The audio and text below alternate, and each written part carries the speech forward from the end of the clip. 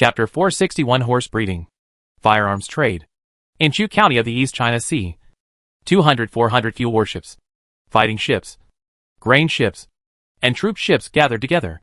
A group of skilled sailors and Navy soldiers were busy carrying grain, fresh water, bows, arrows, and kerosene. Fubo Corps Generals Zheng Zhilong and Su Xingpi persisted in conducting final inspections before going to sea. Zheng Zhilong has a special unit, Zheng Jiajun, and Su Xing has a special unit, Suqiao Archers.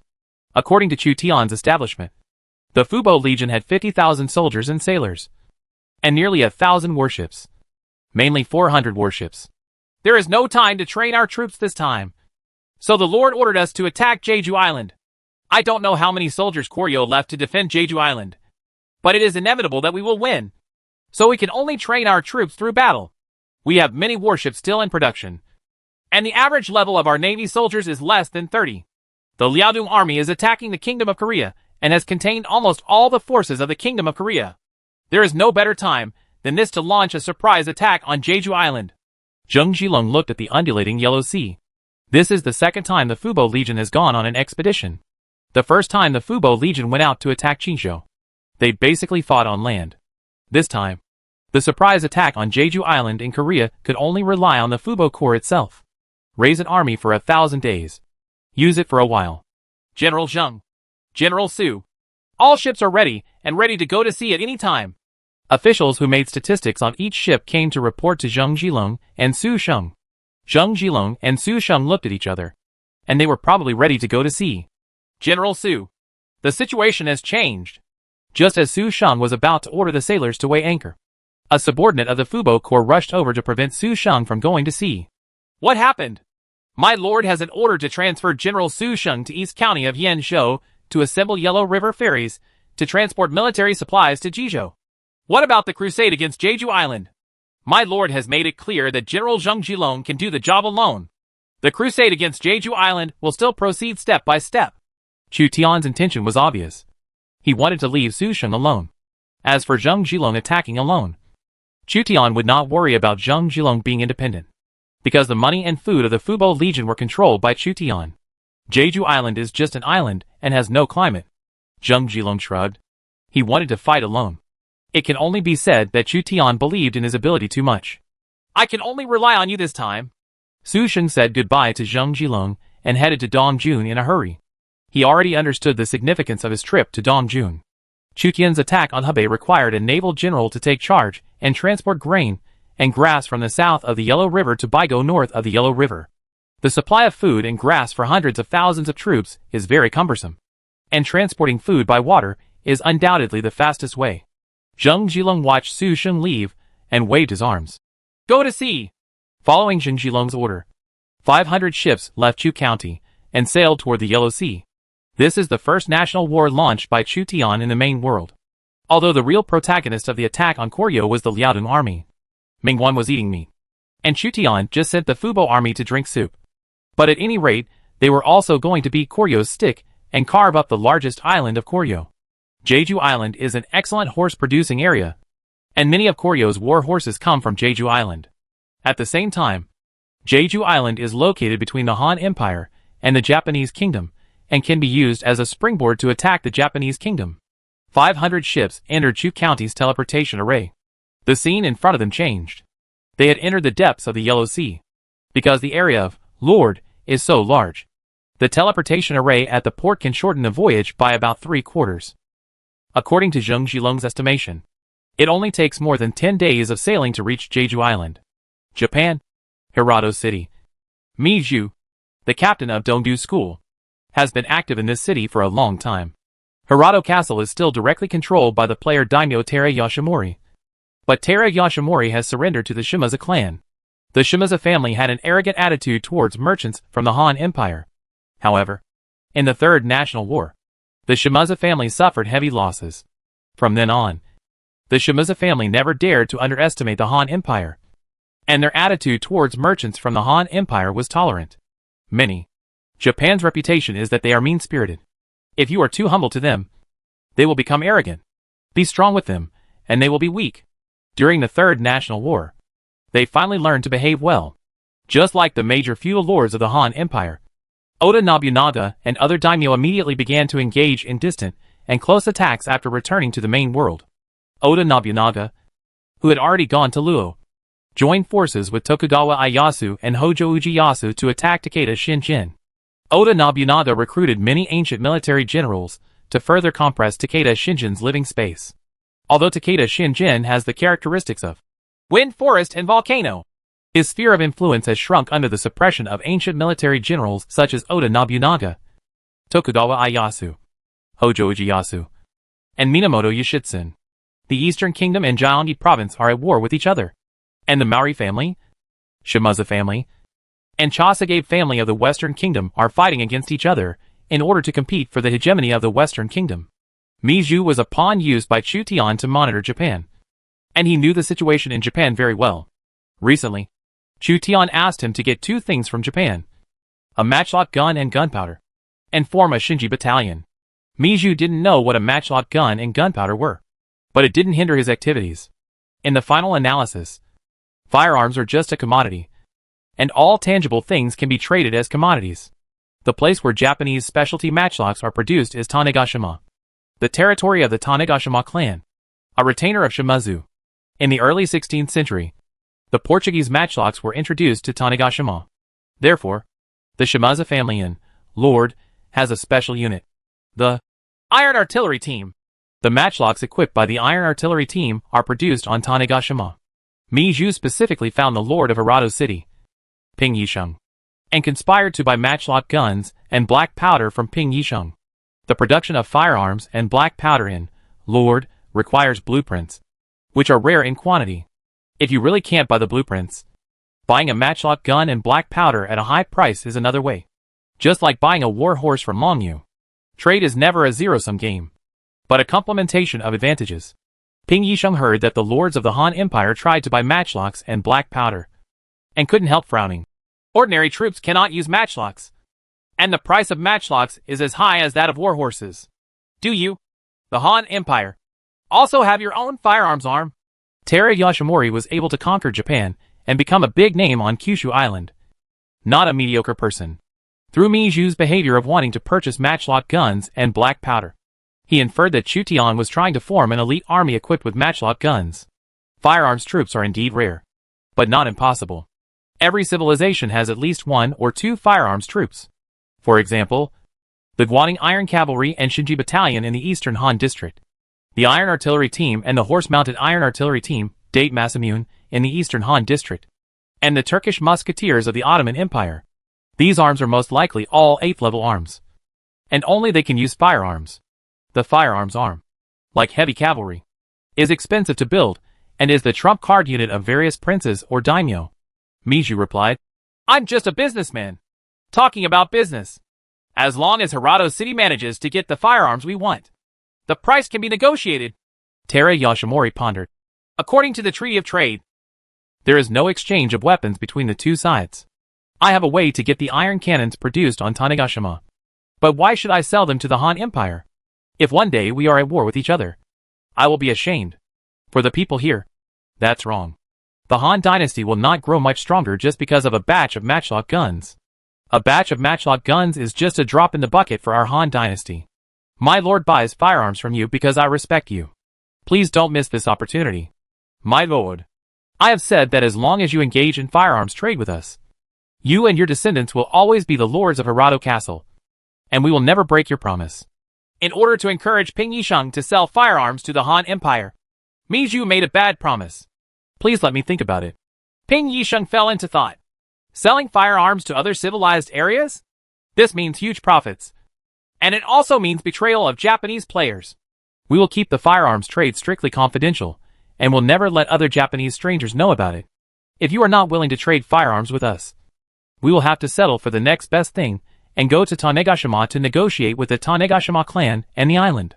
Sue trade. The Shimazu clan is at war with the Mori family, and should be eager to obtain a batch of gold and silver. Meiju still has a backup option. He believes that Ping Yisheng will eventually compromise. The Japanese daimyo were at war with each other, and would not refuse the proposal of the Chu Tian forces. After Meiju figured out the complicated relationship between the Japanese daimyo, He began to take advantage of the conflicts between the daimyo and profit from them. Furthermore, the condition of being the lord of Hirado Castle forever was a great temptation for Tera Yoshinori. If he cannot unify Japan, being a local emperor like city lord forever seems to be the best way out. In addition to matchlocks, gunpowder also requires special drawings. Mi Zhu purchased 500 matchlock guns and the corresponding amount of gunpowder from Ping Yisheng in one go. Kyushu Island also sold firearms to Oda Nobunaga's forces and showed favor to the Oda family. The current Oda family has received the support of the Tokugawa family, the Hojo family, and the Shimadzu family. Oda Nobunaga's enemies, the Takeda family, the Yasuji family, the Mori family, and other big names had to join forces. Miju saw it in his eyes. He wanted to encourage Chu Tian to send troops to Japan. But Chu Tian's strategic focus was on Hebei, and he was powerless to deal with the situation in Japan. Ping Yisheng had been operating on Kyushu Island for several years, and he really had the means to provide Mi Zhu with 500 matchlock guns and the corresponding gunpowder. Mi Zhu ordered these firearms to be transported back to the Han Empire. This batch of firearms arrived in Shuzhou just when Zheng Zhilong sent troops. Chu Tian got a batch of matchlock guns and couldn't wait to recruit 500 Shinji Battalion infantry. The Shinji Battalion is divided into infantry, cavalry, and artillery. It is one of the high-level arms, and the only firearms arm in Chu Tian's hands. Suleiman the Magnificent of the Ottoman Empire only brought a few hundred Turkish musketeers to participate in the national war. So 500 matchlocks were already a lot.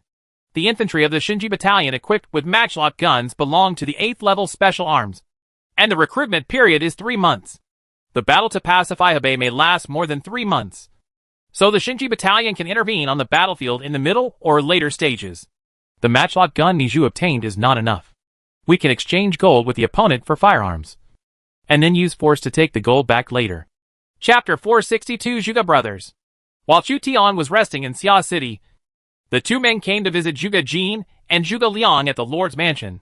Zhuge Jin is already 17 years old, while Zhuge Liang is only 10 years old, since their father Zhuge Gui passed away and his uncle Zhuge Xian stayed in Jingzhou. The Zhuge family was raised by Chu Tian. It can be said that Chu Tian is of great significance to the young Zhuge Liang and his one brother and 2 sisters. Chu Tian provides them with living expenses, arranges teachers for them, and also gives them some gifts during holidays, which is equivalent to righteousness. The father is not too much. Although Zhuge Jin is not as talented as Zhuge Liang, Zhuge Jin can become a big figure in the later Suqiao regime and has excellent interpersonal skills. He knew that Chu Tian attached great importance to cultivating Zhuge Liang. If his family wanted to achieve something, they must frequently communicate with the Lord's mansion, making the Zhuge family once again become a famous family in Langia. Families may prosper, or they may decline. Although there is talk of a 1,000-year-old family, they are very few. In fact, more aristocratic families will also suffer losses due to being on the wrong side during wars and regime changes. Zhuge Jin heard that Chu Tian had returned to the Lord's mansion, so he brought Zhuge Liang to visit him to get closer to Chu Tian. At the same time, Zhuge Jin wanted to join Chu Tian for training. Chu Tian was quite surprised that Zhuge Jin took the initiative to visit, but he somewhat admired Zhuge Jin's courage. The talents of this generation of young people from the Langia Zhuge family are quite good. Chu Tian specially entertained brothers Zhuge Jin and Zhuge Liang in the backyard pavilion. Zhuge Jin was half a generation behind Chu Tian, while Zhuge Liang was almost a generation behind Chu Tian. Both of them are juniors to Chu Tian. Zhuge Jin was flattered by this. The Langia Zhuge family is under the care of General Zheng Dong, and Jin is willing to ride for the general. You are about to reach the age of becoming an official. Continue to study with Lu Ji, Kai Yong, Zheng Xian, and others for 1 year. During this period, you can serve as a scribe under Langia Prime Minister Zhang Hong and assist Zhang Hong in handling internal affairs. Chu Tian planned to train Zhuge Jin as an interior minister. Zhuge Jin also had the ability to command troops and horses. In fact, in the later period of Suqiao, Zhuge Jin had always been a military general and served as the general of Suqiao. It's just that Zhuge Jin almost didn't win, which was far behind Lu Sun and Lu Kang. There was no shortage of generals under Chu Tian's tent, so Chu Tian did not deliberately guide Zhuge Jin in the direction of the generals. Zhuge Jin saw that Chu Tian decided to send him to work under Langia Prime Minister Zhang Hong, and knew that Chu Tian wanted to train him as one of the internal ministers. As for whether he could make a career, It depends on the person. So Zhuge Jin quickly stood up and thanked him. Jin will serve the Lord and devote himself to his work. Chu Tian gestured to sit down.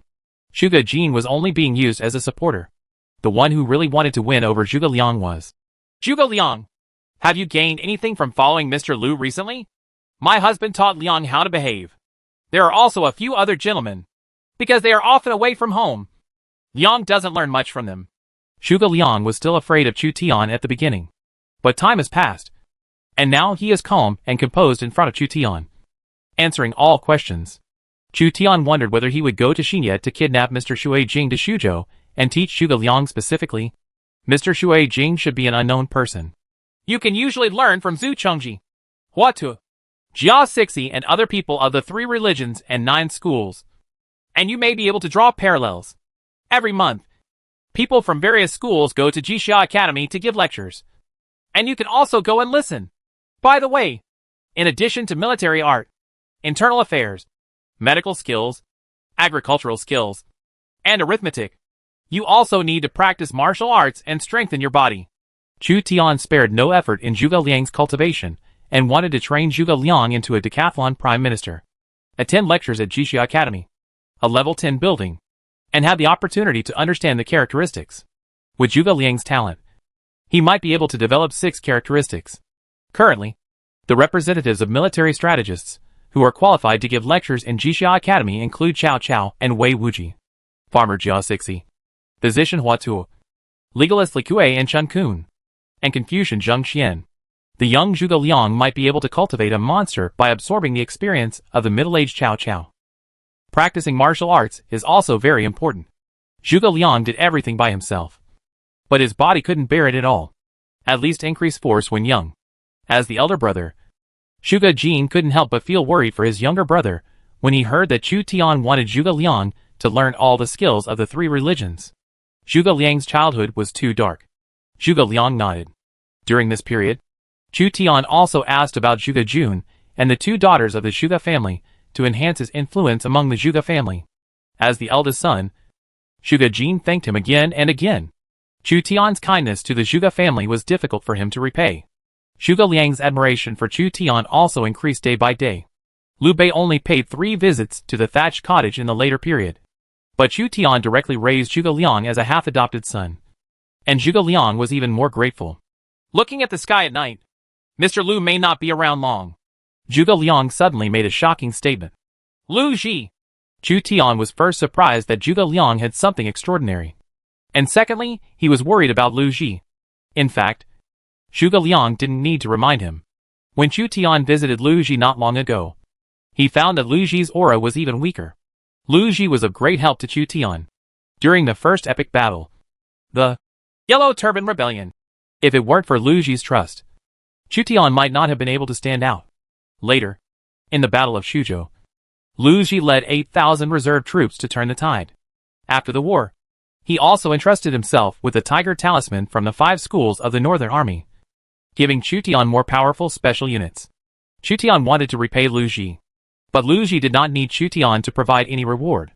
What he does is just following his heart. Lu Ji had almost no failures in his life. He was both civil and military, and had noble character. Even though he was one of the few perfect men in the late Han dynasty.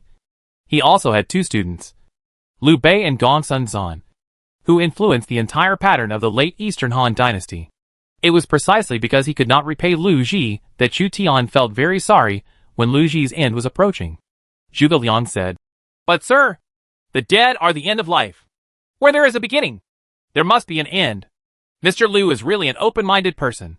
Chu Tian admired Lu Ji even more and said to Zhuge Liang, "As a disciple, you should always serve Mr. Liu and fulfill the courtesy of a disciple." Zhuge Liang nodded. "Yeah." After Chu Tian sent brothers Zhuge Jin and Zhuge Liang out of the house, he went to visit Lu Ji specifically. Lu Ji's spirit is no longer what it was a few years ago. When he saw Chu Tian coming, he still wanted to drink with Chu Tian. Chu Tian also obeyed Lu Ji and had a few drinks with him. "I heard that you have a successor, Zimu. If one day I don't do it anymore, you can bring him to me. I will have a chance to give it to him." Lu Ji probably also realized that his health was getting worse, and he might not live for a year or 2. So he greeted Chu Tian in advance. "Sir, You are very righteous. And Zima really deserves it. You can leave it to your son. Sir. Chu Tian couldn't help but be touched when he heard that Lu Ji seemed to want to help him. The dogs are not talented, and the eldest sons are useless. However, the younger son is quite talented. You can use it later. Zimu. Lu Ji is talking about his youngest son Lu Yu. Lu Yu was a minister during the Chao Wei period. He was good at rule of law and could be considered a talent. Zimu will definitely take good care of him. Chu Tian felt guilty about Lu Ji, so he could only reuse Lu Yu to make up for it in the future. Ding! The fourth epic battle of Jing Kong will begin in November of the 7th year of the Lord calendar. Please prepare yourself.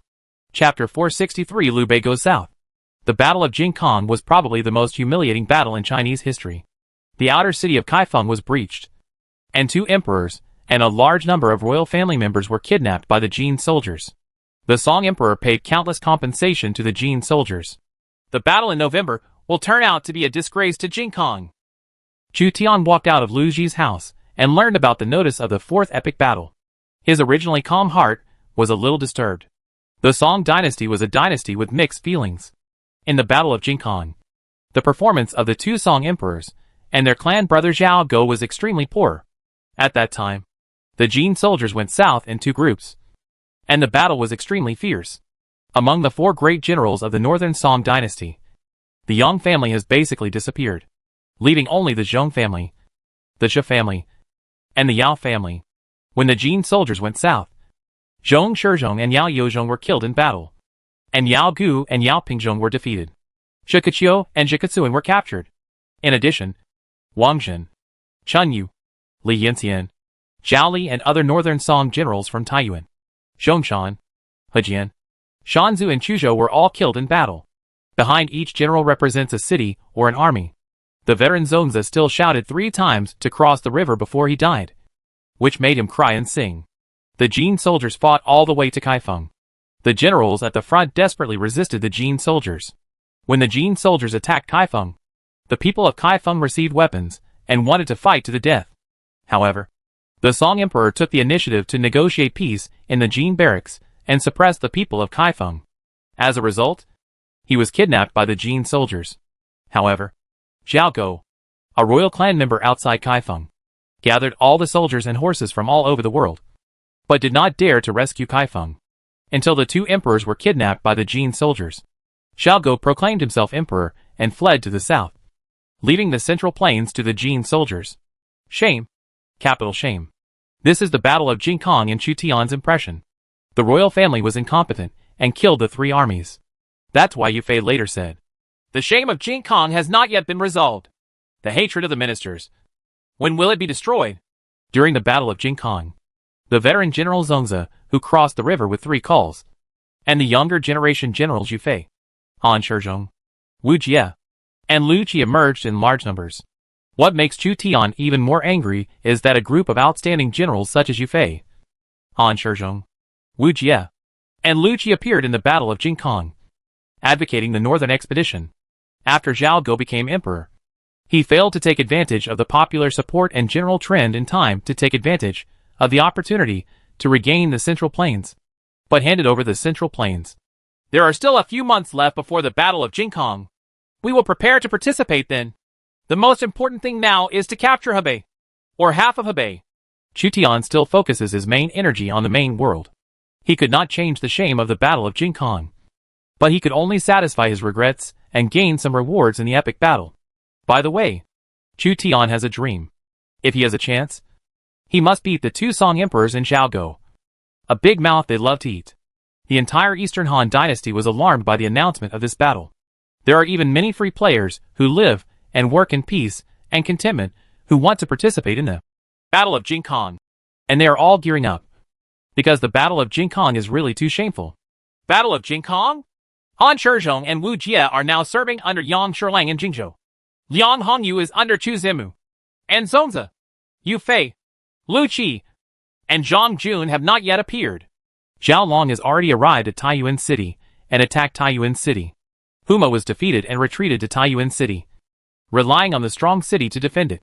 However, the situation was not very favorable to Zhao Long, because Chu Zimu, who had pacified Yuzhou, couldn't help but want to intervene in the Hebei War. Perhaps the Battle of Jinkong was an opportunity to avoid a direct confrontation with Chu Tian. But it is still some time before November, and he may have to fend off the troops from Yinzhou and Xuzhou. My lord, Huma requests negotiations.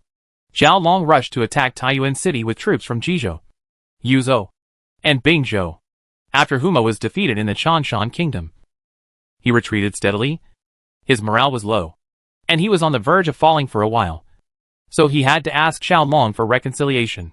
Unless he opens the gates and surrenders to me, there is nothing to say.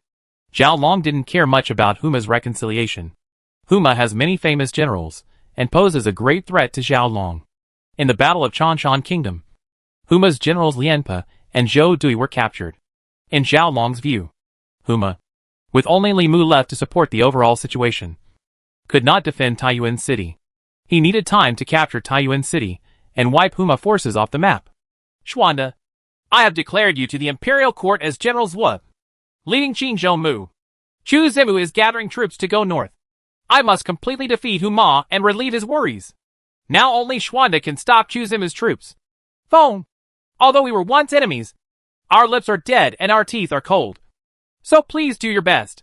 Zhao Long summoned Liu Bei and asked him to lead Bohai and some of the surrendered Bingzhou troops to go south to strengthen the defense forces in Handan and Yeqing. Although Zhao Long also knew that Liu Bei would not rely on others for a long time, and becoming Liu Bei's boss would usually end badly. But Zhao Long had to reuse Liu Bei and allow him to support his troops and respect himself. Only Liu Bei could temporarily block Chu Tian. Tianqi couldn't do it, because Tianqi was severely damaged by Chu Tian very early, and the quality of his civil servants and generals was far inferior to Liu Bei's. Liu Bei also had a special personality charm. Some scholars who were excluded by Zhao Long stayed in Jizhou and switched to Liu Bei's sect. Zhao Long personally besieged Huma's main city and sent Liu Bei south. When Liu Bei heard that he was going to fight Chu Tian head-on, sweat dripped from his forehead and ran down his cheeks. In the eyes of the local princes, Chu Tian is equivalent to the great devil of the Han Empire. He is invincible wherever he goes. Even Liu Bei, a persevering prince, would still feel extremely nervous when he had to face the great demon king Chu Zimu one day. Just like when the 18 princes attacked Dongzhuo, Cao Cao still brought thousands of people with him despite knowing that Dongzhuo was strong. People rush over. Today's Liu Bei is much better than Cao Cao at that time. He has civil servants, military officers, generals and counselors. Chu Tian was also more powerful than Dongzhuo, possessing 4 states and a large number of civil servants and generals. Liu Bei was afraid of the great demon king Chu Tian and said to Zhao Long, "Unless the 3 of us go south together, I alone will not be able to stop Chu Zimu's offensive. You only need to hold on until November. In November, Chu Zimu's offensive will definitely stop." Xuande understands. Liu Bei did not want to be annexed by Chu Tian, so he could only act according to Zhao Long's deployment. When Liu Bei returned to his camp and explained to Generals Guan Yu and Zhang Fei that he would send troops south to block Chu Tian's offensive, the generals whispered in private. The alien strategist Chen Shi's face was heavy. He was loyal to Liu Bei, but Liu Bei had never developed. This battle against Chu Tian would be the most dangerous situation Liu Bei had ever encountered in his history. Those who opposed Chu Tian had a bad end. Tao Qian died of illness. Xiao Gongzi won, and Cao Cao surrendered. Yuan Shi was killed. Tian Shi was left with Pingyuan County, and Tang was left with Nanyang County. Now it's Uncle Liu Huang's turn. Chen Shi remained silent on this. "Commander, why are you so unhappy?" Although Liu Bei got a new military advisor, Wang Ming and Wang Jinglu, he still respected Chen Shi as his first military advisor because Chen Shi gave him too much assistance in the early stage, and his hard work made him great achievements. At the same time, Chen Shi has a player mindset that NPCs do not have. Chen Shi said, "Chu Zimu is a swordsman and I am a fish. I'm afraid it will be difficult to win." Guan Yu stroked his beard and said, "Why do military advisors have the ambition of others and destroy their own prestige?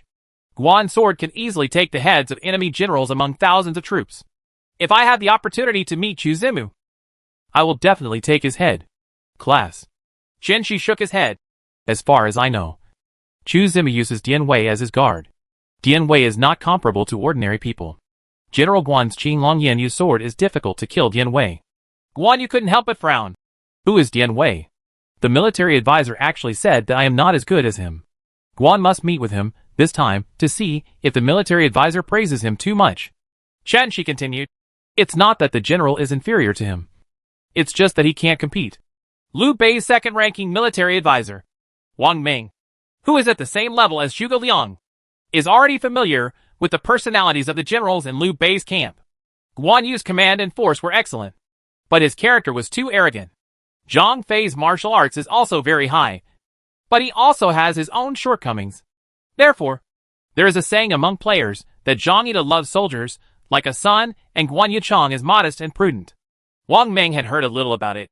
General Guan's courage is commendable, but Chu Zimu is a great hero in the world, and his cavalry tactics are superb. The terrain of the North China Plain is flat and has an unobstructed view. Let him gallop. If you enter an uninhabited country, you must be careful.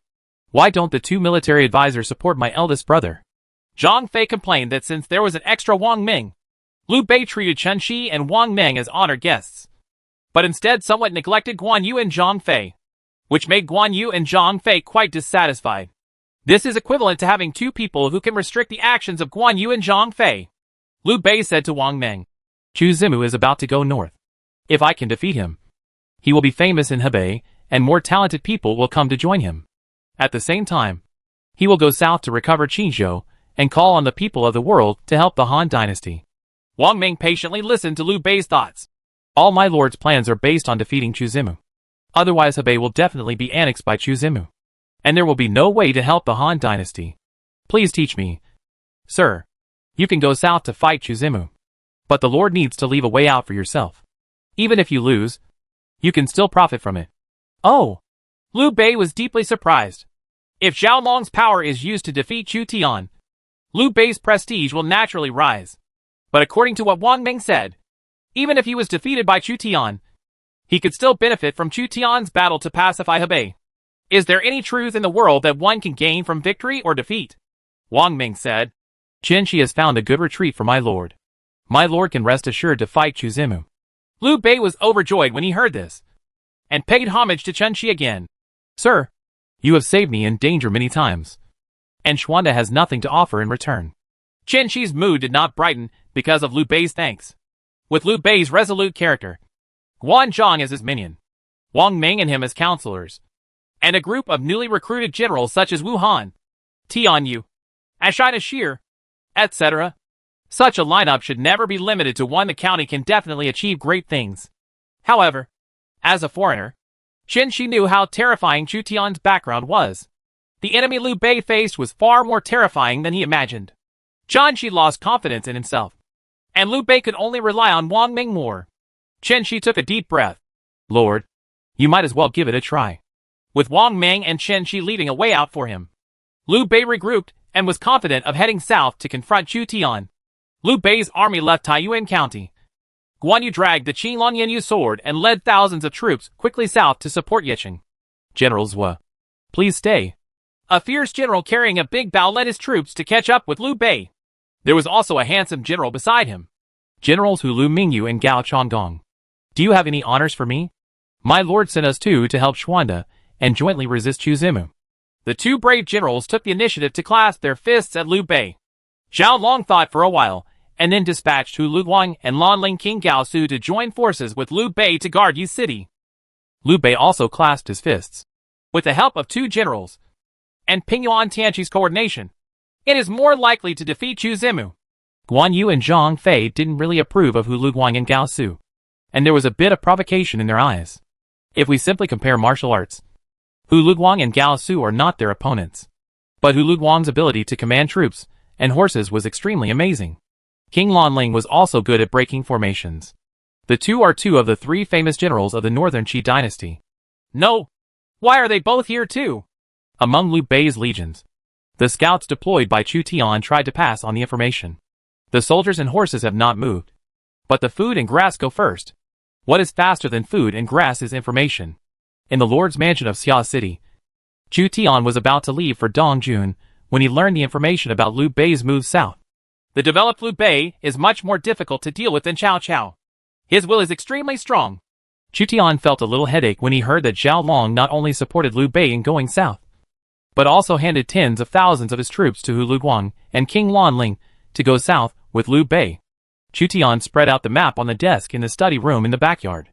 It would take another month to get from Taiyuan to Yeqing, unless Liu Bei abandons the infantry and leaves the cavalry to march lightly, or uses a teleportation array to mobilize troops. When I got the news, Liu Bei's army had already advanced for a few days. Ma can hold off part of Zhao Long's troops, which is a great help to me. It's time to head to Hebei. When the Hebei War begins, there is another enemy to be wary of, and that is Jiandong's Tong Ke.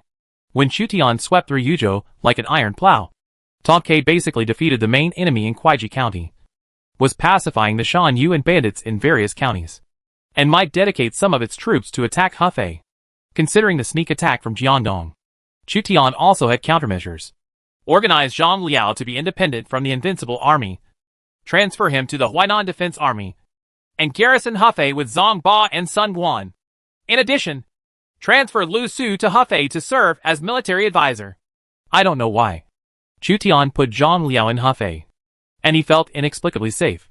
Xiao Liang and Hua Mulan were both ready to go to war. In order to pacify Hebei as soon as possible, Chu Tian asked all commanders and generals to participate in the war.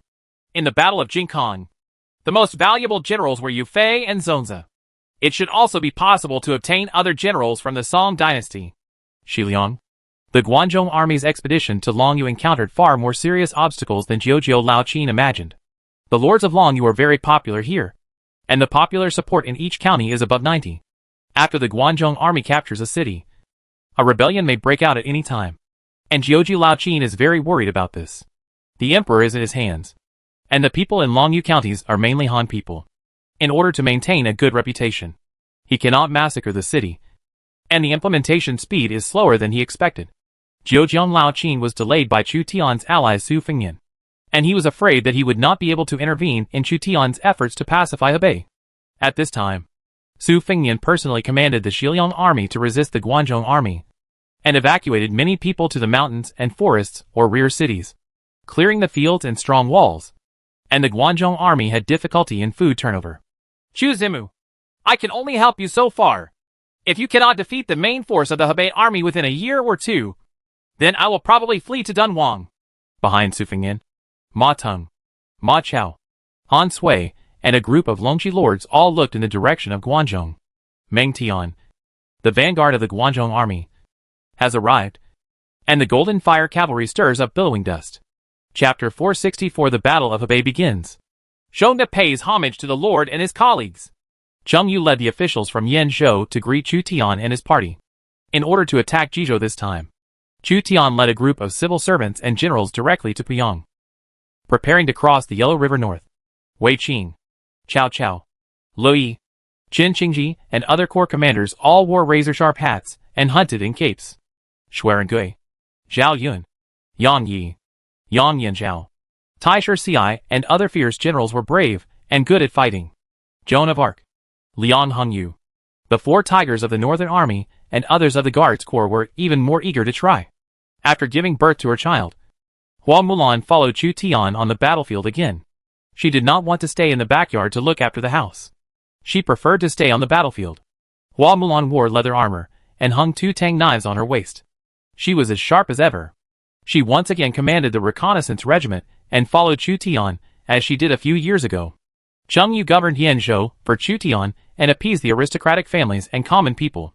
When he saw his old master Cao Cao, he just nodded, because the Chu Tian forces implemented the separation of military and political affairs. Unless there was a special shortage of talents, it would be impossible for Cao Cao to manage both military and internal affairs at the same time, and would only be responsible for his tiger and leopard corps. The last General Su Sheng has prepared grain ships and 2 months' worth of grain for an army of 300,000 people. As long as the Lord gives the order, the grain can be transported to Liang. Su Sheng came to Dongjun to raise all the ships to transport military supplies. The water volume in Baigo was originally not enough to use large grain transport ships. Because of Su Yu's suggestion, Qishui was diverted to Baigo, which raised the water level in Baigo and made it accessible. Xiao Long did not pay attention to Baigo, so Su Sheng's grain ships were able to run rampant in Baigo. In this crusade against Jizhou, Chu Tian only had time to gather an army of 300,000 troops. In the rear, barracks in various places are recruiting soldiers and horses, forming Shinji battalions and other units to supplement the losses on the front line. Order Yu Jin's Qingzhou army to prepare to cross the river in Gaotang and contain Tianqi and Pingyuan. The secret order is to only make an attack trend. Unless Sun Bin and Tiandan leave Pingyuan County, they cannot cross the Yellow River north. Instruct Zhang Hongyang to take charge of the finances of the rear.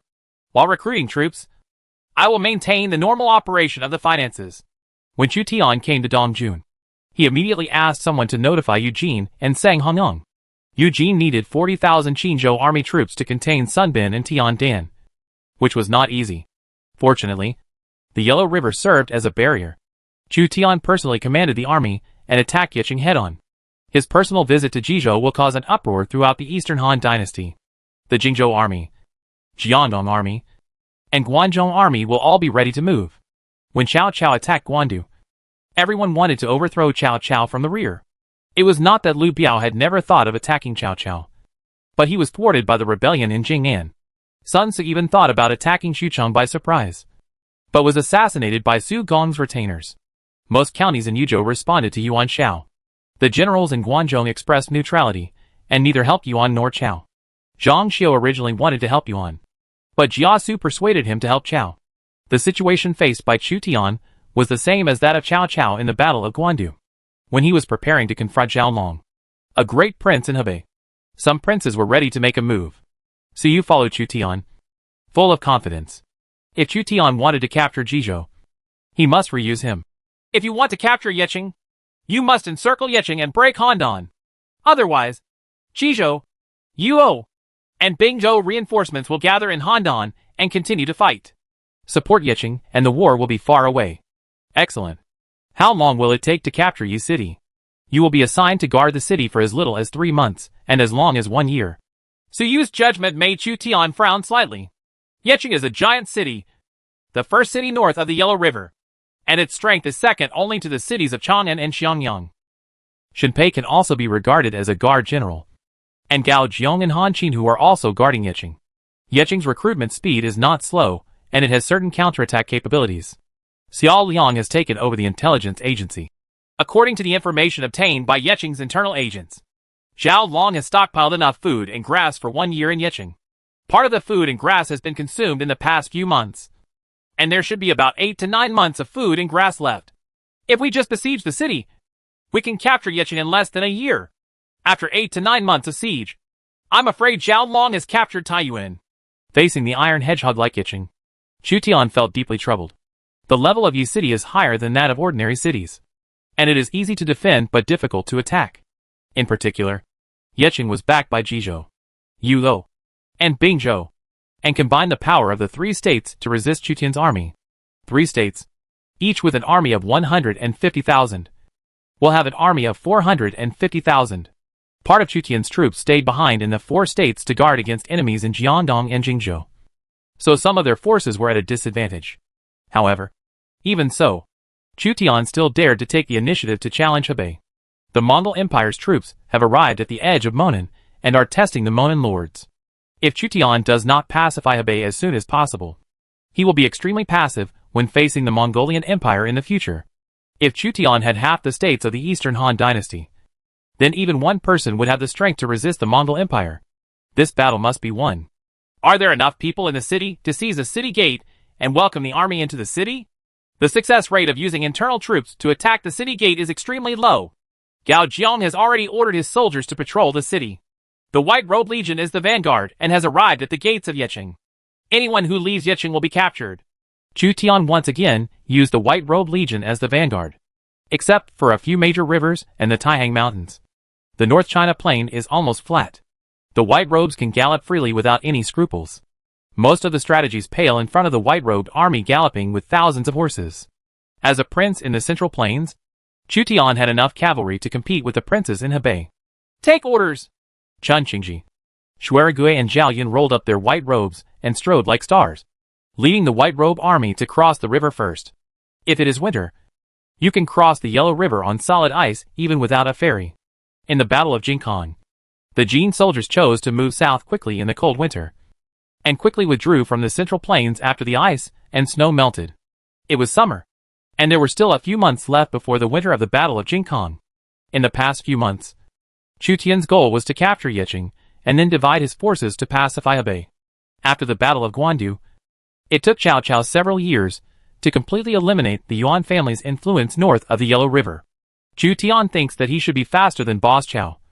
After all, his team is stronger. The full strength of the White Robe Corps is 30,000. And a number of soldiers were killed in the Battle of Yuzhou. Currently, there are only more than 20,000 cavalry, and there is no time to replenish them. The 20,000 cavalry were divided into 20 batches and transported to the north of the Yellow River, including men and horses. If Chu Tian had not had the foresight to capture Liang City on the other side, the Jizhou army could have attacked halfway across the river. After Chen Qingji, the white-robed military god, joined the Chu Tian camp. He has always been relatively low-key. Just because of his personality, Chen Qingji is as reliable as Zhou Yafu. But he usually doesn't have much sense of presence. When he is really used, Chu Tian is particularly relieved about Chen Qingji. Chen Qingji camped on the other side of the river. The next day, more than 20,000 cavalrymen of the White Robe Legion had assembled and marched towards Yeqing. 20,000 white horses formed a white wave, rolling up dust on the North China plain. Su Yu followed Chu Tian across the river, and was shocked when he saw the White Robe army, all in silver armor, white robes and white horses, with majestic momentum. He had never seen such a large and neat cavalry under Yuan Shao's command. The momentum of the White Robe Legion is amazing and can deter the enemy. In addition, there are two fierce generals, Shuai Gui and Zhao Yun, clearing the way. When the enemy encounters the White Robe army, they are often defeated in one blow. It is said that Tang did not dare to fight in the wild under the offensive of the White Robe Legion. Chu Tian came to Liang City, and saw that Zhou Yafu and Du Ruhui had been left alone by Chu Tian for a long time. But they had made great contributions in pacifying Hebei. It is precisely because of the help of these two that I can gain a firm foothold in Hebei. After Hebei is pacified, I will definitely be promoted and given the title of Marquis. Chu Tian comforted the two of them, which made Zhou Yafu and Du Ruhui quite excited. A scholar dies for a confidant. Chu Tian's treatment of meritorious ministers has always been good. We, the 4 Tigers of the Northern Army, please lead the 5th School of the Northern Army to assist the White Robe Army in attacking Yeqing. Mi Fang represented the 4 Tigers of the Northern Army and actively requested war. Mi Fang accumulated credit for the National War and the pacification of Yuzhou, and was promoted from General Zhonglong to General Bai. He wanted to fight in Hebei and climb up the ranks. Xing Darong's injury has not yet recovered, so the 4 Tigers of the Northern Army cannot attack easily for the time being. Chu Tian knew that although Mi Fang's abilities were lacking, she would win every battle by actively fighting. The 4 Tigers of the Northern Army dared to fight tooth and nail. Mi Fang was influenced by Chu Tian and her confidence increased. Since Mi Fang's debut, she has never been defeated. She captured Jingzhou General Kai He alive and was unstoppable. In the canyons of the Taihang Mountains, a group of cavalry quickly passed through the passes of the Taihang Mountains. From the direction of Shandong County, it passed through Maocheng and Shixian County to assist Yeqing. It was like lightning. Guan Yu is carrying the Qinglong Yinyu sword, and his mount is a king-level war horse from Yuzhou, which can travel 800 times a day. Behind Guan Yu, 20,000 cavalrymen march day and night, abandoning their baggage. According to the deployment of military counselor Wang Ming, Chu Zima was not given the opportunity to surround Yeqing, so as to ensure that the grain and grass from the counties in Jizhou were transported to Yeqing, so that Yeqing could hold on. Otherwise, if the food and grass are exhausted, even the guards Zhang Sun, Tian Dan, Shen Pei and other generals will not be able to defend Yeqing. At the same time, Wang Ming wanted to take a gamble and take advantage of the time difference to send Guan Yu, Zhang Fei, and King Lanling to attack the Yanzhou or Xuzhou army that might appear outside Yi City. Second brother, if Chu Zimu dares to cross the river and come to Jizhou, let's see if I don't stab him to death with my snake spear. Zhang Fei holds the reins in one hand and the Zhangba snake spear in the other. He has a majestic build and is similar to Dian Wei. Zhang Fei became violent and turned into a humanoid beast. Third brother, the 2 strategists advised us to be careful and retreat immediately if the disadvantages arise. I think the 2 strategists are overly worried. I can kill the enemy general's head among thousands of troops by myself, let alone the 2 of us. Guan Yu didn't even need to hold the reins, but stroked his beautiful beard with his hands, not paying much attention to the advice of Wang Ming and Chen Shi. The 2 generals, Xuanda and the military advisor, have repeatedly warned us. Have you forgotten? King Lanling saw that Guan and Zhang were overconfident in their own military power. So he reminded Guan and Zhang with the words of Liu Bei and Wang Ming. Guan Yu and Zhang Fei still somewhat obeyed Liu Bei's words. And then, they calmed down a little. 20,000 cavalry broke through the Taihang Mountains and drove directly to Yecheng. The guards of Yecheng will be Gao Qiao, Han Qinhu and Shen Pei. Gao Jiong's political value was extremely high, and he was also a talented military leader. So he appeased the people of Yecheng and made them feel at ease. Shen Pei was responsible for wooing the Hebei aristocratic families, strengthening the city's defenses, and turning Yecheng into an iron wall. Han Qinhu provided force protection. Chu Tian's underlings wanted to assassinate Gao Zhuang and Shen Pei, but they were killed by Han Qinhu and his Sui army cavalry. The three people cooperated with each other, and Yecheng was impregnable. Basically, Yecheng can be defended as long as it has food and grass. Player princes, unlike local princes, will not starve to death to defend the city. When the food is gone, they will surrender. This is an unwritten tacit understanding among the princes of the Eastern Han dynasty. My lord! Cavalry! White cavalry! The city gate officer hurriedly reported to the judge. The judge was in a hurry and rushed to the city. Xiao Long and Shen Pei have been friends for several years. Before Yuan Shao came to Hebei, Xiao Long befriended Shen Pei. Now that he is re-employed by a Hebei family, the loyalty of Shen Pei to Xiao Long may be even greater than that of Yuan Shao. Xiao Long left him to guard Yecheng, and did his best to judge the match. At this time, he heard the words and did his duty. On the outskirts of Yi City, there was indeed a white cavalry sweeping in mightily. Looking around, there was nothing but a vast white ocean. The silver armor and white robes reflected the sunlight, which made Shen Pei and the defenders' eyes ache. Although the White Robe Legion did not do this intentionally, the White Robe Legion was indeed very dazzling. The White Robe Legion not only crushed them in terms of momentum, but also caused physical damage to the defenders. This cavalry regiment is really ostentatious. It is said that Gong Sun Zan of Western Liaoning is the White Horse General. But now it seems that these fierce generals under the city are the real White Horse Generals. Shen Pei rubbed his sore eyes and avoided looking directly at the white-robed army. Gao Jun and Han Qinhu climbed to the city to observe Chu Tian's vanguard troops. In Chu Tian's previous campaigns, the White-Robed Legion was mostly used as the vanguard. Many counties and counties directly surrendered at the sight of the white-robed army. Unless there is a strong city, no one can defend against the visual shock brought by the vast white ocean. Master Gao, I would like to lead a cavalry force out of the city to defeat it. Han Qinhu became more courageous when he saw the majesty of the white-robe army. So he took the initiative to ask Gao Qiao, who was in charge of Yecheng's defense, to fight. No! The enemy is fierce, and they are obviously prepared. Gao Jiong stopped Han Qinhu's dangerous attempt. According to his information, the White-Robe Legion was the main cavalry legion under Chu Tian. The three generals were all outstanding. Han Qinhu had no choice but to die when he left the city. Set up camps and occupy nearby important places, villages and towns. Chen Qingji did not lead the white-robed army to show off his power below Yecheng. He wanted to prepare for the arrival of the army from the rear, including but not limited to selecting the location of the camp of the 300,000-strong army, protecting the grain roads, occupying key areas, and observing the strength of the defenders. Liu Bei's army is marching non-stop south to support Yecheng.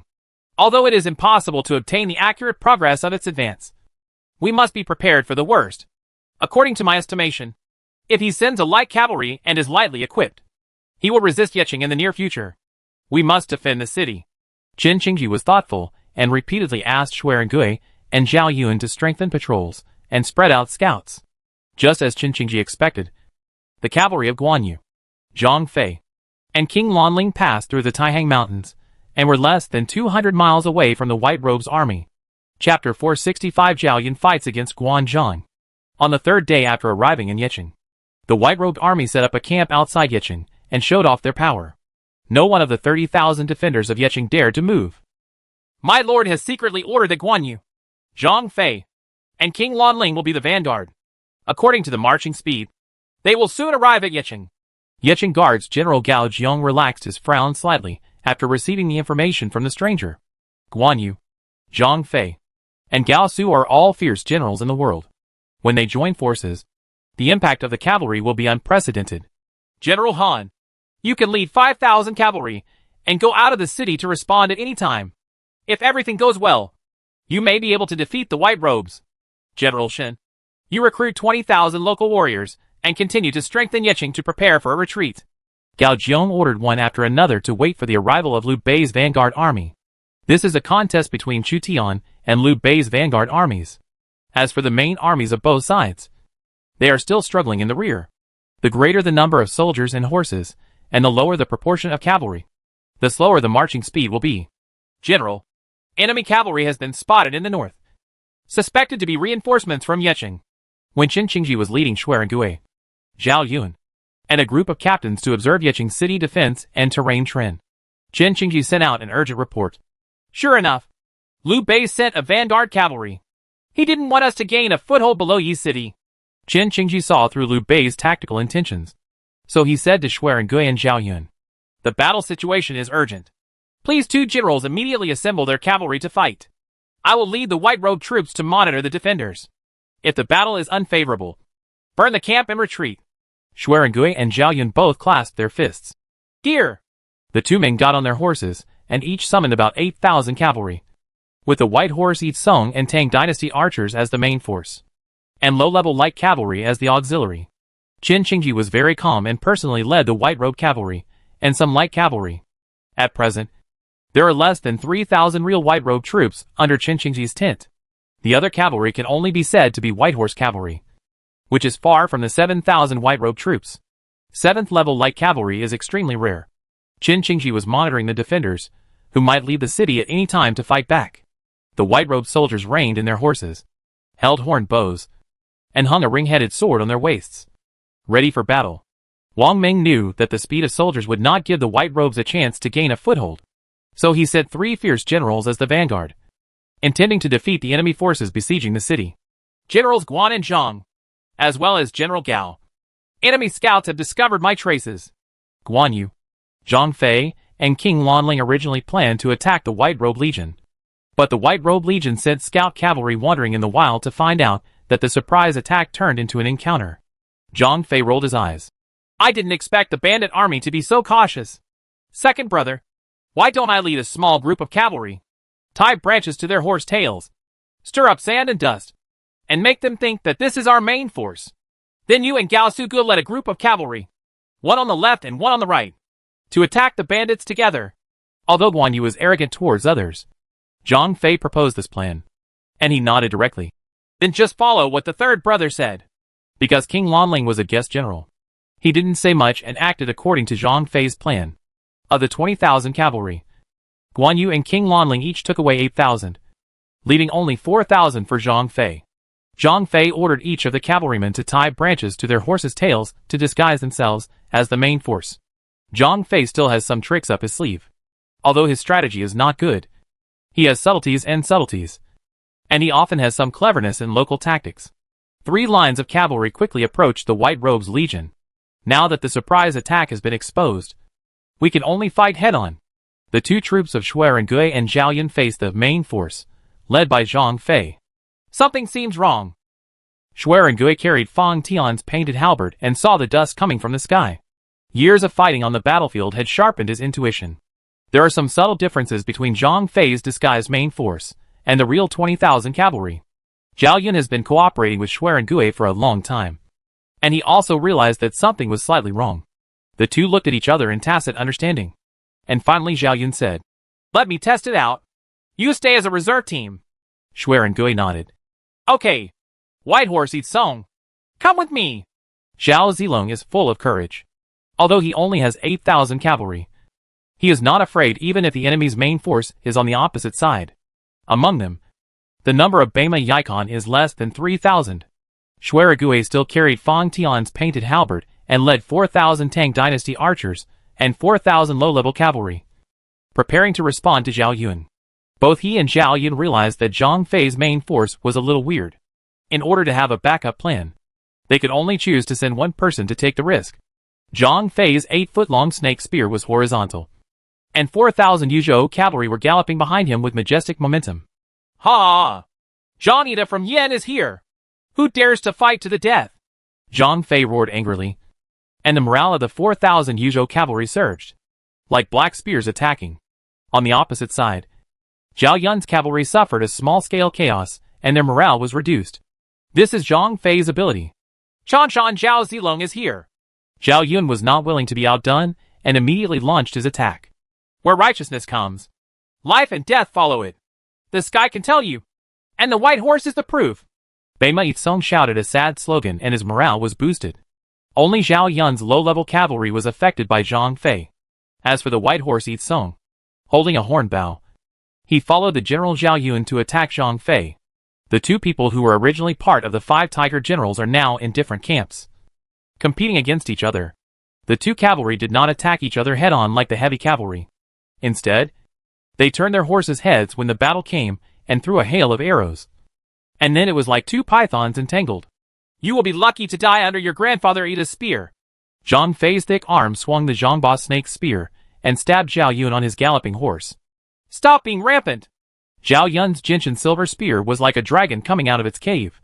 The two imperial weapons collided violently. The sharp edges rubbed together, and sparks flew everywhere. I didn't expect that you have thick eyebrows and big eyes. And you have some skills. Zhang Fei knew how terrifying his emperor-level weapon was. The Zhangba snake spear. With one strike, any general with a strength lower than 90 would be inflicted with hatred. But now, he was unable to defeat Zhao Yun. Zhang Fei first met Zhao Yun at Hula Pass. Zhao Yun, Xuerengui and Li Guang teamed up to defeat Lu Bu, shocking China and taking away the glory that originally belonged to Lu Guan and Zhang. If it weren't for the white-robed army under Yi City at this time, I'm afraid the general would have been killed by Zhang Fei. But Zhang Fei's current opponent is none other than Chanshan Zhao Zilong. It took 3 of you to defeat Lu Bu, but I am enough. Zhang Fei had no chance to fight with Lu Bu, so he planned to try his best to defeat Zhao Yun and prove that his military power was on the same level as Lu Bu's. The horses of the two men were almost parallel. They were both king-level horses. The 8-foot-long snake spears and the gentian silver spears had fought for hundreds of rounds. The sound of the weapons clashing was like muffled thunder, which was frightening. Kill! The veins on Zhang Fei's arms popped out, and his body seemed to have grown in size. He fell into a violent state, and his offensive became more and more fierce. The Zhangba snake's spear seemed to be faster, and with Zhang Fei's brute strength, it was enough to easily kill hundreds of people. Facing Zhang Fei's fierce offensive, Zhao Yun's shoulder armor was scratched by the sharp tip of the Zhangba snake's spear, and a trace of bright red blood flowed out. Zhao Yun was injured and triggered his own abilities. Not only did his strength not decrease, but his attack power and defense power increased instead. Gentian's bright silver gun fights back, with a cold light shining brightly. Zhang Fei, who was in a violent state, returned his spear to block and repel Zhao Yun's gentian bright silver spear, feeling a little shocked in his heart. After others are injured, their various statuses will decline.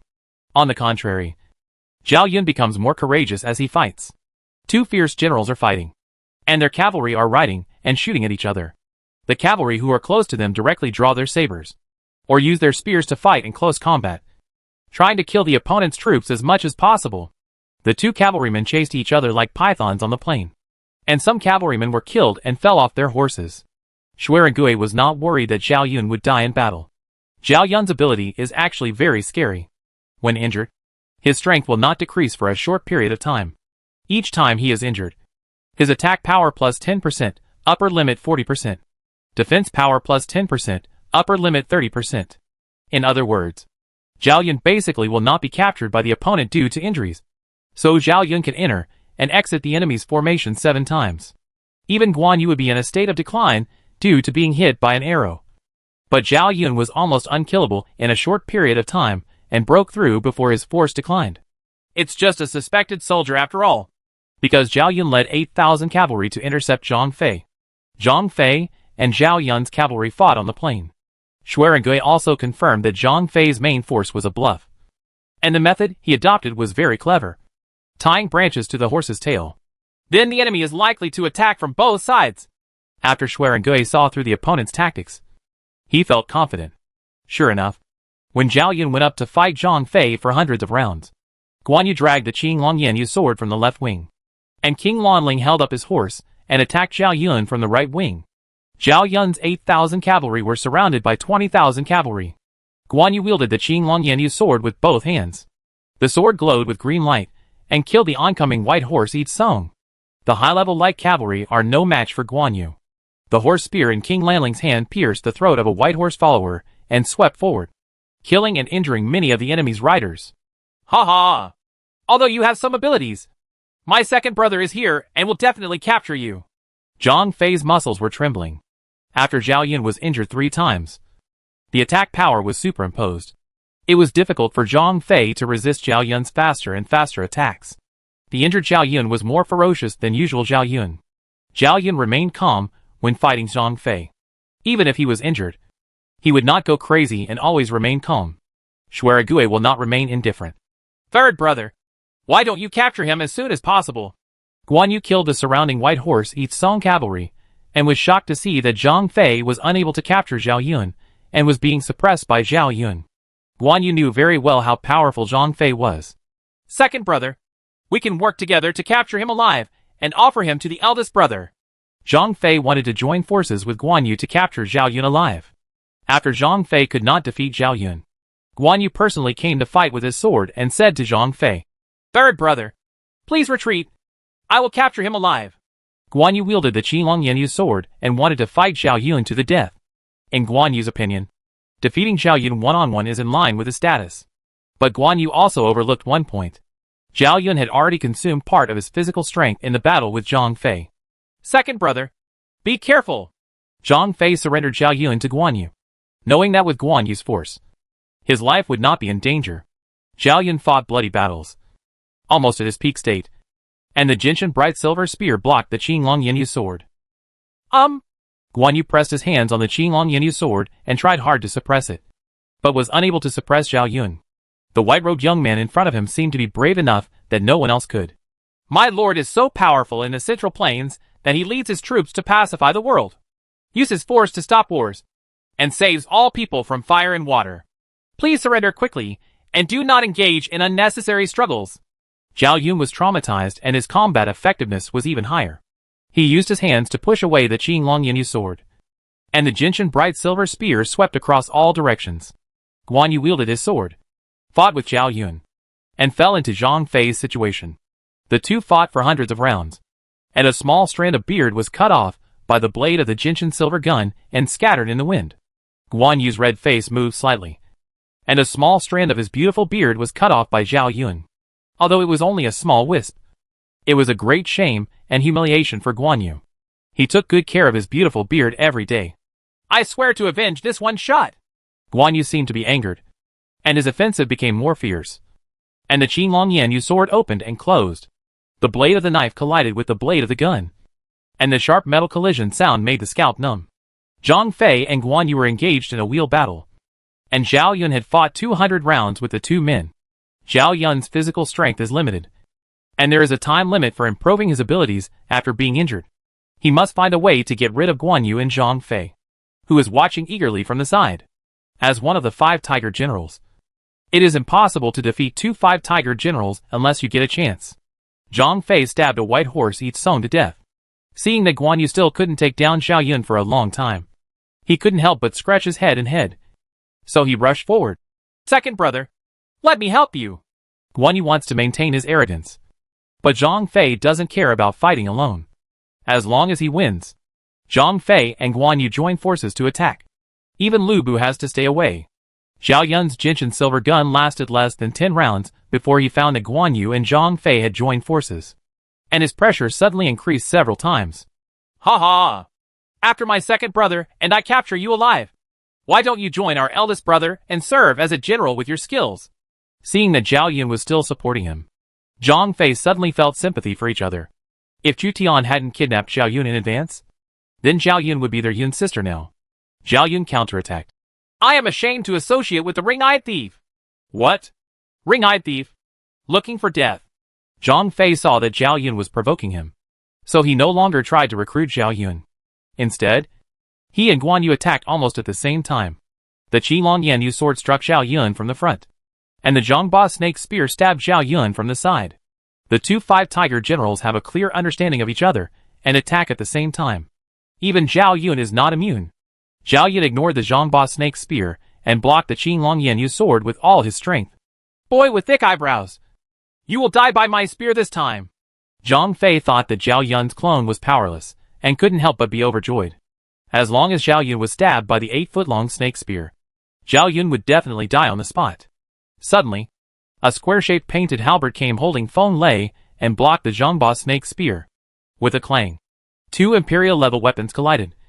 Zhang Fei's jaw went numb, and he was caught off guard, and the 8-foot-long snake spear almost fell out of his hand. General of the White Robe Legion, Shui Rengui is here! Shui Rengui rode his horse and killed dozens of Yulo cavalry, finally helping Zhao Yun in time. His tacit understanding with Zhao Yun was no less than that of Guan Yu and Zhang Fei. So Zhao Yun completely ignored Zhang Fei's offensive. He just caught a glimpse of Shui Rengui coming to kill him, and he trusted Shui Rengui unconditionally. Here comes another young man in white robe. Zhang Fei didn't look very good. Shui Rengui's strength may have exceeded his imagination. Zhang Fei had seen Shui Rengui kill enemies in the past, but only when he fought against him did he realize how terrifying Shui Rengui was when his strength reached 99 points. Zhao Yun blocked the Qinglong Yanyu sword and said to Shui Rengui, "You are late." Shui Rengui swung his 8-foot-long snake spear. Let's join forces and defeat him. Chapter 466 White Robe. White Robe. Who? Ho! Zhang Fei was panting. All the muscles in his body were trembling, and his arms holding the Zhangba snake spear were numb. He saw the shadow of Lu Bu in Shui Rengui. Yes, even the Fangtian painted halberd used by Shui Rengui was Lu Bu's exclusive weapon. Is this Lu Bu's level? Zhang Fei and Shui Rengui fought for nearly 100 rounds, sweating profusely, but Shui Rengui on the opposite side didn't seem to be exhausted. Zhang Fei found that he underestimated Lu Bu's level. Although Shui Rengui couldn't take him down immediately, Zhang Fei knew that if he continued to fight like this, he might defeat. Zhao Yun held Guan Yu, and the 2 white-robed generals joined forces to attack the Guan and Zhang brothers.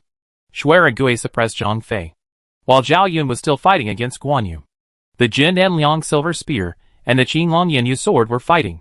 The broadsword was powerful in Guan Yu's hands, and Zhao Yun's physical strength declined due to being flanked by Guan and Zhang. Second brother, this guy seems to be at Lu Bu's level. I may not be his match. After Zhang Fei discovered this terrible fact, he took the initiative to shout to Guan Yu. Guan Yu raised his eyebrows. It was not that he had never seen this white-robed young general during the National War. However, Shui Rengui's strength at that time was still 98 points, and his performance did not make Guan Yu feel very amazing. But after Shui Rengui reached the peak of his strength, his combat power was very impressive. Zhang Fei was obviously struggling after fighting for 100 rounds. The combat power of the White Robes Legion was far more terrifying than Guan Yu and Zhang Fei imagined. The cavalry from both sides fought. There were thousands of White Horse Eat Song and elite archers from the Tang dynasty. They were all high-level light cavalry. Their white horses were like clouds, overwhelming the Yuzhou cavalry. King Lanling put on a bronze mask and held a horse spear in both hands. He was shot by the White Horse Eat Song, and his armor was inevitably hit by arrows. King Lanling was dressed in armor and rushed to help Zhang Fei. Shui Rengui felt the murderous aura behind him, caught a glimpse of the cold light coming from the corner of his eye, and dodged to one side. King Lanling's horse spear happened to pass by one side, and the sharp spear blade scratched a scratch on Shui Rengui's Mingguang armor. Shui Rengui faced 2 fierce generals at the same time. Both Zhang Fei and King Lanling were very powerful. However, the situation was favorable to the White Robes Legion. The opponent's 3 fierce generals were held back by Shui Rengui and Zhao Yun. Beima Yisong and Datong Bao cavalry killed and wounded Yozhou's cavalry and took advantage. On the other side, Han Qinhu led 5,000 cavalry out of the city to support Guan Yu and Zhang Fei. White-robed army, follow me to kill the enemy! Qin Qingzi's force was not high, but he commanded the white-robed army to charge Han Qinhu, who was leaving the city. Less than 3,000 white-robed cavalry and 5,000 low-level cavalry formed a white wave, galloping towards them. Han Qinhu fought against the white-robed army for the first time. When they met, a dense rain of arrows covered his cavalry, killing hundreds of them. The white-robed army pulled out its Ringshou sword, its blade glowing with cold light. Under the command of Qin Qingzi, they formed a dense wall-like charge formation and cut towards Han Qinhu's cavalry. 2 cavalrymen fought, and Han Qinhu's cavalry fell directly. Qin Qingzi is similar to Xiao Liang. He has no military force himself, but their troops have extremely strong combat capabilities. Han Qinhu stabbed a white-robed cavalryman to death with a spear. The white-robed cavalrymen behind him slashed at him with their swords, and there were sabers from all directions. Han Qinhu fell into the white-robed army's formation. as if trapped in a quagmire, unable to kill Qin Qingji. A ringhead knife stabbed Han Qinhu's armor, and the sharp straight blade penetrated the cracks between the armor plates. Han Qinhu roared angrily, thrust his spear forward, and lifted the 7th level White Robe cavalry off his horse. The White Robe army quickly defeated Han Qinhu's cavalry, and had a tendency to besiege Han Qinhu. Qin Qingji's White Robed army was hidden among a group of White Horse cavalry, but their combat effectiveness was much higher than that of the low-level cavalry riding white horses. Han Qinhu thought he was dealing with ordinary low-level cavalry, but what was waiting for him was the 7th level White Robed army. The defenders of Yeqing ordered Gold to retreat. Han Qinhu fought hard and led the surrounded cavalry to break through and return to Yeqing. Qin Qingji had about 8,000 cavalry, and Han Qinhu had 5,000 cavalry. Only 3,000 cavalry could escape back to the city. Qin Qingji rode a war horse and glanced at the defenders under the city. If Qin Qingji had enough troops, he would even take advantage of the situation to attack Yeqing. At this moment, Shen Pei, who was on the city wall, was far away and could not see Qin Qingji clearly, but he was glanced at by the white-robed military god and felt a chill in his back. Han Qinhu's cavalry encountered the 7th level white-robed army and returned defeated without being outnumbered. Unless Han Qinhu possesses extremely high force, he can capture Qin Qingji alive with his own force. Otherwise, he will only be defeated by Qin Qingji. Among the white-robed cavalry, there is an elite division. Han Qinhu suffered a heavy loss and returned to the city almost in despair. The more than 20,000 cavalry of the White Robe Legion are too confusing. The White Robe Army, White Horse followers, Tang Dynasty archers, and low-level cavalry are all in white clothes, silver armor, white horses, and even the weapons are almost the same. But their combat effectiveness is the same. The will is very different. For the enemies of the White Robe Legion, they cannot tell where the elite of the White Robe Legion are, and they often suffer big losses. Han Qinhu was one of the enemy generals who was tricked. It seemed that the opponent's 8,000 white horse cavalry were all low-level light cavalry, equipped with white horses. However, when they actually fought, the white-robed army's sabers were unsheathed, and their sharp edges were revealed. General Han, don't worry. Our reinforcements won't wipe out the entire army. Gao Ying looked at the Yuzhou cavalry and the white-robed cavalry who had separated. Xuerengui and Zhao Yun fought with great force and forced the Yuzhou cavalry to retreat. The masked military commander should be the Lanling King Gao Su my lord mentioned. If he hadn't intervened, maybe I could capture Zhang Fei alive in 200 or 300 rounds. Xuerengui was unable to defeat Zhang Fei because of the intervention of King Lanling, allowing Zhang Fei and King Lanling to retreat. On the other hand, Zhao Yun was jointly attacked by Guan Yu and Zhang Fei. In order to force out his potential, he fought against Guan Yu and Zhang Fei after being injured. When Zhao Yun's peak state was over, Xuerengui protected Zhao Yun and retreated. Guan Yu, Zhang Fei, and King Lanling no one dared to pursue him. Now the situation on the Yeqing battlefield has turned into a confrontation. The White Robe Army, Yeqing defenders, and Yuzhou cavalry were distributed in a triangle. The White Robe Legion was at a disadvantage, but the Yeqing defenders and the Yuzhou cavalry could not expel the White Robe Legion for a while. And behind the Yuzhou cavalry, Liu Bei's army arrived. War horses neighed, thousands of military chariots lined the road, and groups of elite infantry arrived under the command of Liu Bei, with flags covering the sky. Liu Bei, with Chen Shi and Wang Meng as his military advisors, personally came to Yeqing to resist Chu Tian's offensive north of the Yellow River. When Liu Bei arrived in Yeqing to support Guan Yu and Zhang Fei, in the south of Yeqing, Chu Tian personally commanded the army and came to support Xuerengui and Zhao Yun. Two princes, who had never fought before, were now facing each other in Yeqing. Chapter 467 The King Attacks the Grain. When Liu Bei came to Yeqing, he found that Guan Yu and Zhang Fei had gloomy expressions.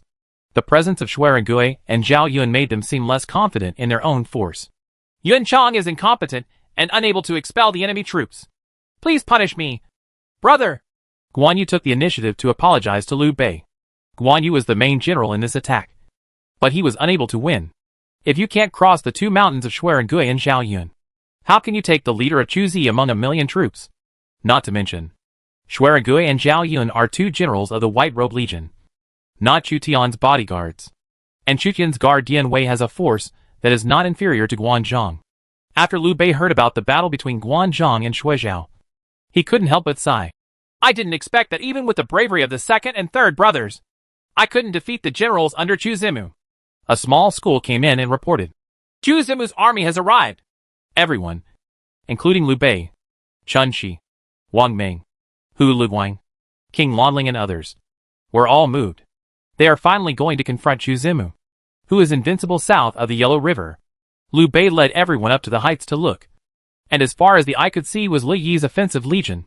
The Yinjia soldiers held shields and halberds, and their formations were neat and uniform, with a chilling air. From the rear, countless infantry, crossbowmen, and cavalry were rolling in. The dust was raised into the air due to the march, and it was impossible to tell how many soldiers and horses the opponent had. As the head coach, Liu Bei found that his fingers were shaking uncontrollably. Chu Tian now feels more dangerous to Liu Bei than Dong Zhuo, who is attacked by 24 princes. Military advisor, I will leave the entire responsibility to you to command the next battle. Liu Bei delegated the command of all troops and horses to military advisor Wang Ming. Like his ancestor Liu Bing, commanding 100,000 troops is already Liu Bei's limit. In other words, Liu Bei is more suitable for small-scale battles. Even Boss Chao, who was good at large army operations, was defeated by Chu Tian. Liu Bei did not think that he could defeat Zhu Zimu under his personal command. Rather than being in the way, it would be better to hand over the military power to Wang Ming and give it a go. Wang Ming was the prime minister of the former Qin dynasty, and his relationship with the Emperor Fu Jian was similar to that of Zhuge Liang and Liu Bei. He managed the internal affairs, commanded the troops of the former Qin dynasty, and swept the north with the national power of a corner of Guangzhou. If Wang Ming had not died of illness, Fu Jian might not have failed in the Battle of Feishui, and might have unified the country. Wang Ming's golden sword ploy is a classic alienation tactic. It can be said that in addition to force, Wang Ming is a comprehensive talent in command, intelligence, and internal affairs, and he is top-notch in all three.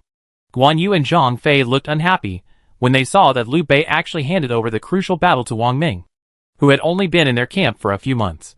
Guan Yu thought he would be the leader of this battle, but he didn't expect to obey Wang Ming's orders, and he was even more displeased. The two generals, Guan and Zhang, can take advantage of the opponent's unstable footing to burn their rations and destabilize their military morale.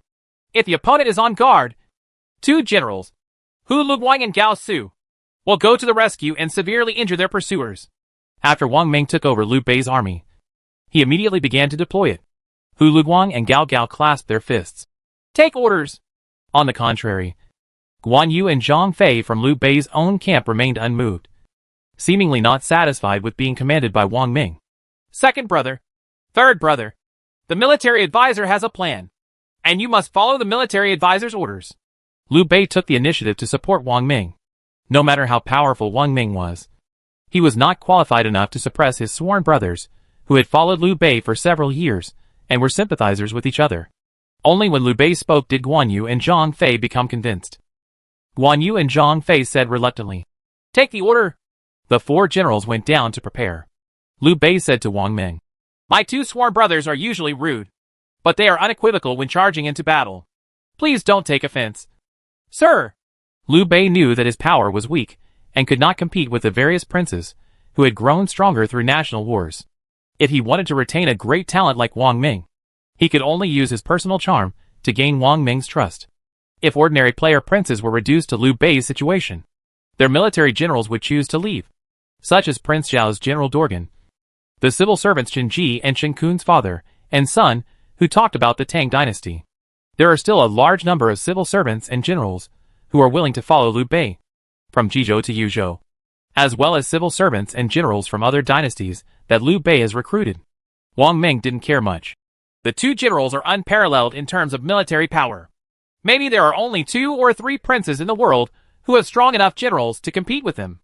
Liu Bei looked at Guan Yu, Zhang Fei, Hu Luguang and King Lanling who were summoning the cavalry. This was the second time Wang Ming mobilized the cavalry. I hope that the second and third brothers can achieve the first success this time. Chu Tian's army arrived, and the main grain and grass were guarded by the Invincible Legion. The Invincible Legion currently has more than 10,000 cavalry, and 30,000 levied warriors from Yinzhou and Jizhou to assist in transporting grain. The people in the front fought the war, and the people in the rear farmed. Wherever the war was fought, local people were requisitioned to transport grain, so as to minimize the loss of grain transportation. The leader of the Invincible Legion is still Yang Yi. But in fact, Mu Guiying and Yang Yanxiao both have a dedicated cavalry. Zhang Liao took away some of the Bingzhou Wolf cavalry. Mu Guiying and Yang Yanxiao had no time to recruit their own special units. The main force was only more than 2,000 Bingzhou Wolf cavalry and 3,000 low-level heavy cavalry, 4th level. The War Eagle soared in the sky, and Hua Mulan followed Chu Tian again. The War Eagle flew down and landed on her shoulder. Joan of Arc, who was holding the holy flag, looked towards Hua Mulan intentionally or unintentionally. Ever since Hua Mulan came back, she had lost the qualification to stay by Chu Tian's side, and she always felt an inexplicable sense of loss. Although she is now the commander of the First Servant Legion, she still feels like something is missing. Liu Bei's army separated a group of cavalry and headed south quickly. Hua Mulan's War Eagle learned of Liu Bei's army's movements and immediately reported to General Chu Tian. Liu Bei wants to take advantage of our unstable footing to inflict heavy damage on us to shake the morale of the army. Chu Tian heard that Liu Bei had made a big move and quickly judged Liu Bei's intention. But what is the target that Liu Bei wants to attack? After Fang Xianling learned about it, he said, "The soldiers and horses have not moved, but the food and grass go first. The invincible army is guarding the food and grass and is setting up camp. Liu Bei's army is probably here for the food and grass. Once the food and grass are burned, our army will be greatly shaken. What the military advisor said makes sense." Chu Tian brought Fang Xianling and Du Ruhui, and the fetters of Bong's plan and Du Duan took effect. Now Fang Xianling, as the mastermind, had an intelligence of 98 and could see through Wang Ming's intentions. Fire attack is an eternal pain in the hearts of many commanders. Wuchao, where Yuan Shao was stationing grain, was burned, and Chun Yuqiong, the wine fairy of Wuchao, was killed, and he never recovered. Boss Chao experienced the feeling of Yuan Shao in the Battle of Chibi, ruining the opportunity to unify China. At the Battle of Yiling, Liu Bei was burned down by Zhou Yu's successor Lu Sun, who burned down the main force of Shu Han. Chu Tian immediately dispatched troops and horses to protect the food and grass. In addition to the cavalry that went to protect the food, the main cavalry had to stay behind to guard against the cavalry from Liu Bei's army. The miracle doctor Hua Tu is healing Zhao Yun, who can follow Xuan Gui to save food and grass. The general will go where he wishes. Taisher Ci took the initiative to ask for a fight. Hua Xiong was not willing to be outdone. Hua Xiong is willing to behead the enemy generals and present them in front of the Lord. The 4 tigers of the Northern Army also asked for a fight. Among them, Xing Durong said, "The last general's mountain-breaking axe will definitely kill Guan Yu and Zhang Fei under their horses." Chu Tian's generals all actively participated in the battle. One soldier is raging, and the general is raging in a nest. Why can the Qin army fight? Firstly, there are military merit rewards. And secondly, they often win battles, and their morale is high. However, the soldiers of the 6 kingdoms are weak and their morale is low. The Chu Tian forces have won more battles, and the generals have become more and more confident. Even the 4 tigers of the Northern Army clamored to kill Guan Yu and Zhang Fei, making Guan Yu and Zhang Fei a stepping stone for their upward climb. "Lord, I want to fight." To Chu Tian's surprise, the somewhat uneasy Joan of Arc took the initiative to ask for a fight. Now even Xiao Liang glanced at Joan of Arc intentionally or unintentionally. Joan of Arc has never been loyal, and is still in the state of a wandering general. According to her status, she should not be so active in fighting. And there is no need. It means a lot to suddenly come out at this time to brush up on your presence. You stay and command the 1st Legion of Servants. There is no need for us to be in chaos just because Liu Bei sent out a cavalry. Joan of Arc commanded an army of more than 100,000 servants, consuming Liu Bei's military force head-on. This is Chu Tian's trump card against Liu Bei. Wang Ming sent a group of cavalry to attack the grain and grass that Chu Tian had hoarded outside his city. But Chu Tian was not in chaos. Yes! Joan of Arc's sense of loss is even more palpable. It seemed to her that she had returned to her previous dispensable state. Taisher Ci, Hua Xiong, the 4 tigers of the Northern Army, and Artoria led the Yuechi Battalion, Shiliang Iron Cavalry, Changshui Battalion, and the Knights of the Round Table respectively to the rescue. Order Xuan Gui, the White Robe Legion, to divide his troops and go together to support the Invincible Legion. Ask the Speed Legion to take a detour and see if they can eat this cavalry. Order Wei Qing, Cao Cao Zhulin, and the Tiger and Leopard Legion to protect the left and right wings. There is no need for the armies to panic. Chu Tian quickly issued the order. Soon, the Guards Corps and the White Robe Corps each separated a group of cavalry and moved closer to the Invincible Corps. Following Wang Ming's orders, Guan Yu and Zhang Fei launched an attack before the Invincible Army formed a stronghold. Tens of thousands of Yuzhou cavalry attacked the Invincible Army, and the three Yang family generals tried their best to resist. Zhang Ida from Yan is here! Zhang Fei suffered a loss at the hands of Shui Rengui. At this time, he broke into the Invincible Army and killed more than 10 Bingzhou wolf cavalry with his 8-foot-long snake spear, directly driving away the cavalry on horseback. Now that Zhang Fei is full of energy, he has regained his confidence. Yang Yanzhao came to fight Zhang Fei with a gun. The steel gun was hit by Zhang Ba's snake spear and almost missed. Zhang Fei's brute strength is quite terrifying. Where is the young man in white robe that day? Let him come out to compete with Grandpa Zhang. You are no match for me. Zhang Fei stabbed more than a dozen spears in a row, and Yang Yanzhao was soon at a disadvantage. What Wang Ming said is true. There are not no generals in the world who can stop Guan Yu and Zhang Fei, but they are very few. If Guan Yu and Zhang Fei had encountered something other than the white robes, then their 1,000-mile assault across the Taihang Mountains would have had unexpected effects. Yang Yanzhao struggled to hold on in the face of Zhang Fei's violent offensive. Even before Zhang Fei went berserk, it was already difficult for him to hold on. A spear came forward, sharing the pressure for Yang Yanzhao and blocking Zhang Fei's snake spear. When Yang Yi saw that his son Yang Yanzhao was suppressed by the fierce man Zhang Fei, he was furious. I can beat my son, but outsiders can't. Yang Yi and Yang Yanzhao, father and son, worked together to fight. The two used the Yang family's marksmanship at the same time, cooperating with each other to flank Zhang Fei. Zhang Fei relied on the length of his snake spear, which was 8 feet long, to fight 1 against 2 and never fall behind. I didn't expect you guys to be weak either. Zhang Fei saw Yang Wudi and Yang Lulang fighting hard, and was in equilibrium for a while, unable to capture them. The effect of the Yang family generals made Yang Yi and Yang Liulang's martial arts reach 97 and 95 respectively. Together, the two of them defeated Zhang Fei. Guan Yu dragged the Qinglong Yanyu sword. Even the heavy cavalry along the way were all killed by his sword. Ordinary armor could not block the sharp Qinglong Yanyu sword. A female general intercepted Guan Yu. Guan Yu frowned. Quickly get out of the way. Guan's Qinglong Yanyu sword will not kill the female class. The thief will die. Mu Guiying scolded lightly and stabbed Guan Yu with a pear blossom spear. This shot was so fast that even Guan Yu was slightly moved. Mu Guiying's original force level is 96, because he obtained the characteristic Yang family general. His force level reaches 97. If he underestimates the enemy too much, he will be killed by Mu Guiying.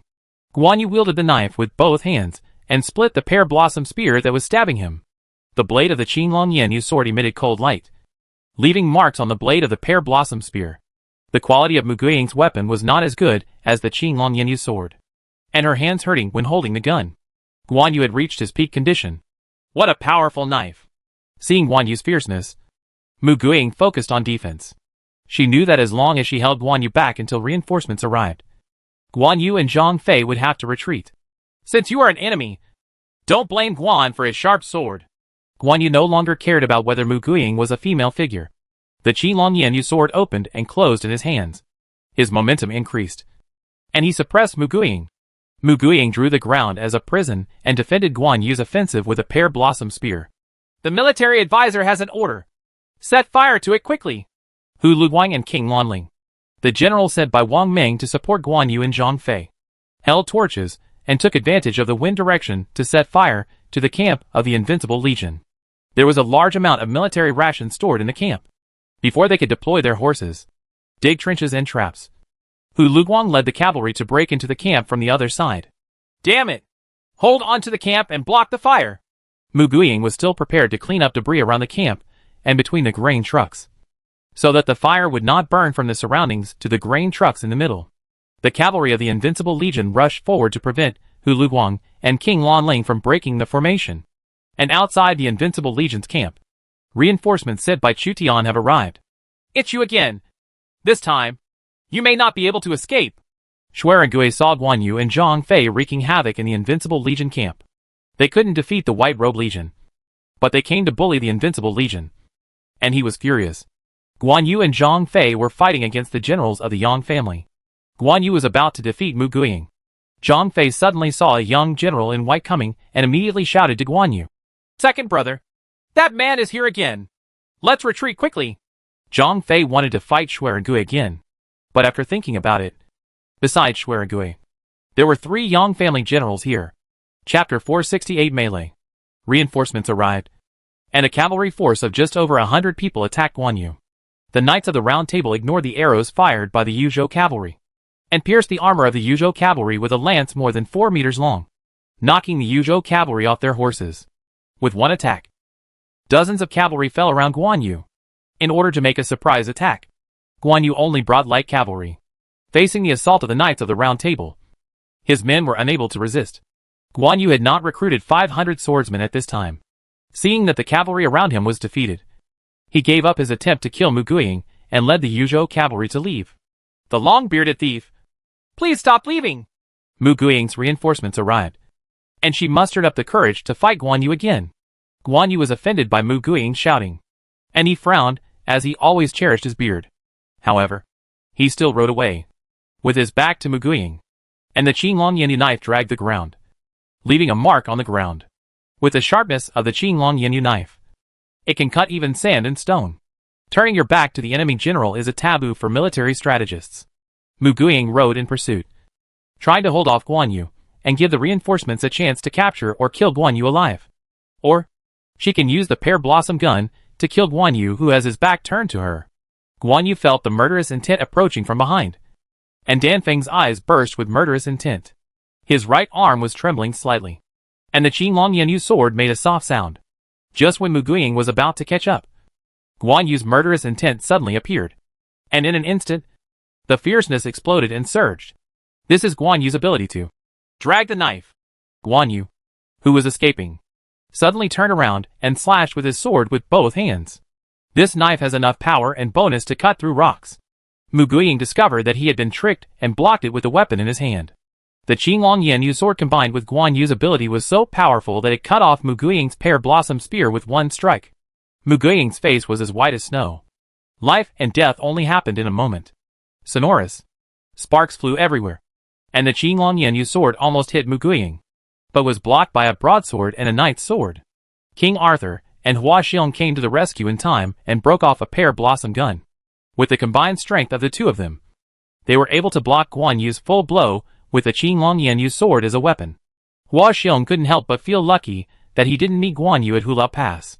Guan Yu's momentum reached its peak when he used the drag knife tactic. After being stopped, his momentum began to decline and his physical strength was also consumed. Another female prostitute. Guan Yu caught a glimpse of a blonde female general blocking him. As for Hua Xiong, he was ignored by Guan Yu. Hua Xiong also contributed, but the main thing blocking Guan Yu was Artoria and her holy sword. The sword in the lake has an additional blocking bonus and is actually a sword of protection.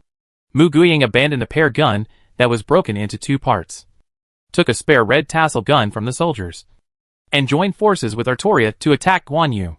Hua Xiong holds a big sword to help in the battle, and the 3 heroes fight against Guan Yu. Guan Yu faced 2 female soldiers with 97 force at the same time, and Hua Xiong, a basic unit of measurement with 90 force. And the pressure increased sharply.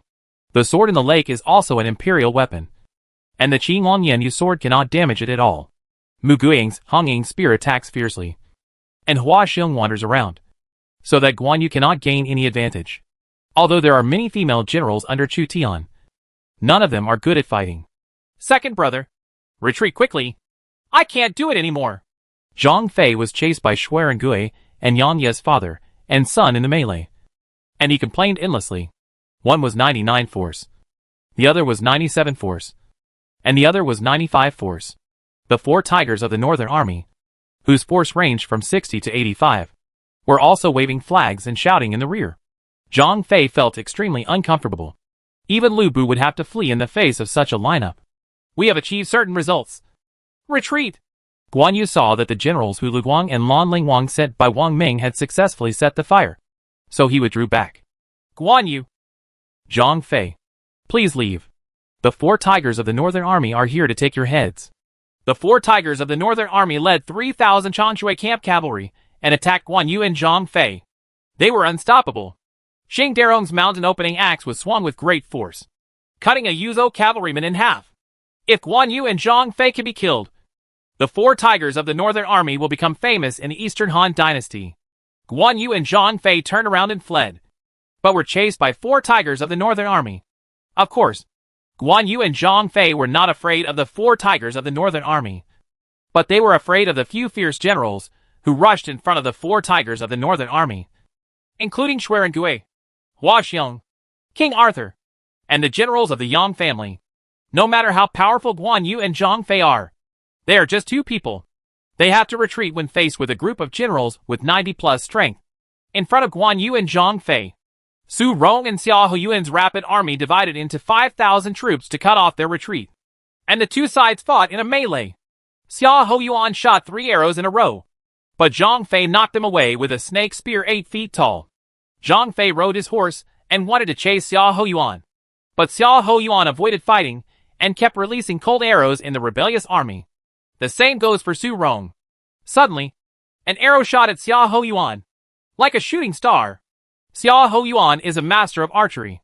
In the Battle of Yuzhou, he met Huang Zhong, who was even more powerful in archery. At this time, another strong archer appeared. Xiao Hoyuan used all his strength to move to the side.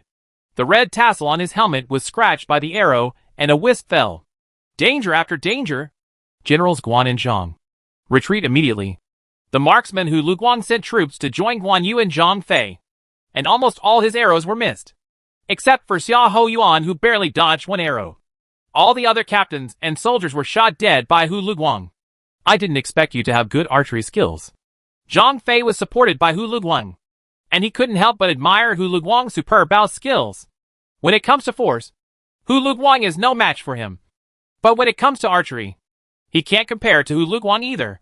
King Lonling appeared again, wearing a mask and disheveled hair, leading the cavalry to fight, and together with Hu Luguang responded to Guanzhong. Don't leave.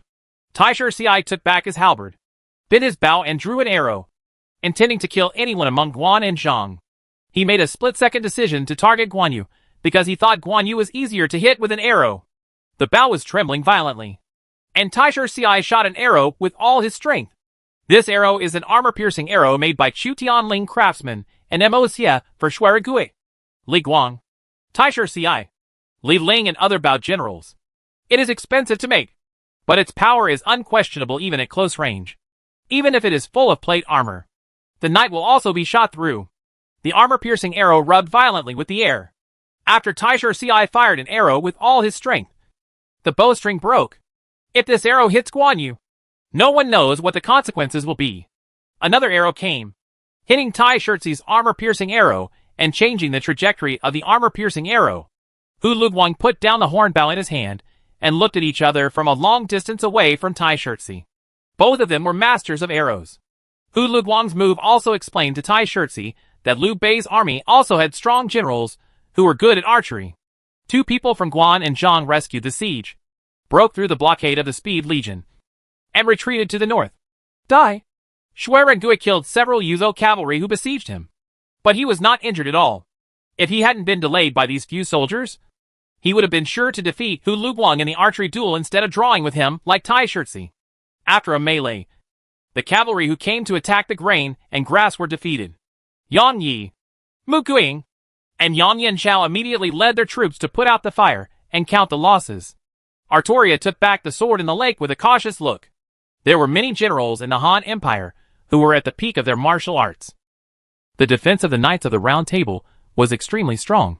After a melee, only 2 people were lost. Thanks to the 2 generals for coming to the rescue in this battle. Otherwise, I might have died under the sword of the long-bearded thief. Mu Guiying specially thanked Artoria and Hua Xiong. Hua Xiong was thanked by Mu Guiying, one of the 4 major heroines, and he touched his head in embarrassment. I didn't expect that Hua Xiong, would still be useful one day. It was really difficult for Hua Xiong in the Chutian camp, where there were so many powerful generals. He could only rely on the crowd and bully the outnumbered Guan Yu to achieve military exploits. Guan Yu and Zhang Fei are nothing to mention. Seeing Guan Yu and Zhang Fei escape, Mi Fang celebrated the victory with her 3 sworn brothers. He recorded the names of the new defeated generals in his personal account book, Guan Yu Chang of Hedong and Zhang Ida of Yin. Wu Anhua came over. Brother, what are you writing? The records in this account book are all the defeated generals of eldest brother. If one day I die in battle, I will let my descendants know that their ancestors have such achievements. As a disciple of a wealthy family, Mi Fong still had some confidence in pen and ink. In the eyes of Wu Wanhua, who did not know a few Chinese characters, Mi Fong was simply a literary star. Among the 4 tigers of the Northern Army, the only literate person left was Lu Kuang. He glanced at Mi Fong's account book. The defeated generals recorded by Mi Fong include Yang Wudi Yang Yi, Yuan Shi Withered Bones in the Tomb, Genghis Khan Temujin, and Jingzhou General Kai He. There are also new fierce generals, Guan Yuncheng, a hawker from Hedong, and Zhang Yida, a butcher from Yin people. So much so that later, some historians in the world of lords regarded the ancestral account books of the Mi family as first-hand information for studying history. They believed that Mi Fong followed Emperor Wu when he was weak and made contributions to Emperor Wu. The 3 armies pursued Shuiren Gui and Zhao Yun and defeated Temujin, Guan Yu and Zhang Fei. The Yang family generals set up camp and sent out scouts to ensure a firm foothold. Then they came to report the losses to Chu Tian and apologize to Chu Tian. In this melee, our side lost about 3,000 cavalry and a certain amount of food and grass.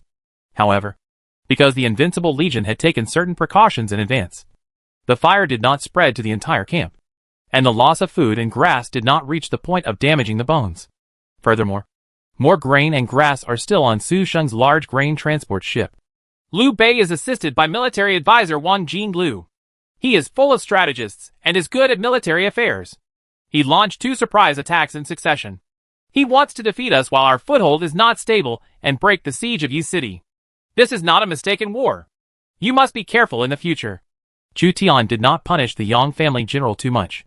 The opponent is Wang Ming, and with Guan Yu, Zhang Fei, Hu Luguang, and King Lanling as his minions, the surprise attack launched is impossible to prevent. However, Chu Tian used War Eagle to detect Wang Ming's separated forces in advance and send reinforcements in time. Guan Yu and Zhang Fei may have lost more troops in this battle. This is the advantage of fighting on plain terrain. The role of Chimu is limited. Liu Bei, with Wang Jinglu as his military advisor, is no longer what he used to be. We must fight steadily to force Liu Bei to fight us decisively. Chu Tian discussed with Fang Xianling, Du Ruhui, and Sun Yu how to deal with Liu Bei. In Liu Bei's military camp, Wang Ming personally welcomed the 4 fierce generals back to the camp. The 3 generals were blackened by the thick smoke and looked gray.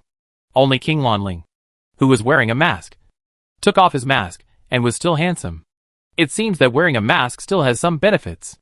Brother, the plan of the 2nd Army Division is not very good.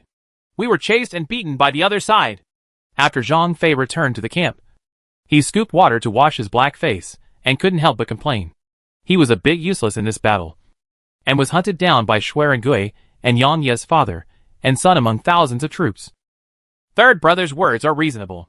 Setting fire to hundreds of enemy grain trucks is just a drop in the bucket. The name of the 2nd Army Division is not what it deserves. Guan Yu also believed that this battle did not achieve the desired results. Guan Yu was blocked by 2 female prostitutes and Hua Xiong, whom he looked down upon at all. Many of his subordinates were killed by the Knights of the Round Table. He was very useless. Facing the blame from Guan Yu and Zhang Fei, Wang Ming smiled helplessly. Chun Shi, the great military advisor, murmured in his heart that no significant results were achieved, which was natural, as the opponent was the first prince of the Han Empire. If Chu Zimu was defeated so easily, then it would not be Chu Zimu. If Wang Ming is replaced and Liu Bei and Guan Yu personally command, he may be tricked to death by the opponent's advisors, and even such results cannot be achieved. When Liu Bei attacked Western Liaoning, he was defeated by the scheme of the Black Prime Minister Yao Guangxu and former Yin Dynasty Murong Ba, Murong Chui. Wang Ming could at least take the initiative before the battle began and actively organize 2 attacks. Liu Bei also saw that Wang Ming had real talent, but Chu Zimu had too many counselors and fierce generals. In the sky, there were war eagles circling, and the situation Wang Ming faced was on Lish level. Wang Ming also noticed the war eagle soaring in the sky. When the divine fortune teller Sun Bin fought against Chu Tian in Jinan Kingdom, he had already noticed the role of the war eagle and greeted Wang Ming in advance. Wang Ming knew that there were war eagles monitoring every move of Liu Bei's army. Hundreds of people were dispatched at a time. The war eagles might not bring such detailed information back to the camp. However, the mobilization of thousands or tens of thousands of troops will be noticed by War Eagle. If you want to defeat Chu Zimu, You must hide it from War Eagle. Military advisor. Save me. Liu Bei knew that the situation was critical, and could not solve the crisis by relying solely on Guan and Zhang Zhiyong. In the end, he could only rely on Wang Ming. My lord. Don't be anxious. We will rely on Handan to transport grain. Hold on to the camp. And confront Chu Zimu. As time goes by, Chu Zimu will have difficulty in turning over grain and grass. And he will definitely retreat. Wang Ming used the drag technique. Above the Yellow Sea, the Fubo Legion has approached Jeju Island. But the Korean soldiers stationed on Jeju Island still know nothing about it. Everyone, wait. Prepare to fight and seize the dock. Ship King Zheng Zhilong ordered the sailors to raise the flag of preparation for war.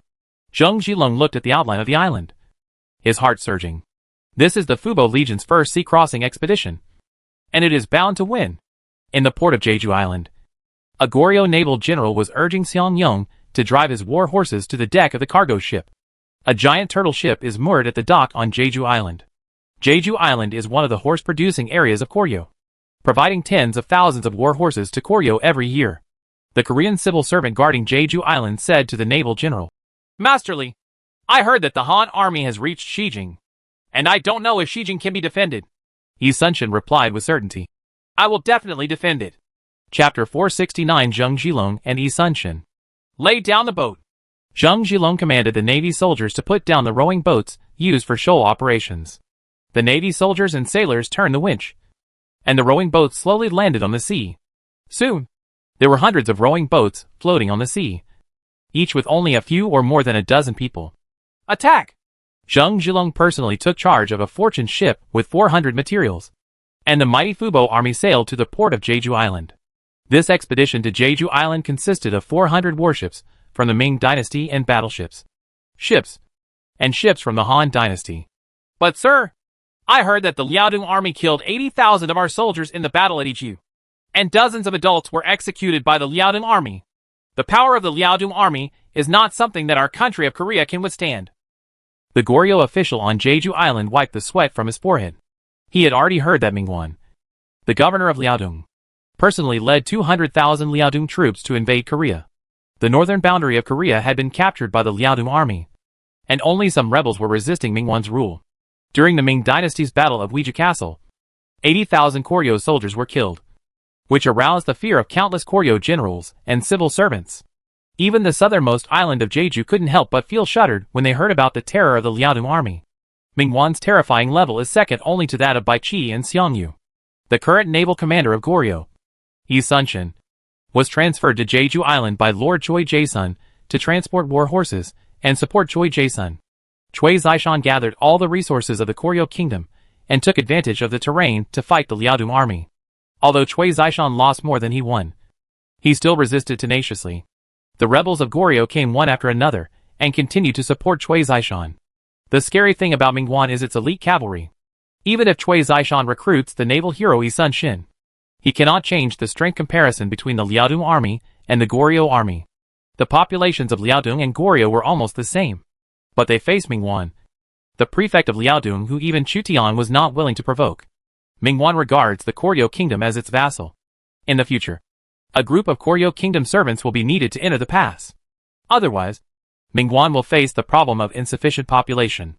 Liaodong's annexation of Goryeo was almost the same as the population of the entire Yuzhou.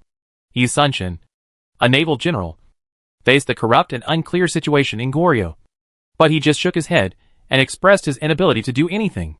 Although Jeju Island produces horses, if they are consumed at this rate, I am afraid that all the horses will be burned and used as military horses. But a number of good horses must also be left as stallions. Officials on Jeju Island once again expressed their concerns. Just follow your orders. Now that our country, Goryeo, is in danger of subjugation, we must expel foreign enemies at all costs. Yi Sunshin looked at the vast sea. Suddenly, several black spots appeared on the sea surface. Apart from Yi Sunshin's recently established fleet and scattered fishing boats, there could not be any other large-scale fleet nearby. Yi Sunshin suspected that he had experienced a mirage, so he closed his eyes. When he opened it again, the black spots gradually became clear. They were the sails of the warship. Everyone assemble. Yi Sunshin ordered his subordinates to beat gongs and urgently gathered all the sailors. He was not sure whether the other party was an enemy or a friend, because Cui Zishan might also send other fleets to Jeju Island to speed up the transportation of war horses. The number of black spots increases, gradually forming a black line, and the sail becomes clearer and clearer. This is no ordinary fishing boat, but a warship used in naval battles. In addition to the lack of firearms, this kind of warship can sink enemy ships along the way just by virtue of its huge hull and hard ramming angle. Directly crushing them with large ships is a tactic often used in the cold weapon era. At least the ships of the Han Empire should be the largest among all civilizations in the Eastern Sea. The navy of Goryeo discovered that this ship was not theirs, but probably came from the suzerain country. The arrival of such a large fleet from the sovereign country does not look like a friendly and cordial condolence. All the scouts from Korea were sent to deal with the Liaodong army, but they were completely unprepared for Suzhou. They never expected that Chu Tian would come all the way to send a fleet to surprise Jeju Island. Being attacked from the sea, Yi Sun-shin could not have expected such a situation. He tried his best to assemble his troops, but found that his troops were in disarray. Marine soldiers and sailors hurriedly boarded the ship, while the horses piled on the dock neighed uneasily, exacerbating the tense atmosphere. Only by going to sea can we repel enemy ships. Yi Sun-shin led his own soldiers to board the turtle ship. This is one of the few behemoths in the Goryeo kingdom. It is 35 meters long, 12 meters wide, and 5 meters high. It has a back covered with iron cones. There are 10 oars on each side of the turtle ship and more than 70 hollows, which can accommodate hundreds of naval soldiers. Weigh anchor! The Navy soldiers struggle to retract the anchor and cut the thick ropes tied to the wooden piles of the pier. If the warship loses its flexibility, it will just be a pile of scrap wood lying in the port. Yi Sun-shin was unexpectedly attacked by the Fubo army. Relying on his commanding ability and characteristics, he temporarily commanded a group of warships to go to sea to fight, buying time for the chaotic Navy soldiers at the rear. As long as he can hold Zheng Zhilong back, the Navy soldiers at the rear will adjust in time and will continue to go to sea to reinforce him. The turtle ship was larger than other Korean warships. Not only was it expensive to build, but it also lost a certain amount of maneuverability at other costs.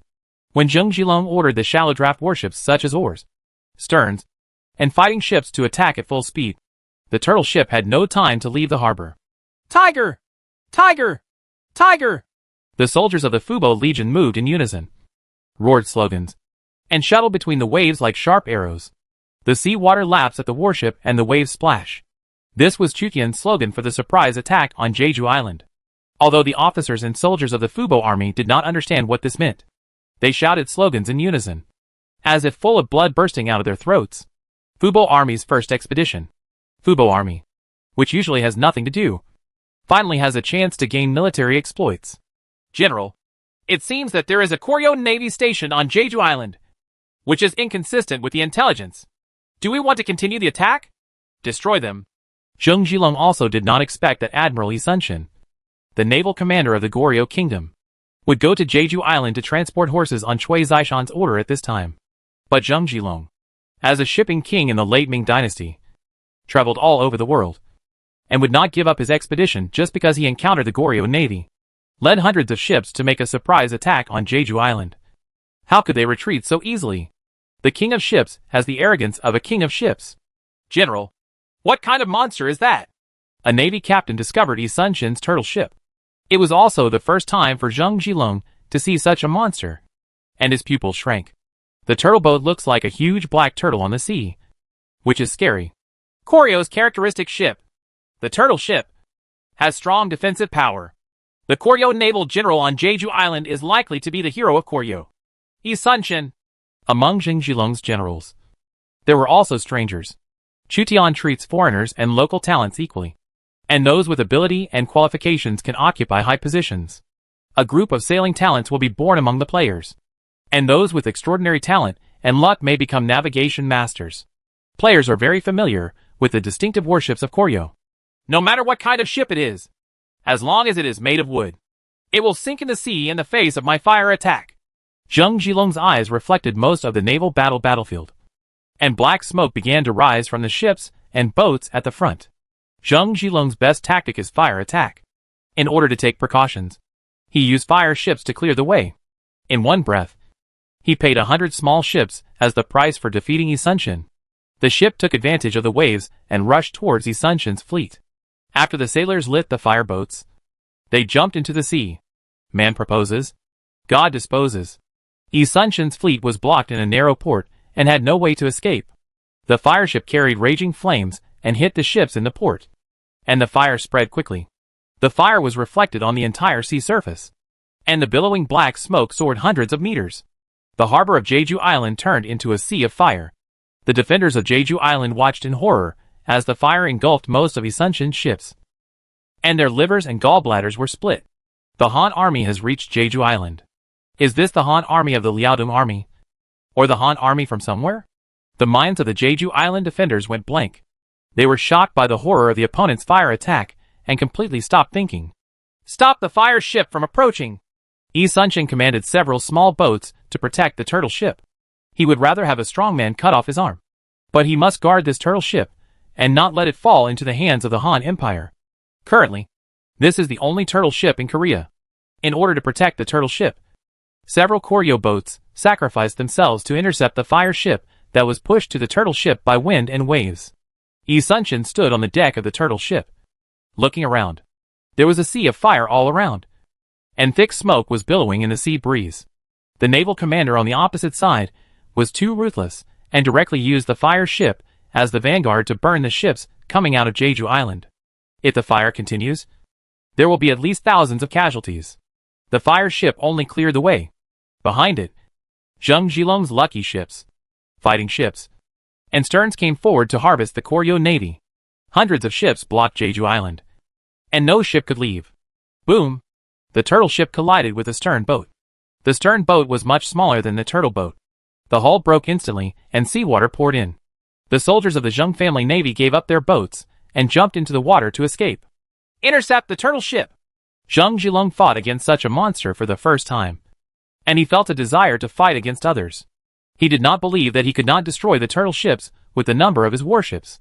At Zheng Zhilong's signal, the two lucky ships flanked the turtle ship on the left and right. The Sibai Liao Fu Chuan is slightly smaller than the turtle boat, but not much smaller. Moreover, Zheng Zhilong's confidence lies in the fact that the opponent only has one turtle ship, while Zheng Zhilong has many lucky ships. Boom! The turtle ship collided with one of the lucky ships. The two warships shook violently, and the sailors in the cabin staggered. The turtle ship in Lord has a defense bonus. In a simple collision, the turtle ship has an advantage, while the Fu ship's hull has cracks. Fire arrows and rush out of the siege at the same time. Yi Sunshin ordered the archers to shoot out from the cold hollow, killing the soldiers of the Zheng family navy on the lucky ship.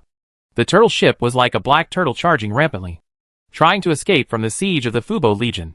Because of the turtle's back covered with iron cones, the Zheng family navy was unable to jump onto its deck and conduct a boarding battle with it, and was helpless for a while. Crash! Crash it! Use rockets! Zheng Zhilong shook his head when he saw the clumsy turtle ship knocking away the two lucky ships trying to attack. So he spared no effort to block the turtle ship. Zheng Zhilong's characteristic, Ship King, can increase the collision damage of warships by 15%, the damage of fire ships by plus 15%, and the attack power of naval units by plus 15%, the characteristic, Fu Chuan. When leading Fu Chuan in battle, Fu Chuan's overall performance plus 5%. In other words, Zheng Zhilong's Fu Chuan has powerful combat capabilities in naval battles. Soon, 7 or 8 Fu boats began to chase and intercept the turtle boat. Thousands of rockets were fired at the turtle ship, covering the turtle ship. The turtle ship was too conspicuous among the Korean fleet, so it became the main target of the Fubo Legion. A lucky ship was lying in front of the turtle ship, and the crossbowmen on the deck fired rockets at the turtle ship. Suddenly, the bow of the turtle ship sprayed out poisonous mist, covering the front. More than 10 soldiers of the Zheng family navy who were attacked by the poison gas died, and other soldiers panicked. The turtle ship took advantage of the situation and hit the lucky ship blocking the front. The huge impact severely damaged it, and the wooden planks on the side of the lucky ship broke. That's the poisonous gas produced when sulfur burns. Logically speaking, aliens cannot use sulfur as a weapon because chemical weapons are also restricted. I know. This is probably the turtle ship's own attack method. Just like the matchlock gun can only be used by the firearms class. Players who served in the Fubo Legion saw that the turtle ship would also use poisonous mist to attack, and immediately understood its principle. With the help of the players, Zheng Zhilong probably understood how to avoid this poisonous gas, and ordered the Navy soldiers on each ship not to panic. What the Navy soldiers fear is not the poisonous mist itself, but the unknown. Because of the player's intervention, the Navy soldiers who knew the true and false status of the turtle ship felt a little relieved and continued to encircle and suppress the turtle ship. Boom! A lucky ship used the ramming angle as a weapon and violently hit the turtle ship from the side. The sharp ramming angle directly broke through the cabin. Several sailors in the cabin were killed and their bodies were bloody. The two warships were stuck together. The archers on the deck of the Fuchuan fired rockets at the turtle ship. The rockets were nailed to the turtle's back. The turtle ship, which was wrapped in cowhide and part of iron sheets, was finally ignited. Boom! Another lucky boat hit and pierced the turtle boat from another direction. Inside the turtle ship, the soldiers of the Goryeo Navy were staggering around. The cargo and horses were overturned, and it was a mess. No matter how high the turtle ship's defense is, it will still be unable to withstand the damage when faced with persistent collisions by several lucky ships. The hull will break and seawater will pour in.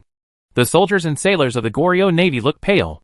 It is not difficult to imagine what it means when seawater pours into the cabin. Yi Sun-shin anxiously ordered the sailors to repair the cracks, but to no avail. The turtle ship is sinking. What a pity for a good warship. Zheng Zhilong looked at the sinking turtle ship and observed 3 seconds of silence as a last sign of respect for a respectable opponent. The turtle ship's tenacious resistance was somewhat beyond Zheng Zhilong's imagination. The turtle ship rammed and sank a fortune ship with 400 tons of materials. In order to ram and sink the turtle ship, several fortune ships almost died together. Zheng Zhilong didn't feel bad. The two countries have different national powers. Zheng Zhilong could produce dozens of blessing ships, while Goryeo could only produce 1 turtle ship. At least in Jeju Island, there is only 1 turtle ship by Yi Sun-shin. Zheng Zhilong thought it was very cost-effective to use several 6th-level fortune ships that could be mass-produced to ram and sink the flagship of the Korean Navy. Capture all the Korean sailors. We still need them to row the boats. Zheng Zhilong ordered that all Zheng family Navy soldiers immediately mobilize and jump into the sea to capture the Korean sailors who fell into the water. The number of soldiers of the Goryeo Navy who actually died in the battle was not that many. Only 1,000 or 2,000 people died. The remaining Navy soldiers and sailors became prisoners of the Fubo Legion. Some Navy soldiers who were not loyal enough surrendered directly to Zheng Zhilong. As long as they are strong enough, there will never be a shortage of people willing to be dogs. Zheng Zhilong was quite satisfied with the results of the battle. He sacrificed a group of fire ships and several lucky ships to wipe out the main force of the Navy of Goryeo. Who is the leader of the other side? An alien captain said. It is very likely that he is Yi Sun-shin. If he can be captured alive and presented to the Lord will definitely reward him heavily. Zheng Zhilong's eyes changed slightly. Yi Sun-shin, is he the one who commanded the turtle ship and tried to break out? Thoroughly investigate the Korean sailors who escaped from the turtle ship. Those who identify Yi Sun-shin will live and receive a reward of 100 taels. There must be a brave man under a heavy reward. And soon Yi Sun-shin was recognized by the sailors of Goryeo who knew him. At this time, Yi Sun-shin disguised himself as an ordinary soldier of the Goryeo Navy, trying to fish in troubled waters and escape. However, Zheng Zhilong's methods failed his calculations. Sir, this is Yi Sun-shin. It's definitely him. The Korean sailors identified Yi Sun-shin again and came to ask for reward from Zheng Zhilong. This is 100 taels of gold. Ordinary people will never see this much money in half their lifetime. Yi Sun-shin's cheeks were blackened by thick smoke and his hair was disheveled. He was betrayed by the sailor. He gritted his teeth and wished to eat his meat raw. Are you Yi Sun-shin, the commander of the Navy of Goryeo? For your tenacious resistance, join my Fubo army. Together, we can travel across the 4 seas and expand our territory. Zheng Zhilong quite admired this tenacious guy and planned to incorporate him into the Fubo Legion. Fubo Legion lacks generals. The entire Fubo army has a strength of 50,000 people, but it is fully equipped with only 2 generals who can be reused. One of the generals, Su Sheng, often goes ashore to fight, or is transferred to the inland river to transport grain. Su Sheng was not a pure naval general. Zheng Zhilong and Yi Sun-shin belonged to the same category of naval commander-type heroes. Therefore, Zheng Zhilong sympathized with each other and wanted to increase the number of generals in the Fubo army. There are many marine civilizations in the West, and they are more likely to give birth to navigation masters. Zheng Zhilong can only compete with marine civilizations by absorbing as many naval heroes as possible. Yi Sun-shin refused. I am a minister of Goryeo. How can I surrender to you and others? Zheng Zhilong had already thought that Isunchen would be like this. So he did not get angry and asked people to loosen their bonds for Isunchen and treat him as a distinguished guest. For such tough issues, Zheng Zhilong chose to be gentle and gentle. Aren't they just ministers of Goryeo? As long as Korea is gone, it will surrender sooner or later. The idea of destroying a country for the sake of a hero was not new to Chu Tian. Zheng Zhilong's views are also similar to Chu Tian's. Little man. 100 taels for the little man. The sailor who identified Isunchen felt like he was walking on thin ice when he saw that Zheng Zhilong did not kill Isunchen. Do you still want 100 taels of gold? Zheng Zhilong turned his back and refused to admit his fault. The Korean sailor trembled with fear and knelt down on the deck. He heard the dissatisfaction in Zheng Zhilong's tone and said repeatedly, I don't dare to take it anymore. Please let me go. Someone, tie these traitors to the anchor and sink them to the bottom of the sea to feed the fish. Zheng Zhilong's words directly sentenced this Korean sailor to death. As a ship king, Zheng Zhilong is not a weak person at heart. Otherwise, he would not be able to control the pirate-like Zheng family army. When Isunchen saw that the traitor was killed by Zheng Zhilong, he felt complicated and unspeakable. He has now become a prisoner of the Fubo army. Isunchen asked, What is the purpose of your attack on Jeju Island? Zheng Zhilong replied, This has been our Chinese territory since ancient times. I just led the fleet to recover this place. Under the command of Zheng Zhilong, the Fubo army came ashore with great fanfare. All 5,000 defenders of Jeju Island surrendered, and no one dared to resist. The officials in Jeju Island were frightened and fell to the ground, not daring to raise their heads to take another look at Zheng Zhilong, who was exuding murderous aura. A fire burned down Jeju Island, and Zheng Zhilong became a terrifying figure who cried at night. No one knew whether he would kill a group of Goryeo officials after he came ashore to scare the monkeys. How many war horses are there in Jeju Island? Zheng Zhilong lightly kicked a Goryeo official who was kneeling on the ground. The 60-year-old official fell to the ground because he was too nervous, foaming at the mouth, and fell unconscious. Dot! Zheng Zhilong did not expect that these people were so afraid of him. If no one answers, then they will all sink to the bottom of the sea to feed the fish. General Huitian, there were more than 300,000 horses on Jeju Island. Later, about 200,000 horses were transported away, leaving only more than 100,000 horses. Among the remaining horses, the number of war horses may only be 80,000 horses. A bold young official took the initiative to report to Zheng Zhilong. There are only so few war horses left. Zheng Zhilong was not very satisfied with the harvest. This also reflects from the side how tragic the battlefield of Goryeo was. Cui Zishan seemed to have gone crazy, fighting endlessly with Mingwan, transporting most of the horses on Jeju Island to the land, and forming cavalry regiments. No matter what, after capturing Jeju Island and capturing Isunchen, Zheng Zhilong thought that he could at least pay homage to Chu Tian. Jeju Island is enough to support hundreds of thousands of horses, including war horses and draft horses. It is estimated that it will take several years to recover and recuperate in order to restore the scale of horse breeding in Jeju Island. Zheng Zhilong transported the war horses that Cui Zishan originally wanted to lead back to Suzhou. The news that the Han Empire made a surprise attack on Jeju Island, burned the main force of Koryo's navy, and captured the legendary Koryo hero Isunchen alive spread to the hinterland of Koryo. And the players of Koryo were in an uproar and filled with indignation. Even if the Liaodong army occupied the northern part of Koryo, even the Central Plains princes of the Han Empire would have to intervene. And Isunchen, the representative hero of their civilization, became a prisoner of the Central Plains princes. Currently, the legendary heroes captured by Chu Tian and representing various civilizations include France's Joan of Arc, England's King Arthur, and Korea's Isunchen. However, these civilizations still had nothing to do with Chu Tian. Zheng Zhilong set up a fortress on Jeju Island and refused to leave. He planted the dragon flag on Jeju Island and sent a fleet to plunder the coastal areas of Koryo. Chapter 470 The Crazy Han Empire. In Danyang County, Jiandong, Yangzhou Mutake met his sworn brother Sun Jian to discuss important matters. I want to build a stone city here.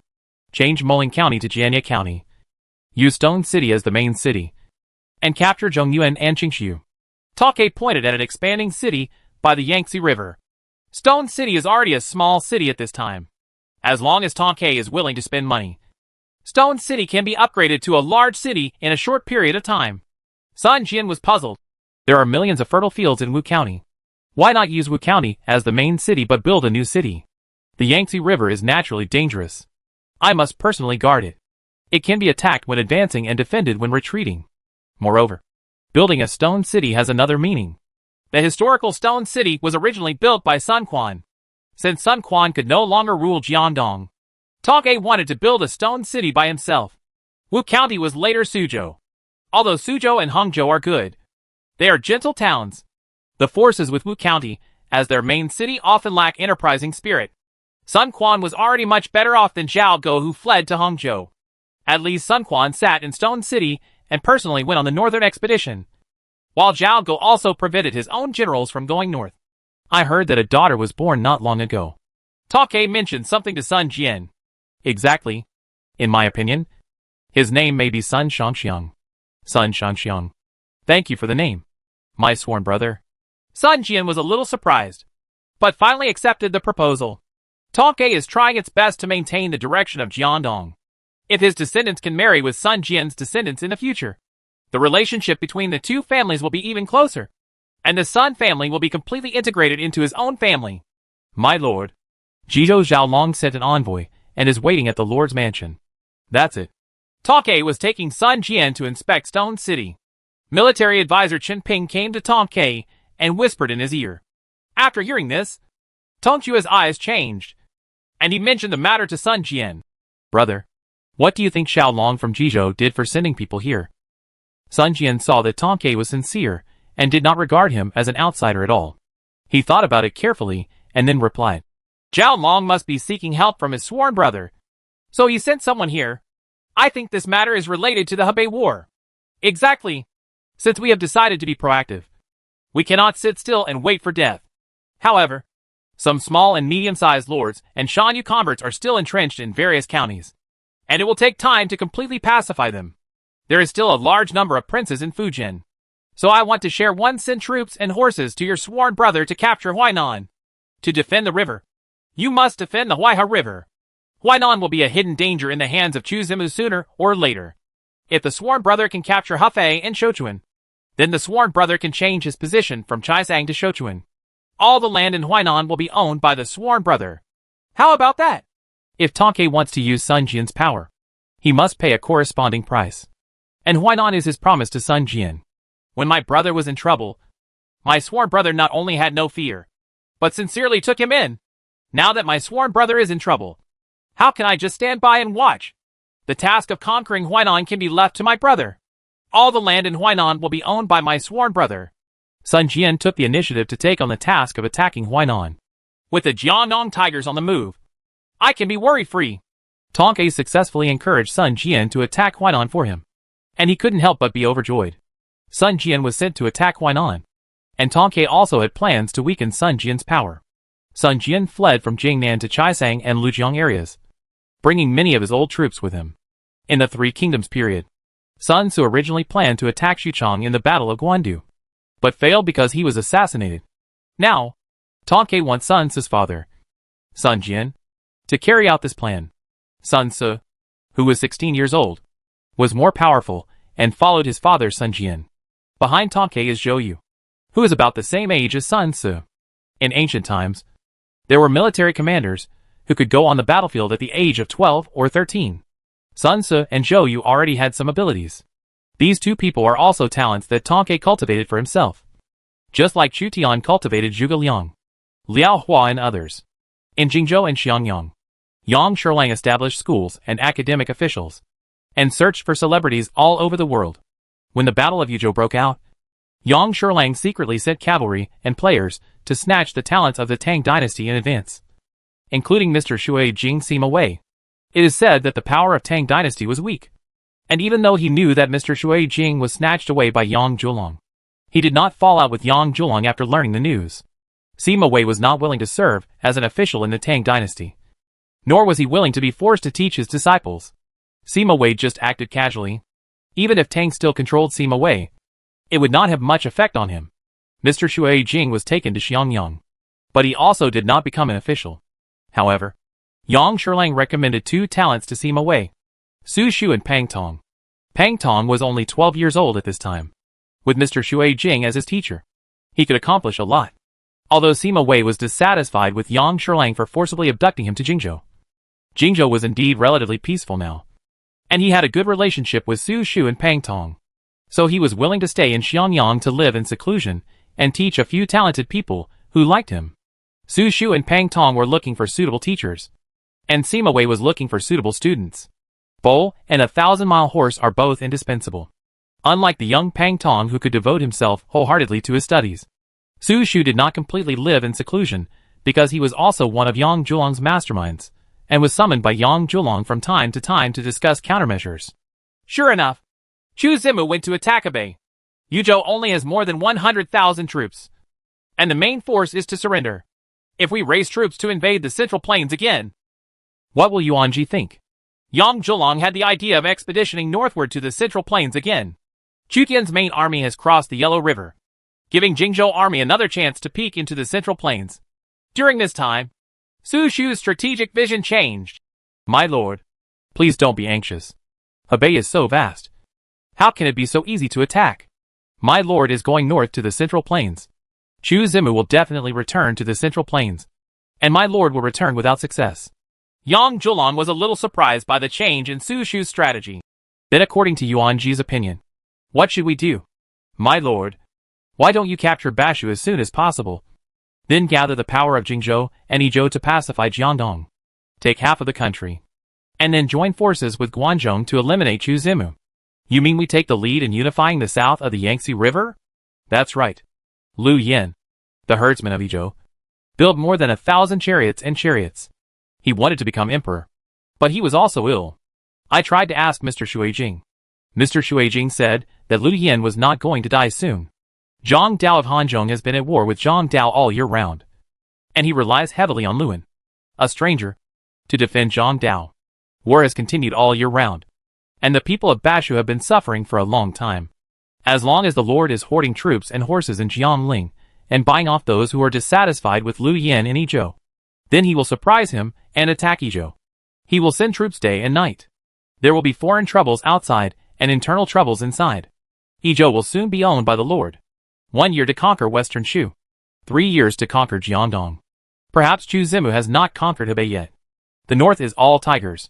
Chu Zimu is located in the Central Plains, the place where the 4 wars were fought. Nanyang said Tang. And Jiangdong Tongke will not miss this opportunity. For talking about Tang, he will definitely not be reconciled to losing Yuzhou.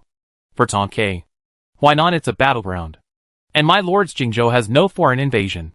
In the north, there is Tang dynasty guarding against Chu Zimu. And in the east, Huangzu guards Jiangxia. It is the autumn of rapid expansion. How can we miss it? Su Shu's words made Yang Sherlang tempted. It is too difficult to cut off a piece of flesh from Chu Zimu during the crusade against the Central Plains. On the contrary, Yizhou Lu Yin has never been very strong, and there are many internal conflicts in Yizhou. Because Lu Yin is an outsider, not all local families in Yizhou support Lu Yin, and Zhang Dao of Hanzhong never gave up attacking Yizhou. I will order Tang dynasty to attack Baoang, so that Chu Zimu cannot concentrate on attacking Hebei. Then we will prepare for half a year, and take another half year to capture Yizhou. After Yang Zhulong's thoughts were opened by Su Shu, he had a bigger plan in mind. If before Chu Tian unified the north, he could unify the south first, and then unite with some of the separatist princes in the north. It might not be impossible. The struggle for hegemony in the north was far more fierce than in the south, with all the great princes fighting each other. It's not that Chu Tian's expansion speed is not fast enough, but it is located in the land of the 4 battles of the Central Plains, and every prince has to beat it again. When Cao Cao rose in the Central Plains, he defeated Qingzhou Yellow Turban, Southern Xiongnu, Tao Qian, Lu Bu, Liu Bei, Yuan Shu, and Zhang Xiu. The same is true for Chu Tian. This has more to do with the position of power. If Chu Tian is placed in a relatively comfortable place, the expansion rate will be faster. Yang Zhulong was in the south and faced relatively little resistance. If we want to take Yizhou, I have one person in mind. Yang Zhulong was thoughtful. Su Shu was also a little curious. Who is the master talking about? Gan Ning. Gan Xingba. Yang Zhulong wants me to send troops to attack Baoang. It is said that after the loss of Yuzhou in the Tang dynasty, He indulged in drinking and debauchery every day until Chu Tian led his army to cross the Yellow River, and Yang Sherlang sent him to attack Yuzhou. It is said that the Tang dynasty returned to normal. Guozi, Li Daozong, Qin Qiong and others were originally worried that Tang dynasty would completely sink due to the defeat in the Battle of Yuzhou. But now it seems that their lord has not changed. Guozi asked tentatively, "What do you want?" "My lord." Saitong's eyes gradually became sharper. "We can fight, but we have to borrow troops from Jingzhou. At least 50,000. The defenders of Baoang are Xiahou Dun and Li Dian. But Earl, compared with you, they are far behind. Finally a chance to take back Yuzhou." The generals are gearing up. And the war in the Central Plains is too futile for these proud generals. They lost the entire Yuzhou. Saikang stretched out his hand to stop the generals. "This may be our last chance. We can't always rely on others." The various princes in the past fought fiercely to compete for the deer in the Central Plains. And further south in Jiaozhou, Jiaozhou shepherd King Defa gathered Jiaozhou troops to prepare for a crusade against the Anan monkeys. Like Goryeo, Dai Viet had only 2 lords left. The northern lord of Dai Viet was strong and repeatedly provoked Jiaozhou. Although Wang Defa had no sense of presence among the princes of the Eastern Han dynasty, he secretly accumulated strength. He had the famous General Zheng Chunggong and a group of civil servants and generals preparing to expand southward. The Anan monkeys jumping up and down in front of him angered him. Dai Viet Kingdom was originally part of Jiaozhou in ancient times, but it was separated from the 5 dynasties and 10 kingdoms. Now, Dai Viet Kingdom should return to our jurisdiction of Jiaozhou. Wang Defa worshipped Zheng Chunggong as the commander-in-chief of the navy and attacked the Dai Viet Kingdom from the sea. He also worshipped Li Dinggui, general of the southern Ming dynasty, as the commander-in-chief of the infantry army, and Fu Yud, the founding general of the early Ming dynasty, as the commander-in-chief of the horse army to attack the Dai Viet Kingdom by land. Dai Viet is shocked. The Han Empire was simply crazy. Not only were they at war internally, but the princes from all directions were also actively expanding outwards. Mingwan, the prefect of Liaodong, marched in with half the troops of Yuzhou, so that the Goryeo Kingdom was in a desperate situation of almost annihilation. The Muwang of Jiaozhou, Defa, declared war on the Dai Viet Kingdom with the strength of a single state in Jiaozhou, and divided his troops into 2 groups to attack. Not only them, Huan, the protector of the Western Region Protectorate, has already marched towards Central Asia. When the Han army arrived, all the small countries that had surrendered to Huan along the way welcomed them and provided food for the Han army. Although these small countries are placed in the Central Plains, and any prince is dozens or even hundreds of times larger than them, when they gather together, they are also a force that cannot be underestimated. Huan is the king of kings in the western regions. If those small countries can also be called kings. The kingdom destroyed by Hua, and this time, was the famous Dewan kingdom in history. The king of Dewan was beheaded by Hua Tsubing in the war, and his head was hung at the gate of Dewan city, which made everyone in Dewan fearful. "This is the throne of Dewan Kingdom? It doesn't look worth much." Huan sat on the throne of Dewan Kingdom, and the nobles of Dewan knelt obediently in front of Huan. Hua Tsubing stood next to Huan, his sharp eyes sweeping over the Dewan nobles. The Dewan nobles were even more respectful and treated them like gods. One of the nobles said with a trembling tone, "King, we are willing to take out all the good horses for you to choose and provide you with food. You think this is enough? King, what else do you want?" The nobles of Dewan were afraid and dissatisfied with Huan's greed. The only things that the Dewan kingdom in the Fergana Basin can offer are war horses and food. In addition to war horses and food, I also want 3 things. First, your city will be managed by the officials I set up to serve as a bridgehead for my attack on the Seljuk Empire and the Kingdom of Khwarezm. King, you want to attack the Seljuk Empire and Khwarezm. The nobles of Dewan Kingdom were unable to understand Huan's madness. Huan integrated the countries in the western region and actually wanted to attack the 2 major powers in Central Asia at the same time. In the eyes of the nobles of Dewan Kingdom, this is simply unimaginable. Both the Seljuk Empire and the Khwarezm Kingdom once dominated Central Asia, and their sphere of influence even reached West Asia. There may be emperor-level heroes. These 2 civilizations are not on the same level as Dewan. Second, wine. Third, people. All Dewan people are loyal to me. Pay taxes to me. Raise horses and fight for me. If not, you will die. The nobles of Dewan Kingdom were trembling with fear. They were no match for the Western Region Protector. And Huan was just a prince of the Han Empire. Huan stood up, and all the Dewan nobles buried their heads. not daring to look at Huan. Only 1-to-1 noble said, General Jianmi, I am willing to follow the king and conquer the Seljuk Empire and the kingdom of Khwarezm. Jianmi? Huan looked at the loyal to 1 nobles, and his strength was over 90. Very good. From now on, you will join my Western Region Protectorate, work for me, and build a great empire spanning Central Asia and the Western regions. Huan's ambition caused a small number of martial to 1 nobles to follow him. People flocked together, and crazy people tend to attract similar people to join them. The 36 countries in the Western region lacked commander-in-chief generals, but there were many powerful generals with high military force. In order to strengthen his power, Huan marched into Central Asia. So among the princes of the Han Empire, he had the largest number of servant troops. Lord, something is wrong. The civil servant Wang Xuanzi, who accompanied the army, was in a hurry. I was planning to continue the Western expedition. What happened? Huan gathered a large army and surrendered some troops of the Yuan kingdom, and was about to attack the Seljuk Empire. However, seeing Wang Xuanzi extremely anxious, he knew that something had changed. Wang Xuanzi said urgently, The Wusun nobles who have surrendered to us report urgently that the Wusun kingdom is being attacked by a cavalry of unknown origin. All 20,000 Wusun cavalry have been wiped out. Cavalry of unknown origin? Could it be that? Huan thought of a terrible enemy and gritted his teeth. Maybe they are the cavalry of the Mongolian Empire. How did they come to the western regions? This time they are in trouble.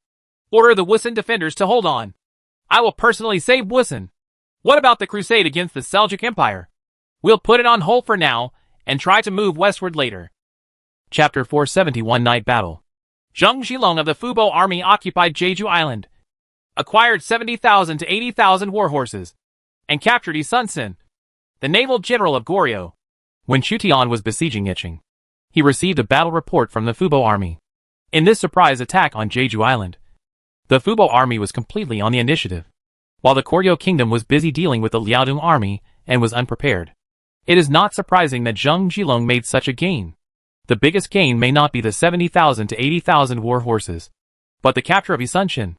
Mingwan has the tendency to destroy the Goryeo kingdom. If Sun falls into the hands of Mingwan, it will bring a lot of trouble to the Fubo army.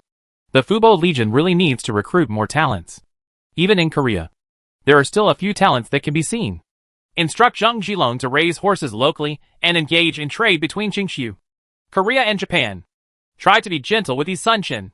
Chu Tian ordered to go down. Over in Korea, it would be nice for Chu Tian to drink some soup.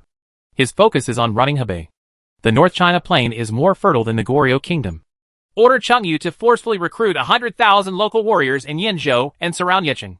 On the outskirts of Yi City, Chu Tian's army was building mountains of earth. Mountains of earth were rising from the ground.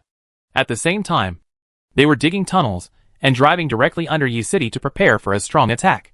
The craftsmen who accompanied the army manufactured trebuchets, catapults, rams, ballistas, ladder trucks, and other siege equipment.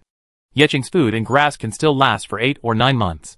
If it was just a siege, Zhao Long's main force must have broken through Taiyuan. Chu Tian planned to launch a fierce attack on Yicheng to see if Yicheng could be captured in a short time. During this period, Liu Bei's military advisor Wang Ming continued to send cavalry to interfere with Chu Tian's army, and once destroyed a mountain of earth.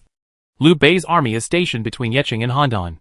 The supply line is very short, so there is basically no need to worry about food and grass problems. If Chu Tian wants to attack Liu Bei, he must leave some troops to surround Yicheng, and the supply line will be even longer. Wang Ming knew that Chu Tian crossed the Yellow River to the north and came from a long distance, carrying a heavy load of food and fodder. So he adopted the attack tactic of a small cavalry force, which made Chu Tian undisturbed and unable to concentrate on attacking the city. When the defenders of Yicheng learned that Liu Bei's reinforcements were in the north, their morale soared, and there was no tendency for them to fall. Liu Beijun did not fight Chu Tian head-on, but instead caused greater trouble to Chu Tian. Liu Bei's army already has some embryonic forms of guerrilla warfare. Sun Yu saw that Chu Tian had been frowning for several days, so he proposed, You can leave 1 legion to besiege Yicheng, and the rest of the army will bypass Yicheng, cross the Zhongshui River at night, and quickly defeat Liu Bei. Liu Bei has his back to the Fushui River. After the defeat, for a while, it's difficult to escape and you'll be hit hard. It makes sense. Sun Yu's words strengthened Chu Tian's determination to defeat Liu Bei head-on.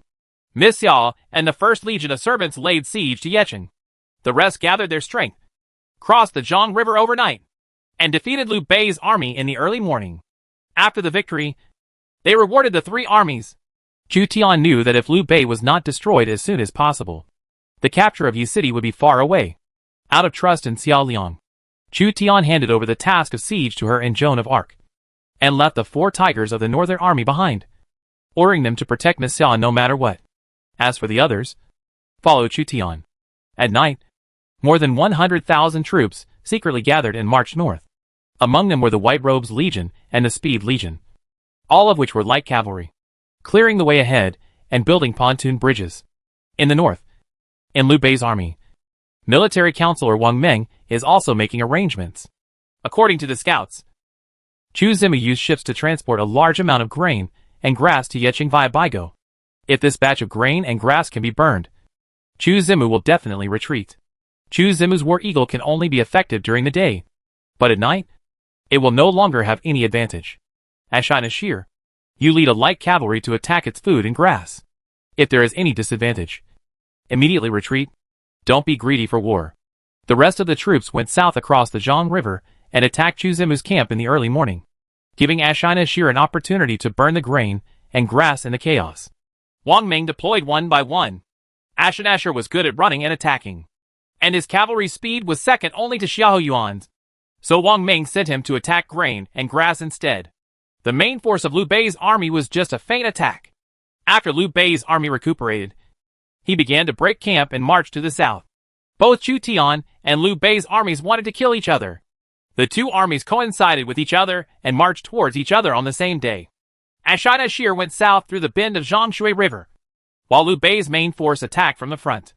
Guan Yu and Zhang Fei once again served as the vanguard, carrying the Qinglong Yanyu sword and the Huangba snake spear, and led the cavalry southward. This time, they not only brought light cavalry, but also heavy cavalry such as Yuo cavalry. Although they were somewhat dissatisfied with Wang Ming, Wang Ming did cause a lot of trouble to Chu Tian and always took the initiative. When Guan Yu and Zhang Fei approached Zhongshui, there was a sudden noise in front of them. Zhang Fei's eyes widened. Something happened before he could cross the Jiang River? The cavalry at the front rushed to report. 2 generals, vanguard to fight the enemy. Guan Yu was the first to react. No. The bandit army must have crossed the river to sneak attack us and coincide with us. Zhang Fei scratched his head. We led the cavalry to attack, drove them down the Yang River, and drowned them all. Drive. After Zhang Fei finished speaking, he directly led his cavalry to attack. Guan Yu thought for a while and realized that he might not lose in the night encounter. So he took the Qilong Yanyu sword and fought with Zhang Fei against Chu Tian's army heading north. Chu Tian led the 5 schools of the Northern Army: the Human Army Tai Shirzi, the Xuanjiao Army Yu Qigong, the Jianyan Army Lian Hongyu, the Scout Army Hua Mulan, and other guards in the rear. He heard the shouting of kill from across the Jiang River. There were sounds everywhere. First with surprise, then with helplessness. His plan and Wang Ming's plan were almost exactly the same. And now the surprise attack between the two sides turned into an encounter. The Yulin Legion and the Tiger and Leopard Legion will cross the river from the left and right wings to carry out a flanking attack. The Offensive Legion will cross the river frontally to support the White Robe Legion and the Speedy Legion. The Invincible Legion will serve as a reserve team. Chu Tian quickly issued the order, and after receiving the order, each regiment commander immediately began to take action. Cross the river. Cross the river. Chow Chow personally stood by the pontoon bridge and urged the Tiger and Leopard to cross the river from the pontoon bridge built on the right. Seeing that their regiment commander was working so hard, the Tiger and Leopard riders rushed to the other side. The Tiger and Leopard Corps has 5,000 Tiger and Leopard cavalry, as well as a group of low-level light cavalry. The two armies fell into an uncontrollable melee, which was beyond the expectations of both sides. Even the defenders of Yecheng could hear the battle that took place in Zhongshui. Xiao Liang yawned and said to Li Xiaoning, "Lead the women's army to strengthen the protection of food and grass, and ask Joan of Arc to allocate an army to you. Her deputy general, Jill, can go with you to protect the food. You lay an ambush. Just stay on both sides. If enemies come, attack them." Yes. Li Xiaoning led thousands of women's troops, and the deputy general of the Holy Maiden Legion, Gil, led 20,000 servants, one on the left and one on the right. to protect the food and grass that was crucial to Chu Tian's army. Joan of Arc is monitoring the defenders of Yicheng. There were more soldiers in her servant legion than the defenders, and the defenders did not dare to fight. After the deployment, despite the shouts of killing not far away, Xiao Liang wrapped himself in quilt and fell asleep peacefully, muttering to himself in his sleep. Chu Tian, I want to squeeze you dry. You again. Zhang Fei pulled out the 8-foot-long snake spear, and a white-robed cavalry fell from his horse. With the light of the fire, he saw Shuai and Gui coming straight towards him. This is the third time Zhang Fei has played against Shuai and Gui. I asked you to escape twice before. Again and again. Not again. Shuai and Gui's Fang Tian Huaji struck his head, but Zhang Fei blocked it.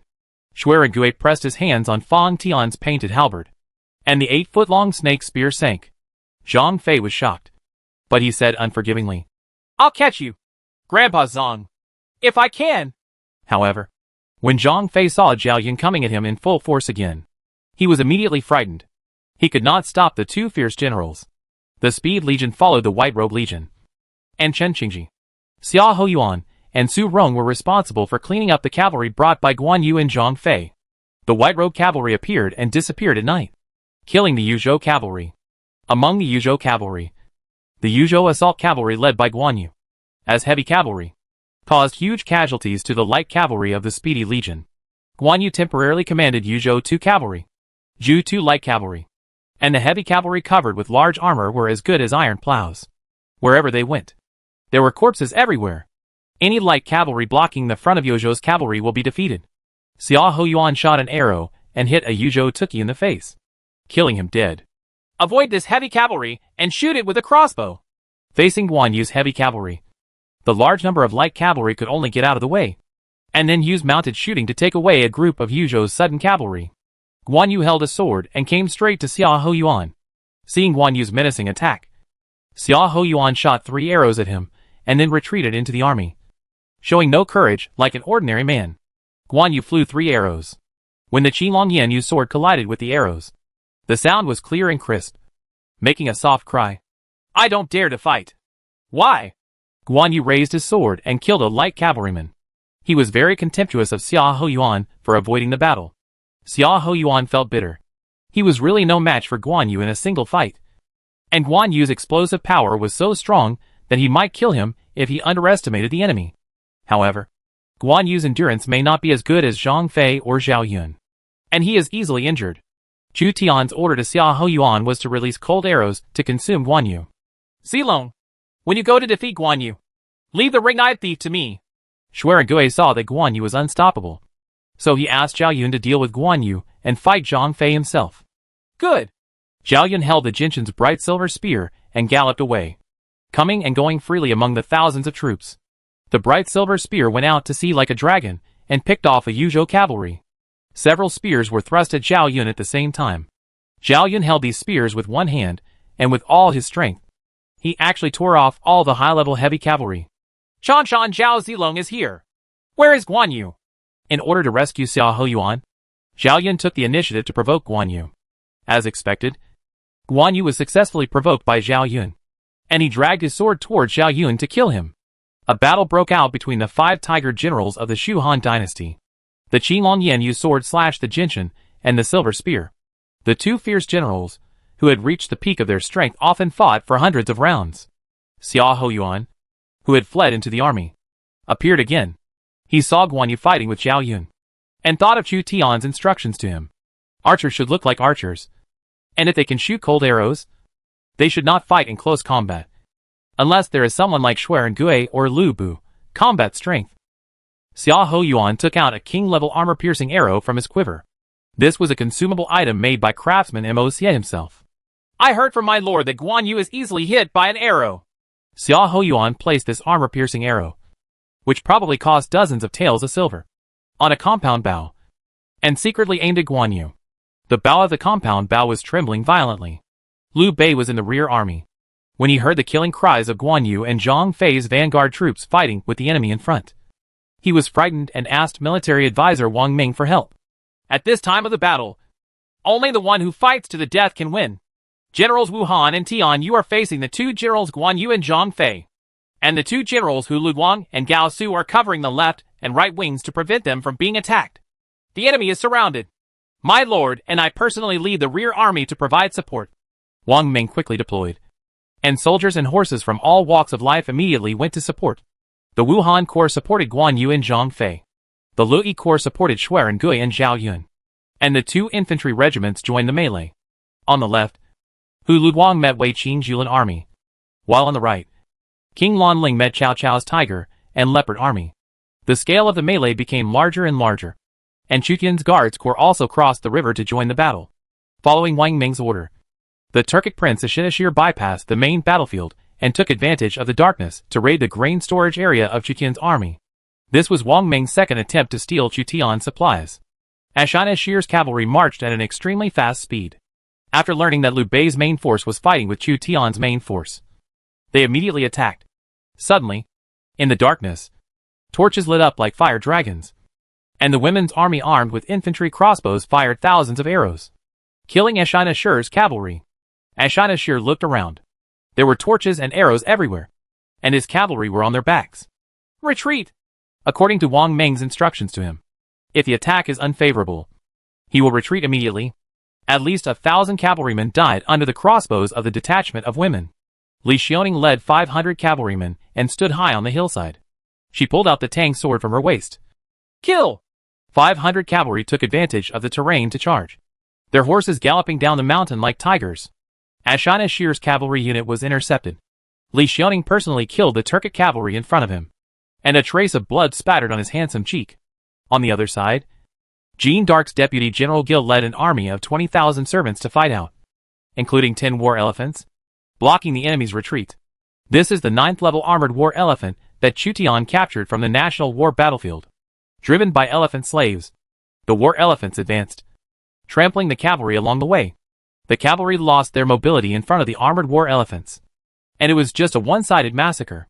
If the war elephant is used well, it can also have unexpected effects. Ashinashir held a horse spear and fought bloody battles.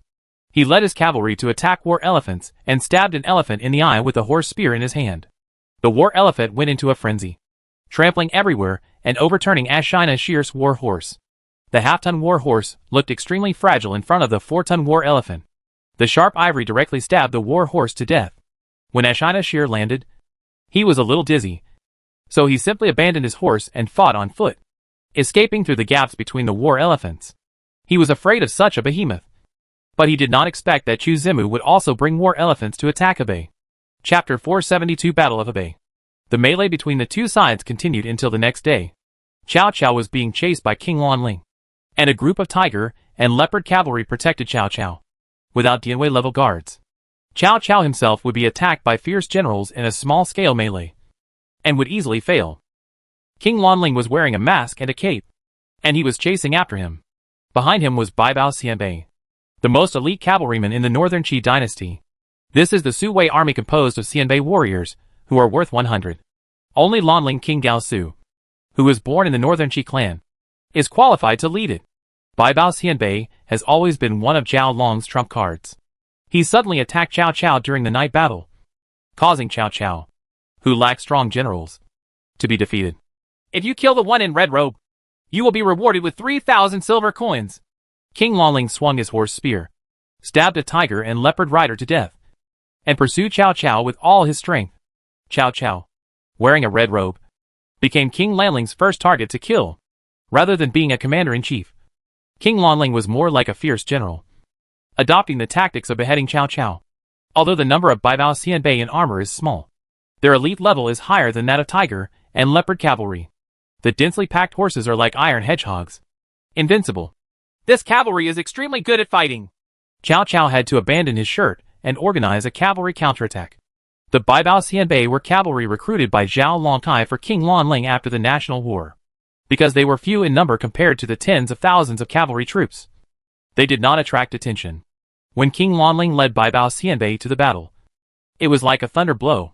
He took advantage of the night to directly attack Cao Cao, and really achieved results.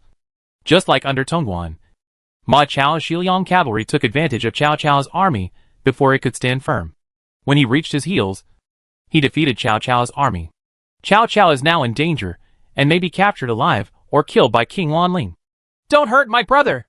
A group of tiger and leopard cavalry came out, and Cao Chun, who was also dressed in armor, found Cao Cao in the melee.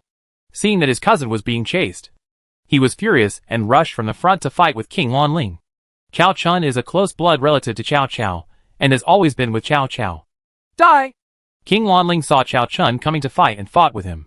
Ma Shan provoked Cao Chun, but Cao Chun avoided Ma Shan and stabbed out the spear in his hand, but was caught by King Wanling with one hand. King Wanling tried so hard that he actually tried to take away Cao Chun's spear. I didn't expect you, an ugly guy wearing a mask, to be so strong. Cao Chun tried his best to take back the spear. King Lanling's size did not look exaggerated, but his explosive power was similar to that of some female generals with higher strength. Taking advantage of Cao Chun's lack of weapons, Ma Shan swept in. King Wanling planned to kill Cao Chun in one fell swoop and reduce the number of generals in Chutian's camp. Sigh! After losing his status as a prince, Cao Cao valued his clan more. He had a very good relationship with Cao Ren, Cao Chun and others. When he saw Cao Chun fighting to the death for him, he couldn't help but be moved and personally led the tiger and leopard cavalry back to fight to the death with Bai Bao Xianbei. Cao Cao can provide bonuses to generals such as Cao Chun, but Cao Chun's military strength is still not as good as that of King Wanling, and he is in danger of being killed by King Wanling. There are currently only a few hundred tiger and leopard cavalry around, and under the leadership of Cao Cao, they attacked Bai Bao Xianbei. The tiger and leopard cavalry is a mixture of light cavalry and heavy cavalry. Facing the equipped Bai Bao Xianbei, the damage is limited. Even so, the tiger and leopard cavalry with Cao Cao's bonus still killed and wounded a group of Bai Bao Xianbei and worked hard to join Cao Chun. A group of Yuzhou cavalry took advantage of the situation and came to attack. The team was led by the General Xian Yufu recruited by Liu Bei and Yuzhou. Among them were some Wuhuan cavalry. Gao Su, I am here to help you on the orders of the military advisor. There were about several thousand Yuzhou cavalrymen surrounding Cao Cao and Cao Chun. Xian Yufu's cavalry bonus was not as good as that of King Wanling, so King Wanling immediately took over his cavalry and launched a fierce attack on Cao Cao and Cao Chun. Cao Cao held a spear and killed a Wuhuan cavalryman, facing enemies from all directions. Cao Cao was in a critical situation. If you are not careful, he and Cao Chun will all die here. Brother, please leave quickly. Cao Chun led the tiger and leopard cavalry to clear the way for Cao Cao, killing several people in a row, beheading a captain of the opponent, and protecting Cao Cao from breaking out. Cao Cao went into battle in person, and he had a little bit of force, so it was easy to kill ordinary soldiers. However, King Wanling would not sit back and let them leave, and came to kill Cao Cao and Cao Chun again. A pair of murderous eyes appeared in the bronze mask, and a sharp horse shot through the air. Cao Cao's and Cao Chun's weapons shot out almost at the same time, blocking King Lanling's horse. The three long weapons collided. Cao Cao's tiger's mouth could not withstand the impact, and Ma Shan unexpectedly let go. Fortunately, Cao Chun tried his best to block King Lanling's horse, although King Wanling is still one level behind Shui Gui, Zhao Yun, Guan Yu, and Zhang Fei. His military power is one level higher than that of Cao Chun. Even Cao Chun can only block King Lanling's Ma Shu. King Lanling's horse stabbed again. The target he wanted to kill was not Cao Chun, but Cao Cao as the commander-in-chief. Cao Cao's large army has considerable combat capabilities. Only by using cavalry to attack Cao Cao can such results be achieved. King Wanling knew that if he killed Cao Cao, Chutian's army would lose one of its auras, which might affect the entire battle. The horse stabbed out, and the sound that broke through the air made Cao Cao's scalp numb. My life is at stake. Cao Cao originally wanted to make great achievements and become a prime minister or a general no matter what, but he never expected that he would die in Hebei. There is no perfect path for everyone. Why should my brother give up on himself? Cao Chun still fought to the death, and when he blocked King Lanling's horse, the sharp spear blade cut through Cao Chun's armor. Blood flowed down Cao Chun's left arm. Cao Chun used lower force to force a decisive battle with King Wanling. His momentum infected Cao Cao, who cheered up again and commanded the tiger and leopard cavalry to break out of the encirclement. A cavalry attack came, and the Knights of the Round Table broke into the Yuzhou cavalry. Hundreds of Yuzhou cavalry were killed. King Arthur appears and stabs King Wanling with a holy sword. The two kings were fighting, and the horse sword and the holy sword were violently rubbing against each other. The harsh collision sound was particularly pleasant to Cao Cao's ears. The war horses clashed, and the two kings faced off again. King against king. The two cavalrymen fought, and the Knights of the Round Table fought with Bai Bao Xianbei. Bai Bao Xianbei is one of the best Xianbei warriors, and the Knights of the Round Table are also English nobles, who are superior to many soldiers. Iron cans are fighting with each other, and the sounds of armor plates, weapons, and the neighing of war horses come and go. Bai Bao Xianbei encountered an unprecedentedly powerful opponent, and some of Artoria's Knights of the Round Table were killed by Bai Bao Xianbei's horses. This is a confrontation between two high-level heavy cavalry. The single combat power of the Knights of the Round Table is higher, even higher than that of the black armor cavalry, but the number is a little smaller. After the lance pierced Bai Bao Xianbei's uniform, the Knight of the Round Table pulled out the sword from his waist and stabbed the oncoming Bai Bao Xianbei through his head. Behind the Knights of the Round Table is Taisher Ci's Tiger Army. The huge number of Huban troops completely defeated the Yuzhou cavalry. During the melee at night, Chu Tian did not easily invest in his reserves. When it got dark, he sent the Knights of the Round Table and the Tiger Army to support the right wing, which instantly changed the balance of military power on the right wing. Taisher Ci shot more than 10 arrows in a row, with hundreds of hits. More than a dozen Yuzhou cavalry fell to the ground. The Tiger Leopard cavalry, the Knights of the Round Table, and the Huban army worked together to attack King Lanling and Xian Yufu. King Lanling saw that he could not kill Cao Cao and Cao Chun, so he had to fight and retreat. King Arthur's holy sword struck from time to time, and King Lanling turned around to fight. The situation on the right wing improved, while on the left wing, Wei Qing fought with Hu Luguang. Hu Luguang seriously injured Wei Qing's deputy General Gong Sun Ao with an arrow, which caused the morale of Wei Qing's Yulin army to decline. Wei Qing had no choice but to have Gong Sun Ao carried down and fight Hu Luguang himself. The two cavalrymen fought from night to early morning. During this period, Wang Meng sent in crossbowmen, which caused considerable damage to the Yulin Legion. Hu Luguang is a hero of the cavalry and bout types, and he also has a huge bonus to crossbows. Even so, Wei Qing's side did not collapse because of this, and the two sides continued to see each other. Hu Lumingyu is indeed a capable general. Wei Qing continued to direct the cavalry to attack Hu Luguang's troops. Chu Tian had already explained the characteristics and combat style of the opponent's general to the generals in advance. Hu Luguang was good at field combat, and he could not be directly crushed unless he had an absolute advantage in strength. General Wei Qing, my lord ordered me to come and help you. The black-faced Wei Qigong came with a spear, and with him came more than 300 Xuanjia army cavalry. General Yuchi came just in time. Wei Qing lacked a strong general to lead the cavalry to defeat Hu Luguang. Chu Tian sent Yu Qigong, who was good at charging into battle, to support Wei Qing, which relieved Wei Qing's urgent need. Hu Luguang faced Wei Qing, one of the double walls of the Han Empire. After a night of fighting, with his force, he killed more than 200 cavalrymen of Wei Qing's army and wounded Gong Sun Ao. But he was still unable to defeat Wei Qing. Hu Luguang's anxiety was only a lot more than that of Wei Qing. Wei Qing could afford it, but he couldn't afford it. Suddenly, among Wei Qing's army, a black armored cavalry charged towards his cavalry from the front. This cavalry is coming at lightning speed. At the front is a fierce general holding a sword. Yu Qigong led the Xuanjia cavalry to charge. Behind the Xuanjia army are the ordinary heavy cavalry of the Yulin army. This group of heavy cavalry was only at the 4th level, but had a defensive power that surpassed that of the light cavalry. With the Xuanjia army as the main force, they formed a conical formation under the command of Wei Qing. Out of trust in the Xuanjia army, Wei Qing planned to break through head-on. Fire the arrow! Hu Luguang felt the terrifying momentum of the Xuanjia army's charge. Facing such a powerful army, he could only rely on the crossbow troops. The crossbowmen formed a wild goose formation and fired flatly, or through a dense rain of arrows, at the Xuanjia army and heavy cavalry in the middle from both sides. The rain of tens of thousands of arrows intertwined into a dragnet. The arrows splashed on the battlefield, and the arrow clusters collided with the armor. The Xuanjia army cavalry lowered their heads and allowed random arrows to fall.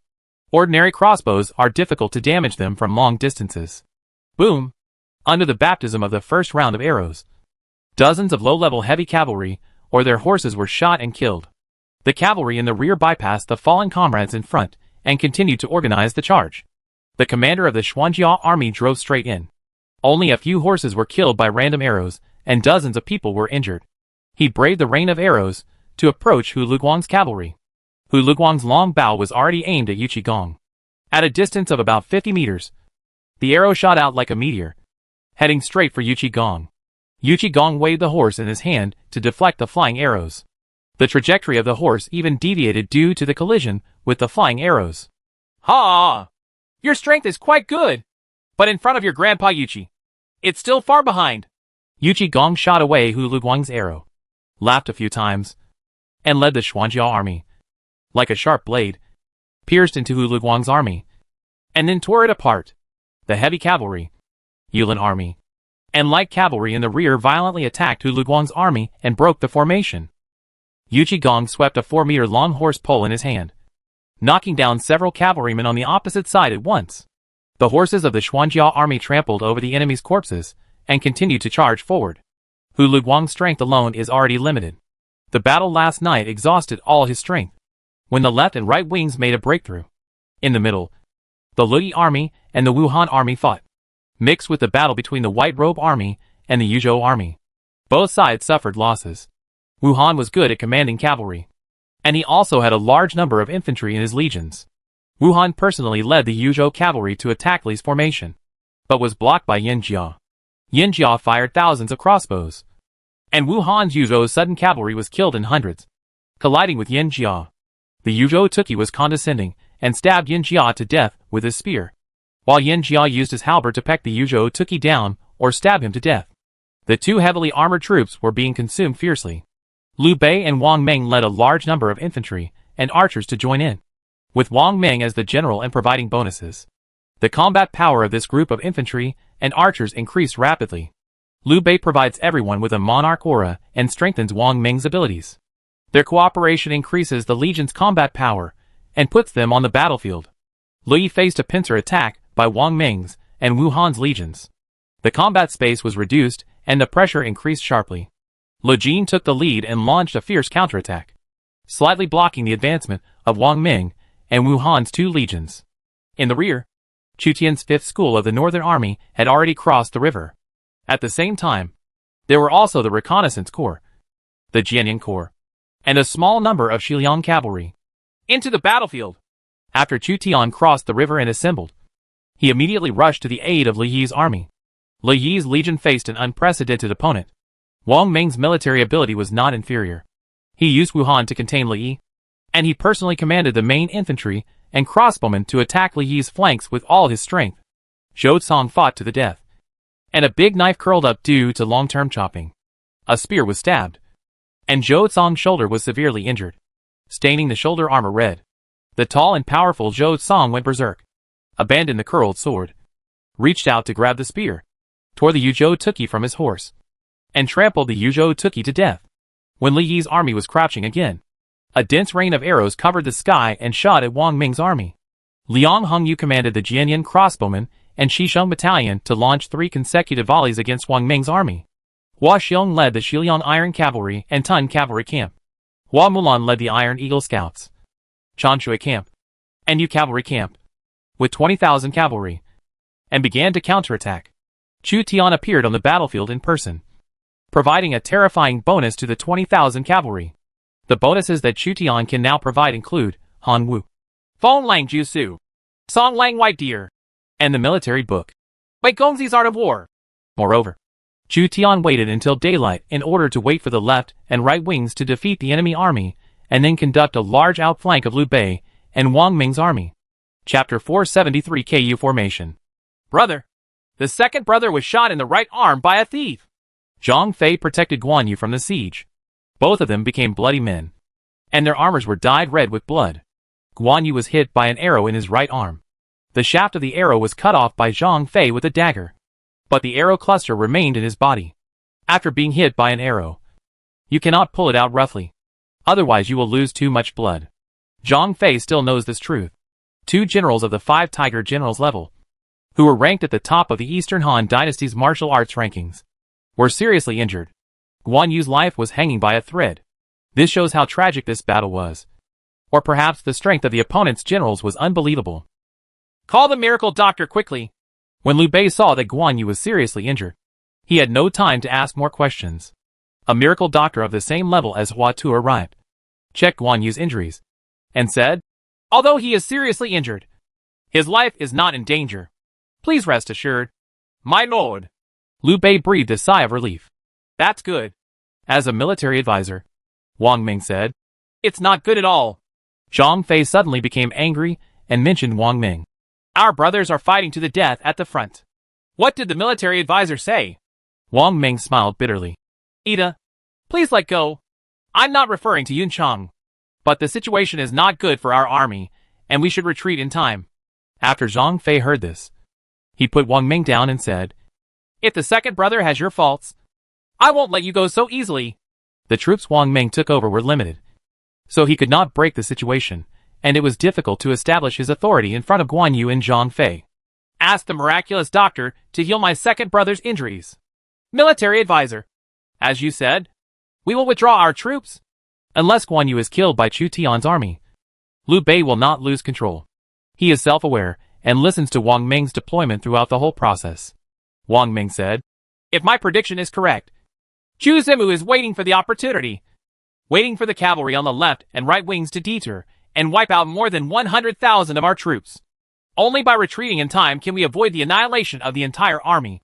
My subordinates have the skills to boost the morale of the army and can at the critical moment. We must protect our lord's troops. What about the soldiers and horses of Wu Luguang and Gao Su on the left and right wings? When necessary, we can only abandon our troops to protect our commander. They are Zhao Long's soldiers and horses. How many people are killed or injured has nothing to do with the lord. It would be better this way. Hu Luguang and Gao Su's soldiers and horses suffered heavy losses, and they will be more dependent on them. To the lord, everything will be done in accordance with the military advisor's deployment." Wang Ming and Wu Han's army began to retreat backwards, and Chu Tian and Li Yi's army took the opportunity to pursue them. Hua Mulan and Hua Xiong took the lead. Hua Mulan went to the battlefield again, as heroic as before, and Ma Shan directly stabbed an unknown general on the other side to death, boosting the morale of the army. Hua Xiong's sword flashed, killing dozens of the opponent's infantry in a row. He was condescending and unstoppable. After Shuai Gui, Zhao Yun, Xia Ho Yuan and others defeated Guan Yu and Zhang Fei. They joined the attack on Wang Ming and the Wuhan army. However, the cavalry on the left and right wings had not yet had time to encircle them. Although Wang Ming's army and Wuhan's army retreated undefeated, they could not achieve the level of total annihilation. It would be extremely difficult to completely annihilate Wang Ming, who was good at intelligence and military affairs. Wang Ming had already set up many pontoon bridges and military vehicles in Fushui in advance as a retreat, when the battle situation ahead was unfavorable. Wang Ming led the army to retreat to Fushui and ordered Liu Bei to go first. "How can I abandon all the soldiers and retreat? Only if everyone retreats. I will retreat to the north bank with those who stayed behind." Liu Bei insisted on not retreating, but ordered the injured Guan Yu to be sent to the north bank. "Wu Han, you lead the crossbowmen to the other side to set up a formation. I have prepared crossbows, arrows, and chariots on the other side in advance. Chu Zima cannot pursue him to the other side." Wang Ming asked Wu Han to go first. Wu Han replied, "Yes." Wang Ming directed everyone to race against time to retreat. Wang Ming has never fought against Chu Tian, and he has limited knowledge of the true strength of Chu Tian's army. Last night was the closest chance he had to victory. Given the favorable timing and location, the outcome was uncertain. King Lanling took advantage of the darkness and led Bai Bao Xianbei to attack and almost took Cao Cao away. In the real fight, Wang Ming found that his chips were still smaller than Chu Tian.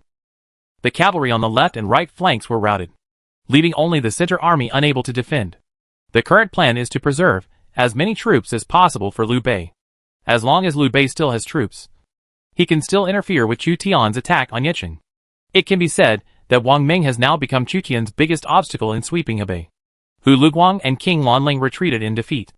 Among them, King Lanling had a sword mark on his mask, which was the mark of being struck by King Arthur's sword in the lake. If the sword in the lake penetrates another inch, King Lanling will be disfigured even if he is not dead. More than 100,000 soldiers and horses crowded to cross the river. Wang Ming ordered the infantry to use chariots and form a moon formation, with their backs against the water, and fight with their backs. This formation has extremely strong defensive and lethality capabilities against cavalry. Wang Ming still saved a hand and prepared to restrain the cavalry chariots on both sides of the Fu River in advance.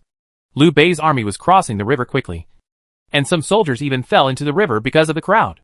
Wang Ming stood firm and relied on the terrain, making it difficult for Chu Tian to take full advantage of Chu Tian's superiority in troops and cavalry. All crossbowmen, don't worry about arrow consumption. Just concentrate on shooting. Lu Jin leads Yin Jia to attack the KU formation. All the fierce generals, attack this formation on foot. Facing the KU formation, which looked like a tortoise and had Wang Ming's bonus, Chu Tian still planned to forcibly dismantle it despite having a headache. Against chariots, crossbowmen and heavy armored infantry are more useful. Under the command of Liang Hongyu, 20,000 improvised crossbowmen used dense arrow rain to cover Wang Ming's KU formation. The rain of arrows was like locusts, covering the sky and the sun. The crossbowmen hiding behind the chariot subconsciously huddled up and blocked the rain of arrows with the chariot and shield. The chariots and shields were studded with dense arrows. Arrows rained down one after another, and Chu Tian would not miss the opportunity to severely injure Liu Bei. As for the arrows consumed in the battle, Chu Tian didn't feel bad. He has the resources of 4 states, and is willing to spend more money than Liu Bei. 1 million arrows was already a huge number to Liu Bei, but to Chu Tian, it was nothing more. This is a crushing of national power. Wang Ming still persisted under the intensive rain of arrows, which has demonstrated his ability. The dense rain of arrows could not destroy the infantry under Wang Ming's control. The ones who really used to destroy the KU formation were Yin Jiashi, who was Lu Jin's general, and the fierce generals sent by Chu Tian. My lord, I'm going to join the battle to relieve my lord's worries. Dian Wei was carrying 2 iron halberds. He saw that the battlefield had been fighting for a long time, but he never had the chance to kill the enemy. He couldn't hold back anymore, so he volunteered to attack KU formation. Chu Tian nodded. You lead the infantry battalion and go to fight. Dian Wei, who looked like a humanoid beast, led 3,000 infantry to attack KU formation. Every step Dian Wei takes leaves a deep footprint on the ground, which shows his great strength. Generals such as Shui Rengui, Zhao Yun, and Hua Xiong also dismounted and led part of the heavy infantry of the offensive legion to charge despite the arrow rain from the KU formation. Shui Rengui's Fontian painted halberd dragged a scratch on the ground, and the arrows passed by it, but could not shake it at all. Facing KU formation, which had a defense comparable to that of a tortoise, Chu Tian's tactics were to be covered with arrows and attack with fierce generals. A military chariot may not be enough to see in front of a fierce general. The fierce general in Lord can kill hundreds or even thousands of people, and is even more powerful. Dian Wei led 3,000 infantrymen. He waved his iron halberd and knocked away all the arrows fired at him. He did not stop until he was under a military chariot. Rise! Dian Wei threw his 2 halberds on the ground, stretched his hands under the chariot, and shouted loudly. The veins in his thick arms swelled like a horned dragon. What does he want to do? Even Chu Tian was puzzled by Dian Wei's behavior. The heavy military chariot began to tilt, and veins appeared on Dian Wei's forehead. With another force, the entire large military chariot overturned to the ground. Boom! The soldiers behind the chariot had no time to escape and were killed by the overturning chariot. Everyone looked at this powerful and reckless man in disbelief. Dian Wei's thinking was simple and crude. He just flattened the chariot in front. The 3,000 infantry battalion climbed over the fallen boxcar and fought fiercely with the enemy in the rear. Dian Wei took the lead and killed hundreds of enemy troops in a row, which was frightening. Perhaps it was Dian Wei's simple and crude approach that inspired other generals. Shui Rengui, Zhao Yun, and Hua Xiong joined forces to launch a military chariot at the same time. The combined strength of the 3 people directly knocked the military vehicle away. The chariot rolled several times in the air, hit the ground heavily, and rolled several more times on the ground, crushing the enemy. At least 20 infantrymen were killed by the chariot. The strong general can still be used like this. Chu Tian did not discuss with Shui Rengui and others, and had limited knowledge of the military force of the emperor-level generals. At this time, seeing that Zhu Zhu would break the moon formation with brute force, he could only say that he could defeat 10 groups with 1 force. Fang Xianling and Sun Yu were observing the enemy formation. Fang Xianling said, if Wang Ming had time, he could use iron ropes to connect the chariots together, or build iron chariots. But the moon formation is not that easy to break. Chu Tian waved his hand. The cavalry is ready to break the formation from the gap. Sure enough, as Fang Xianling said, Wang Ming only had time to set up the KU formation, but not yet had time to connect the car with the iron rope. After suffering a loss, Some military chariots were hurriedly connected with iron ropes or hemp ropes. If Dian Wei wanted to overturn another chariot, he would need more strength. Chu Tian's cavalry had begun to gather towards the gap in KU formation, and the situation was extremely unfavorable to Wang Ming. Wang Ming had one last resort. He summoned all the generals and mid-level and low-level officers who stayed on the south bank and used his ability to inspire the troops. Wang Jinlu and the princes have received the kindness of the Lord, and now we are fighting against the powerful enemy. We should fight to the death with all our strength. Advance without retreating and make great contributions together to repay the country.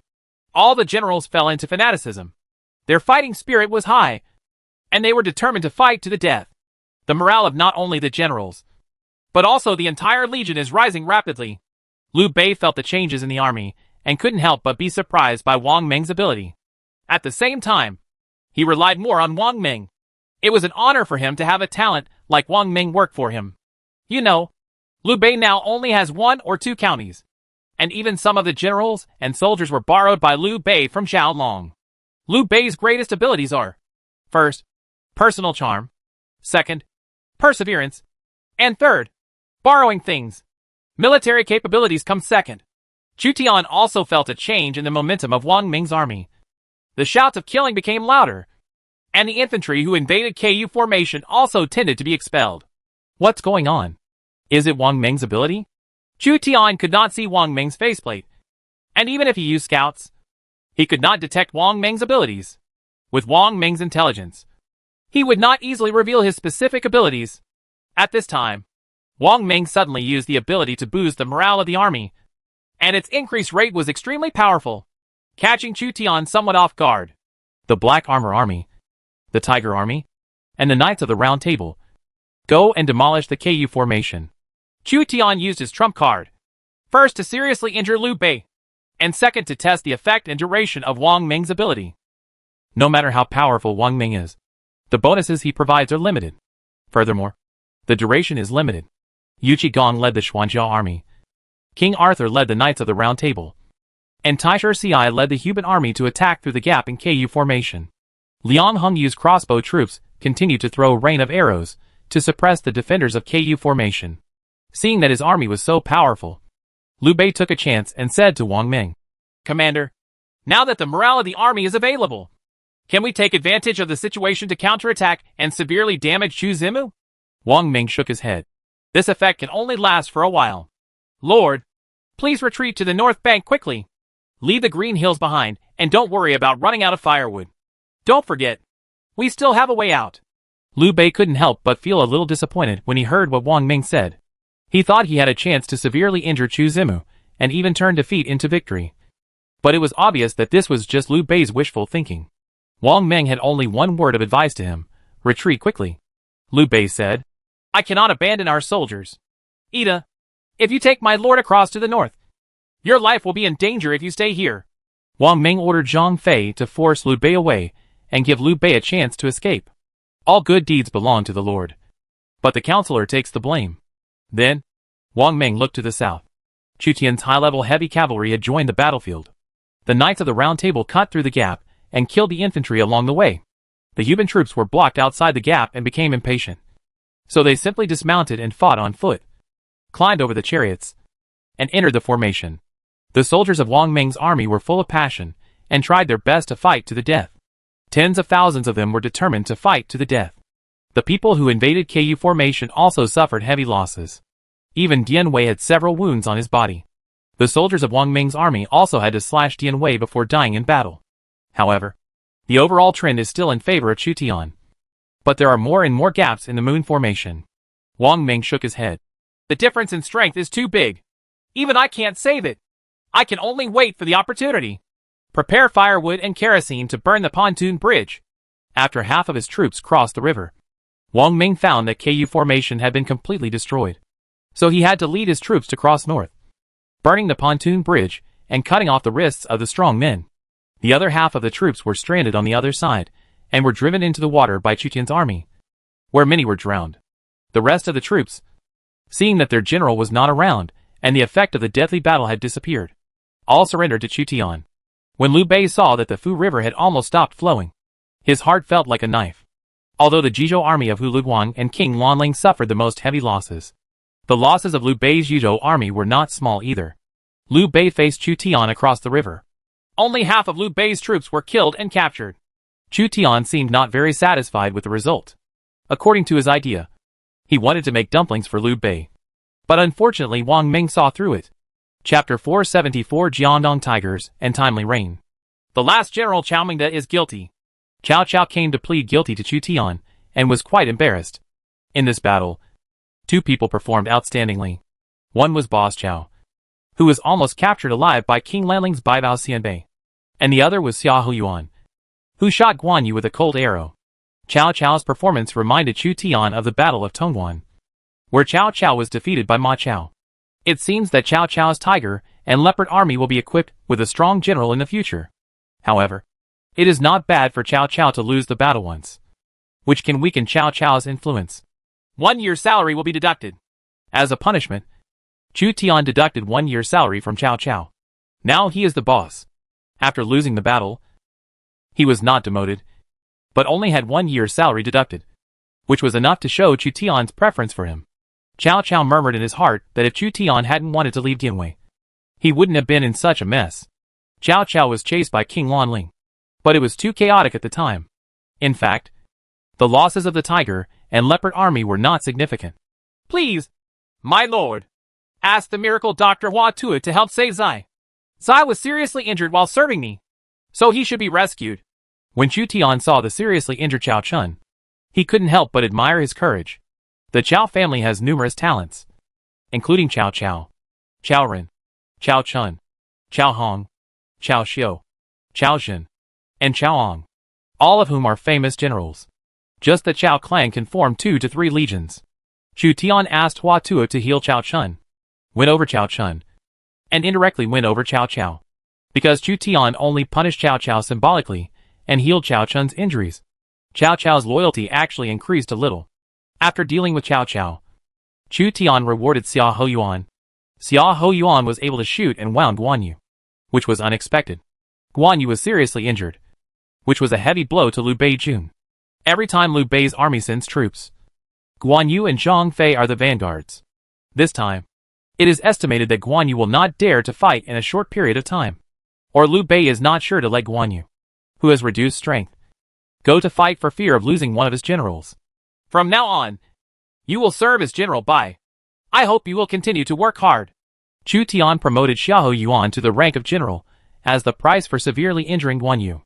Without Guan Yu, Liu Bei's threat will be reduced accordingly. Thank you, Lord. Xia Huyuan surrendered to the Chu Tian camp and was promoted from lieutenant to general, which was considered good treatment for a reduced general. A few years ago, a captain and a captain were quite rare. Now Chu Tian's army already has a lot of partial generals, and captains, and there are several generals even with generals.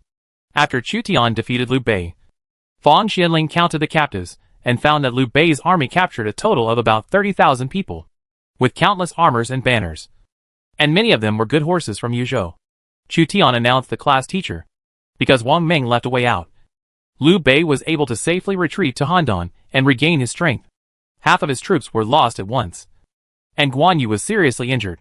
Liu Bei did not dare to support Yeqing for a while, so he had to rest in Handan for a month or 2 to wait for his morale to recover.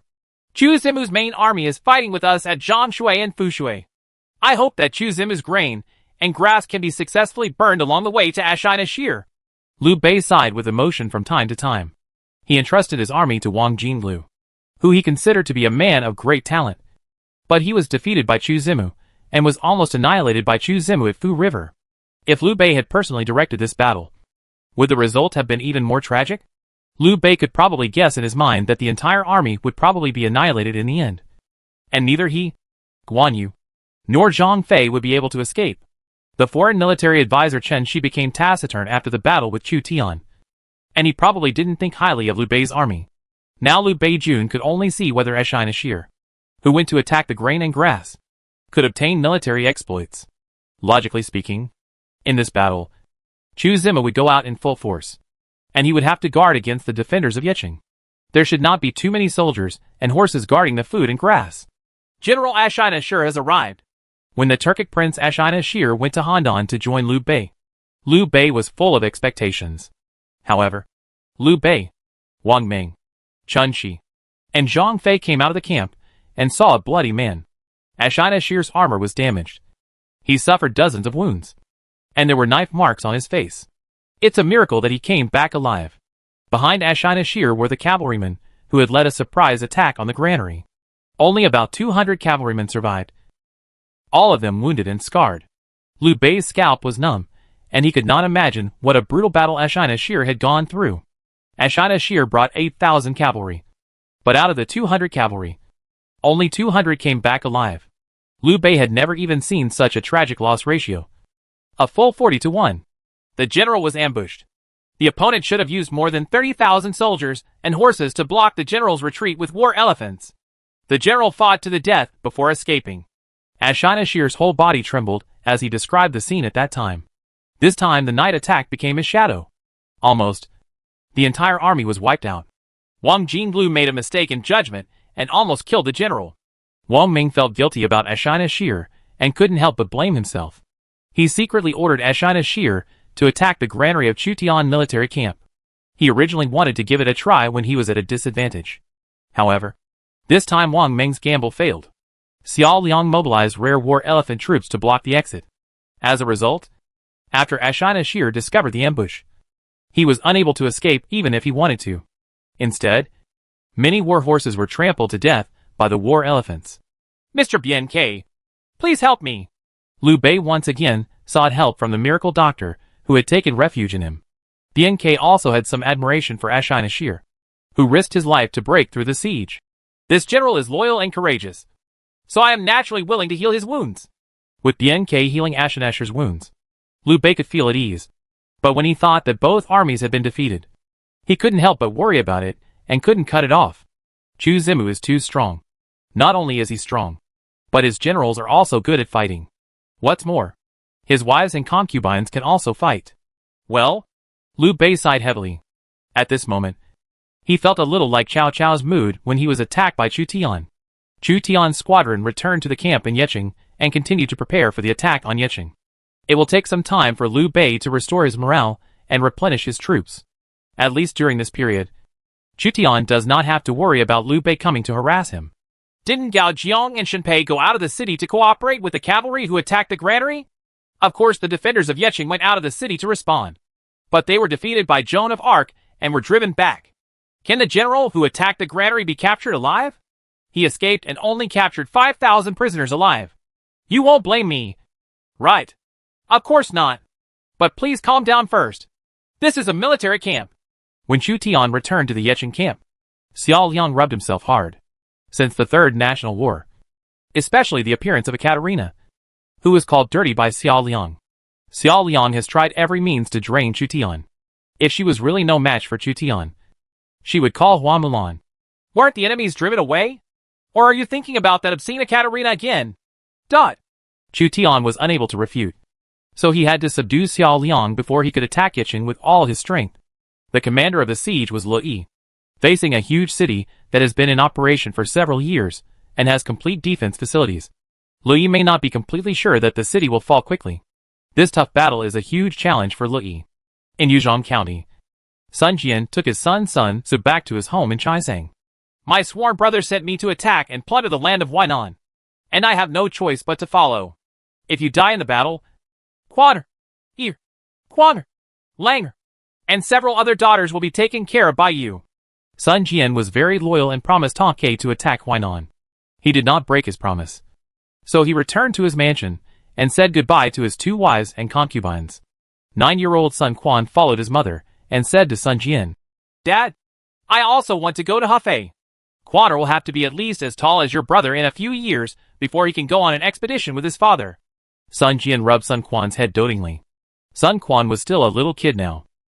However, in Sun Jian's view, Sun Su, as the eldest son, is the closest to him, regardless of courage or force. That's right. Sun Jian remembered Tongchua's advice to him and looked at his daughter, who was just born. How about this daughter be named Sun Shangxiang? If my adopted brother can become the lord of Jiangdong, how about this daughter? With the marriage between our 2 sons, Our Sun family can also become ministers and generals. Everything depends on Mr. Lang. Well, I think this woman looks like a noble person. The more Sun Jian looked at Sun Shangxiang, the more he believed in destiny. Some people are destined to have a silver spoon in their mouths when they are born, while others are destined to be mediocre when they are born. Sun Jian believed that Sun Shangxiang was the daughter of destiny and could bring great benefits to the Sun family in Jiangdong. However, it will be at least 16 years until Sun Shangxiang grows up. Huang Gai came to visit Sun Jian and said, My lord, there are two people, Zhou Tai and Jiang Qin from Zhejiang, who are hiding in Chaisang to escape the chaos. They heard that my lord is recruiting troops and looking for talents. So they came to seek refuge.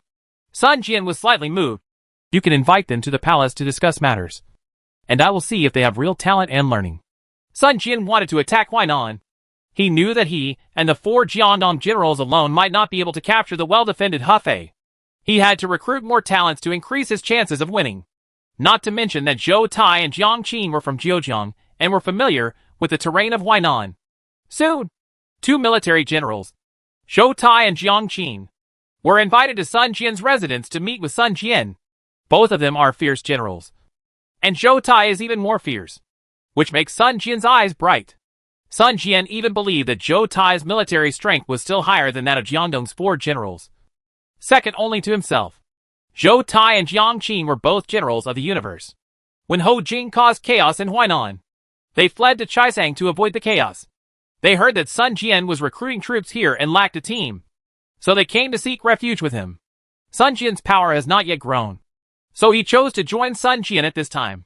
Although Sun Jian is less likely to become bigger and stronger, it also means that he can be reused and will soon become a veteran of Sun Jian's power. Sun Jian wanted to win over the two of them, so Zhou Tai and Jiang Qin went to Sun Jian's door. Jiang Qin mentioned something. A group of water bandits recently appeared in Poyang Lake. They call themselves the Liangshanbo Force. The leader is Timely Rain Song Jiang. This person seems to have several capable men under his command. If the Lord can subdue this person for his own use, maybe he can attack Huainan. The odds are better. Song Jiang? Sun Jian had never heard of this person. But it's not surprising. The entire Eastern Han dynasty had a vast territory, and there were countless mountain bandits, water bandits, horse bandits, nomadic tribes, Shan Yu, and Chan people. It was impossible to wipe out all mountain bandits and water bandits in a short time, even within Chuqian's territory. There are many water bandits and mountain bandits. For example, in the Huainan region, there are bandits on every mountain top. Only the Langya kingdom in Chutian had used bandits to train its troops for a long time, and the bandits were almost extinct. There were so many water bandits, and it was impossible for Sun Jian to know the names of the leaders of each water bandit. Zhou Tai also heard about Timely Rain Song Jiang. He should not be an ordinary water bandit. I heard that 3 or 4 years ago, Chu Zimu of Langya Kingdom competed with Tao Qian and other foreign lords for Shuzhou. This Song Jiang was one of the East China Sea. The general of Lord Guiran was later defeated and disappeared. Now it seems that he fled to Poyang Lake, recruited a few good men, robbed people in Poyang Lake, and robbed the rich and gave to the poor in order to make a good name for himself. The information Zhou Tai heard was correct. In the process of Chutian unifying Shuzhou, Song Jiang caused some trouble for Chutian. However, Chutian's thoughts were focused on Luyi and Yangyi, and he directly ignored Timely Rain Song Jiang, so that Chutian did not even inquire about Song Jiang's whereabouts. Song Jiang followed his lord to escape from Shuzhou. On the way, the lord was killed by water bandits. However, Song Jiang found a way to subdue the group of water bandits and went south. Finally, he chose to use Poyang Lake as a stronghold and plundered for a living. Poyang Lake was not originally Tongchua's territory. There were many lords near Poyang Lake who attacked each other, which gave Song Jiang an opportunity to rise. Song Jiang attracted more fishermen and villagers to join his ranks of water bandits, strengthening his tribe, and at the same time absorbing the defeated soldiers of various surrounding lords. Over the past few years, he had gathered tens of thousands of soldiers and horses, and owned 1,000 boats, including fishing boats. Sun Jian focused his attention on pacifying the lords of Yuzhong County. If Zhou Tai and Jiang Qin had not reminded him, he would not have known that there was such a powerful figure as Song Jiang in Poyang Lake. Song Jiang annexed the generals of some surrounding lords, which means that if Song Jiang is conquered, Sun Jian's power can grow. Zhou Tai and Jiang Qin were obviously ready to offer their services before asking to see Sun Jian. We have figured out the location of Liang Shanbo. As long as the general intends to subdue this group of water bandits, the two of us can be the vanguard. Sun Jian thought for a while, and finally decided to attack Song Jiang, gather Song Jiang's troops, and then attack Hefei. You two can lead the way. I will personally lead 50,000 naval troops to attack Liang Shanbo. Chapter 475 The Tiger of Jiangdong attacks. Sun Jian, the fierce tiger from the east of the Yangtze River, led the navy, and Huan Wen, Tongqiu as general, attacked Song Jiang. The two sides launched a water battle in Poyang Lake. The water of Poyang Lake was filled with flames and thick smoke billowing into the sky. Hundreds of small warships were burned. Song Jiang's traveling boats and fishing boats were quickly defeated in the face of the regular navy consisting of tower ships, fighting ships, and stern ships. Sun Jian did not give Song Jiang and his generals any chance of duel, and used a large ship to ram and sink Song Jiang's fishing boat. Fire arrows filled the sky and poured down. The fishing boats were filled with fire arrows and black smoke billowed. Under the protection of the reckless man Li Kuei, Song Jiang fled back to the water village. Song Jiang's generals were disgraced and completely defeated in the face of the Jiangdong Tigers' offensive. He returned to the water village and gathered thousands of water bandits and local warriors to defend the village. People in the water village were panicked. In the Poyang Lake area, they are considered a considerable force, but compared with the real princes, regardless of the structure and the quality of the legions, Song Jiang's water bandits are at a disadvantage. Hundreds of warships surrounded the water village, and building ships blocked the exit of the water village. Huang Gai, Cheng Pu, and Lu Laoji, general of the Tonkei Beifu military department, led their troops to attack from the land and blocked all roads. Song Jiang wanted to break out of the encirclement, but was suppressed by the opponent's crossbows and retreated again. Brother, Sun Jian, the Jiangdong Tiger, has sent people to recruit him. At present, Zhang Shun, the commander of Song Jiang's navy, came down from astern with a dozen of his men, and also brought a military commander. The man said by Sun Jian carried a long knife and had a somewhat contemptuous attitude towards Song Jiang and others. In Han Dang's eyes, Song Jiang and his group were just water bandits. Li Kuei, Lu Tang, and Dong Ping followed Song Jiang. They looked unhappy when they saw Han Dang's arrogant attitude. Han Dang said, My lord wants to recruit you to surrender and serve my lord. From now on, you are not allowed to plunder the people of Poyang Lake. My lord will give you military pay. Song Jiang had a strange look on his face. Or in other words, he seemed to be quite tempted by Sun Jian's recruitment. Li Kuei was the first to stand up and object. Who are our brothers? You alone want to recruit us? Let's see if my Ghost King Axe agrees. Another strong man, with a cinnabar mark on his temples, also stood up. We have so many heroes. We may not be able to defeat the Jiangdong Tigers. Han Dang looked at the black whirlwind and the red-haired ghost with murderous intent in his eyes, which made Li Kuei and Lu Tang feel timid. Han Dang followed Sun Jian at the beginning of the Yellow Turban Rebellion and was one of the 4 Jiangdong generals. He killed many more enemies on the battlefield than Green Lin like Li Kuei and Lu Tang. Li Kuei and Lu Tang would also feel fear in the face of the murderous intent of professional military generals. Please go back and inform the prefect and give us 1 day to think about it. Song Jiang struggled between recruiting troops and resisting. After 1 day, if you don't surrender and break the water stronghold, all those who resist will be executed. After Han Dang left, the Shuizhai Ji Hall was silent. Sun Jian not only brought Changsha troops, but also Beifu troops sent by Tong Kai. Both armies were extremely capable. Song Jiang recruited mostly Liangshan troops, and Xiangyong, who did not have to pay military salaries. Faced with a real strong force, the army is completely defenseless. Song Jiang sat on the main seat and asked Wu Yong, the military advisor who had surrendered to him. Military advisor, what do you think we should do? Wu Yong saw that Song Jiang was willing to accept Sun Jian's persuasion to surrender, but he had to go 1 step further. Brothers gathered from all directions in this Jui Hall just to get a bite of food. In my opinion, Sun Jian, the governor of Changsha, is not as brave and good at fighting. Let's give him a try for now. If Sun Jian treats any brother badly, we will turn against him. This is exactly the truth. I, Song Gongming, will not let any brother suffer, nor will I let any brothers die in this battle. Song Jiang opened his mouth, and more than a dozen generals looked at him. In the end, the minority obeyed the majority and chose to recruit troops. I'm afraid that we will take refuge with Sun Jian.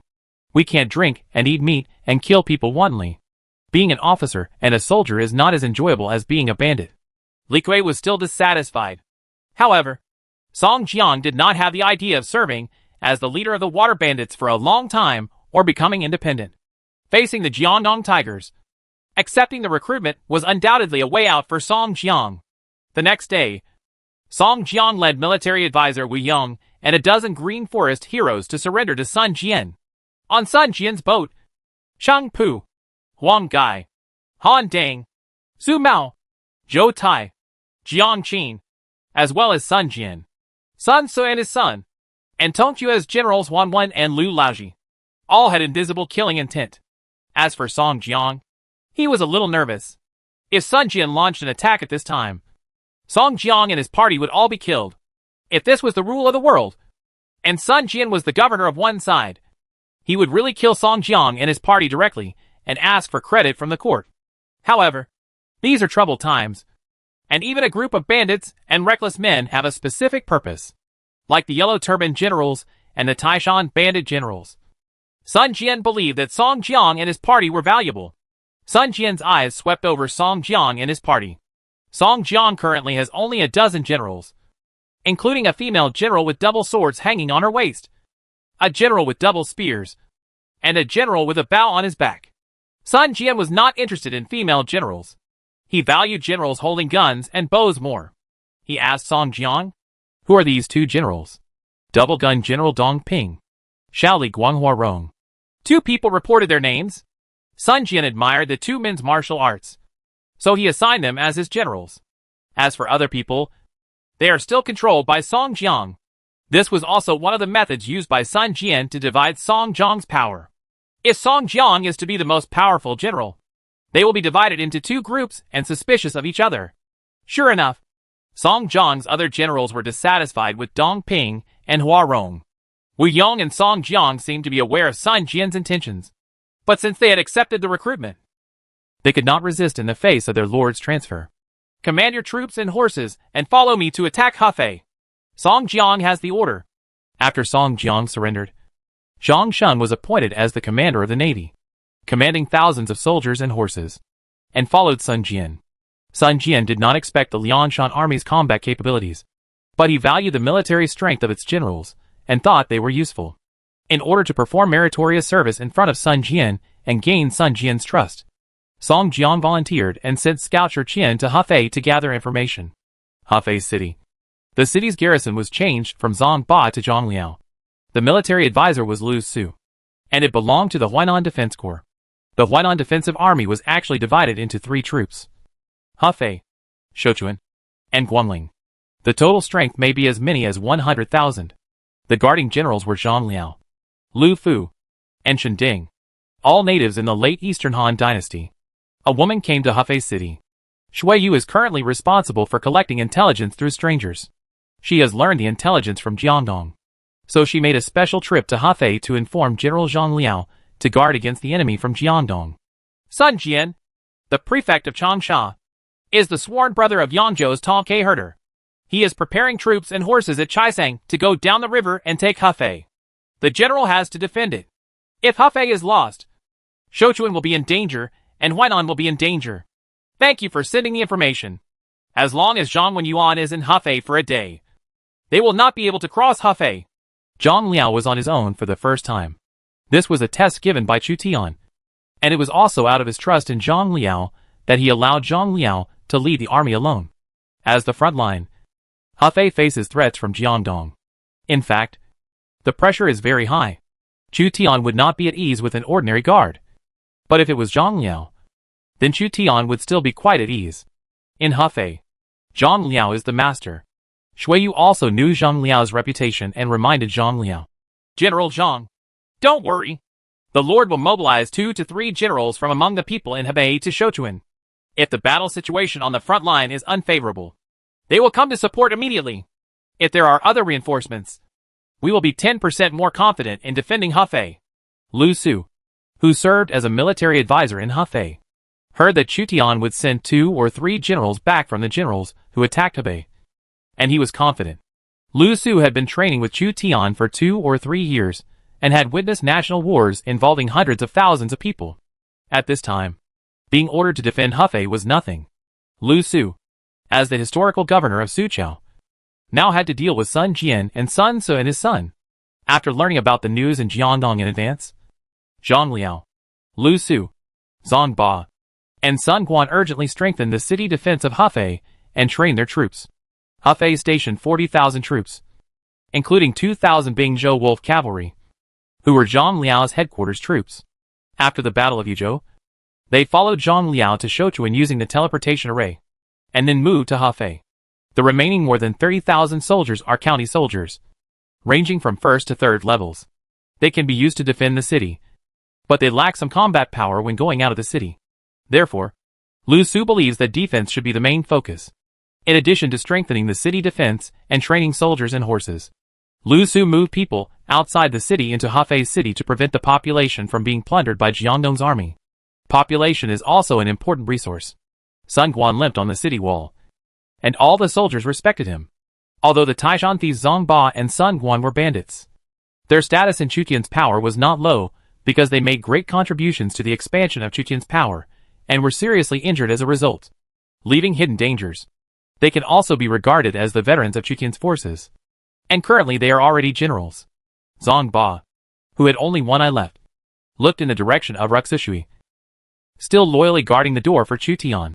When Jiangdong's army comes to attack, there is a high probability that it will come from Ruxushui, using ships to transport infantry, siege equipment, food and fodder.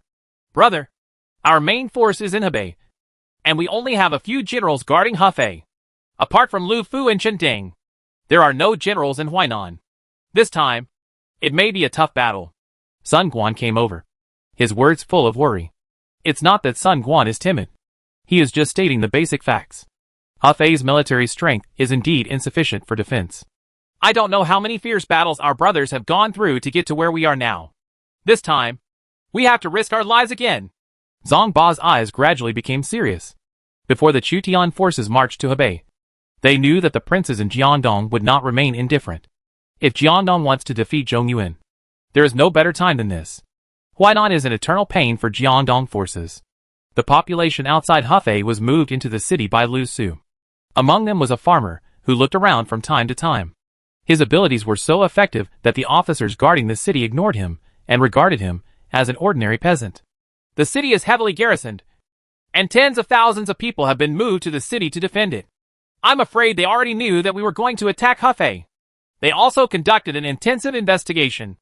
If it weren't for my ability, my identity as a spy would probably have been exposed.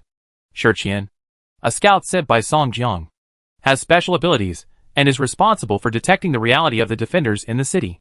When Shiqian saw the martial law in Hefei, Zhang Ba and Sun Quan personally led soldiers to patrol. Sometimes the General Zhang Liao would also patrol with a group of soldiers. And he was shocked. The Chutian forces must have deployed scouts in the Lujiang and Chaisang areas. So when Lujiang and Chaisang gathered their forces, Hefei immediately strengthened its city defenses. The city wall of Hefei has been built to a height of 10 meters. Like a fortress, Chu Tian knew that wooden arrow towers were easily ignited and destroyed by the opponent's fire arrows. So he built a large number of stone arrow towers, horse faces, stone towers, and mainly stronger stone fortifications. At the same time, a large number of consumables such as stones, rolling logs, yiksha rings, kerosene, arrows, and dozens of double-bow bed crossbows and triple-bow bed crossbows were accumulated in the city. There may be spies from Jiangdong sneaking into the city. If you encounter suspicious people, make more inquiries. Shuiyu came to Hefei in person. In addition to informing Zhang Liao, she also had another purpose, which was to prevent Jiangdong army's spies from entering Hefei. The intelligence of scouts is crucial for marching and fighting. While the princes were fighting each other, secretly their scouts were also competing. However, Shuiyu's guild is hidden behind the scenes, walking around in brocade clothes at night. At present, Shuiyu is still only the city lord of a city. But in fact, he has relatively high real power. He is considered one of the top leaders of Chutian's forces, and he only claims to be the city lord.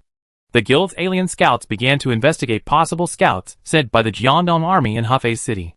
In Ruxushui, Sun Jian, the fierce tiger from the east of the Yangtze River, led his own troops. The conquered Liangshan army, Jiling and Leibo, who originally belonged to Yuan Shu, and the powerful Lujiang Meicheng, with a total of 100,000 troops, to attack Hefei from the waterway. As for Huanwen and Lu Laoji, they guarded Chaisang to guard against enemies from Jingzhou. Tongke did not completely trust Yang Shirlang in Jingzhou, because Yang Shirlang had the ambition to annex Jiangdong. Moreover, Tongqua's scouts heard that Yang Zhulong was hoarding troops and horses in Jiangling, with unknown intentions. After Sun Jian regained Song Jian's group, his power expanded and he could obtain 2 generals, Dong Ping and Hua Rong. Sun Jian was quite satisfied. Maybe Sun Jian didn't expect that Song Jian would quickly surrender after losing the water battle. Sun Tzu pointed to the city ahead. Father! The city of Hefei is ahead. We need to disembark and gather before we can attack Hefei. When Sun Jian saw the city walls of Hefei, he couldn't help but sigh.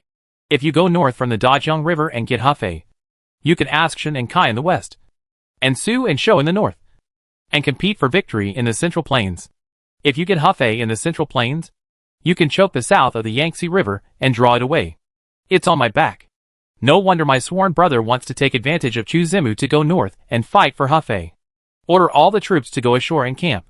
Under the command of Sun Jian, a total of 4 legions came ashore.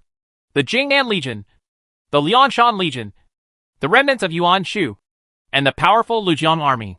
The main force was Sun Jian's own troops. 100,000 people were stationed outside Hefei city, and it was quite convenient to transport grain, grass, weapons, and siege equipment by ship. We have to face Chu Zimu's army again. Song Jiang seemed to think of a few years ago. Chapter 476 Zhang Liao's Determination. Jiang Dongjun is here. The defenders of Hefei were shocked by the thousands of ships on the Ruxu River. Sun Jian, known as the Tiger of Jiangdong, personally led an army of 100,000 to attack Hefei.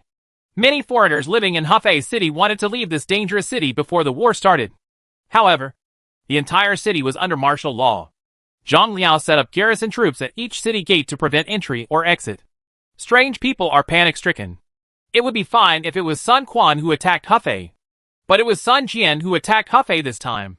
The military capabilities of Sun Jian and Sun Quan were vastly different, and Hefei was in danger of falling. Zhang Liao, Lu Su, Zhang Ba, and Sun Quan rushed to the city to observe Sun Jian's military situation. Zhang Ba counted the number of ships brought by Sun Jian and then deduced the number of soldiers and horses Sun Jian had. He is indeed a tiger from the east of the Yangtze River. He can summon 100,000 soldiers and horses at one time to attack Hefei. Zhang Liao and Lu Su's expressions were solemn. Sun Jian's troops came this time, not just from Sun Jian's own troops, because according to intelligence, Sun Jian's troops were less than 100,000. There is obviously support from Yangzhou Mutongke behind him. Sun Jian's 100,000 strong army disembarked and set up camp. Among them, a group of the bravest soldiers served as the vanguard and formed a formation along the Ruxu River, with the ships covering them. If the defenders in Hefei city go out to fight, they will be baptized by arrows from ships along the coast. Under Sun Jian's caution, each legion successfully disembarked and assembled. Sun Jian is a famous general who fought in all directions during the Yellow Turban Rebellion. His abilities are close to those of top famous generals, and should not be underestimated. Lu Su followed Chu Tian and experienced many battles. He observed Sun Jian's military strength and found that Sun Jian's camp was roughly divided into 4 pieces. Sun Jian's troops and horses advanced and retreated in an orderly manner, and they set up camp in an orderly manner. But the other 3 troops and horses were a mess in comparison. Zhang Liao nodded. He also saw the weakness of Sun Jian's army. Although Sun Jian has an army of 100,000, there are 3 troops among them, which are not Sun Jian's headquarters, and their combat capabilities are uneven. Zhang Liao observed for a long time and said to Lu Su, Zhang Ba, Sun Quan, and other generals, "Tomorrow morning, I will lead 2,000 wolf cavalry to attack one of the battalions, causing chaos in Sun Jian's army and hindering his siege progress." Lu Su, who had more conservative tactics, was shocked when he heard what Zhang Liao said, that he actually wanted to lead 2,000 cavalry to attack the 100,000 troops outside the city. General Zhang must not take risks. There is a 100,000 troops outside the city, and the leader is the veteran General Sun Jian. Isn't it? What an easy person to deal with. Even the Bingzhou wolf cavalry cannot defeat 1 against 50. Zhang Ba and Sun Quan also persuaded Zhang Liao almost at the same time. General Zhang, don't take risks. Sun Jian is the tiger of Jiangdong. Even Dong Zhuo is afraid of him. Even with your bravery. General Zhang, you may not be able to defeat him. So I want to raid that camp. Zhang Liao pointed to the camp where Sun Jian's troops and horses were not stationed. The other 3 troops and horses are as different as clouds and mud compared with Sun Jian's troops and horses. Attacking them will definitely you can win big. Even so, Lu Su hesitated. At this time, as a military advisor who was biased towards the conservative side, Lu Su received the order to hold onto Hefei and prevent the enemies from Jiangdong from crossing the border. If Zhang Liao's tactics can win, it will be good. If they fail, not only will Zhang Liao be damaged as a strong general, but Sun Jian may take advantage of the victory and high morale to attack Hefei. The opponent's general is Sun Jian, and Lu Su's plan is to engage in a protracted war with him. Offense is the best defense. When the Bingzhou wolf cavalry is defending the city, its role is only slightly better than that of the county soldiers. Therefore, I only brought 2,000 wolf cavalry out of the city for a surprise attack. Even if the entire army is wiped out, there will still be 30,000 wolf cavalry. The remaining troops defend the city. Now that the enemy's foothold is not stable, we send out troops to reduce his momentum to calm the hearts of the people. And then we can defend. The chance of success or failure lies in this battle. Do you have any doubts? Zhang Liao was appointed as the commander-in-chief of Hefei by Chu Tian. The young Lu Su was only a military advisor. So Zhang Liao had the final decision-making power. If Zhang Liao finally decided to leave the city and attack the opponent's camp, Lu Su would not be able to object. I support General Zhang's approach. Shui Yu, who had been silent all this time, chose to side with Zhang Liao. According to the information I obtained, there are remnants of Yuan Shu and powerful Lujiang troops among Sun Jian's army, and their troops are in disarray. As long as General Zhang attacks, the opponent will definitely be defeated. Otherwise, once Sun Jian besieges the city, it will be difficult to get out of the city and attack it. Shui Yu knew how scary Zhang Liao was in Ziyajin. Chu Tian sent Zhang Liao to defend Hefei. Not necessarily Zhang Liao, Lu Su and others. As Zhang Liao said, offense is also a way of defense. So Shui Yu chose to support Zhang Liao. Her position is important because in terms of seniority, Shui Yu is older than everyone present. Lu Su had never seen the practice of using 2,000 cavalry to attack the opponent's 100,000 army. But seeing that the General Zhang Liao was resolute, he had no choice but to agree. Zhang Ba and Sun Quan looked at each other, encouraged by Zhang Liao.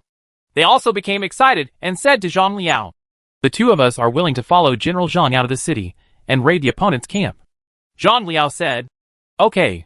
General Sun Quan and I will be the vanguard, while General Zhang Ba and the military advisor will guard the city and respond at the city gate." Zhang Ba and Sun Quan were also people who dared to risk their lives. So they all agreed. What a bunch of desperate guys. Although Lu Su said this, he sincerely admired the courage of the 3 generals. Although there are hundreds of thousands of enemies, I will go. After deciding to attack the enemy camp the next day, when the sky was white and the enemy's defenses were at their weakest, Zhang Liao summoned 2,000 Bingzhou wolf cavalry, who had followed him in the Yuzhou campaign to reward the army. Bingzhou Longqi knew that if the general rewarded the entire army and fed and drank enough before going on an expedition, there would often be a big battle the next day, and it might even be a deadly battle with a narrow escape. Shi Qian stayed in the city, put on Xiang Yang's clothes, and searched for information in the city. He noticed that Bingzhou wolf riders were gathering in the city, eating meat, and seemed to realize something. We must get this news out of the city as soon as possible. Shi Qian wanted to take this news out of the city, but the city had been blocked. Shui Yu sent many scouts to ambush near the city wall. If Shi Qian wanted to leave the city, he would definitely alert these ambush scouts and the defenders guarding the city gate. Shui Yu has been responsible for intelligence work for a long time and has become very good at it. Even if enemy scouts sneak into the city, they will not be easily taken out of the city. If Shi Qian's characteristics hadn't come into play, Shi Qian might have discovered his identity as a scout. The other party is gathering cavalry to rob the camp at night. We can't take this news out. Brother Song Jiang and the others might be in danger. Although Shi Qian is a thief, he still has basic common sense in troubled times. Zhang Liao gathered the wolf cavalry from Bingzhou and rewarded the whole army, obviously intending to rob the camp. Shi Qian judged that it was a night attack. But there were some deviations. Dong Liao chose the time to launch the attack at the end of the night. Shi Qian was unable to leave the city and felt anxious. Outside the city, Song Jiang led thousands of troops and set up a camp. Sun Jian didn't seem to appreciate Song Jiang's military advisor Wu Yong very much, so Wu Yong still followed Song Jiang. Those two traitors, Dong Ping and Huarong, have not come to see my brother for several days since they were asked to leave by Sun Jian. Li Kui carried 2 axes and complained to Song Jiang. Now that I am Sun Jian's subordinate, I have been named a school captain, and I am at the same level as Dong Ping and Huarong. It is normal for them not to come to see me. After Song Jiang was recruited, because Sun Jian favored Dong Ping, one of the 5 tiger generals of Lianshan, and Huarong, known as Xiao Li Guang, in order to weaken Song Jiang's influence on Dong Ping and Huarong. Sun Jian worshipped Dong Ping and Huarong as his schoolmates. Lieutenant, he is on an equal footing with Song Jiang. Sun Jian's manipulation caused a gap between everyone in Lianshan. Wu Yong saw it in his eyes and remained silent for the time being. Li Kui was still dissatisfied. I think they got benefits, so I completely forgot about your kindness to them. Brother. Wu Yong ignored Li Kui and said to Song Jiang, Sun Jian may ask our Lianshan army to attack Hefei first. Let's just show it off. Otherwise we will lose at least half of it tomorrow. Hefei is a strong city. How can it be captured by thousands of us? After listening to what Wu Yong said, Song Jiang pondered. What the military advisor said is absolutely true. Sun Jian's treatment of me is too harsh. When Wu Yong and Song Jiang mentioned that Sun Jian had divided the Lianshan army, Sun Jian said people to tell Song Jiang that the Lianshan army only needed to dig tunnels and transport grain and grass. Song Jiang breathed a sigh of relief. It seemed that Sun Jian was not too mean and did not treat them as cannon fodder to be used in siege. Or maybe Sun Jian didn't trust the fighting power of Lianshan's army, so he wanted to attack the city himself. Near the Lianshan army, there were also the remnants of Yuan Shu and the powerful Lujiang troops. The remaining generals of Yuan Shu were Ji Ling, Zhang Sun and Lei Bo. After Yuan Shu was defeated by Chu Tian and then by Tang Dynasty, these generals led the remaining troops south to Lujiang River and entrenched themselves in the mountains and forests of Renan and Lujiang River.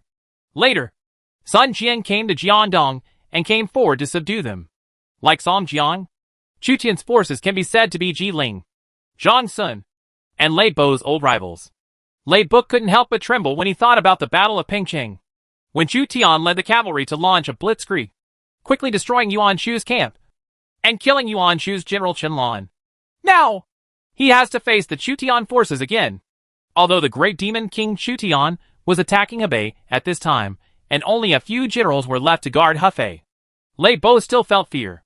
Chu Zimu is not here, and Yang Wudi is not here. Why should we be afraid? Ji Ling holds a 3-pointed, 2-edged sword. Majestic. Although he followed Yuan Shu to fight Chu Tian, he never directly fought against Chu Tian's generals, so Ji Ling had a little confidence in his own military power. General Ji Ling, when we were in Pei State, Yang Wudi's thousands of cavalry turned us around. Even my lord was attacked by him many times and almost died. It's not like you don't know this. Yang Wudi is nothing to be afraid of. If I had been by my lord's side at that time, I would have killed him off my horse with a 3-pointed 2-edged sword. Ji Ling swung the heavy 3-pointed 2-edged sword, and there was a faint sound of breaking through the air. Compared with Ji Ling's full confidence, Zhang Sun and Lei Bo became frightened birds. Sun Jian summoned his generals, among which the 2-gun generals Dong Ping and Xiao Li Guang were left behind by Sun Jian. Dong Ping and Huarong couldn't help but be touched when they saw that Sun Jian was using them seriously, and did not dislike their status as water bandits. I have to admit that Sun Jian, as the representative of Suchao forces, has a unique personality charm. Sun Jian looked down on Song Jiang and about 10 other generals, but he took a fancy to Dong Ping and Huarong, thinking that they were potential talents. Father! Tomorrow I will personally lead the advance team and seize the city. Young Sun Su volunteered and planned to make the first contribution. Dong Ping and Huarong were moved. Sun Su was only 16 years old. He was not afraid of tigers, as a newborn calf, and dared to take the initiative to attack the fortified city of Hefei. This son will definitely become a great weapon. Sun Jian cast an approving look, but rejected Sun Su's invitation to fight. Your strength is not at its peak yet, and this battle is no small matter. Although the city is only a group of county soldiers, a second-line force for Chu Zi. They defended it with the strength of the city. It's not something you can capture. I will personally command this battle. Father! This is a military order. Military orders are like mountains. Yes. Sun Tzu was scolded by Sun Jian, and he remembered it in his heart. Military orders are like mountains, and you must obey them absolutely at all times. Sun Jiajun's strictness shocked Dong Ping and Hua Rong. The Sun family army is different from the loose Lianshan army. This is a young army that can be used to conquer the world. If Sun Jian had not been jointly suppressed by Yang Sherlang and Lu Biao in Jingyan, Sun Jian might have become the lord of Jingzhou at this moment. I am quite accomplished in my archery skills.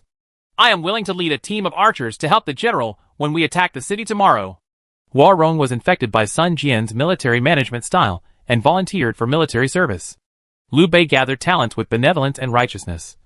Cao Cao gathered people with the Emperor of Han. And Sun Jian lived and died with his generals. Even if Sun Jian died in battle, his subordinates would still remember their life and death friendship, support his son, and revive the army. Dong Ping also had some thoughts. I can command a cavalry army. Sun Jian saw that the two of them had already integrated into his army, so he gave each of them a professional soldier and horse. These soldiers and horses were not the same as those of the Lianshan army. Sun Jian also ordered people to prepare siege equipment, preparing to take advantage of Chu Tian's campaign in Hebei to quickly attack Hefei and approach Sichuan. Once Sichuan is captured, the entire door of Xuzhou will be open to Jiangdong's army. Xuzhou is currently the richest state in the Eastern Han Dynasty. Chu Tian placed a large number of special buildings with bonuses in Xuzhou, making this place a geomantic treasure land, and the food output is also amazing. It can be said that Xuzhou is now a treasure house far away from the war. Jiangdong's army invaded Xuzhou, which dealt a fatal blow to Chu Tian's forces. In all dynasties, if you defend Xuzhou, you must defend Huainan. If Huainan is lost, Qingxu will be in danger. The premise is that Jiangdong army can capture Huainan. In the city of Hefei, after Zhang Liao and 2,000 wolf riders had eaten and drank enough, they closed their eyes and rested until the sky turned slightly white the next day and Dong Liao opened his eyes. The 2,000 wolf riders also woke up, and they knew it was time to fight to the death. Sun Guan, who decided to go out at the same time as Zhang Liao, limped onto his horse with red eyes. Since I was injured, I can only move unhindered if I sit on horseback. Zhang Liao was touched and patted Sun Quan on the shoulder wordlessly. Although Sun Quan was only a small figure in Chikin's forces, his courage was no less than that of any general. Zhang Ba led 3,000 county soldiers to meet them at the city gate and clasped his fists at the two men. Zhang Xian is waiting above the city gate for the return of the two generals. My lords and enemies, please fight to the death. Zhang Liao led 2,000 wolf cavalry out of the city gate of Hefei and headed straight for the enemy camp. Chapter 477, Powerful Huainan. At the end of the night, a wolf on horseback attacked the 100,000-strong army camp without stopping. There were soldiers patrolling outside the camp. They were on guard against a sneak attack by the Hefei defenders at night. But Zhang Liao did not choose to rob the camp at night. Just when they thought the danger had passed, Zhang Liao's 2,000 wolf cavalry appeared and launched a surprise attack on Song Jiang's camp. The war horses were galloping. Zhang Liao was armed with a halberd, climbed up first in person, and fell straight into the enemy's formation. The patrolling soldiers were beheaded by the cavalry, who suddenly arrived. Zhang Liao held the halberd in both hands and knocked it down. The enemy soldiers along the way were bloody. Kill! Sun Quan wields a broadsword and advances and retreats together with Zhang Liao. On the horse, he can still unleash his full combat power. The broadsword with a cold light slashed diagonally, slashing at the oncoming enemy cavalry. The two war horses were staggered, and the enemy rider fell off his horse. Quick! Zhang Liao knew how dangerous it would be to attack an army of 100,000 men with 2,000 cavalry and allow the army of 100,000 men time to react. He could only fight quickly, kill the enemy general before the enemy army could react, and then retreat. Zhang Liao's eyes were red, and he exerted his full potential and tried his best. As soon as the opponent came to block him, Zhang Liao killed him with one move. Unwilling to waste even a moment of effort, the Bingzhou wolf cavalry galloped all the way, knocking away the patrolling defenders. Any defender who blocked them was stabbed to death with spears. What happened? Song Jiang woke up, and Li Kui and Wu Yong led a group of infantry to Song Jiang's camp. Wu Yong said to Song Jiang, Most of the Hefei defenders came to rob the camp and prepare for war quickly. Song Jiang hurriedly left the camp. As expected, there were shouts of killing outside the camp. Where are Hu Sanyang, Lu Tang and others? Song Jiang hurriedly summoned a few subordinates. After Dong Ping and Hua Rong were borrowed by Sun Jian, Song Jiang had not many generals available. Most of them were generals with high strength, but average command. The sound of horse hooves was getting closer and closer. And Hu Sanyang, Lu Tang and others had no time to support them. Song Jiang and even military advisor Wu Yong's faces turned pale. Wu Yong realized that the danger was approaching. So he said to Song Jiang, The enemy cavalry aims at the main army tent. 36 strategies. Walking is the best strategy. In desperation, Song Jiang had no choice but to follow Song Jiang's suggestion. Tinu, let's go! As long as he escaped and allowed Zhang Liao and others to attack without achieving decent results, this would be Song Jiang's greatest contribution. Li Kuei protected Song Jiang's escape and led about 700 to 800 Liangshan infantry to guard the rear. Calling for peace. Calling for peace. Calling for peace. It's going to be over now. Li Kuei's two axes collided, making a crashing sound. When he backed away, he looked behind him from time to time. He always thought that accepting Sun Jian's recruitment was a wrong choice. And now retribution has come.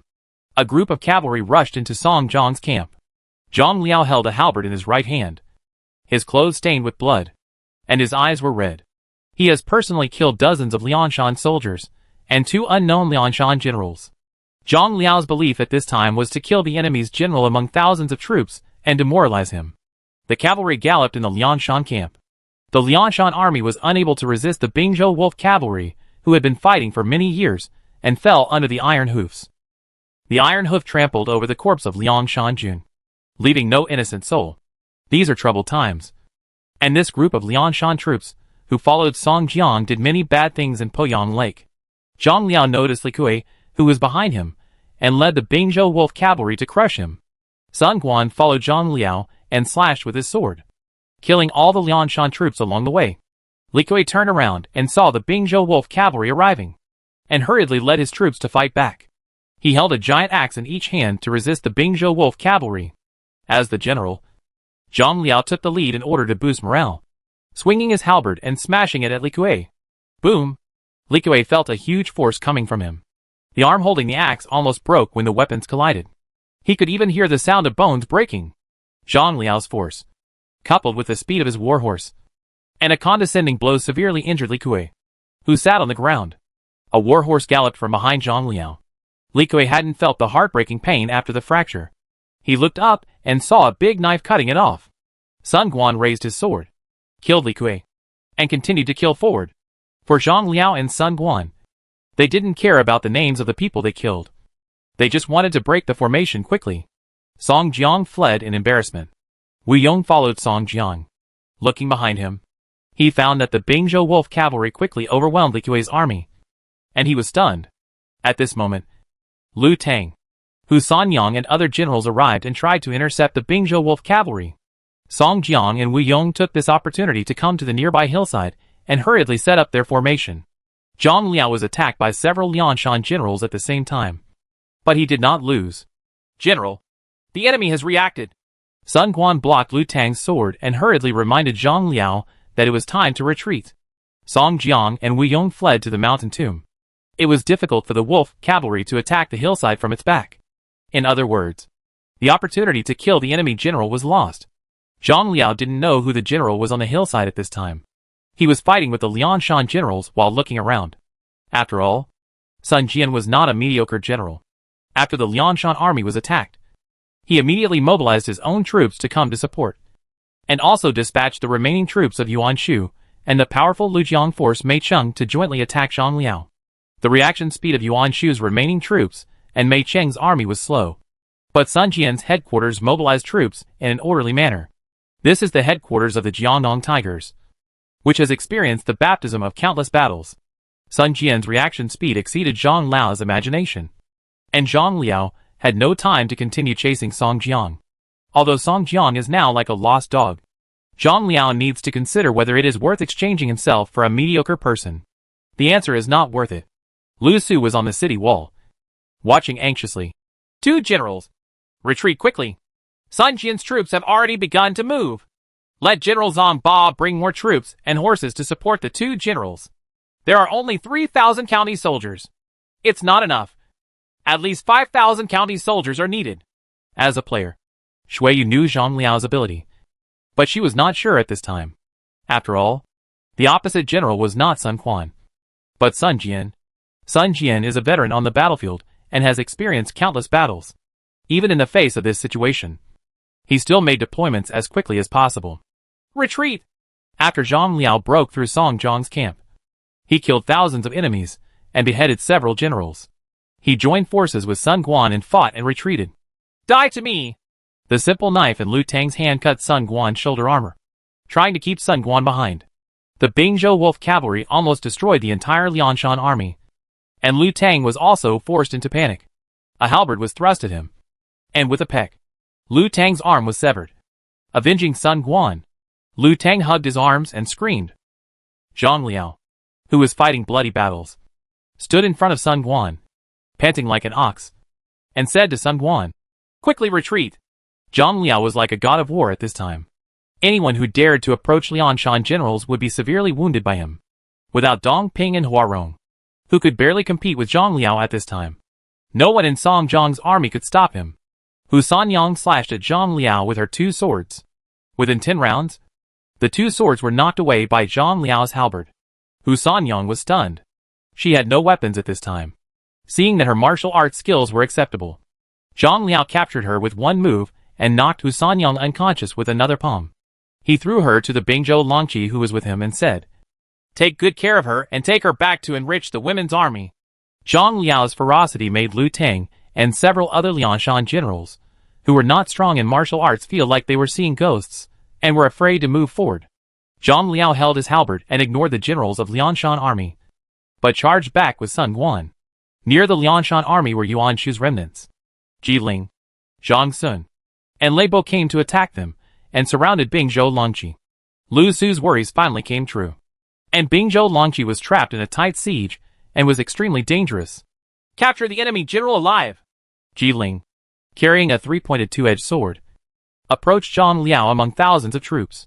General Ji Ling, be careful of enemy generals. Lei Book was afraid of Chu Tian's generals, and reminded Ji Ling to be careful. Wait for me to take his head. Ji Ling went straight towards Zhang Liao, who was killing everyone in all directions. His 3-pointed and two-edged sword filled with cold light. Zhang Liao killed dozens more enemy cavalry, when suddenly a blade struck him.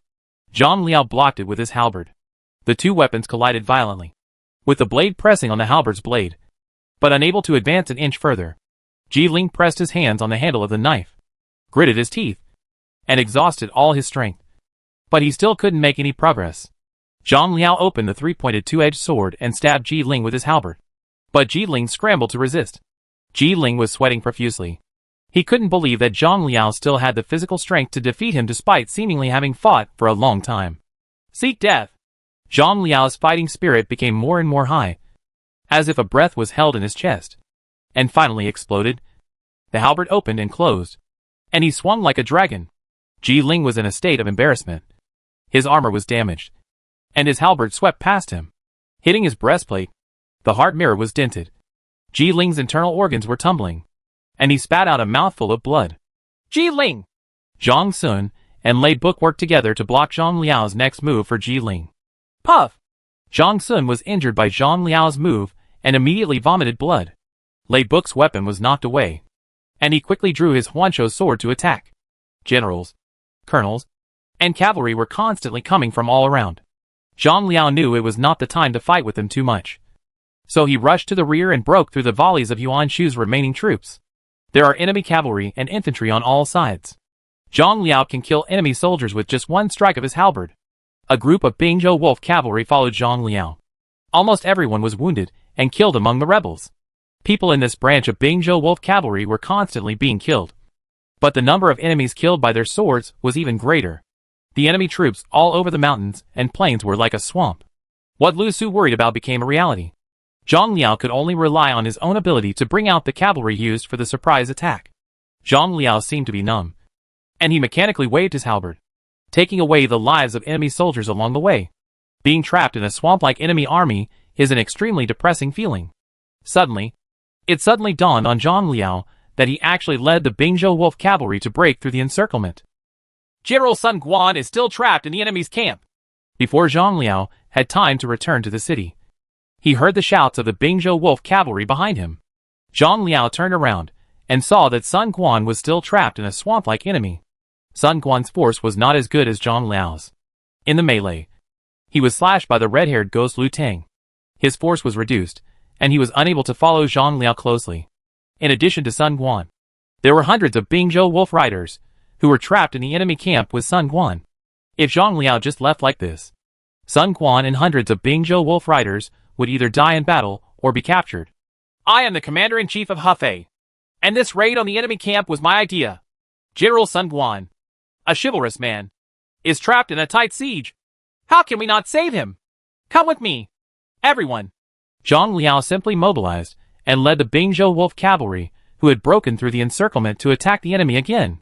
The enemy army did not expect that after Zhang Liao went out, he would turn back again, and they were all defeated. Zhang Liao killed dozens more enemy soldiers and reunited with Sun Quan, who was seriously injured. Sun Quan and hundreds of Bingzhou Wolf knights were so angry that they fought hard to kill. Their lord did not give up on them and risked his life to come to their rescue. Sun Jian's troops and horses from his headquarters have arrived. Zhang Liao and Sun Quan are racing against time, with Zhang Liao cutting off the rear. Hefei General Zhang Wenyuan is here. Who dares to fight? Zhang Liao's Hengji, like a bloody man, arrogantly looked down upon Sun Jian's troops and horses that were chasing him. For a moment, no one dared to step forward. Zhang Liao and Sun Quan's attack on the enemy's formation had greatly reduced the enemy's morale and had a frightening effect. Jiang Qin, a native of Shouchuan, Jiang, accepted the challenge. Jiang Qin came to fight Zhang Liao with a big sword in hand, and the two sides fought. Sun Jian's troops came to pursue him, while in the city of Hefei, Zhang Ba led his troops to rescue him. The two sides fought under the city walls of Hefei. Fire the arrow! Lu Su also had the ability to command troops and provide bonuses to the troops. He commanded the crossbowmen to support Zhang Liao and Zhang Ba, who had returned to the city. The thick crossbow arrows flew through the air and smashed into Sun Jian's troops and horses. The soldiers and horses of Sun Jian's headquarters, who were hit by crossbow arrows, were bloody. The fierce arrow rain caused a large number of casualties to the enemy, and Sun Jian's army had to retreat backwards. Sun Jian's army was not ready for a strong attack and could not organize the crossbowmen to suppress the defenders. They could only watch Zhang Liao, Sun Quan, and Zhang Ba retreat to the city when they had the opportunity. Jiang Qin, who fought with Zhang Liao, was defeated by Zhang Liao in less than 30 rounds. Jiang Qin was hit by a halberd and was seriously injured. Young Sun Ce came to rescue Jiang Qin, and Jiang Qin was not killed. Zhang Liao and Sun Ce fought for only 3 or 5 rounds. The two sides were separated by a hail of arrows. Zhang Liao was slightly surprised in his heart. The melee between the two sides ended, and there was a mess outside the city. Zhang Liao returned to the city and counted the losses. Only a few hundred Bingzhou Wolf cavalry were killed, while the defenders outside the city lost at least 10 generals and thousands of troops, including many soldiers who died of trampling on each other. In addition, enemy generals Jiang Qin, Lu Tang, Zhang Sun, Lei Bo, and others were seriously injured. Song Zhang's army was almost destroyed, and Yuan Shu's remaining troops lost all morale. Sun Jian only had 2 legions left to use. Zhang Liao still suffered losses, and that was Sun Quan being seriously injured. Sun Quan was so brave that he suffered dozens of injuries. Lu Su hurriedly asked someone to heal his injuries. We also captured a female general. Lu Su counted the loot and losses and found that Zhang Liao had also captured a female general. However, Zhang Liao was really ruthless and knocked her out without mercy. She has not woken up until now. Lu Su believed that if Zhang Liao had struck harder, the female general might have died. Chapter 478. Husan Yang, who led the cavalry to attack my army? Sun Jian frowned when he saw the messy camp after the war. Zhang Liao's cavalry swept past, and Song Zhang's army was almost completely lost. 2 generals of Ji Ling's army were seriously injured, although Ji Ling himself was not injured. His confidence was hit, and his morale was low. Cheng Pu said, according to what the captured cavalry said, it seems to be Zhang Liao, the defender of Hefei. He is truly a tiger general. When Sun Jian learned of the loss, He couldn't help but lament Zhang Liao's bravery. Sun Jian thought Zhang Liao would rob the camp in the middle of the night. But Dong Liao chose the right time to fight when the sky was turning white. Song Jiang and Wu Yong collected the remaining troops. But his camp was attacked by Zhang Liao and suffered the most losses. The generals were killed, injured, or captured in front of the ferocious Bingzhou Longqi. The Lianshan army suffered heavy casualties. Tin Yo actually left me. Song Jiang was hit. And Li Kui, who was loyal to him, died in battle. Wu Yong's face turned pale, facing real fierce generals and soldiers. Song Jiang's army is currently not even qualified to fight head-on with him. Dong Ping and Hua Rong came to the rescue too late, seeing that several Lianshan generals had been killed. They were shocked and horrified. Zhang Liao directly destroyed the morale of Song Jiang's army. Ji Ling was holding a three-pointed two-edged sword and did not dare to fight Zhang Liao again. It is said that Zhang Liao is not the most powerful general among Chutian forces. Ji Ling still thought that if he met Yang Wudi, he would defeat him and avenge Pingqing. But now it seemed that his idea was undoubtedly a fantasy.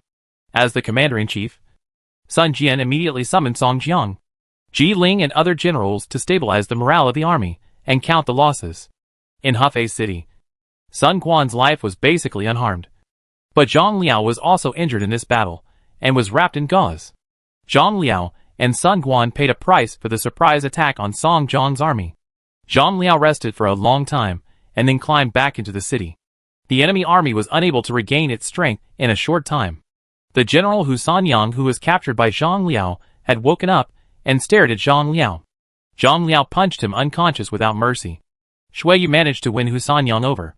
Hu Sanyang, water margin, should be an unfortunate and pitiful person among all the Lianshan generals. She was originally a daughter of a rich family, and her whole family was killed by Li Kui. She was also forced to go to Lianshan, and was forcibly betrothed to a short, frustrated, and weak woman by Song Jiang. Wang Ying has bad conduct. Shuiyu is quite sympathetic to Hu Sanyang, and tries hard to use the player's thoughts to brainwash Hu Sanyang and make her abandon the dark side and turn to the bright side. Anyway, in Shuiyu's eyes, Song Jiang is not a good person. Hu Sanyang cannot follow Song Jiang and Wu Yong. Otherwise she doesn't know how she will be ruined.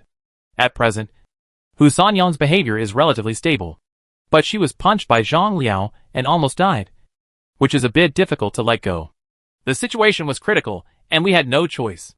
Zhang Liao just explained casually, regardless of whether Hu Sanyang still held a grudge.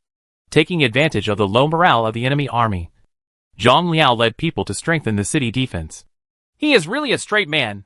Shuiyu put her hands on her hips and realized that Zhang Liao didn't care much about how to deal with the captive Hu Sanyang in the future. But Shuiyu is going to have a headache over this matter. It is not easy for ordinary people to complete the brainwashing of Hu Sanyang. But for Shuiyu, who is currently in charge of intelligence, she estimates that it will take 2 to 3 months to turn Hu Sanyang into a new woman. Hu Sanyang, you can train with me and then join the scout corps. Shuiyu looked at Hu Sanyang carefully and decided to train her into an excellent scout cavalry. Scout Shurqian sneaked into the city and scratched his head when he saw Hu Sanyang being caught in the city. But he didn't know how to rescue Hu Sanyang. At this time, the city gate was controlled by the Hefei garrison, and there were also a large number of scouts deployed by Shuiyu. It was a question for Shurqian whether he could get out of the city smoothly, let alone rescue Hu Sanyang. The general is truly a man of heaven. Lu Su followed Zhang Liao to patrol the city defense. Zhang Liao, despite his injuries, still insisted on patrolling the city in person. Zhang Liao said, "My lord has entrusted me to guard Hefei. There can be no mistakes." Lu Su was in awe. "With the general here, Hefei will be fine. If reinforcements from Shochuan arrive, that will be great." Below Yeqing, Li Yi's army is attacking Yeqing. The scale of the battle is so huge that it makes the Battle of Hefei look inferior. Hundreds of trebuchets threw stones. The high-speed rotating stones destroyed the arrow towers, gate towers and battlements of Yeqing, and the rubble flew everywhere. The crossbow made a sharp sound of breaking through the air, and the thick crossbow arrows severely damaged the arrow tower and even penetrated into the city bricks. Several towering earth mountains stood tall, and the arrows deployed on them fell like heavy rain. The defenders in the city had to hold up their shields before they dared to walk between the city walls. Majestic siege towers moved towards Yeqing one after another. Hundreds of ladders hooked the city walls from all directions. Marksmen stood on the siege towers, overlooking the city below. Lu Yi coordinated the siege, and siege troops came one after another. In the tunnel, a group of soldiers had dug into the corner. Rolling stones fell from the wall. From time to time, soldiers and civilians carrying earth were killed by falling stones. Boom!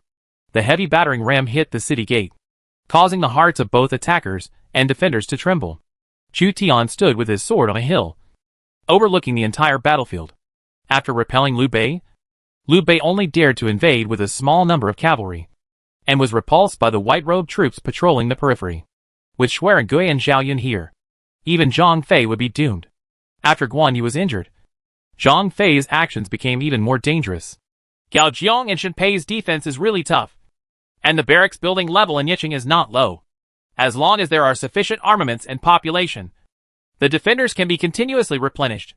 Chu Tian saw that although Yi City was damaged, several arrow towers were destroyed, and a wooden tower was even emitting billowing black smoke. Yi City was never breached. The difficulty of attacking Yicheng is equivalent to the difficulty of attacking a main city in the Third National War. The 12-meter-high city wall became an insurmountable chasm. The structure of the Wingqing is not enough to threaten the entire city even if the outer city gate is breached and the Wingqing blockade is faced. The Mughal Empire attacked the main city defended by 100,000 NPC legions. Hundreds of thousands of people died before they captured a main city. Although the Yicheng garrison was inferior to the 100,000 NPC army with an average level of 80, Lu Yi was not willing to pay hundreds of thousands of casualties as the price of destroying the city. Chu Tian only brought a total of 300,000 people to attack Hebei, and he also divided his troops to guard against Liu Bei. Sun Jian, the governor of Changsha, led an army of 100,000 to attack Hefei. While Chu Tian was supervising the battle, he received intelligence from Huainan. Chu Tian was shocked. Sun Jian was a fierce tiger from the east of the Yangtze River, and his abilities were almost the same as Zhang Liao's. Sun Jian personally led his troops, and the situation in Hefei city was very critical. Without reinforcements from outside, no matter how strong the fortress is, it will fall. Who should be sent to support Hefei? Among all the generals, Chu Tian considered candidates to assist Hefei. After a while, another intelligence came from Hefei. Zhang Liao used 2,000 cavalry to defeat a large camp of the enemy, killing nearly 10 of the enemy's men and thousands of soldiers and horses. It shocked Huainan. Retaining Zhang Liao to guard Hefei is indeed the right choice. This battle cannot be separated from the help of the other people. Chu Tian learned that Sun Quan was seriously injured and sighed with emotion at the bravery of Zhang Ba, Sun Quan and others. In the Battle of Hefei, the merits will be accumulated temporarily. When I return from the battlefield in Hebei, I will discuss the merits and reward them. Chu Tian does usually ignore Zhang Ba and Sun Quan, but his treatment of them is not bad. Now Zhang Ba and Sun Quan are already General Pai, at the same level as Xia Huyuan. The Invincible Legion crossed the Yellow River from Liang south and arrived at Puyang. Then they used the teleportation array to go to Shouchuan and then to Hefei.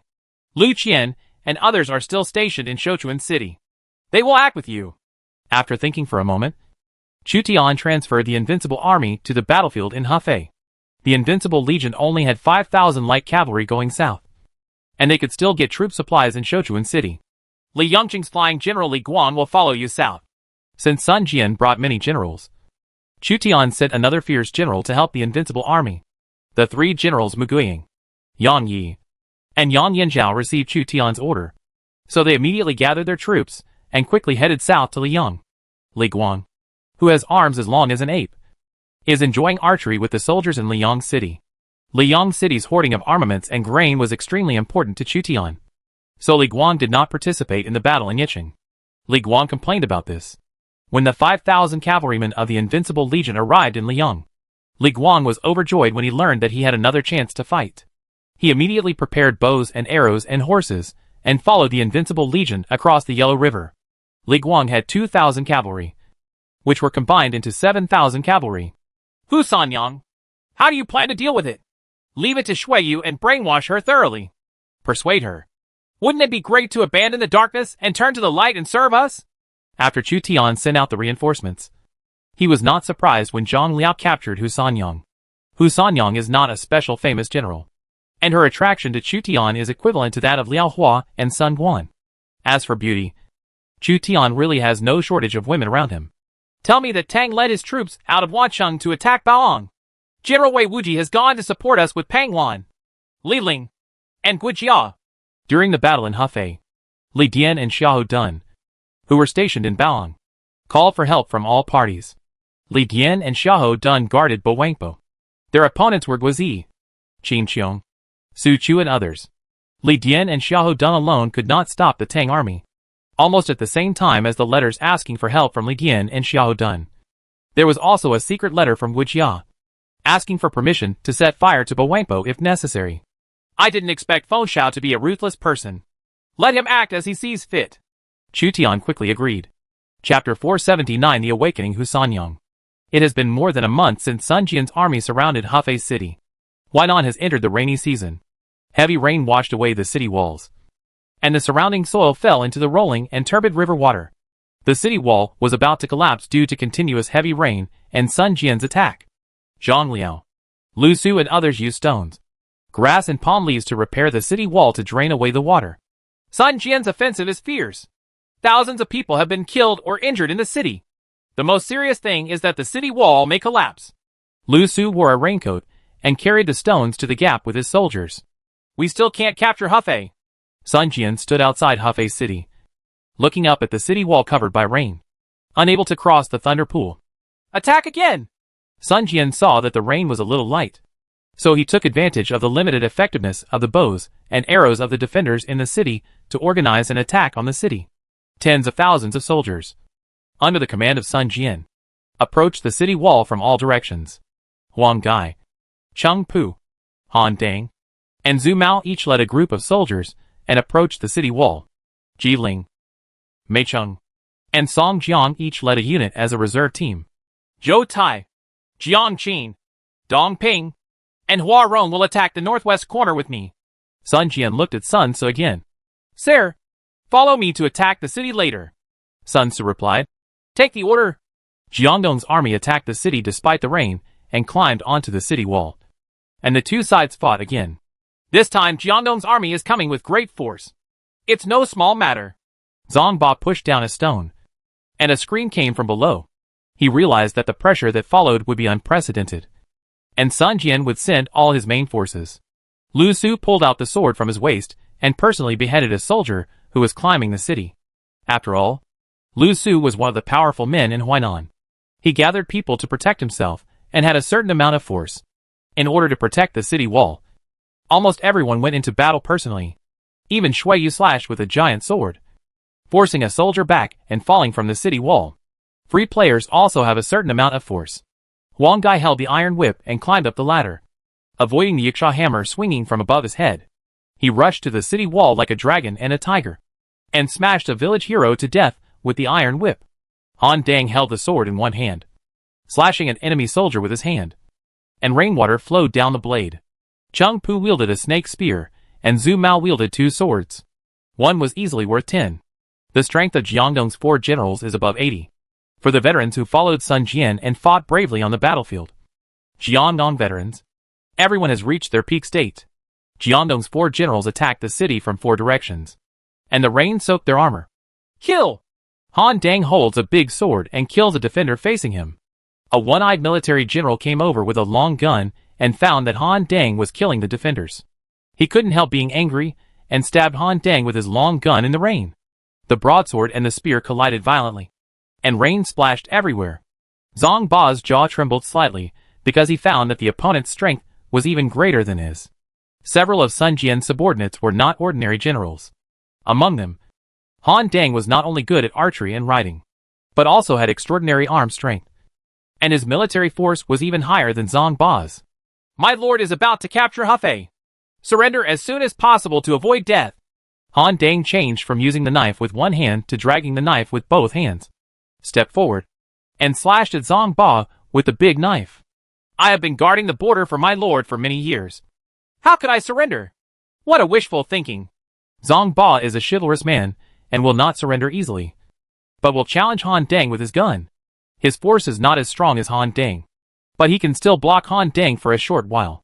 Brother, let me help you. The limping Sun Guan came with a gun and fought side by side with Zhang Ba, barely able to hold Han Dang back. The situation gradually became unfavorable for the defenders, as Huang Gai, Cheng Pu, Zhu Mao, and other Jiangdong veteran generals were also attacking the city. Lu Su commanded the dismounted Bingzhou Wolf cavalry to support the Xifang city wall. The number of generals is not enough, so soldiers can only be used to consume the opponent. The attributes of the dismounted Bingzhou Wolf cavalry have declined, but they are still higher than ordinary soldiers. They hold spears or ring-headed knives in their hands to drive away the defenders who boarded the city. If this continues, the situation will be unfavorable to us, and we can only count on General Zhang Liao. I also have to try my best to hold off one or two of the opponent's generals. Seeing that the situation was critical, Lu Su personally commanded a small group of soldiers and horses to fight against Huang Gai, who ascended the city. Huang Gai swung the iron whip in his hand and hit a soldier. The heavy iron whip caused the armor to dent. The soldier was severely injured and looked depressed. Huang Gai discovered that Lu Su was coordinating the soldiers to defend the city, so he took great strides to take Lu Su's life first and disintegrate the defenders. Lu Su was valued by Chu Tian, and was taken by Chu Tian to train for a period of time. He was by no means a bad guy in the novel, but a powerful disciple who dared to draw his sword and fight. Seeing Huang Gai coming to kill him, Lu Su remained calm in the face of danger, and ordered his soldiers to surround Huang Gai. Dozens of soldiers holding spears formed a dense phalanx of spears, and fought hard towards Huang Gai. Huang Gai swept the spears with his iron whip. 2 of the spears were broken by Huang Gai, and 1 of the spears pierced Huang Gai's armor. No retreat! Lu Su ordered the soldiers to attack forward, and use the numerical advantage of the soldiers to defend. In Hefei City, the captive Hu Sanyang was guarded by Shuiyu with more than 10 soldiers. As Shuiyu continued to brainwash, Hu Sanyang's resistance gradually decreased, and Shuiyu's manpower to guard her also decreased. Hu Sanyang could hear the shouts of killing coming from the city wall. There is no doubt that the attackers and defenders were fighting fiercely around the city wall. Well, Hu Sanyang held her chin, recalling what Shuiyu said to her during this period, with mixed emotions. As a female player, Shuiyu, like Xiao Liang, has different values from Hu Sanyang. Shuiyu is good at brainwashing and intelligence. After a month of indoctrination, Hu Sanyang seemed to have opened the door to a new world. She doesn't need to be attached to any man now. She can love and hate as much as she dares. There is no need for her to return to Song Jiang's power and become a robber who kills people and sets fires. As long as she joins Chu Tian's forces, she can have her own property, career, and even free love. Such thoughts were unheard of for Hu Sanyang. A cook who delivered the food came in and took off his soaked bamboo hat. Hu Sanyang showed a surprised expression. Qian, is it you? Qian disguised himself as a cook and whispered to Hu Sanyang. Shu, I used my own ability to sneak in. Sanyang, after I heard that you were captured, I tried to rescue you. They usually guard you closely, and there is no chance to take action. But judging from the current momentum, Sun Jian, the governor of Changsha, is attacking the city with all his strength. The defenders are insufficient, and even many scouts have been sent to defend the city. This is our only chance to escape from the city. Qian thought he had found a chance to escape and tried to rescue Hu Sanyang. In Qian's view, Hu Sanyang must have suffered inhuman torture after being captured, and she must be rescued. Qian took out a dagger from his arms. As long as Hu Sanyang nodded, he could kill the soldiers guarding Hu Sanyang and take Hu Sanyang away.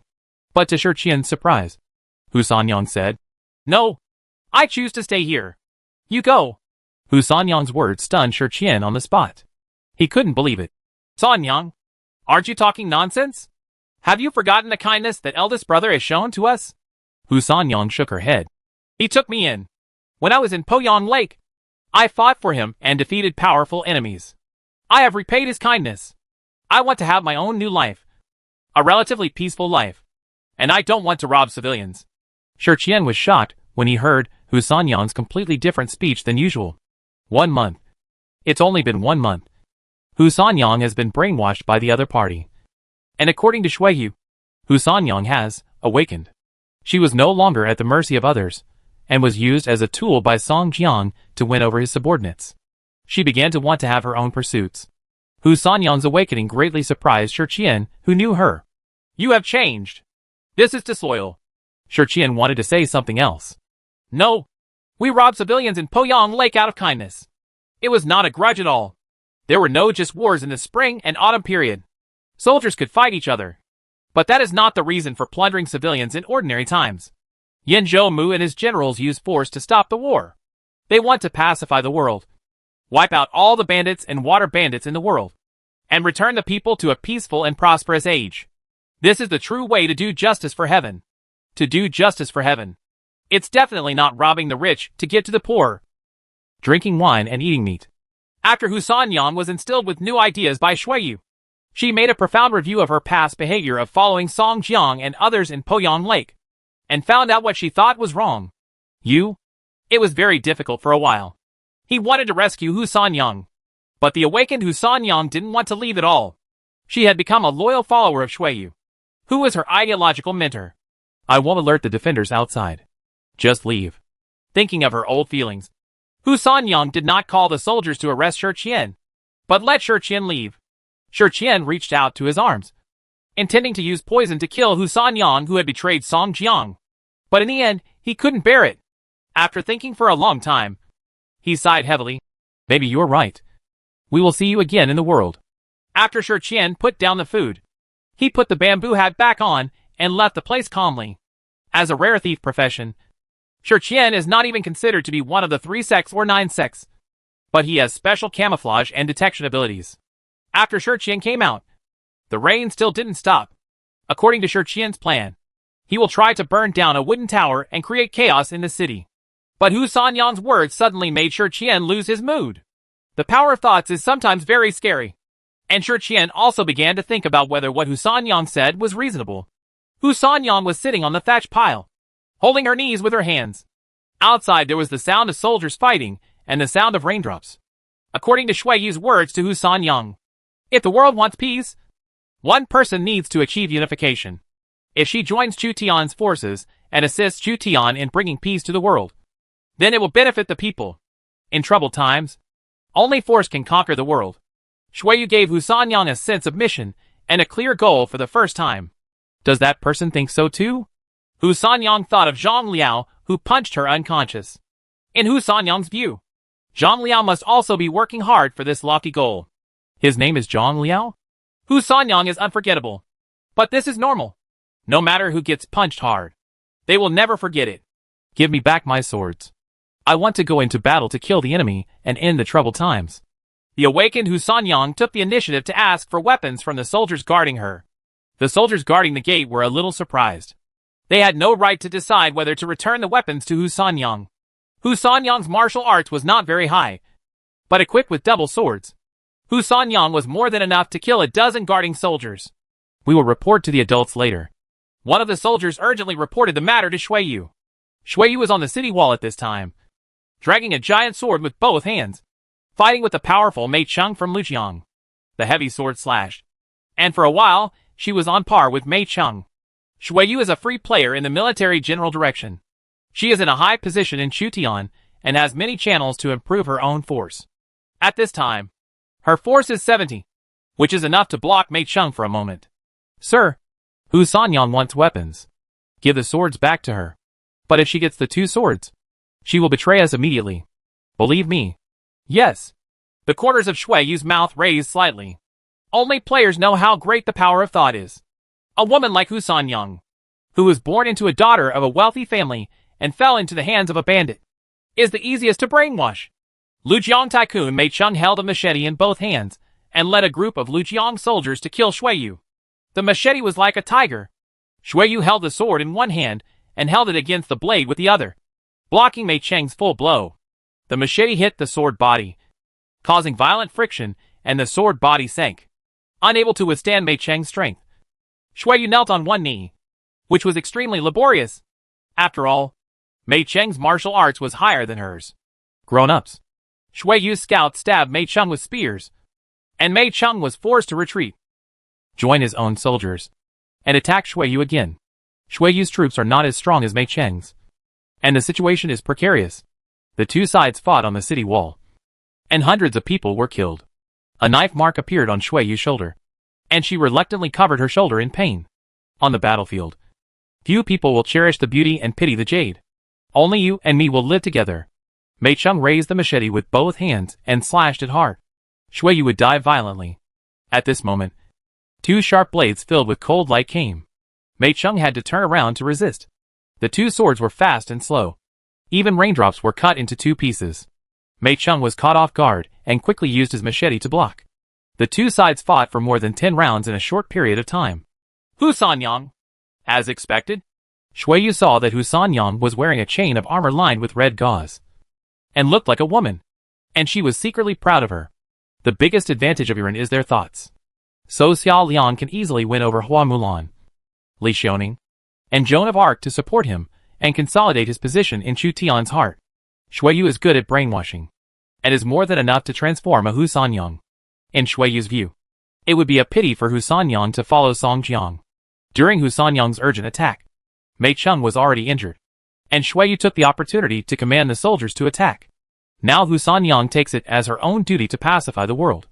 Fights hard, joins forces with Shui Yu, and kills the powerful Mei Cheng. When the soldiers of Mei Cheng Legion saw that their general was killed in battle, their morale dropped sharply, and they were defeated quickly, which reduced the pressure on the city wall. Hu Sanyang held the two swords in both hands, and the rainwater flowed down her pretty face to her collarbone. Miss Shui, I think I know what kind of person I should be in the future. In one's life, one cannot regret wasting his years, nor can he regret it. Shame on me for doing nothing. Chapter 480 Reinforcements are arriving. Compared with the pressure from Hu Sanyang and Shui Yu, Zhang Liao was under unprecedented pressure. He swung his halberd and knocked away a knife in Zhu Mao's hand. Zhu Mao's weapon was a pair of swords. After Zhang Liao knocked one sword away, he was left with only one sword. He looked at Zhang Liao, who was like the god of war. In shock, Zhang Liao's reputation was so famous in Huainan that all the 4 generals in Jiandong were afraid of Zhang Liao. None of the 4 Jiandong generals can compare with Zhang Liao. But it is Sun Jian and Sun Ce, the 2 lords of the Jiandong 4 generals, who had the ability to compete with Zhang Liao. Zhu Mao, who had only one sword left, fought Zhang Liao again, but was completely suppressed by Zhang Liao. Zhu Mao was about to be killed by Zhang Liao. A burly figure ascended the city from the ladder. As he appeared, the morale of Zhu Mao and the soldiers around Zhu Mao suddenly increased, and their fighting spirit was high. Their lord, Sun Jian, the tiger of Jiandong, attacked the city himself.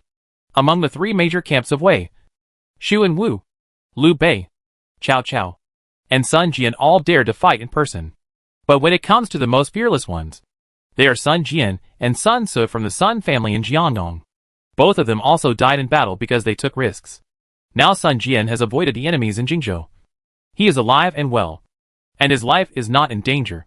He ascended first in person, and he is the most fierce among all the princes. Zhang Liao had never competed with the tigers of Jiandong. At this time, he finally faced Sun Jian and faced great pressure. His opponent was not only Sun Jian, but also Zhu Mao and other generals from the Jiandong faction who were still in the city. I didn't expect there to be such a fierce general in Hefei. Let me meet him for a while. Sun Jian held the ancient ingot sword, which was an imperial weapon. It was filled with invisible murderous intent, and the cold blade seemed to be filled with cold air. Sun Jian's momentum was completely different from that of Zhu Mao, who had just fought Zhang Liao. Only by becoming the enemy of Jiandong Tiger can you feel the power of Sun Jian. Come and fight! Zhang Liao commanded a group of soldiers to attack Zhu Mao and drive away the enemies on the city wall, while he himself, dragging his halberd, attacked Sun Jian. Both of them are fierce generals, heroes of the moment. Their moves are wide open and close. Their weapons are clashing. Their steps are leaping and unloading. And the water on the city wall is splashing. This man can actually fight with the master. And he's on par. When Zhu Mao saw Zhang Liao's strength against Sun Jian, he couldn't help but be shocked by Zhang Liao's strength. He knew that Sun Jian had the bonus of an imperial weapon, ancient ingot sword. Without such an imperial weapon, Sun Jian might still be slightly behind in terms of force. Zhu Mao had no time to look around because he was surrounded by soldiers. Zhang Liao realized Sun Jian's main attack direction and gathered a large number of soldiers on this wall. You are a fierce general. You will lead the troops in Hefei and be loyal to me. How about that? Sun Jian's wrist holding the sword was sore, and Zhang Liao was stronger than he imagined. Zhang Liao didn't answer, and there was no need to answer. The halberd struck with thorns and thorns. Majestic. Sun Jian blocked them one by one. Although it was a bit difficult, he would not be defeated. His weapon is an imperial weapon. Weapons have a high bonus to a general's personal combat power. Guan Yu was able to kill Yin Liang in a surprise attack in front of thousands of troops, which was closely related to his possession of the Red Rabbit horse and the Qinglong Yin Yu sword. Zhang Liao's halberd is just a king-level weapon. Even so, Zhang Liao is still on the offensive. Lord, let me help you.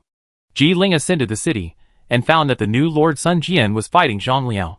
In order to claim credit in front of Sun Jian, he came to help with a three-pointed two-edged sword in both hands. Ji Ling and Sun Jian were no longer able to be resisted by Zhang Liao. We are willing to live and die together with our lord. Zhang Liao's personal soldiers, the dismounted Bingzhou Longqi, are willing to fight to the death for Zhang Liao. They were all Bingzhou Wolf cavalry who were trapped in the enemy's siege before. Thanks to Zhang Liao for rescuing them. They were so grateful that they shared life and death together. Brothers! Zhang Liao and a group of Bingzhou Wolf riders competed against Ji Ling and Sun Jian. Bingzhou Wolf cavalry was a sixth-order light cavalry. A dozen light cavalry teamed up to block Ji Ling, Sun Jian and others on the narrow city wall, preventing them from using their own force to open a gap in the city wall.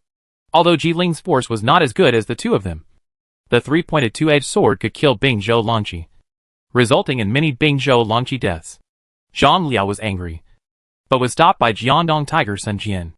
Unable to stop Ji Ling, the two sides used the city wall as a battle line to fight, and the rain subsided slightly. I'll stop these soldiers! Zhu Mao picked up a knife that was knocked away by Zhang Liao. Join Sun Jian, Ji Ling and Zhang Liao in the battle. Stop the soldiers attacking Ji Ling, and let Ji Ling free his knife to deal with Zhang Liao. Zhang Liao once again faced the siege of Sun Jian and Ji Ling at the same time. Unless Zhang Liao can regain the momentum that shocked Zai Yijin, he can defeat Ji Ling as soon as possible. Otherwise, Zhang Liao may need dozens of rounds to deal with Ji Ling in a head-on battle. Coupled with Sun Jian, who was more powerful than Ji Ling, Zhang Liao fell into a tough battle. The revenge of that day must be avenged. Ji Ling was defeated by Zhang Liao not long ago. Zhang Liao should have received special bonuses at that time. Otherwise, he would not be so powerful. Ji Ling became so angry that he wanted to take advantage of this opportunity. Firstly for revenge and secondly for meritorious deeds. And stabbed Zhang Liao with a three-pointed double-edged knife, piercing Zhang Liao's armor. This three-pointed, two-edged sword was actually a king-level weapon built by Yuan Shu for Ji Ling. It is a pity that Yuan Shu is now a withered bone in the grave. Zhang Liao faced the attack of two fierce generals and fought for dozens of rounds, only retreating 5 steps. However, Zhang Liao's situation was not optimistic. Sun Jian was responsible for fighting Zhang Liao openly and openly. The ancient ingot knife opened and closed in Sun Jian's hands, cutting iron like mud. Once he was hit by the ancient ingot knife, it would probably cause an armor-piercing effect. Ji Ling was responsible for the sneak attack. His three-pointed and two-edged sword was like a poisonous snake, appearing and disappearing, stabbing Zhang Liao from time to time. Suddenly, an arrow shot at Ji Ling. Ji Ling was a fierce general after all.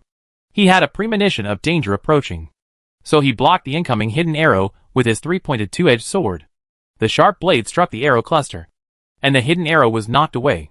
Ji Ling looked towards the direction from which the hidden arrow was shot, and saw a female general with foggy hair and a cloudy hair standing on an arrow tower, bending her bow and knocking an arrow. The arrow that attacked Ji Ling and supported Zhang Liao just now was shot by her. Zhang Liao also noticed that the person who shot the arrow turned out to be Hu Sanyang. Moreover, the person Hu Sanyang shot was not Zhang Liao, but Ji Ling, which puzzled Zhang Liao.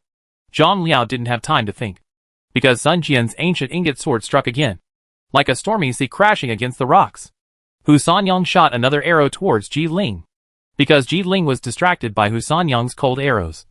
He was unable to attack Zhang Liao with all his strength, and the pressure on Zhang Liao decreased. The overall situation of the battle was not favorable to the defenders. Rainwater soaked the city walls, causing Hefei's city walls to become soft. At the same time, the power of crossbows and bows and arrows was greatly reduced. Arrows that were partially soaked by rain could not be used at all. Shaoli Guangwarong shot arrows at the wooden arrow tower under the city. He had the archery skill of piercing the Yangtze River with 100 steps and killed the archers on the arrow tower. Dong Ping held a short spear in each hand and was a double-gun general. Once he boarded the city, he immediately killed all sides. At least dozens of defenders died under his guns. Dong Ping is one of the 5 tiger generals of the water margin, and he still has some strength. With his 2 spears and tigers, He sweeps across the country. Sun Tzu did not yet have the Overlord spear, and the weapon he used was only a red tassel spear. At the age of 16, he participated in the battle to attack Hefei. This was the first time Sun Tzu fought against Chutian forces, and the solid Hefei left a deep impression on Sun Tzu. Now Sun Tzu just wants to join forces with his father Sun Jian to break through the city as soon as possible. As Sun Tzu's bodyguard, Zhou Tai was ordered by Sun Jian to protect Sun Tzu, whose military strength had not yet reached its peak. Sun Jian believed that Sun Tzu's peak strength was superior to his. But Sun Tzu had not grown up yet, and could not stop Zhang Liao for more than 10 rounds. The Battle of Hefei was extremely brutal, and Zhang Liao alone could not turn the tide. One Han Dang had already held back Zhang Ba and Sun Guan, and Zhang Liao did not have enough generals to use. Death! Ha ha ha! Dong Ping was reckless and rushed into the defenders. He ignored the opponent's spear formation and stabbed out with his double spears, killing 2 defenders in a row. The surrounding defenders were so frightened that they retreated continuously. Song Jiang lacked generals to command troops and horses, but there were many reckless generals. Dong Ping's ability was fully utilized in this battle, so he just charged hard. Dong Ping was not a good person in the water margin. He once killed other people's families and took their daughters as wives. However, he was one of the 5 tiger generals in Lianshan. He was highly armed and often took the lead. In Sun Jian's military camp, there was a young man about the same age as Sun Tzu, with a handsome appearance, looking up to the battle to attack Hefei. Take learned that Sun Jian was blocked at Hefei's city, so he sent Zhu Ti and Zhou Yu from Lujiang to help. Zhu Ti was a famous general in the Eastern Jin dynasty. He was good at fighting to inspire morale and control the hearts of the people. Needless to say, Zhou Yu naturally needs to say that Take intends to ask Zhu Ti to bring Zhou Yu here for training, so that Zhou Yu can grow up as quickly as possible. Song Jiang and Wu Yong served as a reserve team and stayed together to guard the camp to prevent the camp from being breached. When Zhu Ti saw Sun Jian personally leading his troops to attack Hefei, shouting and killing loudly, he made a judgment. According to this trend, it will take more than a month for Hefei to fall. Zhou Yu nodded, but was a little worried. Please ask General Zhu to send scouts to guard against reinforcements from the direction of Sichuan. Hefei was besieged for a long time, but Sichuan remained indifferent. The only explanation is that the Sichuan garrison has no generals available for the time being. If I am Chu Zimu, and I will definitely dispatch 1 or 2 generals from the Hebei Expeditionary Army to command the Sichuan garrison and rescue Hefei. Zhou Yu's analysis not only moved Zhu Ti, but Wu Yong was also moved. You go and monitor the direction of Sichuan. Zhu Ti thought for a while, and decided to send more scout cavalry in the direction of Sichuan as Zhou Yu said. There is a certain order of learning, and there is a specialization in the art. Zhu Ti was not an arrogant person. When he thought Zhou Yu's proposal was reasonable, he spared no effort to support it. Wu Yong found that his little cleverness may not match Zhou Yu's overall view. Zhou Yu, who has grown to his peak, will definitely be very terrifying. From Hefei to Sichuan, a support army is marching. Flying General Li Guang was in the prime of his youth, with arms like apes and top-notch riding skills. He couldn't wait to fight Sun Jian, the tiger of Jiangdong. Li Guang hasn't killed anyone with his own hands recently, and his hands are already itchy and unbearable. His military power has reached the level of the real 5 tigers. Once he joins the Hefei battlefield, he will subvert the entire battlefield. The Invincible Legion's 5,000 cavalry, Li Guang's 2,000 cavalry, and the Sichuan garrison sent 10,000 infantry.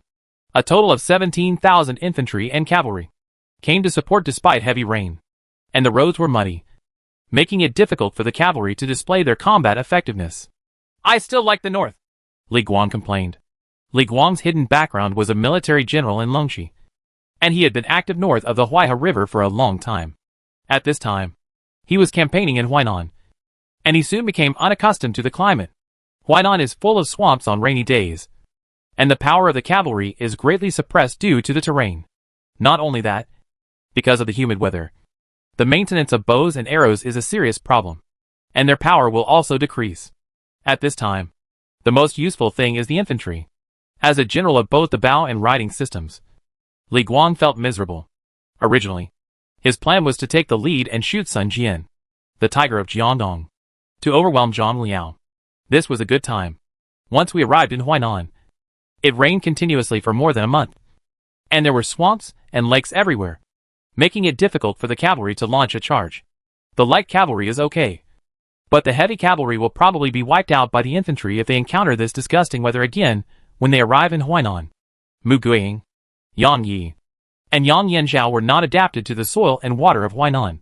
But they came to aid Huainan under Chu Tian's orders and had no shirk of duty. When 17,000 soldiers were about to arrive in Hefei, the rain subsided slightly. But the sky was still gloomy. An enemy scout is found ahead. The Invincible Legion and the Sichuan reinforcements were discovered by scouts sent by Zhu Ti 5 miles north of Hefei city. Attack now! Mu Guiying made a prompt decision. When the opponent's scouts are discovered, it means that the enemy's main force will soon discover itself. Therefore, Mu Guiying, Yang Yi, Li Guang and others urged the soldiers to pursue the opponent's scouts and shorten the time difference. The enemy's reinforcements have arrived. The scout cavalry quickly went south and informed Zhu Ti and Zhou Yu in advance. Zhu Ti immediately ordered. Bing Jin withdraws the troops and orders the Changsha prefect and all the generals to give up the attack on Hefei. Zhu Ti knew that if Sun Jian still attacked the city even though Hefei's reinforcements had arrived, he would most likely be attacked by reinforcements and defenders from both inside and outside. And the entire army would be annihilated? Zhu Ti's camp called for gold and retreated its troops, reminding Sun Jian and others who were still fighting fiercely with the defenders at this time. Gong Jin, it seems that your judgment is good. The Sichuan garrison has indeed been waiting for the commander-in-chief to arrive. Now that they dare to take the initiative to rescue Hefei, it shows that they are well prepared. I will personally command the infantry to attack it. Zhu Ti commanded the infantry to line up to meet the reinforcements arriving from the direction of Sichuan, buying time for Sun Jian to retreat. Zhu Ti himself was a famous general. He commanded the infantry, who was good at fighting in Huainan, and was not afraid of the opponent's cavalry. Huainan's rainy weather and swampy terrain made it impossible for the cavalry reinforcements to charge, and the threat became smaller. Even the cavalry of the Invincible Legion had to dismount and fight on foot, turning into melee infantry or archers. Zhang Liao had already suffered several wounds and was panting like an ox. After Ji Ling was restrained by Hu Sanyang, Dong Ping attacked with 2 guns and joined Sun Jian. Sun Jian plus Dong Ping were beyond the range that Zhang Liao's force could contend with. If the soldiers had not fought tooth and nail, Zhang Liao might have been severely wounded and killed by this time.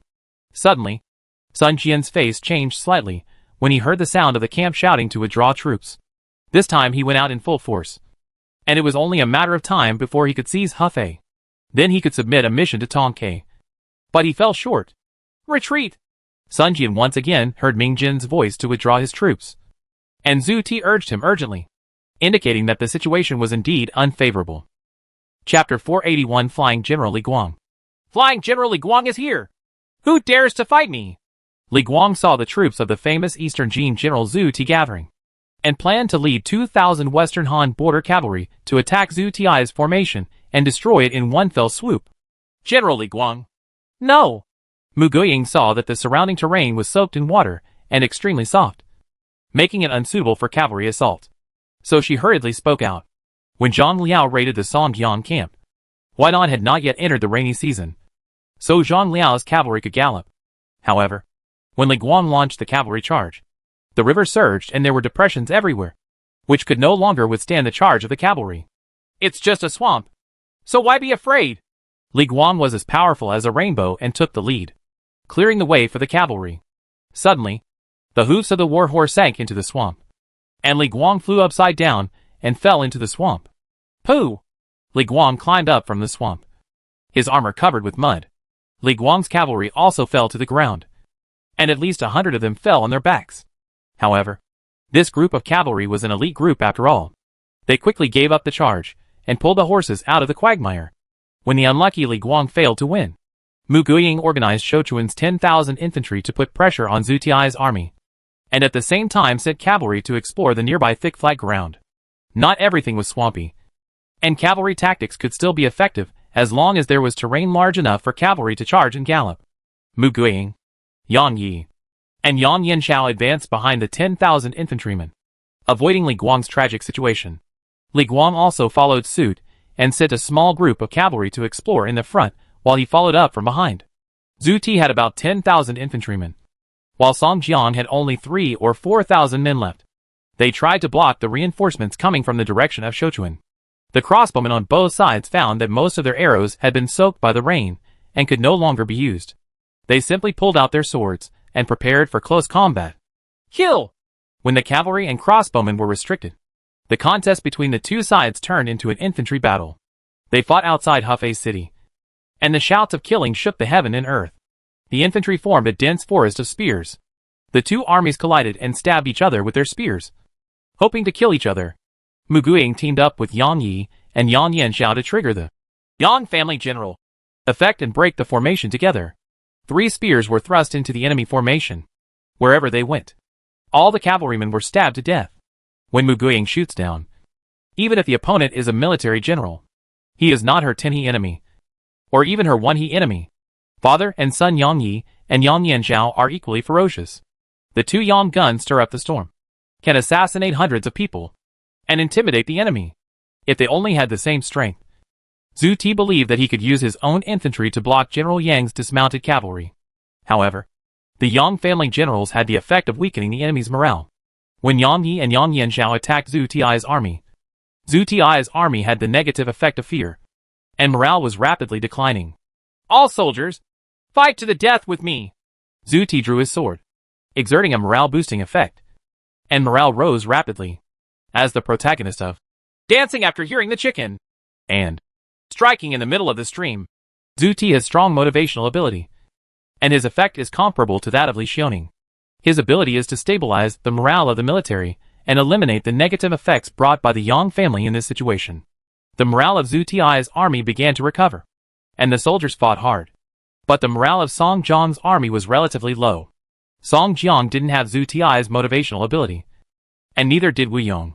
When the Yang family generals were fighting with Zhu Ti, Li Guang found a path suitable for the cavalry from the side. It's just that the road is narrow and can only accommodate hundreds of cavalry to charge. But for Li Guang, hundreds of cavalry are enough. Li Guang personally led 100 cavalry to attack Song Jiang from the flank. Behind 100 cavalry, more than 1,000 cavalry gathered together, and Li Guang had no time to pay attention to them. Let the flying general Li Guang dismount and fight on foot. It is better to kill him. Li Guang was finally able to gallop. He held the bow with both hands and took out a dry arrow from the cowhide quiver. The arrow was like a shooting star. A small leader of the Lianshan army was hit by an arrow. The arrow actually penetrated his body and killed a soldier behind him without losing power. The power of Li Guang's bow and arrow is unimaginable. 100 Western Han Dynasty Border Guard cavalry pulled out the Han Dynasty standard Huansho sword and rushed into the Lianshan army to kill. The Huansho sword is like a sickle harvesting grass and mustard. Facing the low-level Lianshan army, only 100 Western Han Dynasty Border Guard cavalry can cause it to fall into chaos. Song Jiang tried to control the Lianshan army, but did not have the ability to revive the army as soon as possible. So he could only use his superior strength to besiege Li Guang. Li Guang didn't have many arrows at his disposal, so he simply pulled out his sword and started fighting at close quarters like other cavalrymen. For Li Guang, even if one arrow can kill 2 enemy soldiers, it is quite a waste. Each of his arrows is expensive. In a melee, they are not as efficient as an ordinary ring-headed sword in killing enemies. With Li Guang's force, even if he holds a bronze-level weapon, he can easily kill enemy generals. A Lianshan military general led hundreds of soldiers to attack Li Guang's cavalry, but was defeated by Li Guang's cavalry. Behind Li Guang, there was an endless stream of cavalry arriving at the battlefield from the trail to expand the victory. Die! The infantry of the red-haired ghost Lu Tang hooked a Western Han Dynasty Border Guard cavalry and pulled him off his horse. Then Lu Tang killed the cavalry with a simple sword. One of Lu Tang's arms was chopped off by Zhang Liao, and he hated the Chutian forces. When Li Guang saw that his subordinates had been killed, and he had a good relationship with his subordinates, he became furious and came to kill Lu Tang. There were dozens of Lianshan infantry blocking Li Guang's front, but they were all killed by Li Guang alone, leaving their bodies lying on the ground. Li Guang went straight towards the one-armed Lu Tang.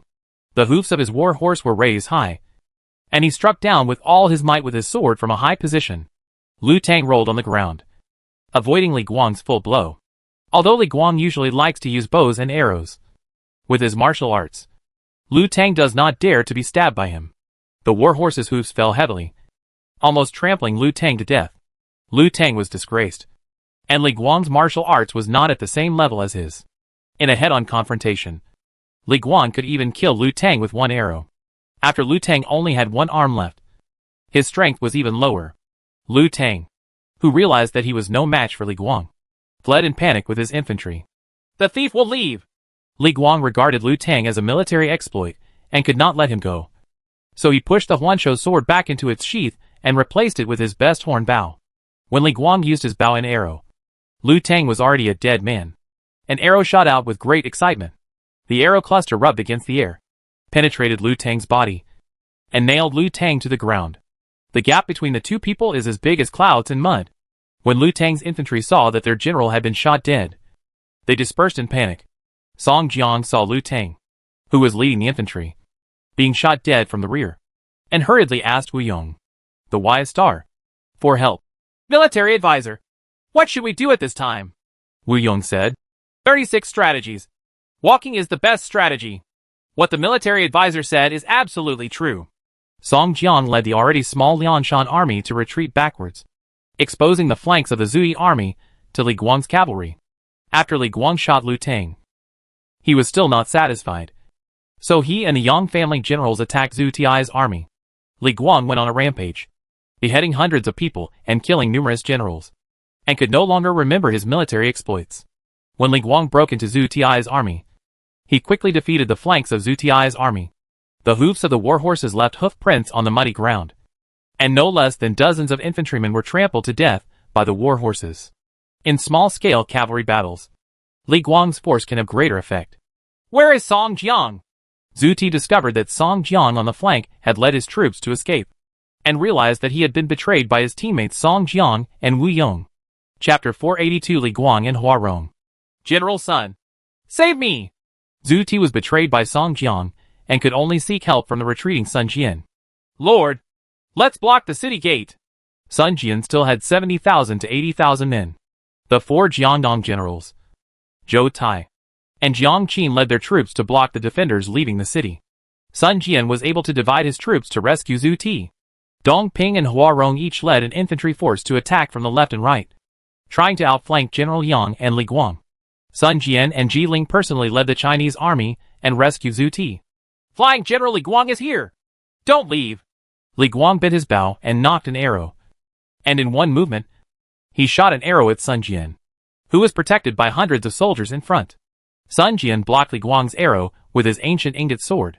The force of the impact caused Sun Jian to almost lose his weapon. The ancient ingot sword, an imperial weapon, had white marks on its blade. If the ancient ingot sword was not an imperial weapon, it might have been destroyed.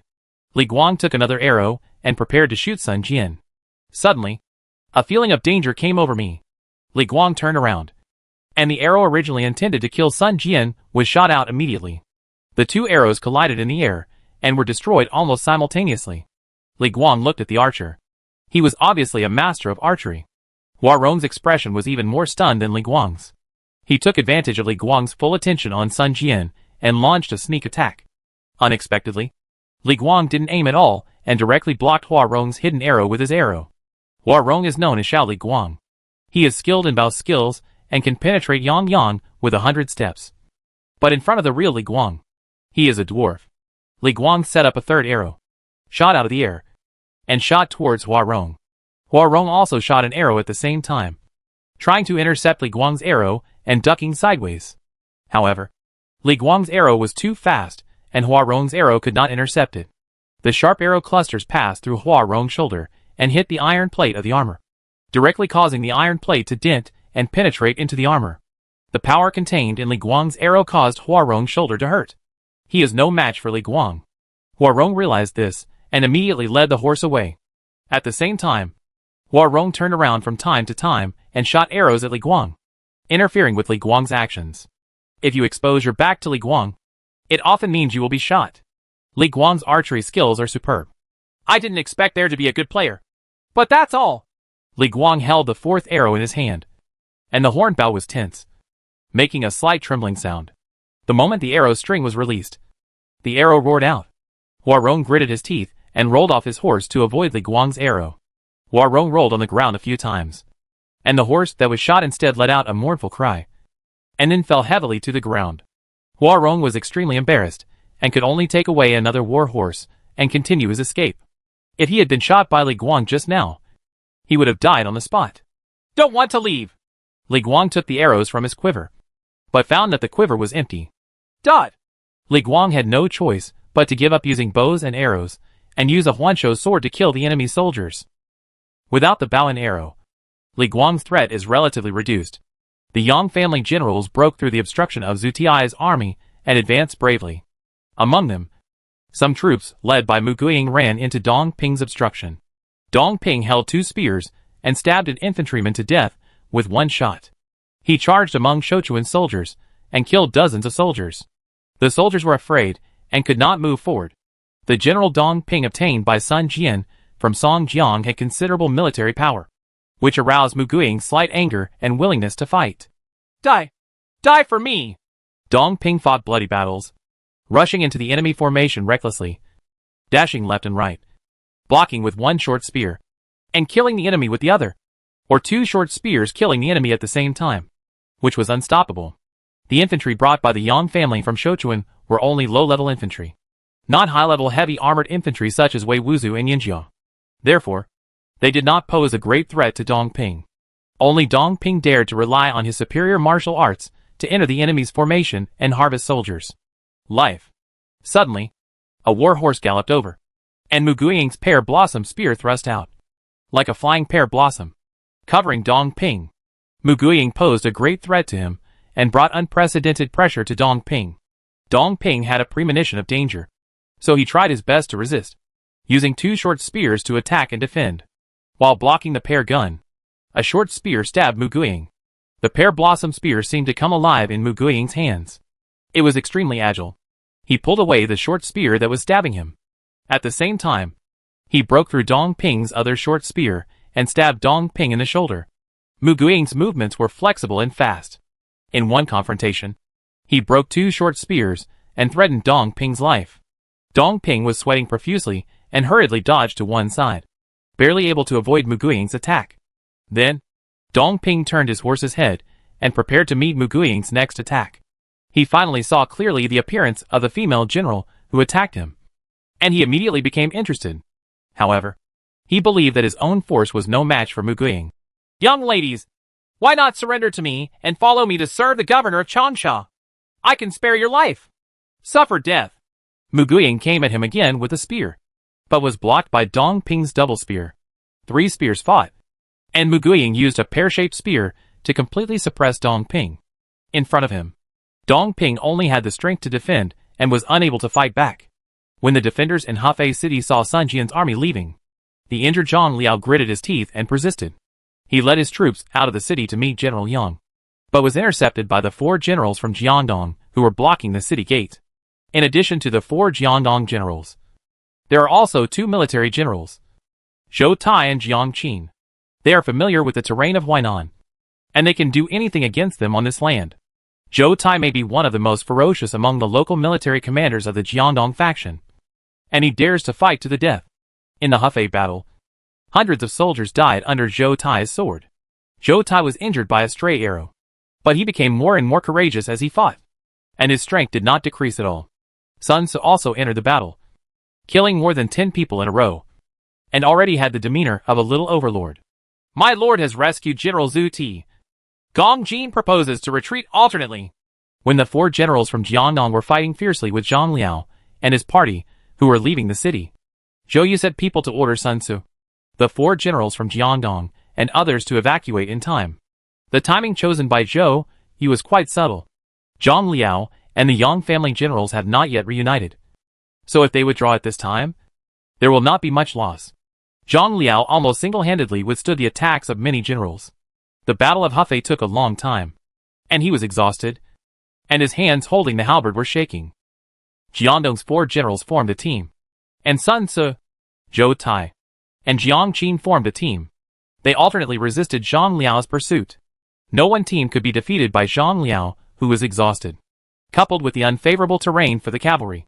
The 2 teams of soldiers and horses successfully returned to the camp and relied on the camp to hold on. Gong Jin, thanks to you this time. Otherwise we would be in danger. Sun Tzu returned to the camp and held Zhou Yu's hand, feeling unspeakably excited. Although Zhou Yu came here for training, he showed great potential and reduced the losses of Jiangdong army. If Zhou Yu hadn't been active, Jiangdong's army would have lost at least 10,000 more troops. Sun Jian and Ji Ling rescued Zhu Ti at the cost of at least 50% of Zhu Ti's 10,000 infantry being killed or captured. Hua Rong was injured. But Dong Ping climbed up from the swamp with 2 guns and fled back to the camp amid the chaotic infantry. As for his 2 short guns, they all fell on the battlefield. For a general, losing his weapon is really a shame. He fought Mu Guiying for less than 20 rounds, and was already at a complete disadvantage. After 30 rounds, a weapon was knocked away by Mu Guiying. Seeing that he was defeated, Dong Ping simply threw another weapon as a javelin at Mu Guiying, then turned and ran away. Otherwise, if this continues, he will be killed by Mu Guiying. Mu Guiying is much more powerful than Hu Sanyang. The 4 heroines are themselves the 4 top female generals in the Eastern Han Dynasty. Relatively speaking, Hu Sanyang was just a general among the heroes of Lianshan. She was relatively not that special, and her military power was far inferior to that of Mu Guiying. Therefore, Dong Ping, who was able to defeat Hu Sanyang, fled under Mu Guiying's gun. If he hadn't escaped quickly, he might have become the dead soul of Mu Guiying.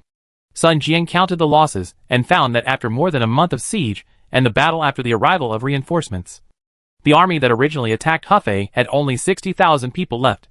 Moreover, due to the failure of the siege and battle, the morale of these 60,000 people was reduced. It's sluggish, and I'm afraid it won't be possible to restore morale for a while. If morale is too low, it will affect the combat effectiveness of soldiers. Some generals have the effect of boosting morale, but generally such generals have a limit on the number of times they can inspire the army. Secondly, some generals' morale boost is temporary. Once the battle is over, morale will drop significantly. It will take a lot of time to wait for morale to recover naturally. Fortunately, the commander-in-chief was Sun Jian. Otherwise, if another person had been appointed as the commander-in-chief, the army might have been defeated during the battle just now. Zhu Ti returned to the camp and held Song Jiang accountable. Song Jiang and Wu Yong led the Lianshan army to retreat, leaving Zhu Ti's soldiers in trouble. If Sun Jian and Ji Ling had not rescued him in time and sacrificed 5,000 men to cut off the rear and block the fiercely Guang, Yang Yi and others, Zhu Ti would have become a prisoner by now. Song Jiang and Wu Yong deserve to be punished. But this is not the time for internal strife. Gong Jin, maybe we should retreat.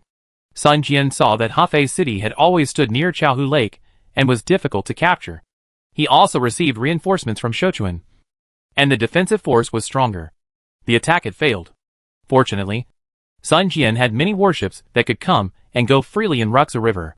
If he wanted to leave, no one could stop him. Zhou Yu said. After this battle, the morale of the defenders of Hefei was greatly boosted. However, the opportunity to capture Hefei has passed, and they can only wait for a good opportunity. After all, Sun Jian was a prince capable of dominating Jiangdong. Faced with the defeat, he was a little disappointed at first, but he quickly cheered up. Dong Jin performed very well this time. Sir, if you have free time, you can ask Gong Jin for advice. Maybe you can gain a lot. Sun Tzu replied. I obey. Sun Jian decided to withdraw his troops. Because of the heavy rain for days, the Ruxu water surged, and the navy's role was even greater. Sun Jian's army gradually withdrew and came to the warship. Zhou Yu followed Sun Tzu on board the ship. The two were similar in age, so they became good friends. One day, I will capture this city myself to prove that I am more talented than my father. Sun Tzu looked at the solid Hefei city again, eager to try. Even a strong man like his father was blocked at the gates of Hefei and had to withdraw his troops. As long as Hefei city is captured, it will prove that he is stronger than his father. Zhou Yu encouraged. Dong Jin believes that Bo Fu will do it one day. Sun Jian's army burned the camp overnight and retreated. The Hefei defenders finally breathed a sigh of relief when they saw the enemy camp's flames rising into the sky.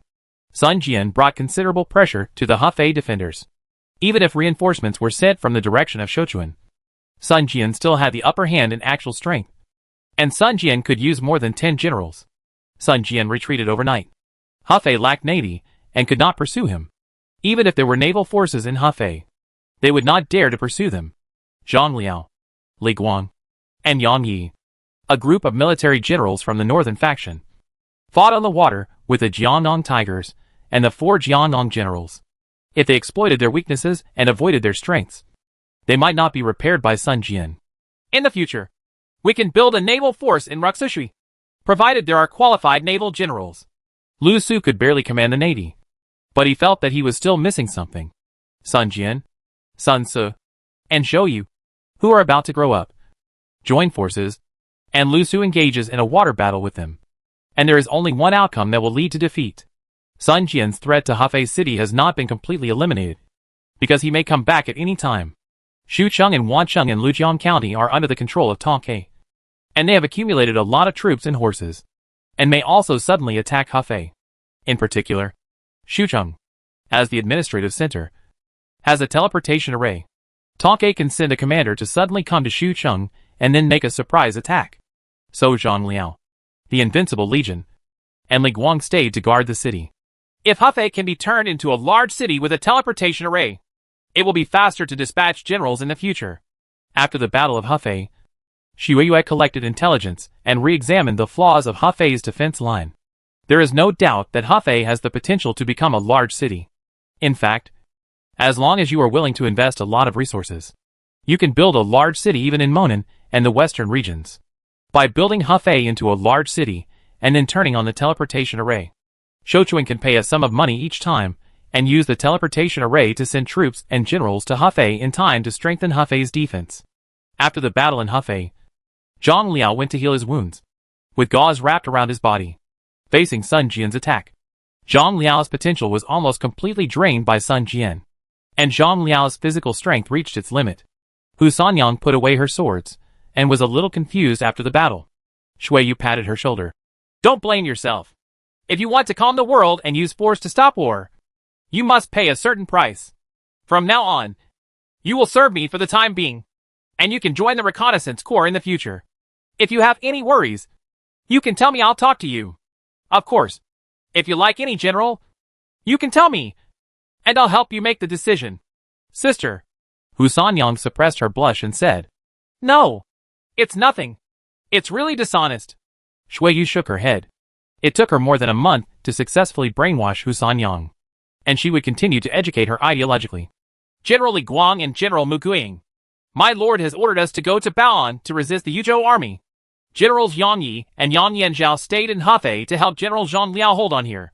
Li Guang and Mu Guiying had just defeated Sun Jian and received another transfer order. Chapter 483 Fire Attack Water Attack. The monstrous fire roared and spread, and the scorching flames distorted the air. The Bawangpo area was destroyed by fire. Guizi Shuafang army had thousands of soldiers and horses swallowed by the fire, and they were wailing all over the field. Wei Wuji personally took command, with Pang Wan as the vanguard general, and led the Wei Wu soldiers to take advantage of the fire to attack Guizi Shuafang army. Shuafang's army was larger in number, but not as elite as Wei's soldiers. Wei's soldiers held shields and wore 3 layers of armor. They fought hand-to-hand with Shuafang's army and killed a large number of Shuafang's troops, causing heavy casualties to Shuafang's army. As high-level heavy armor infantry, Wei Wuzu has always been one of Chuqian's ace troops. In the past, only Pang Wan supported the overall situation of the military soldier army, which had not yet been formed, so its performance was not outstanding. However, after the current military soldier army was formed, it exploded with powerful combat power, because Wei Wuji serves as the commander-in-chief. Pang Wan does not need to distract other troops, and only needs to lead Wei Wu's soldiers to break the formation. Li Ling led a group of Jingchu warriors in the rear, using crossbows to provide cover for the Wei soldiers. As a descendant of Li Guang, Li Ling's crossbow bonus to the troops was also quite considerable. In addition, the Jingchu warriors were 6th level light infantry/crossbowmen, and they fired fiercely, exacerbating the casualties of Shuafang's army. Su Chu, a tiger fool, served as the guard of Tang dynasty. Only Qin Qiong assisted Guizi.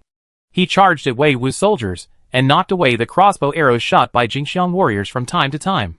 Pang Wan did not step forward to fight Qin Qiong. Instead, he directed Wei's soldiers to attack, and sent hundreds of Wei's soldiers to besiege Qin Qiong. Although the Wei soldiers with Pang Wan's bonus are not as good as the Wei warriors with Wu Qi's bonus, they still have considerable combat power. Hundreds of Wei soldiers surrounded Qin Qiong, with 3 layers inside and 3 layers outside. The Wei soldiers on the 3rd floor holding halberds formed a forest of spears, and the Wei soldiers on the outer 3 floors held infantry crossbows and shot at Qin Qiong. Since the Battle of Yuzhou and the complete destruction of Qin Qiong's black armor cavalry, Qin Xiong's threat has diminished. No matter how high Qin Xiong's personal force is, if he does not retreat in time, he will be killed by the large number of Wei soldiers. 100 Wei soldiers are not enough to kill. That's 1,000. Killing 1,000 Wei soldiers and killing 1,000 low-level infantry are two completely different concepts. Xiahou Dun and Li Dian led the Bao'an Defense Corps to fight fiercely with Li Daozong, king of Jiangxia. Xiahou Dun entered the enemy formation with a gun and killed dozens of people with a spear. He wanted to capture Li Daozong alive, but he was forced back by hundreds of crossbowmen around Li Daozong. Li Daozong also has a special unit like Shuerengui, the Tang Dynasty archers. If Xiahou Dun dared to attack, and the crossbowmen fired a volley, and then the cavalry went up to harvest, maybe Xiahou Dun would be captured alive. The fire is getting worse. Retreat immediately. It was said that Tang was blocked by the fire, and saw that each legion was fighting alone. He knew something was wrong, so he ordered each legion to retreat to the rear. Otherwise, if the fire continues to spread, Tang's army may be surrounded and annihilated at Bawangpo. Their respective troops fought and retreated. Qin Xiong stabbed more than 30 Wei soldiers to death at the cost of being injured, and broke through the encirclement in order to resist and severely damage the remnants of Shuo Tang's Yuzhou army. Guijia, the military advisor of the Wuzhu Corps, proposed burning Bao'an Slope to block Shuo Tang's offensive and force Shuo Tang to retreat to the south of Xia Road in Fancheng. Wei Wuji and Guijia had enough time to reorganize their troops and set up defenses in Bao'an. Prince Wen, the governor of Runan, personally led a group of troops to support Wei Wuji's army. The remnants of the Yuzhou army of the Tang dynasty and part of the Jingzhou army returned to the territory belonging to the Nanyang Basin. They counted their losses and found that about 10,000 soldiers and horses were lost. Everyone's face was blackened by the thick smoke produced by the fire. Qin Xiong was injured and said Tang hurriedly asked someone to treat his injuries. Since Cheng Yaojin was captured by Chu Tian, Qin Xiong was the only commander of the Xuanjia army left in the Tang dynasty. Without Qin Xiong, the Xuanjia army of the 9th level cavalry would have no chance of talking about the Tang dynasty. This plan will harm the peace of the world. The person who proposed this plan may lose his life. Wei Zhen followed the Tang dynasty on an expedition to Bao'an, and saw a raging fire that spread to the camp. He couldn't help but sigh at the horror of the strategy of burning Bao'an. Because of the fire, Tang's legions were in chaos and fought independently. Tang was blocked by the fire and could not support Guizi in time, causing Guizi's Shuofang army to suffer heavy losses. Tang helplessly said, "The burning of Bao'an Slope was probably caused by his military advisor Guijia. But this Guijia himself is not a longevity person, and he should not care about losing his life." It is said that Tang Xiren knew the existence of Guijia. The opponent's military soldier army was paired with a military advisor, which directly increased the combat power of the military soldier army. The fire in Bawangpo is expected to continue burning for some time, and Tang is unable to tell when the fire spreading in Bawangpo will stop. Before the fire at Bawangpo weakened, Tang's army could no longer continue its march into the Central Plains. There was an army of soldiers blocking the way, saying that even the Tang dynasty could not get out of the Nanyang Basin. If Yang Zhulong doesn't come to conquer the Central Plains, what is he doing? At this time, Shuotong, located south of Bawangpo, was dissatisfied with Yang Shirlang, who actually controlled Jingzhou. In Tang's view, Chu Tian's main force was in Hebei, and it was the right time to regain Yuzhou. However, Yang Shirlang seemed to be a drunkard and had no intention of attacking the Central Plains. He only told Tang to support 30,000 Jingzhou troops. So he ordered Tang attack the Central Plains alone and regarded Tang as the night watchman guarding the northern gate of Jingzhou. Jiangling has tens of millions of acres of fertile land and a large population. Chao Bin, Pan Mei, Han Shizhong, Wu Jie, Lu Pan, Wang Zhong and other generals gathered together, and Yang Shirlang came in person to gather his troops. The target of its attack this time is neither the Central Plains nor Jiangdong, but Yizhou. What was lost in Chutian, Yang Shirlang wanted to take back from Yizhou. Yizhou has many talents, but it lacks a unique commander. In the face of Zhang Dao's continuous offensive in Hanzhong, Lu Yan fell ill. For Yang Shirlang, there was no better time than this to annex Yizhou and occupy Yizhou. Own it for yourself. Yizhou is a land of abundance, as long as it is managed properly and at the rate of territorial development in lords. The Qingdu Plain can quickly become a rich grain-producing land, even if it can feed tens of millions of people. It will not be a problem. All legions are ready. This time we will mobilize 200,000 soldiers and horses from Jingnan and Jingbei, and 5,000 warships and fishing boats. We only need the Lord's order to go up the river and invade Bashu. Han Shizhong, who currently serves as General Yang Zhulang, reports to Yang Zhulang. Gan Ning of Bashu has agreed to assist us in attacking Chengdu in Shu County. He will lead his fleet to meet us in the upper reaches of the Yangtze River, and at the same time provide part of the food and grass for our army. So our food and grass pressure will not be too great due to the expedition. With Gan Ning clearing the way for us and the topographic map of Bashu, it will take 1 year to pacify Yizhou except Hanzhong. At that time, with Wu Jie as the main general, he will leave Hanzhong and incorporate Hanzhong into the territory, and he will dominate Jingzhou and Yizhou. The state has a larger territory than the Shu Han. If you advance, you can compete with the Central Plains, and if you retreat, you can divide the world into 3 parts. Before Yang Shirlang attacked Yizhou, he repeatedly made sure that his strategy was not biased. Su Shu, Kai Mao, and others came to Jiangling to bid farewell to him. My lord, please go all out to attack Lu Yin and Yizhou. Lu Yin is no good and can be easily defeated. I will guard Xiangyang for your lord to prevent Nanyang's Tang dynasty people from taking advantage of Xiangyang's emptiness. Attack Xiangyang. Yueng is here, so I can have no worries. Most of the soldiers and horses used in the expedition against Lu Yin and Yizhou were soldiers and horses in Jingnan and Jiangling. As for the soldiers and horses in Xiangyang and Fancheng, they were not moved at all. It is impossible to say that the Tang dynasty captured Xiangyang. Yang Shirlang explained to Su Shu, then turned around and glanced at Han Shizhong, Wu Jie and others present with his sharp eyes. Please go all out for this battle. If Bashu can be pacified within 1 year, we can fight for the world, and the future will be bright. Expect Han Shizhong, Wu Jie, Pan Mei, Chao Bin and other generals all replied. We must go all out. 200,000 troops were mobilized, and 5,000 large and small ships filled the river, marching upward. In order to annex Yizhou as soon as possible, Yang Shirlang invested almost all his ships and at the same time commandeered fishing boats along the Yangtze River to transport troops. Gan Ning, a powerful man in Ba County, secretly gathered his troops and won over the officials. Powerful men and bandits in Ba County who were dissatisfied with Lu Yin and agreed to act secretly. Gan Ning was known as the Gene Sale Thief in Bajuan. When he was young, he led a group of rangers and robbed others everywhere. So he was very rich and extravagant. Gan Ning began to make friends with officials in various cities in Bajuan very early. If these officials received him warmly, they would make friends with him. Otherwise, they would be robbed or even killed by Gan Ning. This is Gan Ning's way of life. But now Gan Ning has restrained himself a lot and no longer attacks others. Instead, he begins to study various schools of thought and become a local official, hoping to make a difference. At this time, Yang Shirlang approached Gan Ning in the name of the royal family member and Jingzhou shepherd Lu Biao, and promised him the official positions of Bajuan prefect and General Zahao, with Gan Ning as the main general to fight for the world. Gan Ning was very tempted and thought that taking refuge in Yang Zhulang would make a difference. With Gan Ning's chivalrous character, he would be loyal to anyone who treated him well. Lu Yin had limited or even no kindness towards him, and Gan Ning could not be said to be loyal.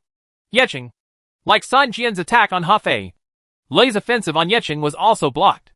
Yeqing's fortifications were stronger than those of Hefei, and there was no heavy rain to destroy the fortifications, so Lei could only attack by force. Hefei is currently only a medium-sized city, while Yeqing is a huge city with a population of 1 million. Gao Jiong and Shipei recruited troops in the city. At its highest number, the number of Yeqing defenders reached an astonishing 80,000.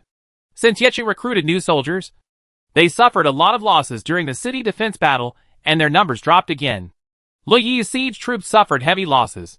Among the 40,000 attacking troops, only half remained. Liu Bei's army received supplies in Handan, and Guan Yu recovered from his injuries and prepared to go south again. Hu Ma from Taiyuan repeatedly asked Chu Tian for help, but Chu Tian could not send his troops to Taiyuan. From Yeqing to Taiyuan, there are 2 roads Chu Tian can choose. One is to pass through Fuku and cross the Taihang Mountains. The back road will be cut off by Liu Bei, or via Shandong County to Taiyuan. This route is equally dangerous. Hanoi and Hedong counties are in the hands of Zhejiang Laoqin, and Shandong County surrendered to Zhao Long. Once Chu Tian enters Shandong County, Zhejiang Laoqin's garrison deployed to defend Hanoi and Hedong counties will be alerted and fight with Zhao Long surrounded them. Chu Tian could mobilize several military generals from the battlefield in Hebei to go south to support Hefei. In theory, Lao Qin could also send 1 or 2 commanders from the battlefield in Xiliang to Hedong, leading the troops in Hedong to cut off Chu Tian's retreat. When Li Yi's army failed to attack, Xiao Liang suggested, "It is better to attack than to siege. We can dig sieges, break the Zhang River, and flood Yi City.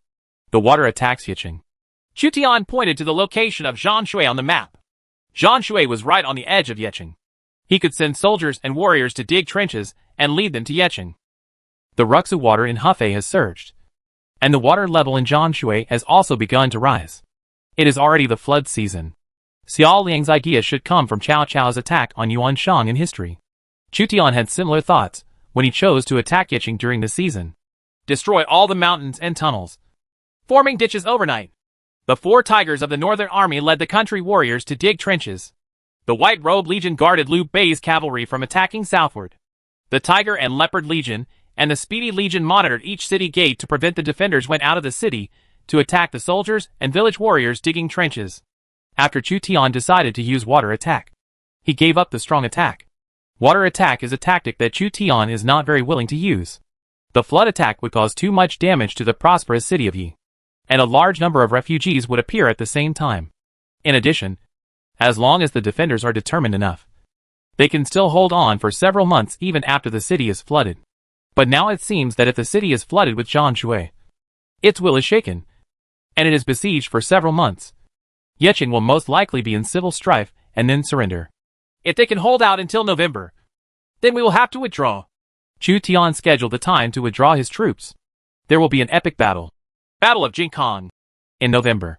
The reward of the Battle of Jingkong is most likely the famous General Yu Fei, and Chu Tian must take it. Otherwise, if Yu Fei is taken away by other princes, Chu Tian will face an unprecedented threat. At his peak, Yu Fei was also a terrifying presence that could turn around a local battlefield. The details also depend on the rules of the 4th epic battle. Generally speaking, epic battles are shorter than national wars, lasting 1 to 3 months and ending. During the Battle of Jingkong, we can still besiege the city until they can no longer defend it. Zhao Long will probably instruct the defenders to surrender. After all, he has to face the public opinion of all players, and there are many players inside Yiqing. Xiao Liang inspired Chu Tian, because there are many players in Yiqing. Food is exhausted. Zhao Long will definitely make Yiqing surrender under the pressure of the player group. No matter what, just surround Yiqing. Brothers, the master has given us the task of digging trenches. We must complete it properly. Mi Fang carried a shovel and led the other 4 tigers of the Northern Army, Wu Anhua, Lu Kuang, Xing Durong, and a group of rural warriors to dig trenches and divert the Zhang River. In addition to the 4 tigers of the Northern Army, there was also a group of prisoners who surrendered in Yuzhou, including Kai Zhong and Kai He, the 2 generals of Northern Jing. If it weren't for the fact that the Kai brothers were from the Jingzhou faction and their loyalty was unknown, Mi Fang even wanted to take the Kai brothers into account and turn the 4 tigers of the Northern Army into the 6 tigers of the Northern Army. The 4 tigers of the Northern Army were all sparsely deployed, but they had brute strength and drive, which made them suitable for digging trenches. Under Mi Fang's urging, a group of people were in full swing. Chapter 484 Flooded Yi City. The enemy wants to flood the city. Gao Jiong stood on the city wall and saw a ravine appeared outside the city overnight. He knew that the defenders attacking the city were going to flood the city with Zhang Shui. As a normal city, the location of Yiqing is good, surrounded by mountains and rivers. However, being close to Zhang Shui River is quite deadly during the flood season. Chu Tian already had the experience of flooding Shouchuan City with Feishui River, so he used Zhang Shui River to flood Yiqing again, so that it would be easy to navigate.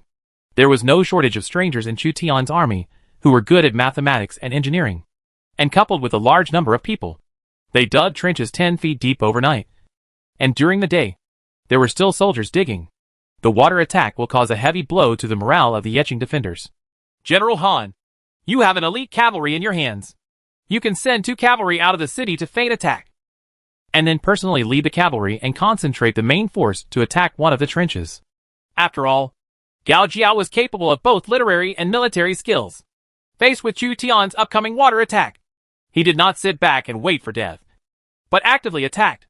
Zhao Long left Cavalry General Han Qinhu to guard Yiqing for active defense.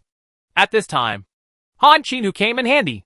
Under Gao Qiao's command, the two city gates opened, and cavalry armed with horned bows rushed out of the city gates.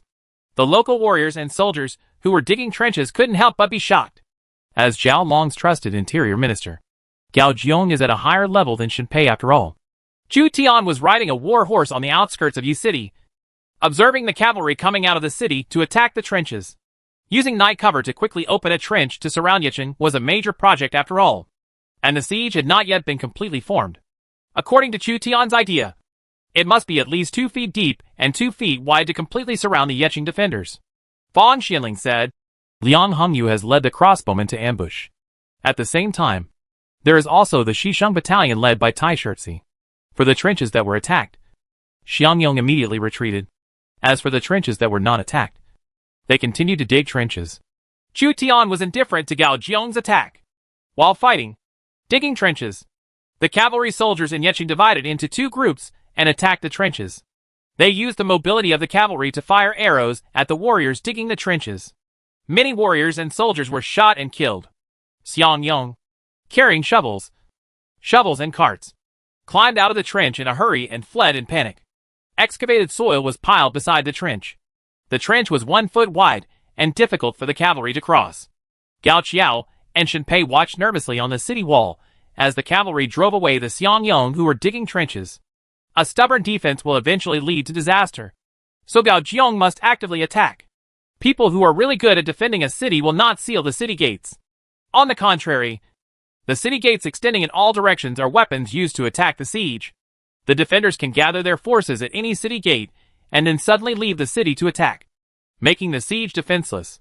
The cavalry general Han Qinhu gathered more than 1,000 elite cavalry at one of the city gates to destroy the trench. Open the city gate. Soldiers, follow me to kill the enemy. Han Qinhu picked up a long spear, raised his spear, and led more than 1,000 cavalry to rush out of the city to attack. As a fierce general in the early Sui dynasty, Han Qinhu was actually a tiger general, but he was always suppressed by Chu Tian's army, so he never had many outstanding performances. This time Gao Jiong gave Han Qinhu the task of going out of the city to destroy the trenches, and tried his best to prevent Chu Tian's army from diverting the Zhang River to Yiqing. Zhang Shui entering the flood season will be a disaster for the lower-lying Yiqing. Han Qinhu did not directly attack the most dangerous North City Gate, but went out of the East City Gate to attack the soldiers and Xiangyong who were digging trenches outside the East City Gate. Thousands of horned bows fired volleys, and the soldiers and country heroes in the trenches of Dongcheng fell to the ground. The remaining people, led by the small leader, escaped from the trench, climbed over the accumulated soil, and ran away. Han Qinhu fired 4 arrows in a row, killing 4 soldiers, including a low-level officer who commanded Xiangyong to dig trenches. Push the dirt they dug into the trench. Under the command of Han Qinhu, a group of cavalry dismounted and wanted to fill in the trench before Zhang Shui arrived. Suddenly, a group of Jianyan crossbowmen emerged from behind the piled dirt, aiming their crossbows at the dismounted cavalry. Apparently, Jianyan's crossbowmen were ambushing here at night, like hunters, patiently waiting for the soldiers at the city gate to come out of the city to attack. Back off. Han Qinhu's expression was distorted. The light cavalry was not well equipped, and was fired upon by a powerful crossbow at close range. You can imagine the consequences. Fire the arrow. Liang Hongyu appeared from behind the mound, and fired thousands of powerful crossbows. Jianyan's crossbowman pulled the trigger of the powerful crossbow, and sharp crossbow arrows shot out one after another, making a sound of breaking through the air, covering Han Qinhu's cavalry.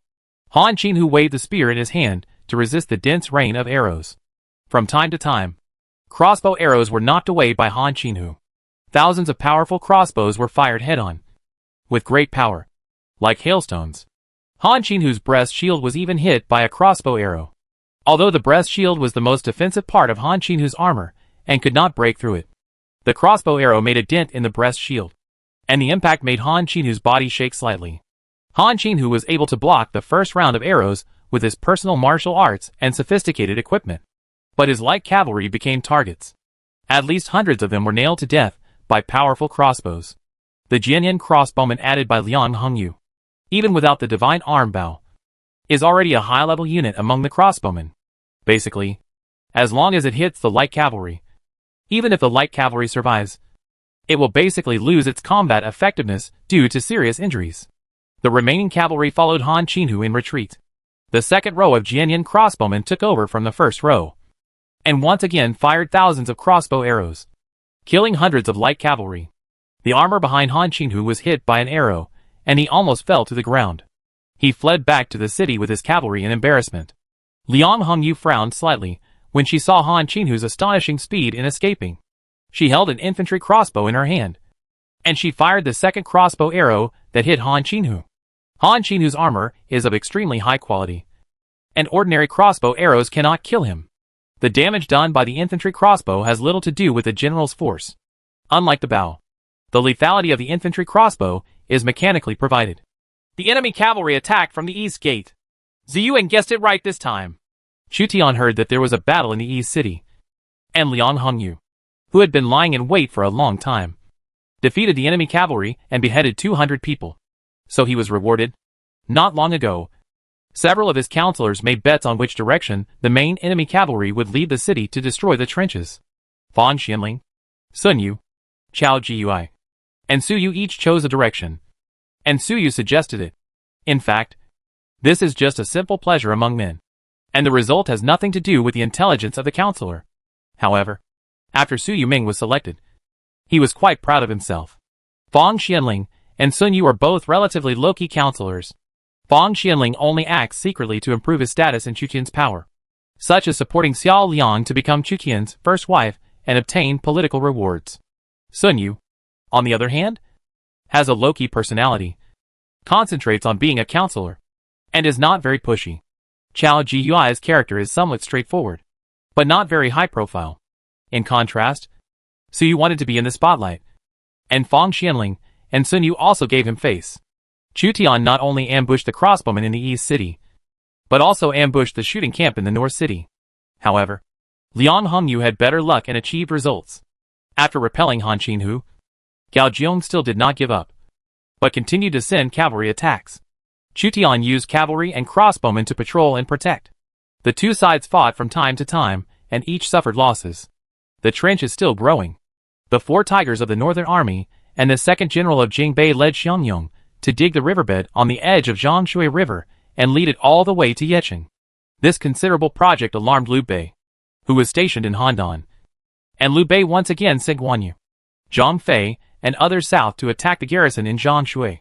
The White Robe Army fought hard, and Chu Tian also dispatched the Northern Army's 5 schools, Huban Army, Holy Maiden Army, and Knight Army to go north to repel Guan Yu and Zhang Fei and protect the Earth Dam. The battle between the two sides lasted for a long time. The 4 tigers of the Northern Army, who were in full swing, personally participated in digging the riverbed, and finally led the local warriors to dig out the riverbed. The last step is to destroy the dam and let Jiangshui flow into the riverbed and hit Yeqing. Gao Jiong, Shen Pei, and the defenders of Yeqing have already felt that the river is coming. The ground is shaking, and the rolling Jiangshui is coming. Chapter 485 Rules of the Battle of Jingkong. Ding! The Battle of Jingkong will start in November of the 7th year of the Lord calendar. Lords can check the rules and content by themselves. Chu Tian besieged Yeqing for a long time. Gao Zong and Shi Pei held on tenaciously and tried their best to restrain the troops. It is extremely difficult to attack a giant city. Zhao Long besieged Taiyuan for a long time, but still failed to capture Taiyuan city, which had been upgraded to a giant city. In other words, both princes were hindered and faced with a huge and solid city that was difficult to capture for a while. After the rules of the third epic battle were released, Chu Tian could already see the rules for participating in the Battle of Jingkong. In the player panel, first, lords with a territory population of more than 1 million, including alien princes and local princes, are eligible to participate in the third epic battle. All princes participating in this battle can obtain random recruitment orders. Secondly, all lords can only join the Song Empire camp and cannot join the Jin Kingdom camp. Third, if the Song Empire camp can defeat the Jin soldiers, the points earned will be doubled. Fourth, a lord can only carry 1 military advisor, 5 generals, and 10,000 soldiers at most, and cannot recruit soldiers from the local area. Fifth, in view of the large number of princes who can participate in the war in the Eastern Han Dynasty, The upper limit of points acquisition is increased. In this battle, the number of golden soldiers is plus 100%. Their attributes are plus 100%. And the military strength of the golden soldier generals is plus 5. All lords and their armies will be regarded as mortal enemies. The golden soldiers cannot be captured until death. 6th, the system will not provide any protection to the lords participating in the war. The lords participating in the war are asked to pay attention to defending their own territories to prevent sneak attacks. Or they can take the opportunity to sneak attack others' territories. 7th, during the epic battle, all player systems are unavailable. 8th, if any lord has acquired generals such as Yu Fei and Zhongzhe who are located in Kaifeng, they are not allowed to send them to participate in the war. 9th, the campaign lasts up to 3 months. If the Jin Bing general is killed early, the campaign will end early. 10th, the area of the campaign map is the same as the historical area. The rules this time are somewhat similar to the third battle. However, this time the number of generals participating in the battle has been limited. The main reason is that there are too many generals in the Eastern Han Dynasty, and not enough golden soldiers to kill. In the Battle of Jinkong, the number of golden soldiers who attacked the closed city was doubled, and the attributes of the soldiers were plus 100%, and the general's force was plus 5. Chu Tian thought that this time he could easily crush the Jin soldiers and divide the Chinese cabbage with other princes. But now it seems that the attributes of the golden soldiers are no less than those of the saint-level generals. This time, they are snatching food from the tiger's mouth. Even if Chu Tian superimposes all attributes, additional calculation, the total bonus to the legion will not reach 100%. This time it may take a bloody battle with other princes to defeat the golden soldiers, who have been strengthened twice by the system. A 6th level golden cavalry, with attributes plus 100%, may have similar abilities to the 8th and 9th level soldiers, which is extremely terrifying. Especially the Jin Bing's elite heavy cavalry, Iron Buddha. The attributes of the Iron Buddha are already very high. If the attributes are increased by 100% at this time, the Iron Buddha will become a real butcher. The Battle of Jinkong was not as simple as imagined. The Hun's attributes only increased by 20% last time, and they could not be captured. The difficulty of the Battle of Jinkong is true for all princes. Chu Tian faced double the number of golden soldiers with twice the attributes. The other princes also faced the same enemies, so it was impossible to say who had an advantage. Chu Tian had to think carefully about the candidates for 1 counselor and 5 generals. There is also the layout of the main world. In previous epic battles, except for the first Yellow Turban Rebellion, which was in the novice protection period, the second battle of Hula Pass, and the third battle of Mabe, the system no longer provided protection. Therefore, Chu Tian must lay out the main world before participating in the Battle of Jinkong. Fortunately, Chu Tian has a large number of generals. Taking away 1 counselor and 5 generals, enough troops can be left in the main world to continue the siege of Yiqing. It is estimated that when Chu Tian came back, Yiqing's food supply had been exhausted, and he was ready to surrender to Chu Tian. Chu Tian sent the rules of the 4th epic battle to Xiao Liang. Xiao Liang quickly understood his intention and curled his lips. You probably want me to preside over the war in Hebei, and then you go to participate in the Battle of Jinkong without me. Chu Tian really thought so. For Yu Fei, Chu Tian must participate in the 4th epic battle. Otherwise, if Yu Fei falls into the hands of Zhao Long, the speed of conquering Hebei will be affected again. But Chu Tian was unwilling to give up the siege of Yiqing. Yiqing's food supply cannot last for several months. As long as the Battle of Jinkong is over, up to 3 months, Yiqing will fall. As for the candidate to besiege Yiqing, Chu Tian's first choice is Xiao Liang. He has military merit second only to Chu Tian and is a trustworthy person. After all, it was her son who conquered the Eastern Han Dynasty and ultimately inherited the legacy. Xiao Liang has been following Chu Tian for more than 6 years. Based on his actions, you can guess what he is thinking. I can only trust you with the affairs of Hebei. In order to obtain a random recruitment order, Zhao Long will definitely go to participate in this epic battle in person. Maybe you can take the opportunity to sweep across Hebei. Chu Tian had a bolder idea. After the Battle of Jinkong begins, he can fight on both the campaign dungeon and the main world. The advantage of having a large number of military generals and counselors was reflected. Multi-front operations were not stressful for Chu Tian. He only took away 10,000 soldiers and horses. There is no one like you. Xiao Liang saw that Chu Tian asked her to capture Yiqing in 2 or 3 months, and also take advantage of Zhao Long's absence to sweep Hebei. But she had no choice but to do so. after Chu Tian forced Xiao Liang to agree to command the Hebei Crusade army on his behalf. He began to hesitate about which 5 generals should be sent to achieve the greatest benefits. Even when choosing a counselor, Chu Tian must carefully consider Fang Xianling, Guo Jia, Sun Yu, Du Ruhui and others. Counselor Su Yu stood on a high place, looking down at Yeqing, which was submerged by the Jiang River. Yeqing has been soaked by the Jiang River for a long time. In the low-lying areas, the water is several feet deep, and the people even have to sit on their houses. Public sentiment dropped rapidly due to the floods, and public dissatisfaction arose. The public grievances were not only against the defenders, but also against the siege, because the Jiang River was brought by the siege. This is also the reason why Chu Tian diverted the Jiang River at the last moment, using water attack to capture Hebei.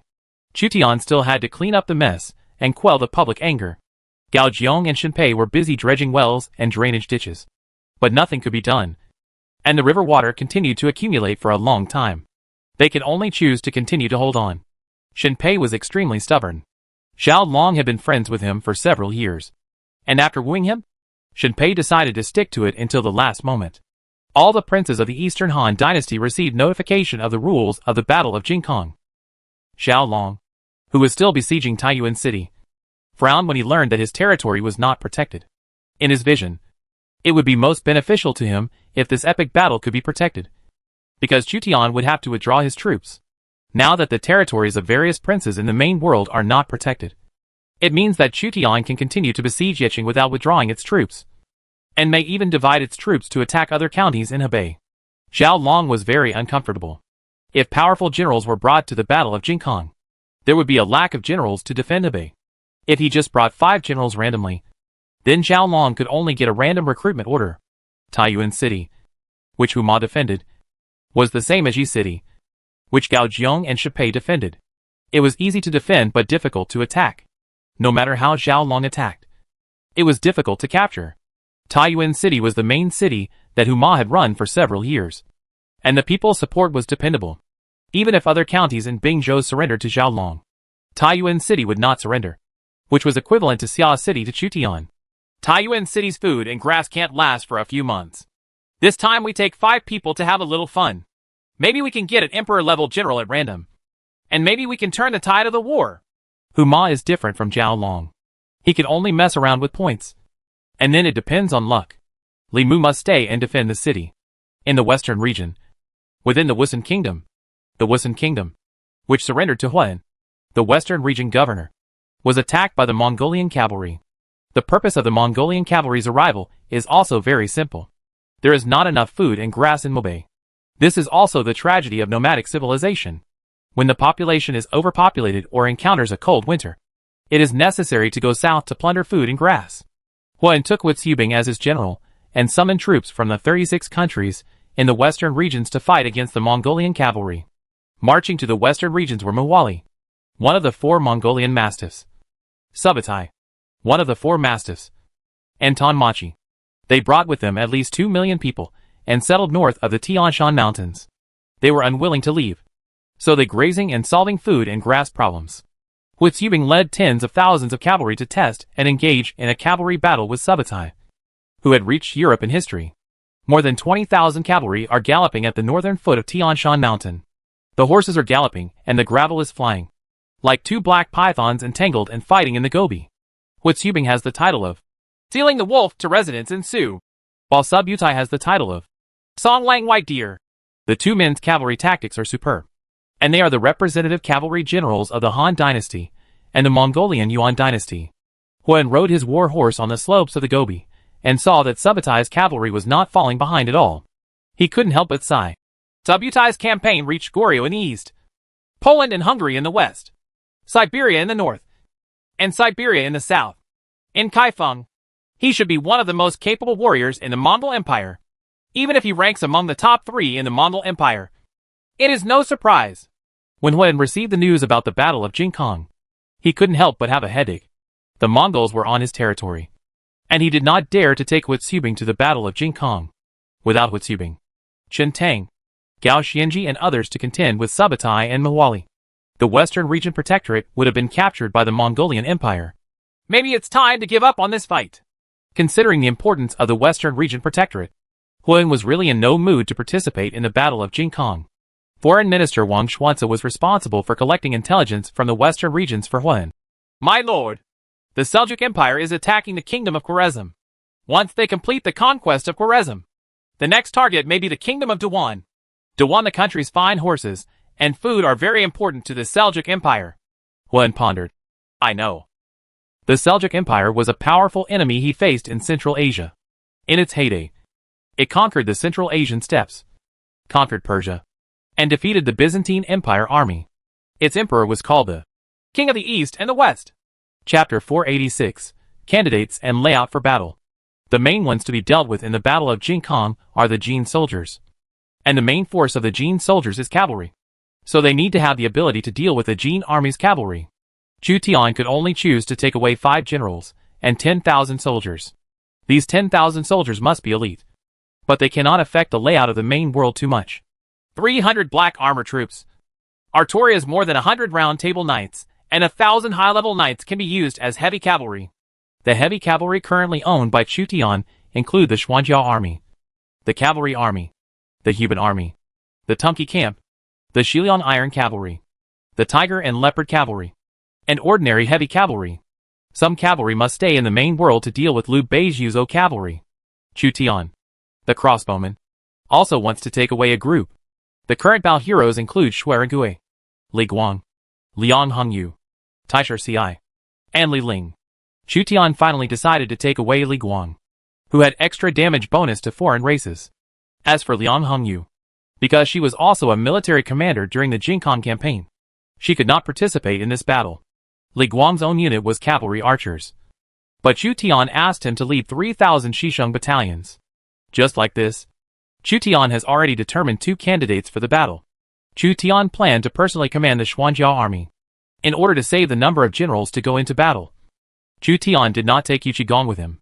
The second is the selection of generals for heavy armored infantry. The high-level heavy infantry that can be used include Yin Jia, Wei Wuzu, and Song heavy infantry that Mu Guiying has not yet recruited. Out of the aura of the entire army, Chu Tian decided to take away Lu Yi and San Qin Yinjia. He also needs a hero who can boost morale and turn the tide at critical moments, such as Joan of Arc, Liang Hongyu, and Li Xiaoning. These 3 people all have the ability to inspire morale.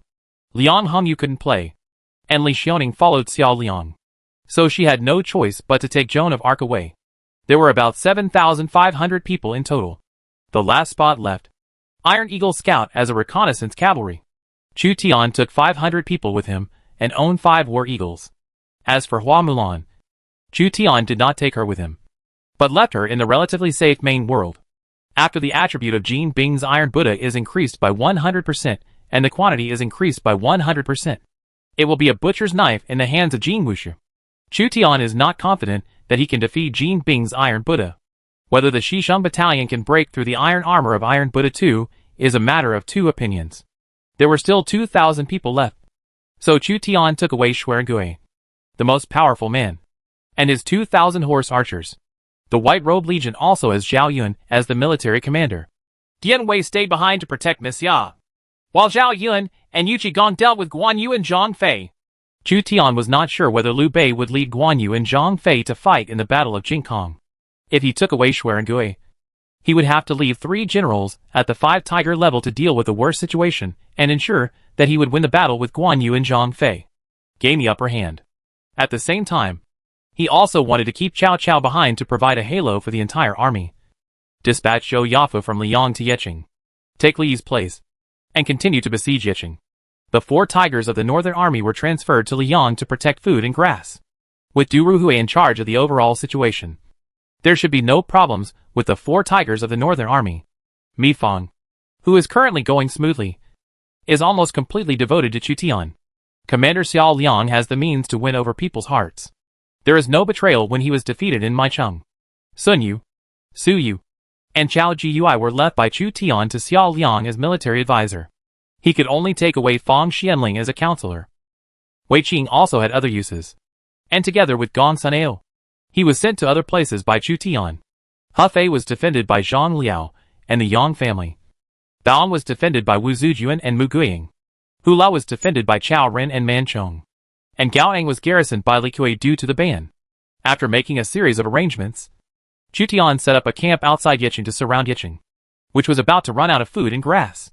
Su Sheng was responsible for transporting grain and grass from Yuzhou and Yanshou to Jizhou through waterways. How long can Taiyuan's food and grass last? Chu Tian asked Huma to determine how long he could hold on.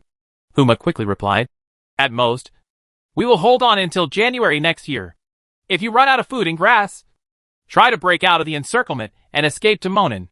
Monan is facing threats from the Mongol Empire. You and Li Mu may be able to block the Mongol Empire's troops when you get to Monan.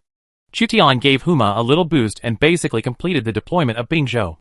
The main world and the campaign dungeon are running at the same time, which puts a lot of pressure on one force. Some princes could not bear to fight on two fronts and simply abandoned one of the battlefields. For example, Huan from the western regions told Chu Tian in advance that he would go to participate in the Battle of Jingkong, but he would only bring 5 ordinary generals to participate in the random recruitment order. As for Wutsubing, Chen Tang, Gao Xianji and others, Huan stayed in the western regions to deal with the Mongolian cavalry. According to the information obtained by Huan, there are also epic battles within the Mongol Empire. Temujin will summon some generals to participate in battles related to the Mongol Empire. By then, the pressure on the western region in Monan will be greatly reduced. Huan left with Yubing and others to guard the western region. Even if he was gone for 2 or 3 months, there would be no problem. Chu Tian obtained corresponding information through the lords of Monan and the western region. The Mongolian Empire was testing the strength of these two places, and at the same time sharing the population pressure of Mabe. The Mongol Empire absorbed tens of millions of people during the last national war. Mabe could not feed the extra population, so it chose to expand. The Mongolian cavalry also has levels. Temujin may be secretly training a high-level elite cavalry in Mabe, so there has been no movement. He wants to reorganize a population of 10 million, select qualified warriors from them, and then train them. It will take some time. Chu Tian was familiar with the training speed of Lord. The average level of newly recruited recruits is level 10.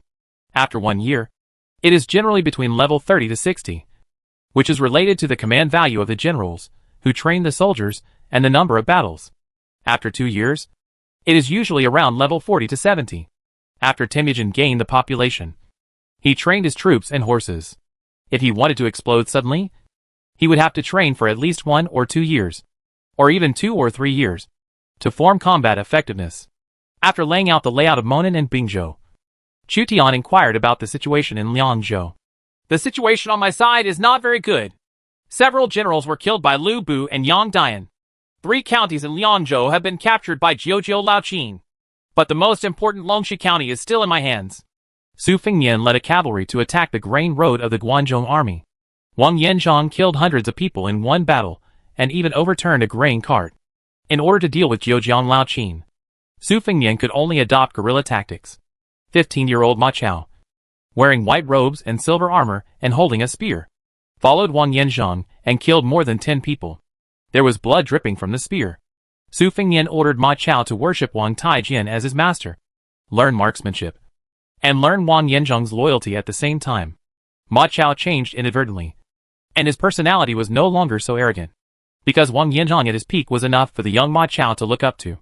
These two people joined forces and caused a lot of trouble to Jiuzhou Laoqin's Guanzhong army. Wang Jian's Qin army is coming. Han Sui led Liang Xing, Zheng Yin, and other Xiliang generals to join Su Fengnian. The scout cavalry he deployed discovered that Wang Jian's Qin army was approaching, so they immediately notified Su Fengnian. Avoid the Qin army. Su Fengnian's tactics were also very simple. He used the mobility of the Xiliang cavalry to bypass Wang Jian's Qin Rui soldiers. No matter how powerful Wang Jian's Qin Rui soldiers were, they could not catch up with the Xiliang cavalry who avoided the battle. However, Wang Jian stormed many counties in Liangzhou, compressing the living space of the Liangzhou army. If this continues, officials from all over Liangzhou and even Su Fengnian's generals will be shaken and surrender to Jiuzhou Laoqin. Retreat! Su Fengnian waved his horsewhip and led the Xiliang cavalry away. The Liangzhou horses galloped. The grain truck they attacked was burned and still emitting billowing black smoke. After a while, a general wearing armor led 30,000 troops and horses. When they arrived, the grain carts had been burned, and the Xiliang cavalry had already fled. Wang Jian was helpless with the Xiliang cavalry coming and going like the wind. and was upset by the foreigners' guerrilla tactics. Many of Yuan's tactics were advanced, and Yuan's guerrilla tactics in the Eastern Han Dynasty were even more proficient. Coupled with the mobility advantage of the Shiliang cavalry, the Guanzhong army's offensive against Liangzhou was hindered. Zhejiang Laoqin was stationed in Hanyang County. Anding County and Beatty County have been captured. Almost half of Liangzhou is owned by us. But Longxi, Zhejiang Laoqin failed to attack Longxi twice, so he returned to Hanyang County and reorganized his offensive. Due to the hard work of a group of lords in Longxi, the cities were extremely strong, and the people's sentiments were high. The Guanzhong army suffered heavy losses after entering Longxi. Their food and grass were plundered from time to time, and they had to retreat. In this battle of Jingkong, I left a message with you and Liangzhou to implement a divorce plan. I hope that when I come back, Liangzhou will be in civil strife and will be completely owned by me. Zhejiao Laoqin left Jiasu in Liangzhou, and it was time for the poisonous warrior Jiasu to use his abilities. Chapter 487 The Gathering of Literati. When Chu Tian was conquering Hebei, in Xia City at the rear, Chief Financial Minister Sang Hongyang was amassing money in various ways to maintain financial balance.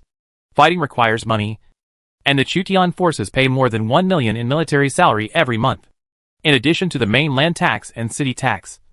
The government also monopolized the trade of some commodities, such as salt, iron, and land sales, and personally intervened in certain industries, such as tea, silk, and official kills, in any profitable industry. In order to obtain funds, the government is more or less involved. The 10th level building Jixia Academy was completed. Sang Hongyang gathered literati and actors at Jixia Academy to hold a grand ceremony. Everyone who wanted to participate in the grand ceremony needed to pay 10 taels of silver.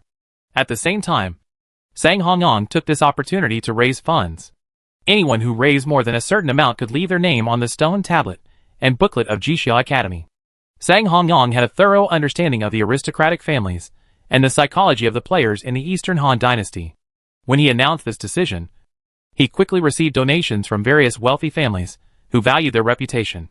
The Mi family, represented by Mi Zhu and Mi Fang, donated 10,000 taels of silver in one go. The Mi family took the lead, followed by the Chen family of Chen Gui and Chen Ding, the Chen family of Yingchuan of Chen Kun, the Wang family of Donghai, and the Chao family of Xiao County.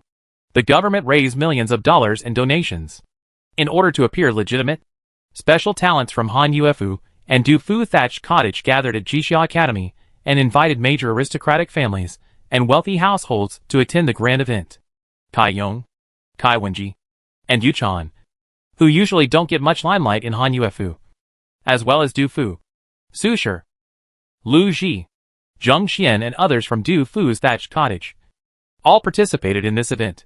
Not only that, Sang Hongyang took the opportunity to recruit literati from various states. Literati can bring considerable bonuses to the territory. Therefore, with the reputation of Du Fu, Zheng Xian, and others, they attract literati from various states to Xiaqing and catch them all. The Mi family gave 10,000 taels of silver, the Chao family 8,000 taels, and the Wang family 3,000 taels. I didn't expect the Chao family to be so rich. It seems that the Chao family will be squeezed more in the future. Sang Hongyang saw the donation list and discovered that Chao Song had donated 8,000 taels in one go. Chao Song made a fortune by speculating in real estate and became a big businessman in Xiaqing. His family was rich, and he didn't feel sorry for taking out 8,000 taels of silver at once. Chao Song, Chao Chao's father, began to plan for his son's future, believing that donating Jixia Academy would help Chao Chao be promoted in the future.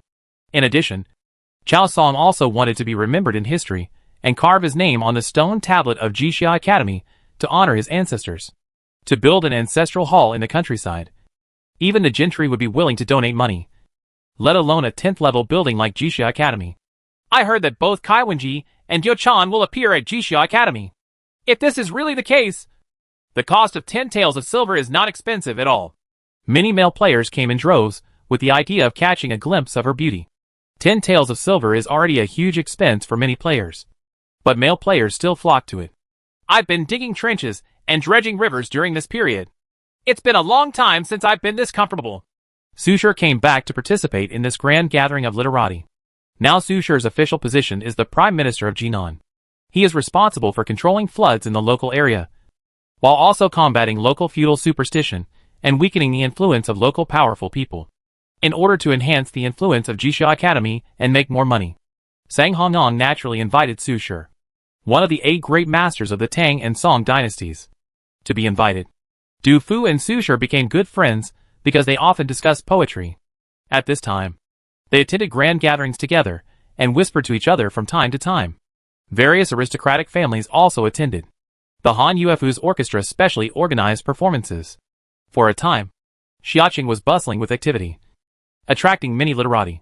One of the literati came here because of his reputation, but was stopped by the city gate defenders because he had a sword on his waist. According to Xia City's ban, only those with talents from the government are qualified to wear swords in the city, and they can only be used as decorations. This poor man, in order to avoid being thrown into the dungeon, was forced to hand over his sword and whispered, "I didn't expect that the layman Qinglian, can't even carry a sword. This sword cost 20 taels of silver." Xia City's city defense army saw that this man's words and deeds were somewhat extraordinary. So they said, "What Qinglian layman? If you have some ability, you can register. Special talents also enjoy the privilege of wearing a sword." The scholar said, "I have some understanding of poetry. If I can exchange it for some wine money." Among the people attending the Han Yuefu, Kai Wenji and Yuchan were talking. One of them was responsible for the musical instruments of the Han Yuefu, and the other was in charge of dance. They were considered colleagues. The functions of the Han Yuefu are more complex than before. Poetry, calligraphy, painting, musical instruments, and dance are all under the jurisdiction of the Han Yuefu. If Taishua is an institution that trains officials, then Han Yuefu is an institution that manages literature and art. Officials responsible for poetry, and poetry usually gathered in Du Fu's thatched cottage. The two of them and other officials from Han Yuefu entered Jixia Academy under the protection of a group of soldiers, attracting the attention of countless players and civilians. There was a woman who claimed to be Li Qingxiao, who was living in Xiaqing, and presented 2 poems in the hope that she could concentrate on studying poetry, calligraphy and painting at the Han Yuefu. A clerk in the Han Yuefu presented 2 poems to Du Fu, Su Shi, Kai Wenji, and other literati named in the Han Yuefu. This word is a good use of line drawing. The language is clear, and the handwriting is elegant. It is indeed written by a talented woman. This person can use it. Among all the current literati in the Han Dynasty Yuefu, Su Shi, who came from the Song Dynasty, has the absolute right to speak. He can tell the quality of Song Ci. Without seeing Li Qingxiao, he immediately recognized that Li Qingxiao was a special talent. Invite her to come and test it to see if this word is really written by her. There have been too many strangers pretending to be literati recently. Kai Yong couldn't help but have a headache. Some players pretend to be writers because they know some Tang poetry and song lyrics. But as long as they are given a topic and asked to write a poem in 7 steps, these players will often reveal their own skills. The clerk said, there is also a poet who claims to be Qinglian layman. He wants to join the Han Yuefu in exchange for some wine money. Kai Yong frowned again.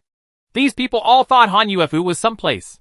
However, it is not surprising that some literati have a bohemian character and sometimes speak wildly. Let him come to see us. If he doesn't have any real talent, we will drive him out. Yes. There is also a scholar who calls himself Ouyang Xiu. This is his parallel prose.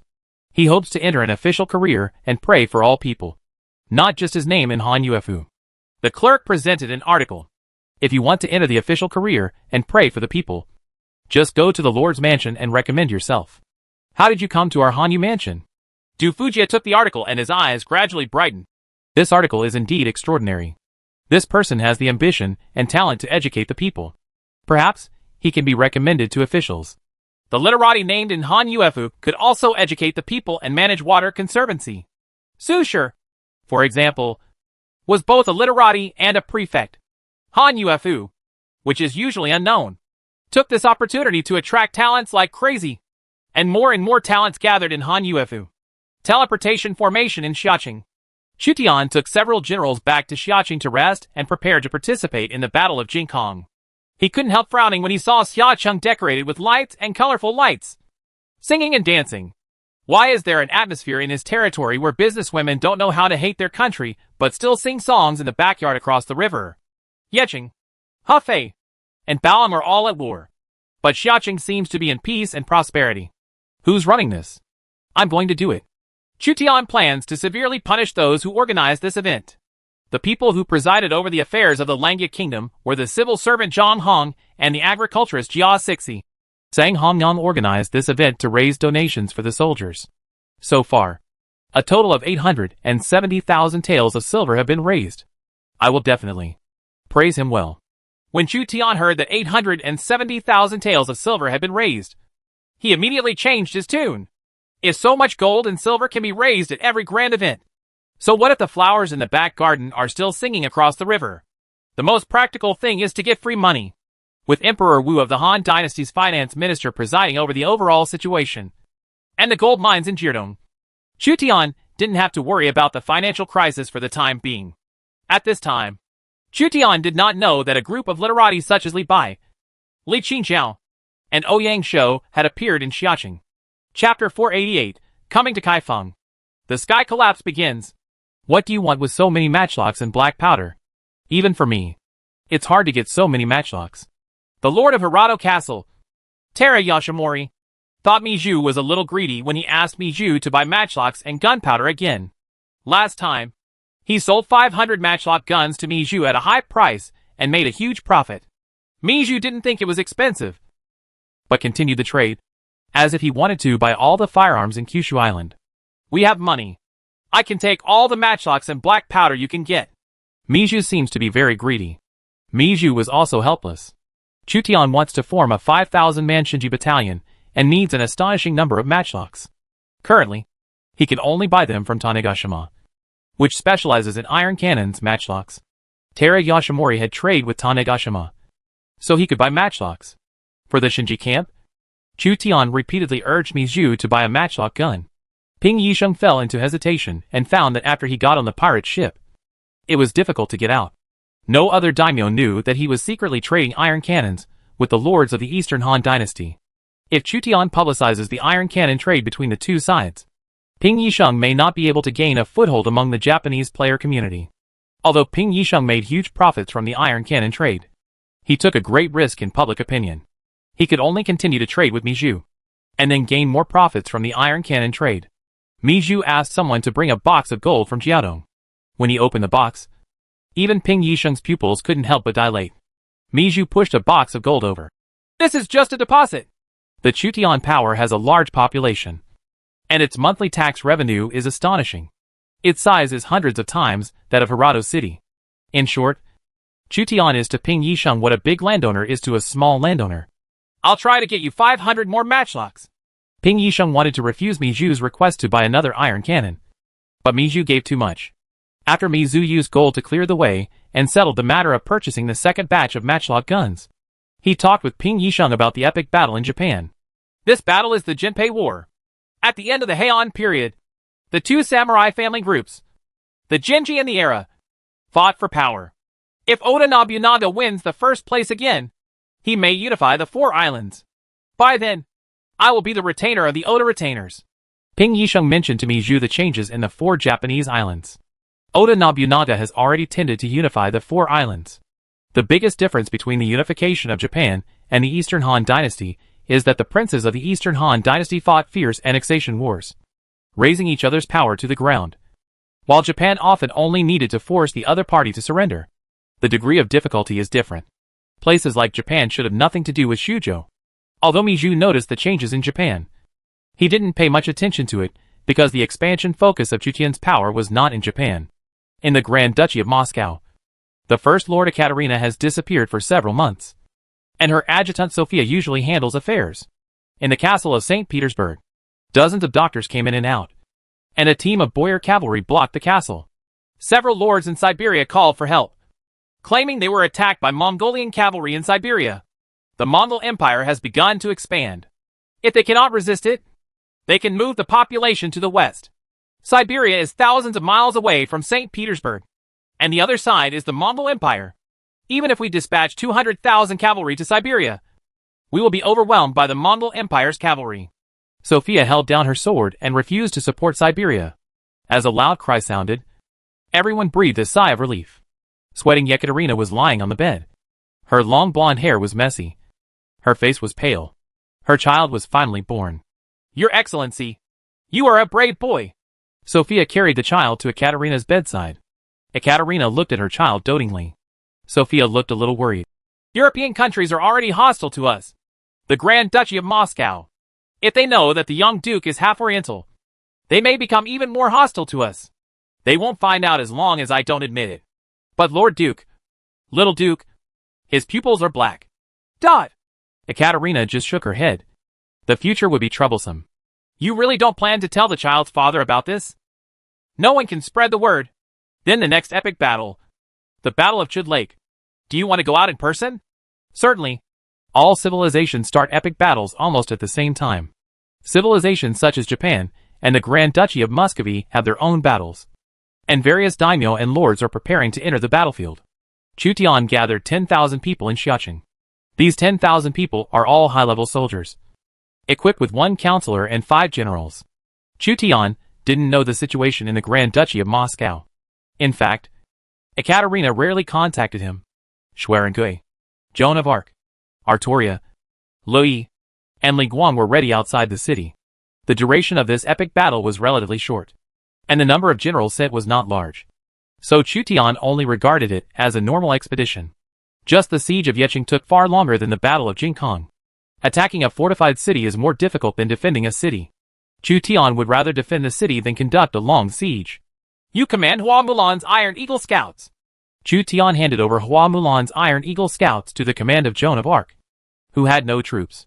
Joan of Arc once took over from Hua Mulan to manage the Iron Eagle Scouts during the previous national war, so she was familiar with the job.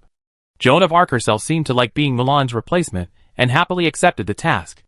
Except for Lui and Chu Tian. The other 4 generals all have certain levels of force and can kill hundreds of low-level soldiers with ease. The Black Xuanjia Army, the Western Knights with only one eye exposed, the Shisheng Battalion carrying long bows and quivers, the Yinjia soldiers holding halberds and shields, and the Tang Dynasty archers with white horses and silver armor. 5 troops. Although there are only 10,000 people. But these 10,000 people are either veterans who have experienced hundreds of battles, or they are 9th-level soldiers. Just try your best in this battle. Chu Tian did not ask them to fight to the death. These are all elites. And if they are all used up, the loss to Chu Tian will be great. Let me use this long bow and shoot that Jinwishu to death with 1 arrow. Li Guang showed off his longbow to Chu Tian. Since the National War, Li Guang has rarely performed in the main world. This time, he couldn't hold back and was eager to try. It's a good thing General Li has such courage. Seeing that Li Guang was very courageous, Chu Tian certainly would not pour cold water on Li Guang. In Taiyuan City, Zhao Long asked his commanders Yang Su, Zhu Yi and other generals to continue the siege of the city. He surrounded the city on 3 levels inside and 3 levels outside. He personally led Yan Liang, Wen Chou, Zhang He and other generals to the expedition.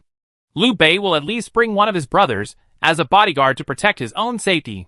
But I want him to take advantage of Chu Zimu's absence to relieve the siege of Yeqing.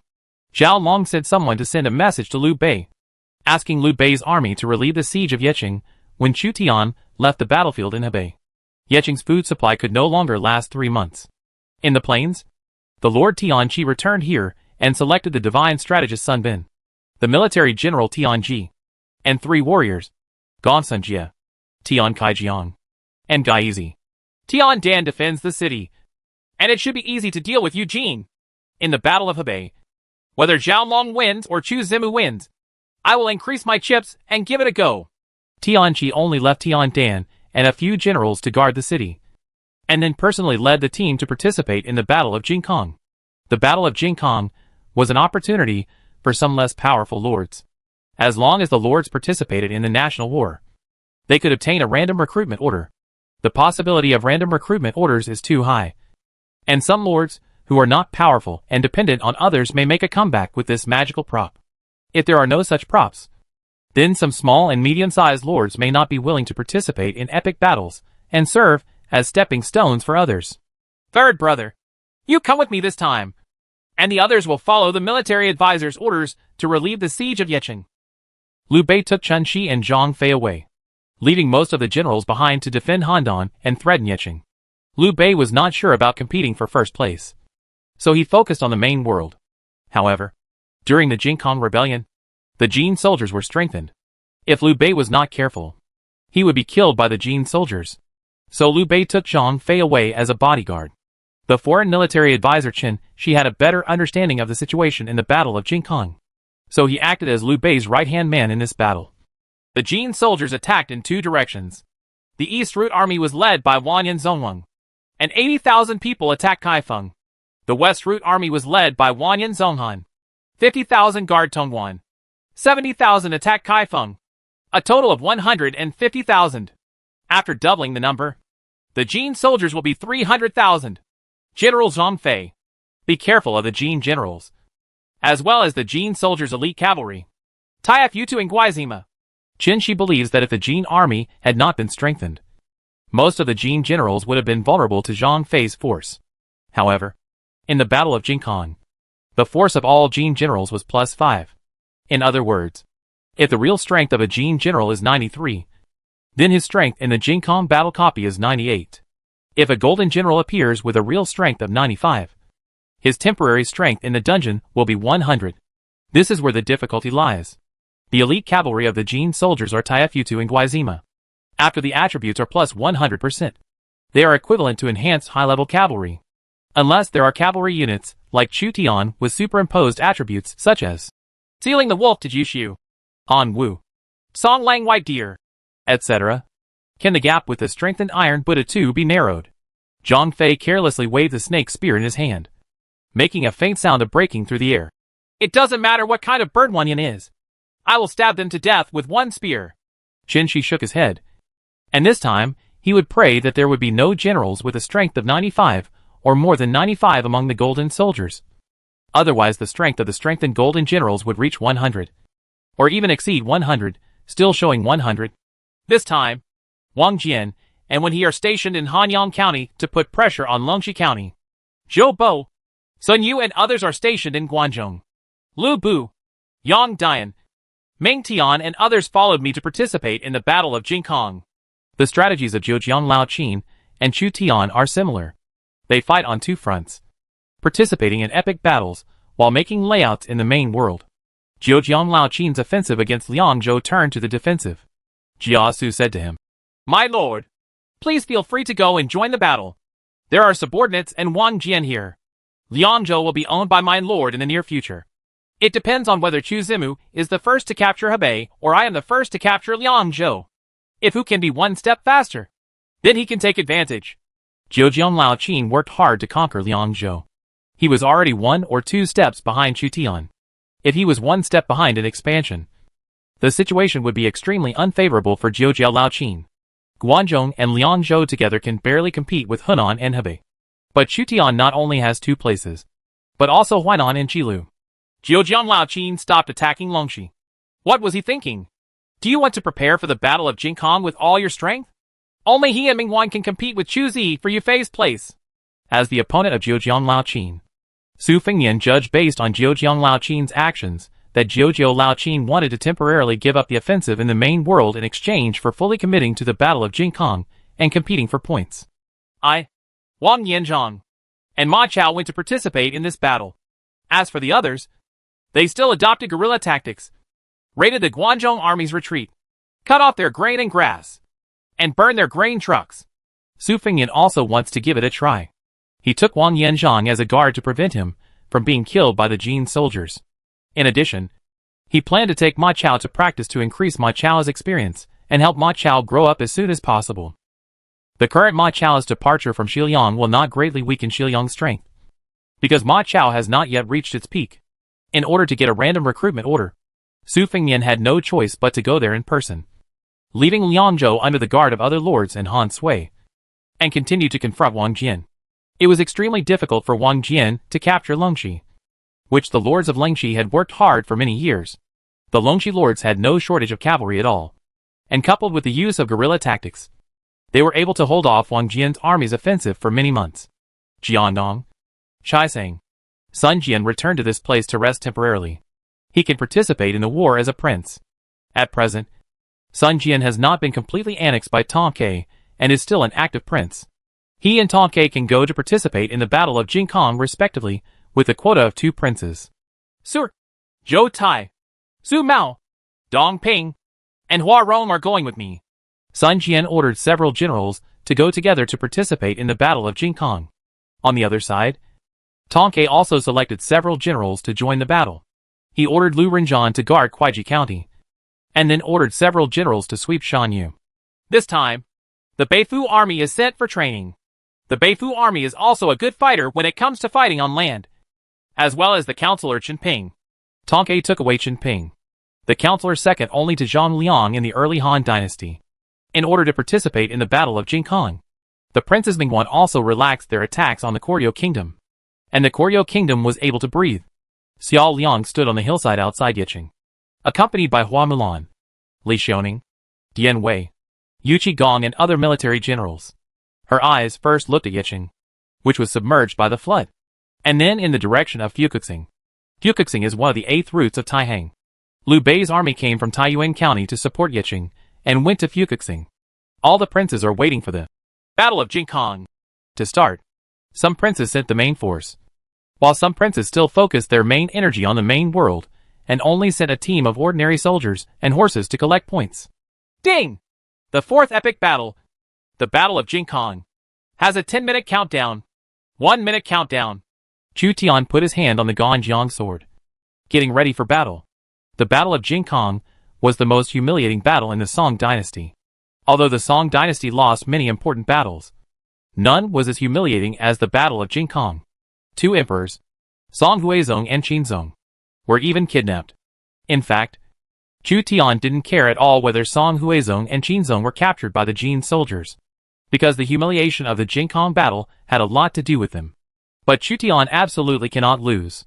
The scene in front of him changed, and Chu Tian entered the Kaifeng battlefield. In the first year of Jingkong, in the 11th month of the leap year, which was the first month of the Gregorian calendar, it was a cold winter and heavy snowfall, and Kaifeng city was surrounded by 300,000 gold soldiers. The Jin army, with Wanyan Zhongwang as the commander-in-chief of the East Route Army and Wanyan Zhonghan as the commander-in-chief of the West Route Army, marched south from Hebei and Taiyuan respectively. They were unstoppable along the way. Countless generals from the northern Song dynasty died in battle, and various reinforcements were defeated by Jin soldiers. The East Route Army and the West Route Army met at the foot of Kaifeng city. Chu Tian led 10,000 people to the city. Before he had time to observe the surroundings, a shocking shout of killing came from the outer city. With a sonorous sound, Chu Tian drew his sword. Chu Tian, who has been on the battlefield for a long time, has a keen intuition of danger, and a war has broken out. Li Guang took off his bow and arrow. Artoria drew out the holy sword. Joan of Arc held up the holy flag, and Schwerin-Gui held the Fontian painted halberd, ready to go into battle at any time. Chu Tian looked around, surrounded by towering city walls, and behind, there was an inner city that also had city walls. Chu Tian immediately realized that his position should be between the inner and outer walls of Kaifeng city. The shouts of fighting came from outside the city. There were defeated Song soldiers outside the city who fled into the city. Li Guang took the lead and reached out to lift up an incompetent Song army officer. What is the situation now? The Song army officer replied in horror. The Liujia divine soldiers of Tianshi Guijing have been defeated. The Jin soldiers have broken through the Xianhua gate and occupied the city wall. The Song dynasty is about to perish. Waste! Li Guang threw the Song army officer aside like a chicken or duck. Dot! Chu Tian's scalp was numb. Not only were the Jin soldiers greatly strengthened in this epic battle, but when various princes, the King Qin's army and the eyes of the Song army, came to Kaifeng city, Kaifeng city was directly attacked by the outer city. The difficulty has changed from normal to H.L. level. Prepare for battle. Chu Tian roared. The incompetent Emperor Song and the defenders in the city probably had no hope. They could only rely on themselves and the generals and legions of other princes in the Eastern Han dynasty to stop the overwhelming Jin soldiers. The outer city gate was breached. The Jin soldiers had climbed onto the outer city wall, and all the fortifications deployed by the defenders were occupied by the Jin soldiers. At least the inner city must be defended to serve as a stronghold to expel the golden soldiers. This time, we must capture the Song Emperor alive and depose him, and the Jin kingdom will take over the central plains. On the city wall, 2 marshals of the Jin kingdom, Wanyan Zhongwang and Wanyan Zhonghan, looked down at the smoke-filled Kaifeng city. Jin Wushu Wanyan Zhongbi, now a general under Wanyan Zhongwang, stepped on the body of a Song general. Above, His wolf-like eyes scanned the King Qin's army that appeared out of thin air in the city. Chapter 489. The Golden General is fierce. There are beacon fires all over the city of Kaifeng, and Jin soldiers have climbed onto the city wall. The Jin soldiers burned Xianhua Gate, which was reduced to a sea of flames.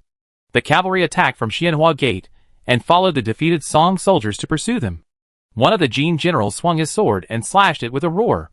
The Song soldiers who resisted him could not withstand the condescending attack. Their arms were broken, their armors were cut off, and blood spattered on the ferocious face of the Jin general. The outer city was in chaos. The strengthened Jin soldiers had the courage to attack the city, trying to capture the inner city of Kaifeng and capture the Song emperor. The source of the chaos was not only the Jin soldiers, but also part of the defeated Song army. Instead of fighting the Jin soldiers, they took advantage of the chaos to loot and set fire to the city. When Chu Tian saw the chaotic Kaifeng city, he was filled with anger. In this battle of Jinkong, the opponents are not only golden soldiers, but also teammates who are like pigs. The Song army's defeat caused greater damage to the outer city than the Jin army. Hold the bridge! Chu Tian caught a glimpse of a wooden bridge across the river in the city, and led his troops to fight for the Longjin Bridge. Longjin Bridge connects the outer city and the inner city and spans the Kai River. The Jin soldiers wanted to capture the inner city in a short time, but were blocked by the Kai River and had to capture the Longjin Bridge. The defeated soldiers of the Song army crowded on the Longjin Bridge and trampled on each other. Many of the defeated soldiers still carried looted copper coins or cloth. A Song general led a death squad to stop the defeated troops at Yujia, the main road in Kaifeng. I am Taiwei Yao Yuzhong. There are still 100,000 guards and hundreds of thousands of martyrs in the city. There are only a few Jin soldiers, and the rest are plundered soldiers and common people. It may not be impossible to fight. Yao Yuzhong, who was a general in the northern Song dynasty, tried his best to prevent the Song army from retreating from various sections of the outer city wall, hoping to organize a route to launch a counterattack and recapture the outer city wall. However, no matter how Yao Yuzhong shouted, the Song army collapsed and ignored Yao Yuzhong. When Yao Yuzhong saw the Jin people's battle flag erected on the city wall, he couldn't help but became anxious and hacked a defeated soldier to death with a knife.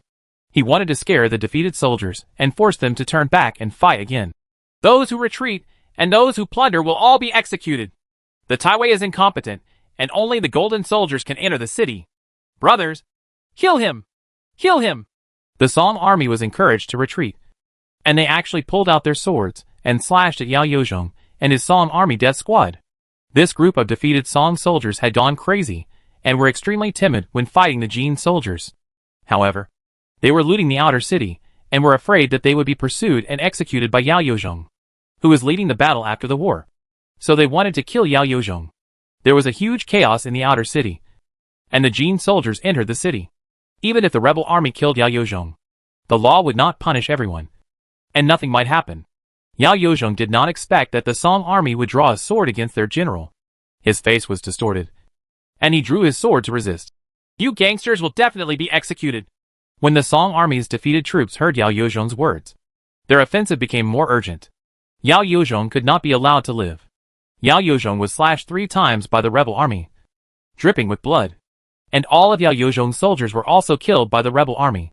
Yao Yuzhong's eyes were bloodshot, and he killed 5 defeated soldiers in a row. However, he was exhausted when fighting the Jin soldiers. If he continued like this, he would be killed by the defeated soldiers. Suddenly, a hail of arrows came, and dozens of defeated soldiers were killed. 2 war horses galloped down the imperial street, waving a square-shaped halberd. All the defeated Song troops along the way were killed by Shuai and Gui. Li Guang held a ring-headed sword, and the sword was shining brightly. No defeated Song army was his enemy. Before the Song army could react to the defeat, a group of Yan soldiers had already surrounded them. Kill! Chu Tian showed no mercy to the defeated troops and suppressed them with iron blood. Yin Jiashi advanced with his halberd, killing a group of defeated soldiers every time he took a step forward. Lu Yi faithfully fulfilled his mission and led the Yin soldiers to kill the Song army. Chu Tian's eyes were cold. This group of defeated Song troops could no longer be regarded as friendly forces. If the Song army wants to control the entire city of Kaifeng, it must kill chickens to scare monkeys. There are no points for killing the Song army, but it is a necessary condition to break the game. At least that's what Chu Tian thought. To defeat the strengthened golden soldiers, you must use iron-blooded methods. Shuarigui and Li Guang easily killed hundreds of Song troops and rescued Taiwei Yao Yozhong. Yao Yozhong was about to die at the hands of the Song army. But two burly generals helped him and survived. Chu Tian led the army and ruthlessly suppressed the Song army's defeated troops, killing 800 people in a row and leaving corpses everywhere. All the Song army's defeated troops looked at Chu Tian in horror. Chu Tian was riding on a king-level Dewan horse with empty eyes. He no longer regarded the deserters as human beings. Even Song Bing, since he is a deserter, cannot blame Chu Tian Tai Shui. After Chu Tian suppressed the Song army and killed 800 people, the Song army in the Yuchia area was as afraid of Chu Tian as a tiger. Keep killing! Chu Tian seemed to be going crazy. Yin Jiasha was still killing. After a while, all nearby Song troops stopped looting and retreated. The Shisheng camp blocked the Longjing bridge and rained arrows one after another, harvesting the Song army and frightening the Song army. Yao Yozhong came to Chu Tian. You should be the leader of the rebel army. Thanks to you this time, I can save my life. He couldn't help but feel terrified when he saw the corpses of the Song army littering the streets. He didn't expect Chu Tian to be so ruthless. Yin Jiasher and the Shisheng battalion had already killed thousands of defeated soldiers because of Chu Tian's iron-blooded suppression without scruples. The other Song armies were completely intimidated by Chu Tian, and the trend of defeat and crowding was curbed. The rebel soldiers who wanted to kill Yao Yozhong just now were all killed by Shuarigui and Li Guang. Please also ask the Taiwei to lead the soldiers to guard Longjing Bridge, and I will stop the Jin soldiers. Chu Tian felt more at ease with Yao Yozhong. There are 4 major generals in the northern Song dynasty: Yang Jiajiang, Yao Jiajiang, Zhong Jiajiang, and Zhe Jiajiang. Among them, Yao Yozhong is one of the Yao Jiajiang. At this time, the Yang family generals had declined, and the Yao family generals and the Zhong family generals have suffered heavy losses in front of the Jin soldiers. If Chu Tian hadn't come to the rescue, another Yao family would have died in the Battle of Jinkong. This battle depends on you rebels. I will hold the Longjing Bridge. Yao Yozhong used his status as Taiwei to reunite the defeated Song army. The Song army was defeated and feared to be killed by Chu Tian, so Yao Yozhong could only restrain them. Chu Tian suppressed the deserters just to stabilize the collapse of the Song army and secure the retreat, and then personally led the soldiers to fight with the Jin soldiers in the imperial streets. Set up horse blocking and roadblocks to prevent the Jin soldiers' cavalry from marching in. Chu Tian led a large number of infantry and archers to prepare for street fighting. After the Jin soldiers' Iron Buddha is strengthened by 100%, it may be more ferocious than the Xuanjia army. Letting the Iron Buddha run through the city will be extremely deadly. The outer city of Kaifeng City is full of smoke, and other rebels are already fighting with the Jin soldiers. The place where Chu Tian descended was the Longjing Bridge area of Kaifeng City, but other princes descended on other places in Kaifeng City. Jiujiu Laoqin from Guangzhou even descended on the Xianhua Gate area to fight with the Jin soldiers who entered the city. If Jiujiu Laoqin hadn't happened to block the attack of the Jin soldiers, maybe the Jin soldiers had already reached Longjing Bridge and directly attacked the inner city. Lu Fengxian is here! Lu Bu wielded Fang Tian's painted halberd with both hands, killed dozens of golden soldiers, and fought to the death at Xianhua Gate without retreating. Even though the Jin Bing's ability has been strengthened, he was still harvested in front of Lu Bu at his peak. Yang Dian held up his horse pole and swept across the kidnapping horses entering the city.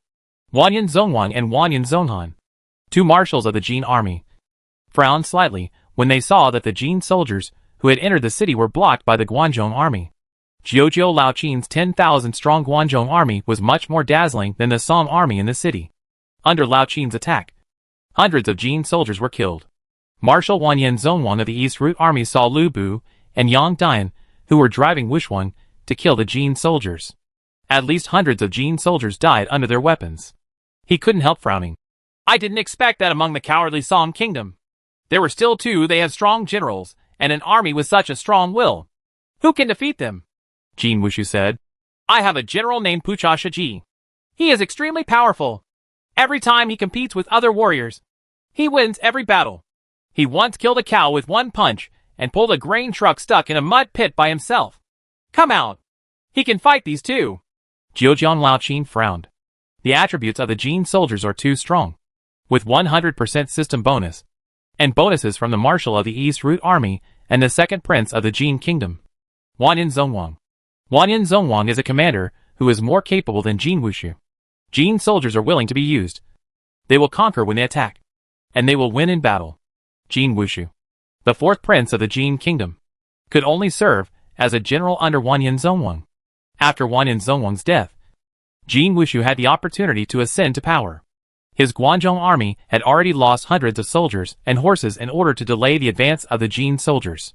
If Lu Bu and Yang Dian hadn't turned the tide and frightened some of the Jin soldiers, the Guanzhong army might have been destroyed by the Jin soldiers. Unlike vast field battles, generals' personal force can be fully demonstrated in street battles. Die! Lu Bu killed a cavalryman with a halberd. The sharp blade of the halberd pierced the cavalryman with poor armor. Lu Bu used his strength and knocked him away. When Lu Bu was killing everyone, a golden general with armor and a sword, hundreds of arrows at his waist, and a spear came up on horseback. Lu Bu felt the danger approaching. Fang Tian swung his halberd and stabbed the golden general. Jin Yi used his spear to break open Fang Tian's huaji, and his brute force made Lu Bu's jaw numb when holding Fang Tian's huaji. Lu Bu's veins popped out on his forehead, and he tried his best to block the golden general's spear. This golden general was extremely powerful. Every shot he fired sounded like thunder. The blade of the gun blew out fierce wind and collided violently with Fang Tian's painted halberd. Invincible! Yang Dian! Go save Lu Bu! Zheojiang Laoqin saw that Lu Bu was suppressed by the Jin general, and he was mentally prepared. The Jin soldiers almost devoted all their national strength to the south. In addition to the Jin commanders Wanyan Zhongwang and Wanyan Zhonghan, there were also a group of reckless generals. Among these reckless generals, there are many warriors with a force exceeding 90. Even if there are 2 or 3 warriors with a force exceeding 95, their temporary force will reach 100 or even more than 100. However, Lu Bu and Yang Dian have an advantage. General Jin's force has been improved, but his characteristics have not changed. It can be said that their force is inflated, while Lu Bu and Yang Dian's personal characteristics are stronger than them.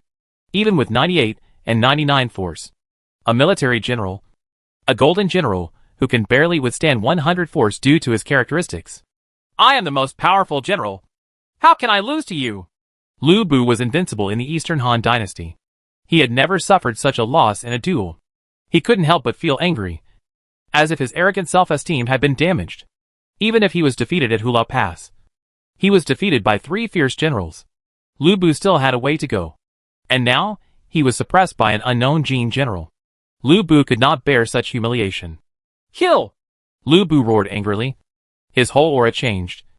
Gods and ghosts danced wildly. And he fought hard with the golden general.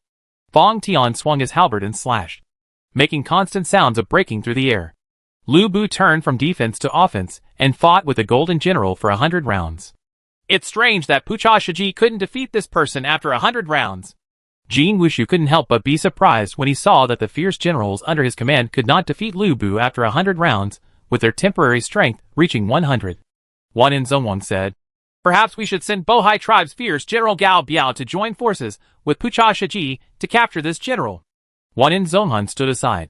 No need. Pucha Shiji will capture him soon. Your strength is still inferior to mine. After Pucha Shiji's strength increased by 5 points, he was already full of strength and fell into a violent state. He fought with Lu Bu and defeated Lu Bu again. The spear hit Lu Bu's armor, and the huge impact shook Lu Bu's internal organs. Not to be outdone, Lu Bu stabbed Pucha Shiji in the chest at the cost of injury. Pucha Shiji did not expect that Lu Bu was also a ruthless person, adopting a strategy of exchanging lives for lives. With a clang, a mace struck, knocking Fang Tian's painted halberd away. A heavily armored Jin general, Pucha Shiji, blocked the fatal blow of Fang Tian's painted halberd. This member, Jin Wei, is a fierce general from the Bohai tribe who has taken refuge with the Jurchens. He is fully armored and has strong muscles. He is also extremely powerful in this battle, and he can walk as fast as flying and run as fast as he can, saving Pucha Shiji. These 2 men are almost the top generals of the Jin kingdom. Their personal strength is extremely high. After strengthening, their overall strength may be the same as that of Lu Bu, or even higher. Pucha Shiji and Gao Biao joined forces, but Lu Bu was defeated. At this time, Yang Dian stabbed him, rescued Lu Bu, and fought with Lu Bu. The Iron Buddha of the Jin army has not yet appeared, or the 2 commanders of the Jin state are not willing to use their precious heavy cavalry for street fighting, and mainly rely on infantry and archers to advance. Zhejiang Lao Qin could not resist the increasing number of Jin soldiers and strengthened Jin generals alone. So he finally wavered and retreated. He had to join up with other princes to be able to block the strengthened golden soldiers. Ming Tian led the Golden Fire Cavalry to break off the rear, and used heavy cavalry to form a copper wall and an iron wall to block the pursuit of the golden soldiers. The mace in Gao Biao's hand was smashed down, knocking down the Golden Fire Cavalry. The fine armor of the Golden Fire Cavalry was dented, and the armor-covered cavalry was killed by the impact of the blunt instrument. Jin increased his force by 5 points, which is a completely different level. Chu Tian was horrified when he saw that the soldiers of Jiuzhou and Lao Qin were retreating towards Longjing Bridge, and the Jin generals behind them were killing them. They were unstoppable. Armed Force +5. The Jin Kingdom Military General, who was originally the king level, will directly become the pseudo-emperor level military general. The Jin Kingdom Military General, who was originally the emperor level, will directly become the pseudo-saint level military general. The characteristics are still the emperor level. Chu Zimu? Zhejiang Lao Qin discovered that Chu Tian had set up roadblocks in the rear, and the Xisheng battalion was ready. Now is not the time for small talk. Only the two of us can guard Longjing Bridge. Seeing that Lu Bu and Yang Dian were defeated by the strengthened Jin general, Chu Tian had no choice but to send Xuergui, Li Guang and others up to fight alongside Lu Bu and Yang Dian. Chapter 490, Battle in Kaifeng. Emperor Song was shocked. Capture the inner city and capture Emperor Song. Wanyan Zongwang drew his sword and led 30,000 gold soldiers to march straight in, with Pucha Shiji and Gao Biao, two powerful generals with sharp swords. They rampaged through the city. The remaining Jin soldiers set fire to try to create chaos and take the opportunity to capture the inner city. The Song Emperor and a group of scholar bureaucrats retreated to the inner city, and only sent the celestial master Guijing and a group of military generals to resist the Jin soldiers in the outer city. Only by capturing Emperor Song could the Jin soldiers return victoriously. The purpose of the Jin army's march south this time was not just to rob property, but to destroy the Song dynasty and replace it. The Guanzhong army of Zhejiang Lao Qin merged with Chu Tian Shuzhou army. Using the horse as an obstacle, Li Guang commanded the Xisheng battalion and unleashed a rain of arrows on the incoming Jin soldiers. Li Guang has extra bonuses against foreign races, and coupled with Chu Tian and Li Yi's army-wide aura, with the attributes of the 6th level soldiers of the Xisheng battalion, he can kill most of the golden soldiers. A rain of arrows fell, and hundreds of golden soldiers who were chasing them were killed by random arrows. The remaining golden soldiers retreated subconsciously. Arrows all over the ground separated the Song army and the Jin army. Gao Biao used his mace to knock away the random arrows, but the arrow rain from Xisheng camp could not hurt him at all. Is that the fierce general of the Jin kingdom? His real strength should exceed 94. After strengthening, it may be 99 or 100. Chu Tian faced off against the fierce generals of the Jin kingdom for the first time. At this time, the Jin kingdom destroyed the Liao kingdom and had been fighting for many years. It was at the peak of its military strength. Many Jin generals followed Jin Taizu Wanyan Aguda. They had experienced hundreds of battles, and there were many who had higher military strength. Xuergui and Li Guang have already bent their bows and arrows to shoot at Gao Biao. 2 arrows, one in front and one in back, but both target Gao Biao. Gao Biao tried his best and smashed Xuergui's arrow with his mace, but Li Guang's arrow arrived in time. Although the heavy mace has amazing blocking power, its speed is not as fast as the 2 arrows shot one after another. Li Guang and Xuergui obviously cooperated with each other. One arrow attracted Gao Biao's mace, and the other arrow killed Gao Biao. Gao Biao tried his best to dodge to the side, but the arrow sank into Gao Biao's shoulder armor. Ah! After Gao Biao was injured, he went into a rage. He brandished his mace, and as if he didn't care about his life, he rushed over and destroyed a horse.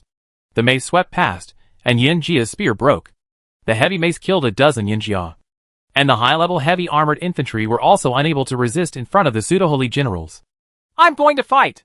Xuergui saw Gao Biao going crazy, and went to fight Gao Biao with a halberd.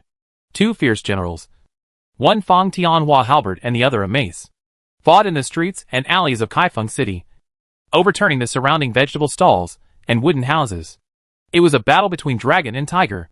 Although Li Guang's arrow wounded Gao Biao, it instead activated the wild nature in Gao Biao's heart. Like a wild beast, the mace hit Fang Tian's painted halberd in the middle. Xuergui's hands holding Fang Tian's painted halberd were slightly numb. However, Xuergui's personal characteristics are stronger than Gao Biao. and he will not lose when facing Gao Biao. A false saint is a false saint. It seems that he is still far behind the true saint level. Chu Tian saw Shuai and Gui blocking Gao Biao. Although Gao Biao's strength reached the holy level, he was at the pseudo-holy level. Otherwise, he would be on the same level as Overlord.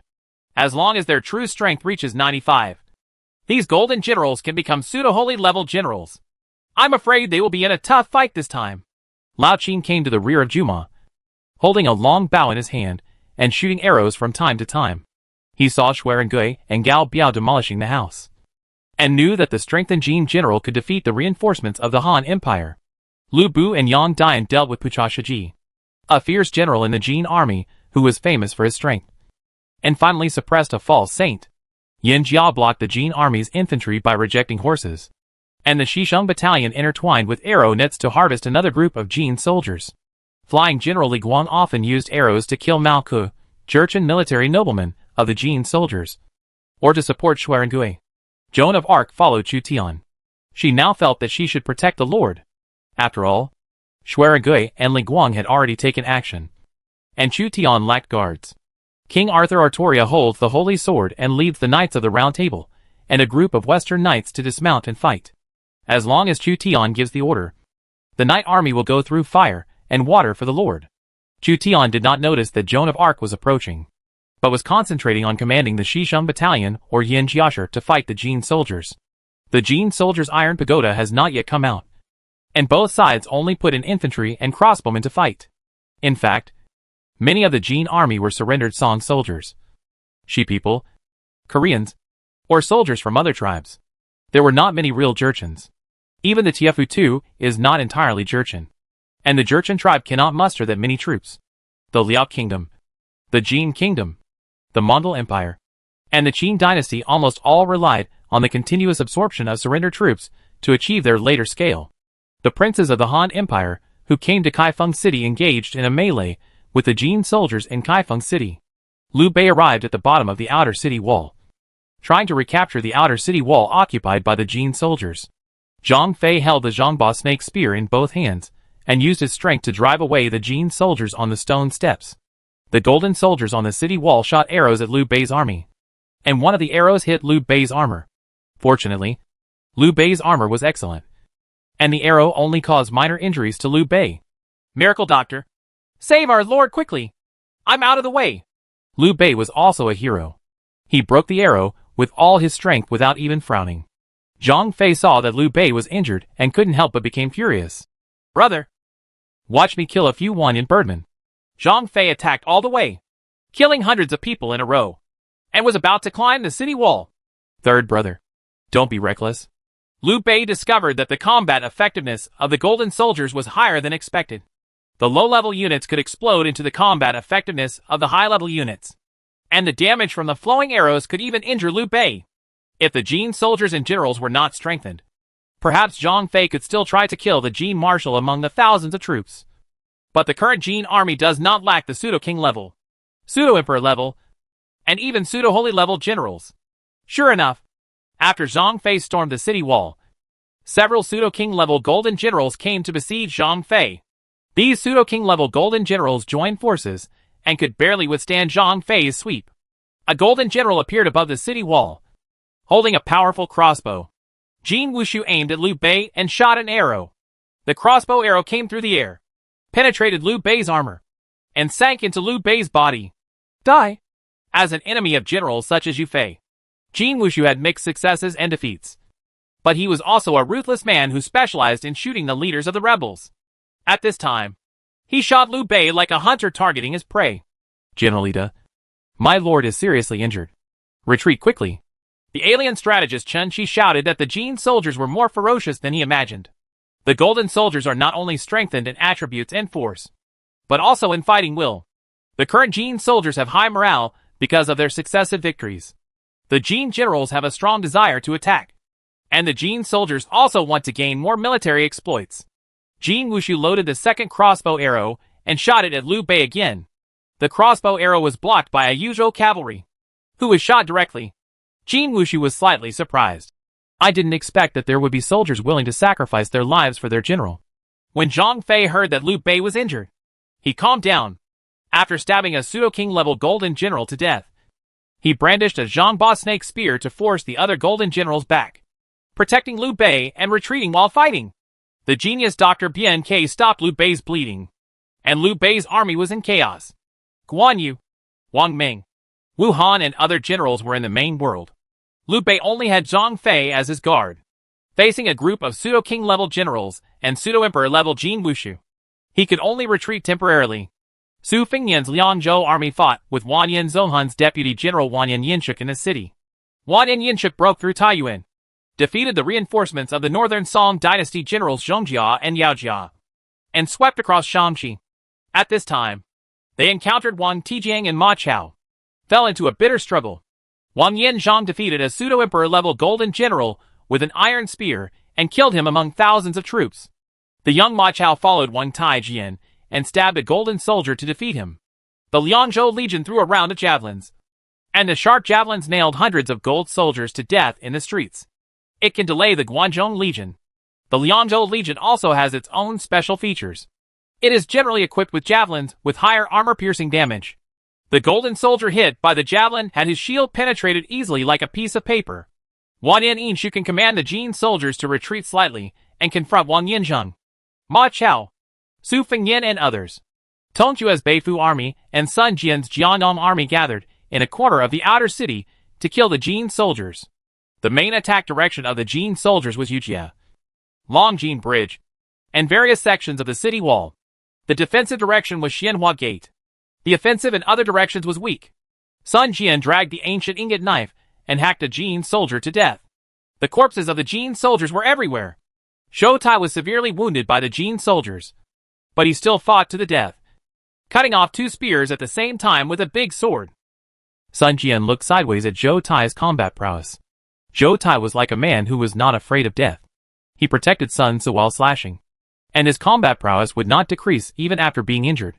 Tongchua's Beifu army is marked by white clothes and white robes, and is also good at foot combat. Xie Xian is the commander, leading the generals of the Beifu army, and cooperates with Sun Jian to attack the Jin soldiers. Xiao Long's generals, Yin Liang and Wen Chou, were simple-minded and easily deceived by Xiao Long. They worked for Xiao Long. However, the 2 fierce generals were attacked by the pseudo-emperor Gold General. Although they were not defeated, they could not win. Originally, the Jin army was about to take over the inner city in one fell swoop, but the stubborn resistance of the Eastern Han princes hindered the Jin army. The commander-in-chief of the East Route army, Wanyan Zhongwang, sent 2 pseudo-holy level warriors to attack along the main street, fighting Chu Tian and Jiujiu Laoqin, and they were in a stalemate for a while. The armies of both sides were unable to engage in street fighting, and could only use bows and arrows to shoot at each other and engage in close combat. Shuaragui and Li Guang suppressed a pseudo-saint level warrior. Lu Bu and Yang Dian suppressed another pseudo-saint level warrior. And there were other pseudo-emperor level warriors in the Jin army, leading their troops to attack the Juma raid on the street. Chu Tian personally drew his bow and shot a golden soldier. The Jin soldiers made detours in the streets and alleys, hoping to swallow up the army of Chu Tian and Jiujiu Laoqin. Chu Tian sent King Arthur and her dismounted knights to attack Jin Bing's roundabout troops. The Jin soldiers encountered a group of knights led by military nobles in the main city, resulting in a one-sided massacre. The Knights of the Round Table were able to exert their individual combat power in the narrow terrain. With their sophisticated plate armor, they were not afraid of the rain of arrows from the golden soldiers. They rushed over directly. The knight's sword slashed down, and blood splashed on the ground. King Arthur even rushed forward, his iron horse galloping, and he killed a pseudo-king level golden general with one sword. Horse hooves trampled over the Jin army infantry, causing death and injury. Chu Zimu. The bonus level of this golden soldier is probably much higher than that of your legion. The system has a 100% bonus, plus the bonus of the golden soldier general and the aura of the whole army. The total bonus should be between 120% and 150%. Jiujiang Laoqin, as a prince who is good at calculations, already has a clear understanding of the strength of Jin Bing. Generally speaking, when various princes are in battle, the bonus to the legion is between 30% and 70%, and rarely it can reach 100% or even exceed 100%. Chu Tian's cavalry, Li Yi's combined with Li Jin's overlapping siege team, couldn't even reach 100%. It can be seen that the golden soldiers are terrifying. Even the pseudo-holy level generals have appeared. This is just a copy. They in the main world are just mediocre. They may not be the opponent of any of us. Chu Tian admitted that the golden soldiers in the epic battle Battle of Jinkong were very powerful. But if the golden soldiers arrived in the main world and lost the 100% bonus of the system, Chu Tian could defeat the Wanyan family until the entire army was annihilated. The pseudo-holy level generals of Jinping in the main world are military generals whose strength reaches the emperor level, or those whose strength is exactly 95. You have become much more stable. Zhou Laoqin looked at Chu Tian and found that after so many years of experience, Chu Tian was no longer as reckless as before. If it was Chu Tian who had just started fighting here, his first reaction would not be to hold on, but to rush past. The likely result would be that he would be massacred by the golden soldiers. Chu Tian showed no mercy and retorted, On the contrary, you have aged a lot.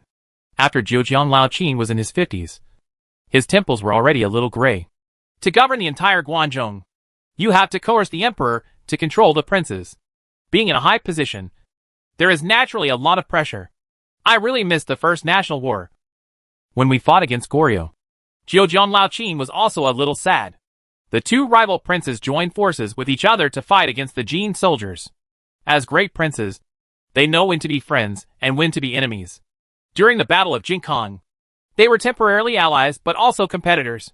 With the bravery of Lu Bu and Yang Dian, Zhou Laoqin also hopes to compete for the first place. The fight for first place this time was because the golden soldiers were too powerful. The princes could not play tricks and stumbling upon each other. They could only try their best to kill the golden soldiers and rely on their own strength to speak for themselves. On the wall of the inner city, Song Qinzong and a group of northern Song officials looked at the chaos of Kaifeng City in horror. If at the end of the Eastern Han Dynasty, Luoyang City was burned down by its own princes, which was humiliating enough, then at this time, the Song Dynasty was even more humiliated when the enemy invaded the outer city and was on the verge of annihilation. Sun Fu, Tongji Pretty Counselor, said to Qinzong of the Song Dynasty, Your Majesty, the divine soldiers descended from heaven to stop the bandits.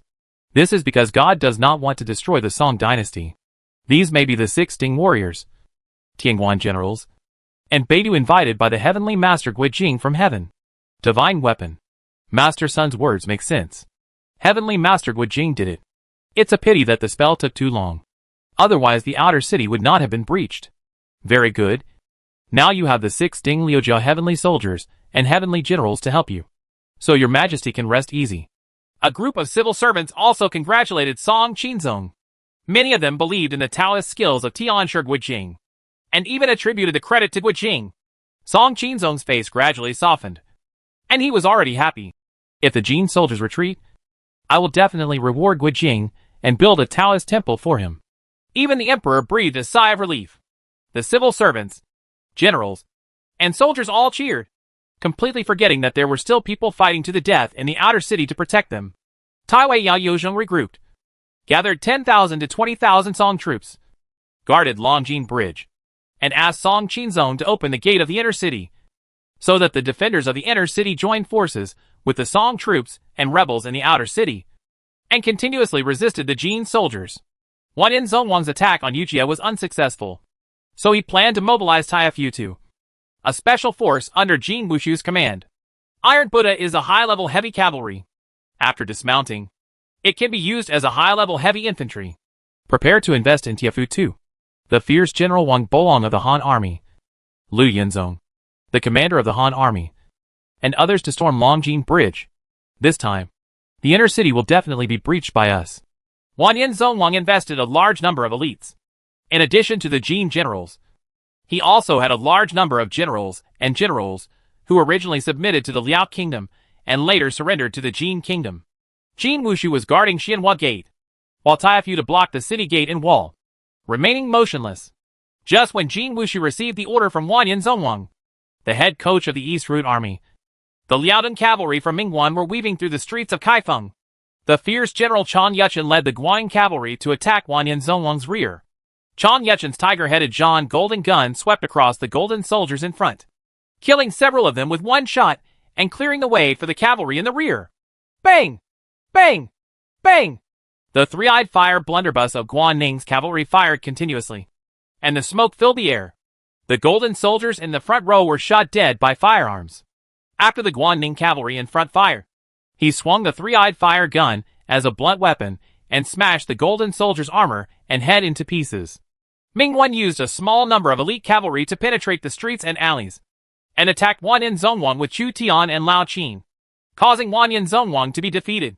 Cavalry from Liaodong. Chu Tian and Lao Qin both saw Mingguan's cavalry appearing behind Wanyan Zhongwang's army, and couldn't help but be overjoyed.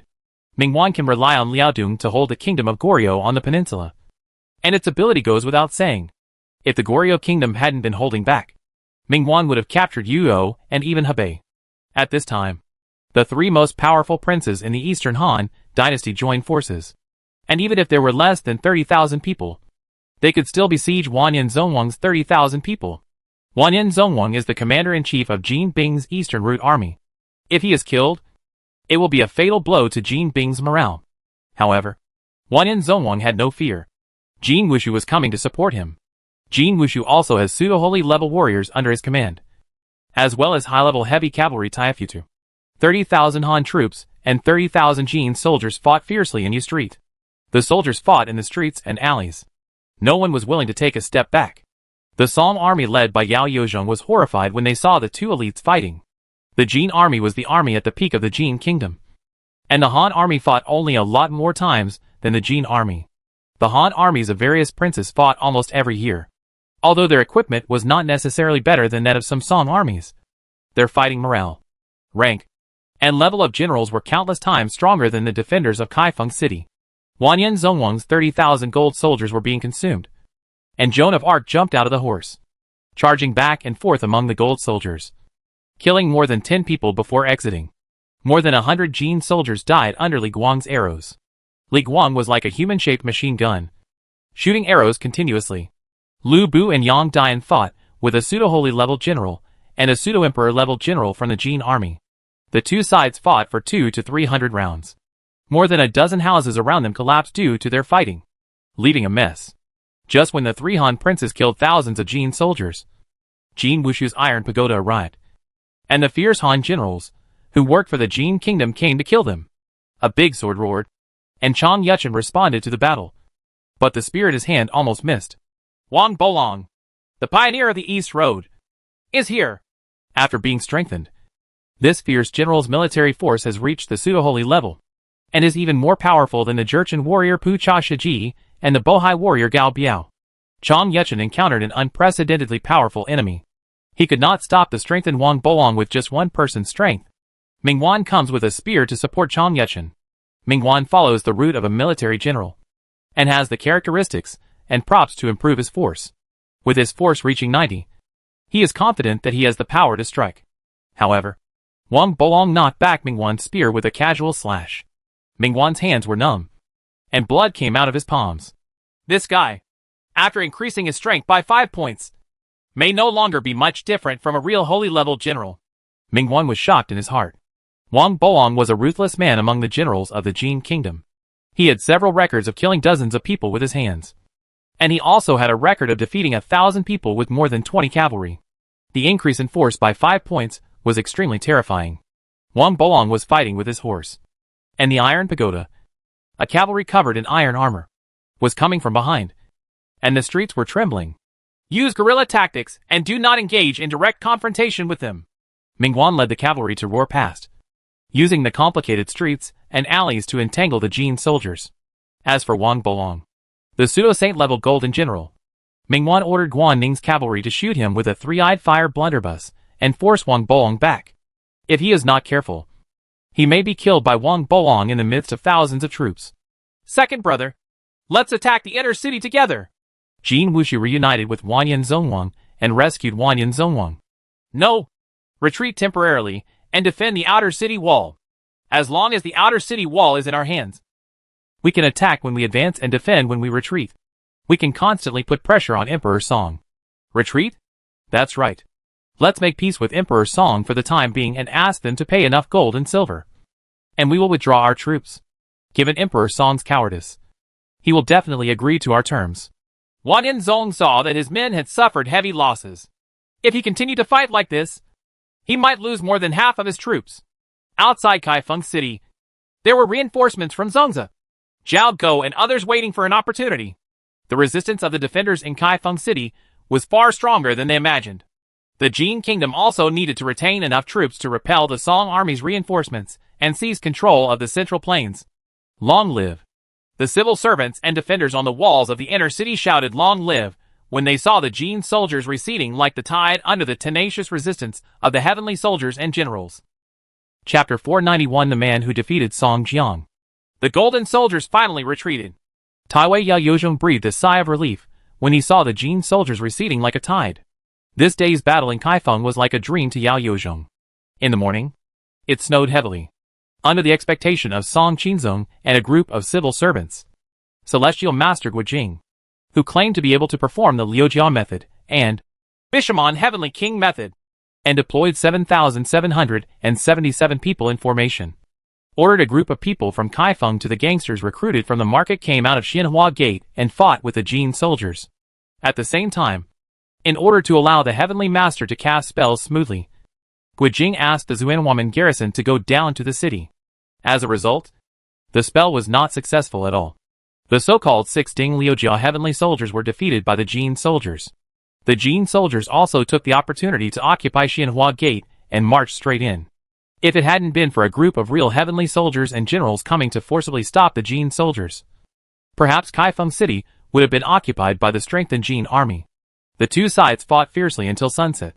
Seeing that the sky was getting dark, the Jin soldiers were worried about heavy losses, so they retreated to the strong outer city wall.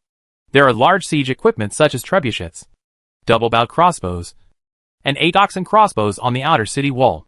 The Jin soldiers guarding the outer city wall are equivalent to besieging the Song Emperor, Song army, and rebel forces in Kaifeng City.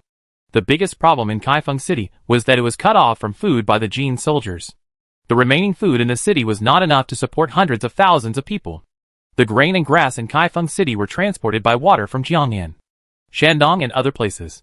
The outer city was controlled by the Jin soldiers, and water transport ships could not enter Kaifeng City. No, the Jin soldiers have not retreated yet. They can attack the inner city again at any time. This time, we caught them off guard, but they will soon react and reorganize their offensive. Zhu Tian met with Taiwei Yaoyozhong, but he did not relax in his words. He had noticed that the Jin army originally planned to use the dismounted Iron Buddha to conquer the inner city in one fell swoop. It was difficult for Zhu Tian to judge how many levels of heavy infantry the Iron Buddha would be equivalent to in the Battle of Jinkong after it was dismounted, but its combat power must be higher than that of Yanjia. After all, Iron Buddha has a 100% system bonus and Jin Wushu. Even if the commander's bonus and Wanyan Zhongwang's army-wide halo bonus are weakened after dismounting, the overall combat power is still extremely high. However, the enemies the Jin army faced were not only the defenders inside Kaifeng City, but also the Song dynasty reinforcements outside the city. For example, in the Hebei area, there were Zhongzi, Han Shizhong, and Jiaogou, and in the Guangzhong area, there was the relatively elite Western army of the Northern Song dynasty. It is not entirely true that there are no reinforcements to support Kaifeng. For example, Fan Jishu, the envoy of Xuanfu in Shanxi province, and Sun Jiaoyuan, the deputy general manager of the West Road, and others, rode together with a number of 200,000 to support Kaifeng. Wanyan Lushi, deputy marshal of the Jin Kingdom's West Road army, ordered elite cavalry to attack the Song army. The Song army collapsed without a fight, with more than half of them dead. These reinforcements were either defeated, did not dare to advance, or were delayed by the Jin soldiers, who looted various places. The situation was quite serious for the defenders. At present, Zhu Tian is the savior of Taiwei Yaoyozhong, and he can rely on Yaoyozhong's relationship to carry out activities. Thanks to the rebel generals this time. Otherwise the inner city would have been destroyed by the Jin soldiers. You all understand the righteousness and come to help, which is really a blessing to the country. These soldiers and armor in the city are not the same as your soldiers. Yaoyozhong, who was born as a general of the Yao family, saw Zhu Tian and other soldiers struggling to drive back the strengthened Jin soldiers. Compared with the Song army and Baojia he took over, it was simply a world of difference. An excellent army is like a treasure to generals. As a military general, he naturally hopes to command a strong army, rather than a ragtag army that lacks the will to fight. The Song army's equipment was good, but it lacked morale. Once engaged, the Jin army's cavalry was defeated in one blow. Therefore, Yao Yozhong envied Chu Tian and his soldiers. Chu Tian looked at Kaifeng City, which was in a mess and still emitting black smoke. We have to summon all the soldiers and horses to drive away the golden soldiers. The outer city of Kaifeng was in chaos. Not only were the Jin soldiers setting fire and looting, but the defeated Song army took the opportunity to loot the outer city. There were also a large number of indignant Kaifeng people in the outer city. Some of them killed hundreds of Jin soldiers in the chaos. The people of Kaifeng hated the Jin soldiers, who came to attack Kaifeng for the second time. Almost killed by the golden soldiers. Liu Bei was lying on a pile of straw. But he was not killed because Bian Ke, the miracle doctor who accompanied the army, came to the rescue. Jin Wushu used a powerful crossbow to attack in a sneak attack, almost changing the direction of the main world. Brother, these one-in savages are not only powerful but also extremely insidious. I will definitely stab them to death next time I meet them. Zhang Fei was very angry, as if he had all the strength in his body and didn't know where to use it. Liu Bei's army was severely damaged by Jin Wushu, with 2,000 to 3,000 casualties, and his lord Liu Bei was injured. Fortunately, it's a street fight. Otherwise I might be killed by them. Liu Bei was frightened for a while, and looked at the alien strategist Chen Shi, who was familiar with the Jin people. Strategist, what should we do? Only by joining forces with other state herdsmen can we deal with the golden soldiers. We must not fight alone. Chen Shi fought against the Jin army for the first time. After roughly figuring out the strength of the Jin army, he found that all the princes in the Eastern Han dynasty had underestimated the strength in Jin army. The Jin kingdom at its peak had many pseudo-sage, pseudo-emperor, and pseudo-king level generals. If generals such as Guan Yu, Wang Ming, and Wu Han were present, Liu Bei's army would be able to fight the Jin army. Otherwise, we must join forces with other princes. That makes sense. Liu Bei stood up and went to Longjing Bridge to meet Chu Tian and others. Now the outer city has become a buffer area and battlefield for the Jin army and Song army, with a large number of civilians. The Jin soldiers' cavalry advantage could not be used. Once the two sides fought, most of Kaifeng's outer city would be razed to the ground. Let's go to Zhuke Gate and join the defenders. Sun Jian led the Jiangdong army and Xie Xian's Beifu army. After repelling the Jin army, they had similar ideas to Liu Bei's army. They looked for other princes to deal with the Jin army together. Zhou Tai fought against Jin Jiang and suffered several serious injuries, but he didn't even frown. On the way, there were broken troops of the Song army looting civilians. A group of defeated Song troops came out of a large household with vases and cloth in their arms. Tongke led the Beifu army to pass by, and when he saw this group of Song soldiers, he immediately became angry. He winked at Liu Laoji, the fierce general of the Beifu army. Liu Laoji drew his sword and killed all the small group of Song soldiers.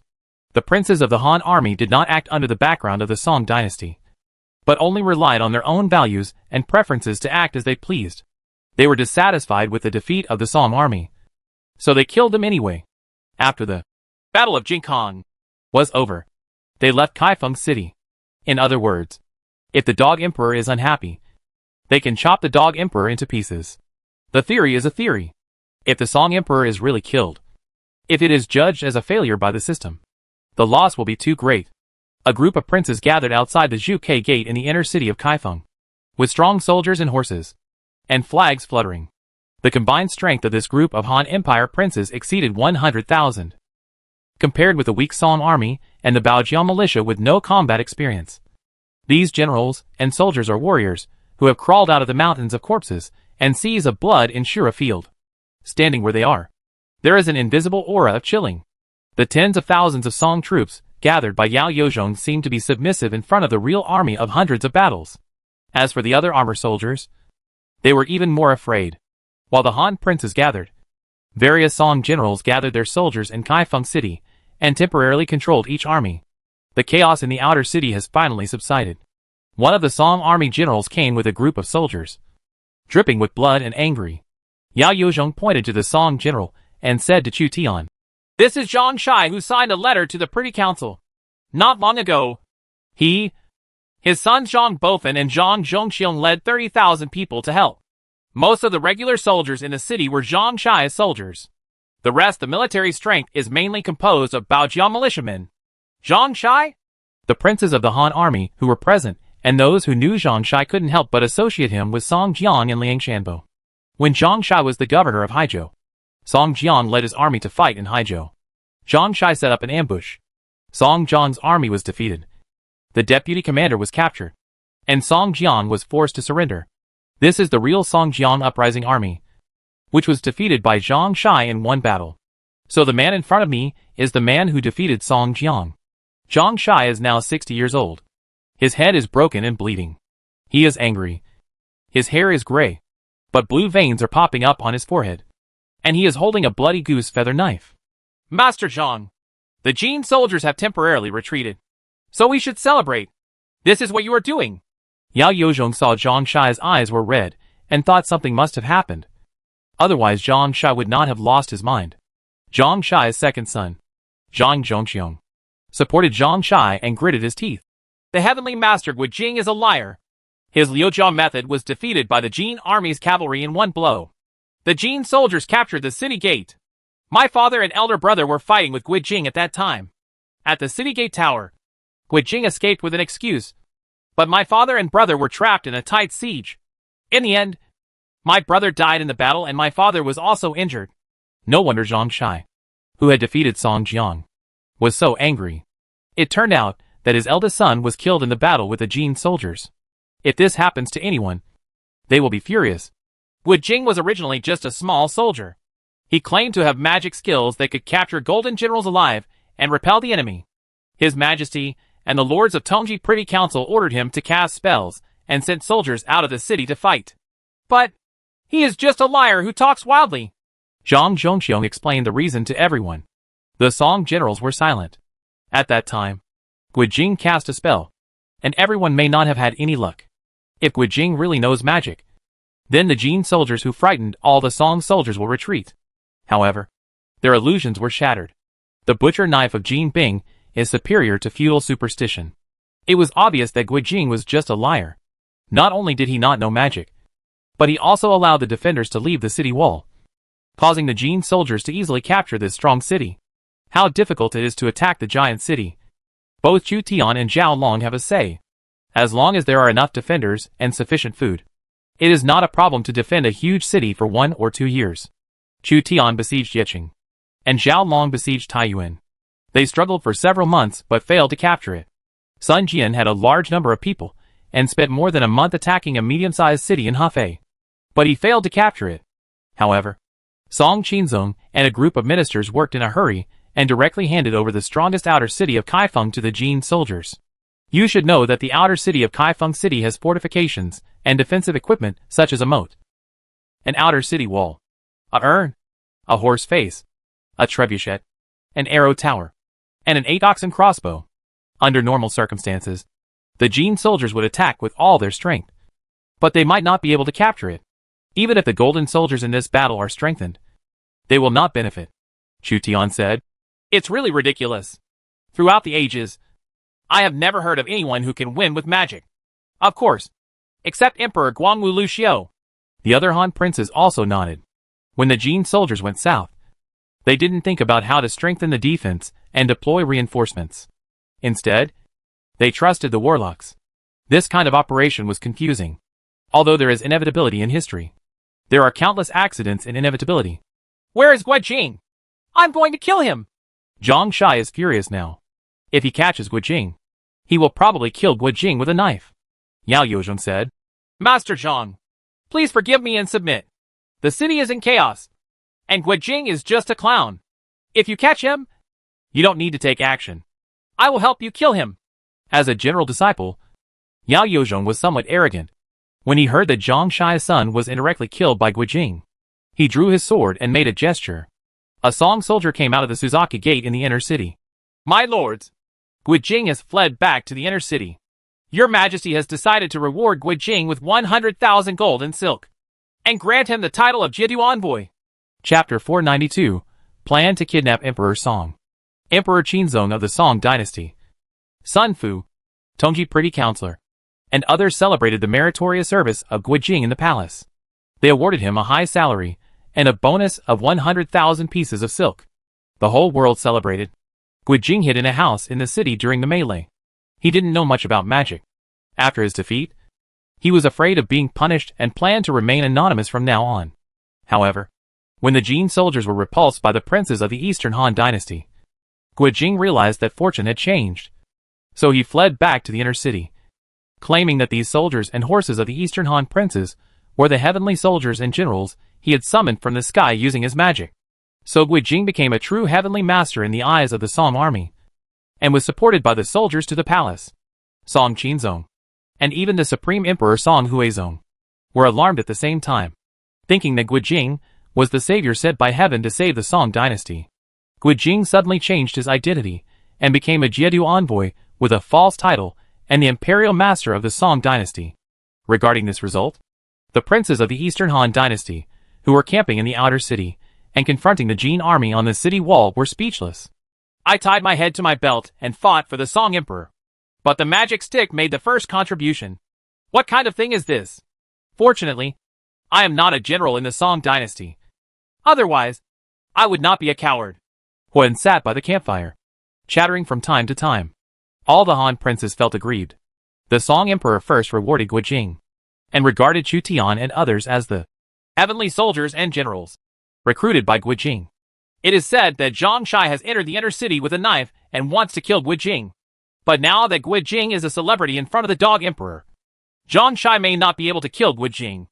Zhang Shai lost his eldest son because of Guijing, and even the outer city wall fell because of it. Zhang Shai will not let Guijing go. Moreover, Zhang Shai personally saw how Guijing cast spells and how he was manipulated by Jin. If the soldiers are defeated, they will not believe the stupid words that Guijing is a heavenly master. Chu Tian has also seen it for a long time. Feudal superstition can really kill people, especially if feudal superstition is raised to the level of military affairs. Then it is not just stupidity, but a disaster for the country and the people. Everyone, Guijing is just a clown. We don't count on the Song army, nor do we count on Taoism. The top priority is to defeat the Jin soldiers as soon as possible. The food and grass in Kaifeng City are not sufficient at all. And with the arrival of more than 100,000 of our troops, it is still difficult to with the golden soldiers looting. Food will only become more scarce. The Jin army blocked the outer city wall. The grain and grass outside the city cannot be transported into the city. It will be difficult to hold on for 3 months. If we want to win, we must defeat the Jin army within 3 months, or even shorter. How do you think we can break the siege? Zhoujiang Laoqin glanced at everyone present. Laoqin was the oldest among all the princes and had the most say. The Song army cannot be reused. But in my opinion, the Song army's equipment, such as divine arm bows, infantry armor, etc., seems to be very good. Chu Tian licked his lips with greedy eyes. In Chu Tian's view, equipping the Song army with divine arm bows, infantry armor and other equipment was really a waste. Lian Hanyu's Jianyan crossbowman is a 6th level crossbowman. If equipped with a divine arm bow, it can become a 7th level crossbowman. There is also Muguing Song Chongbu, who needs Burinjia to recruit. In short, Chu Tian was jealous of the Song army's equipment and wanted it. The other princes were all fine men. When they heard Chu Tian praising the equipment of the Song army, they immediately understood that Chu Tian had something to say. Chu Tian's subtext is that the Song army's equipment is good. Are you interested in following me to do something big? Mingguan was very interested in Chu Tian's proposal. He needed a batch of weapons to deal with Goryeo. Plunder the Song army's arsenal. Not only the arsenal, but also the armor and weapons of the Song army. Our infantry have been replaced with divine arm bows, which are definitely more powerful than the individual crossbows currently used. Except for Yang Zhulang. No one here should have it. Divine arm bow? Chu Tian looked at his opponent Yang Zhulang. It's no secret that Yang Juro has the blueprint for the divine arm bow. The two sides are enemies in the main world. But at this time, Yang Zhulang has no hostility. Even Yang Zhulang can't help but be tempted. I don't have infantry armor yet. And making the divine arm bow also costs money. If we can loot the Song army to strengthen it, our military, I support it with both hands. Then it's settled. Although Kaifeng doesn't have any good horses, the infantry and crossbowmen have good equipment. Chu Tian and his party acquiesced in looting the Song army's equipment. In their view, sophisticated equipment must be given to elite troops to use in order to maximize the damage to the Jin army. The Song Emperor and the defenders didn't seem to have any intention of letting us enter the inner city. So they left us outside the city.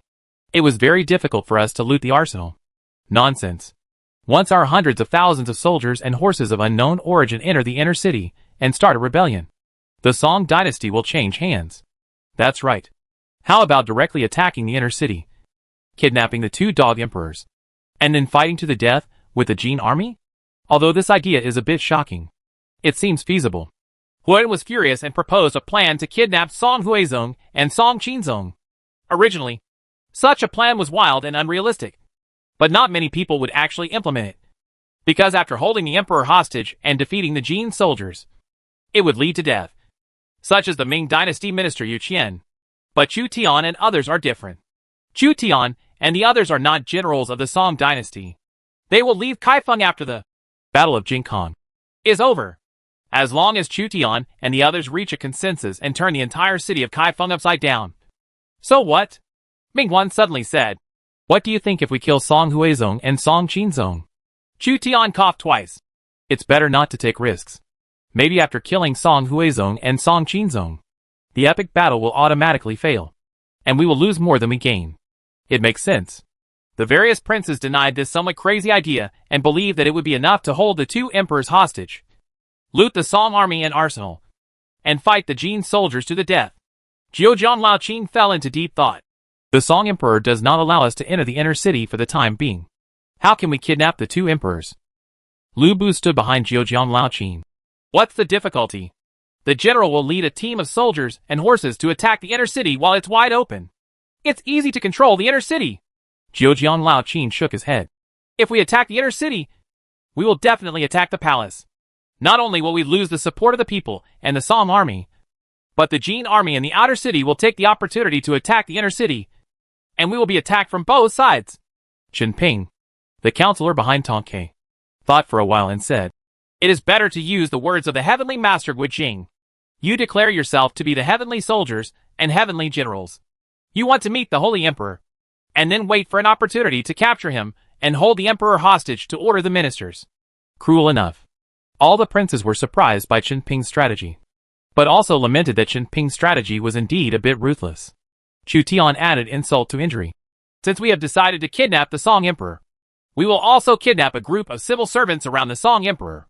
They have the right to speak. Once all the Song troops and people are on our side, with the Jin army outside, the chance of winning a city duel to the death will be much higher.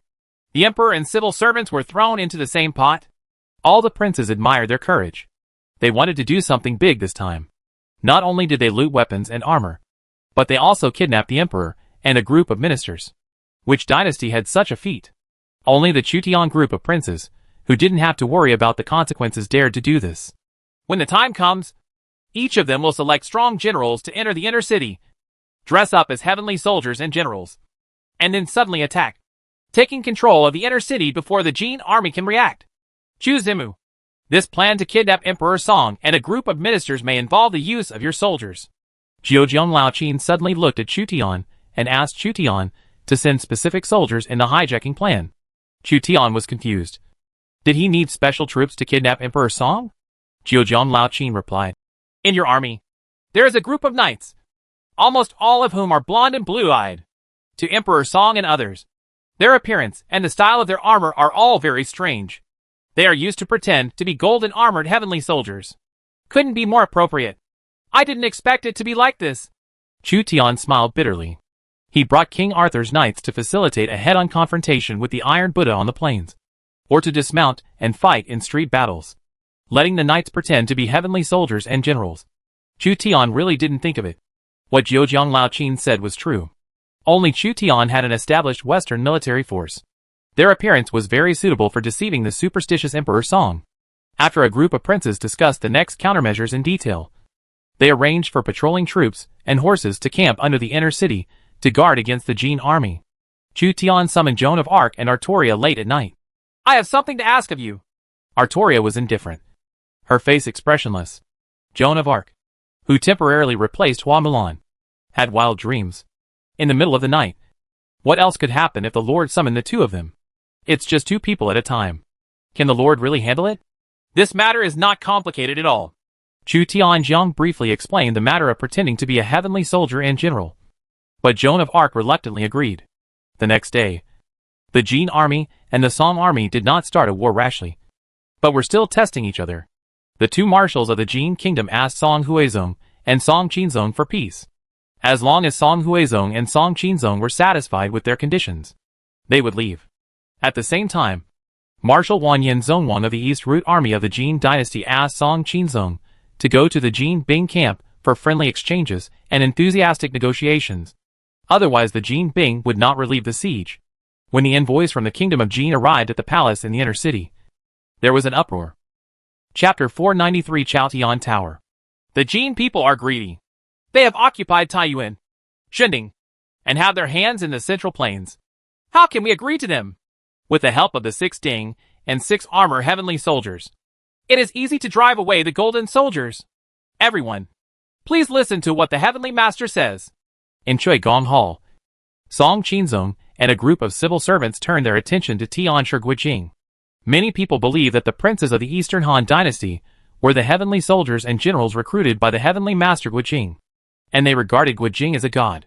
There are also some civil servants who know this well, but do not make it clear. Guijing was placed high hopes by the emperor and many high-ranking ministers, and he couldn't help but feel a little elated.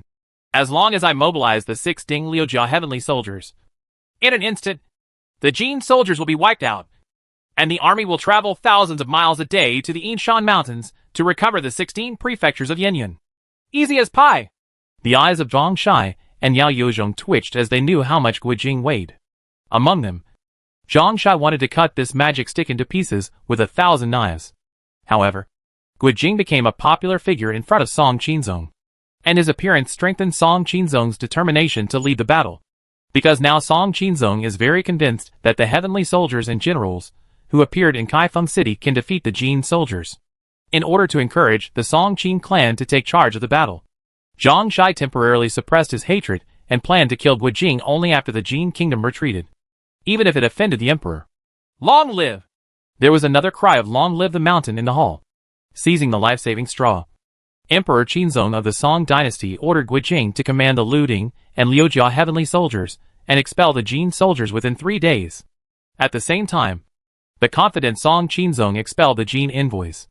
It has to be said that pretending to be a ghost sometimes has unspeakable results.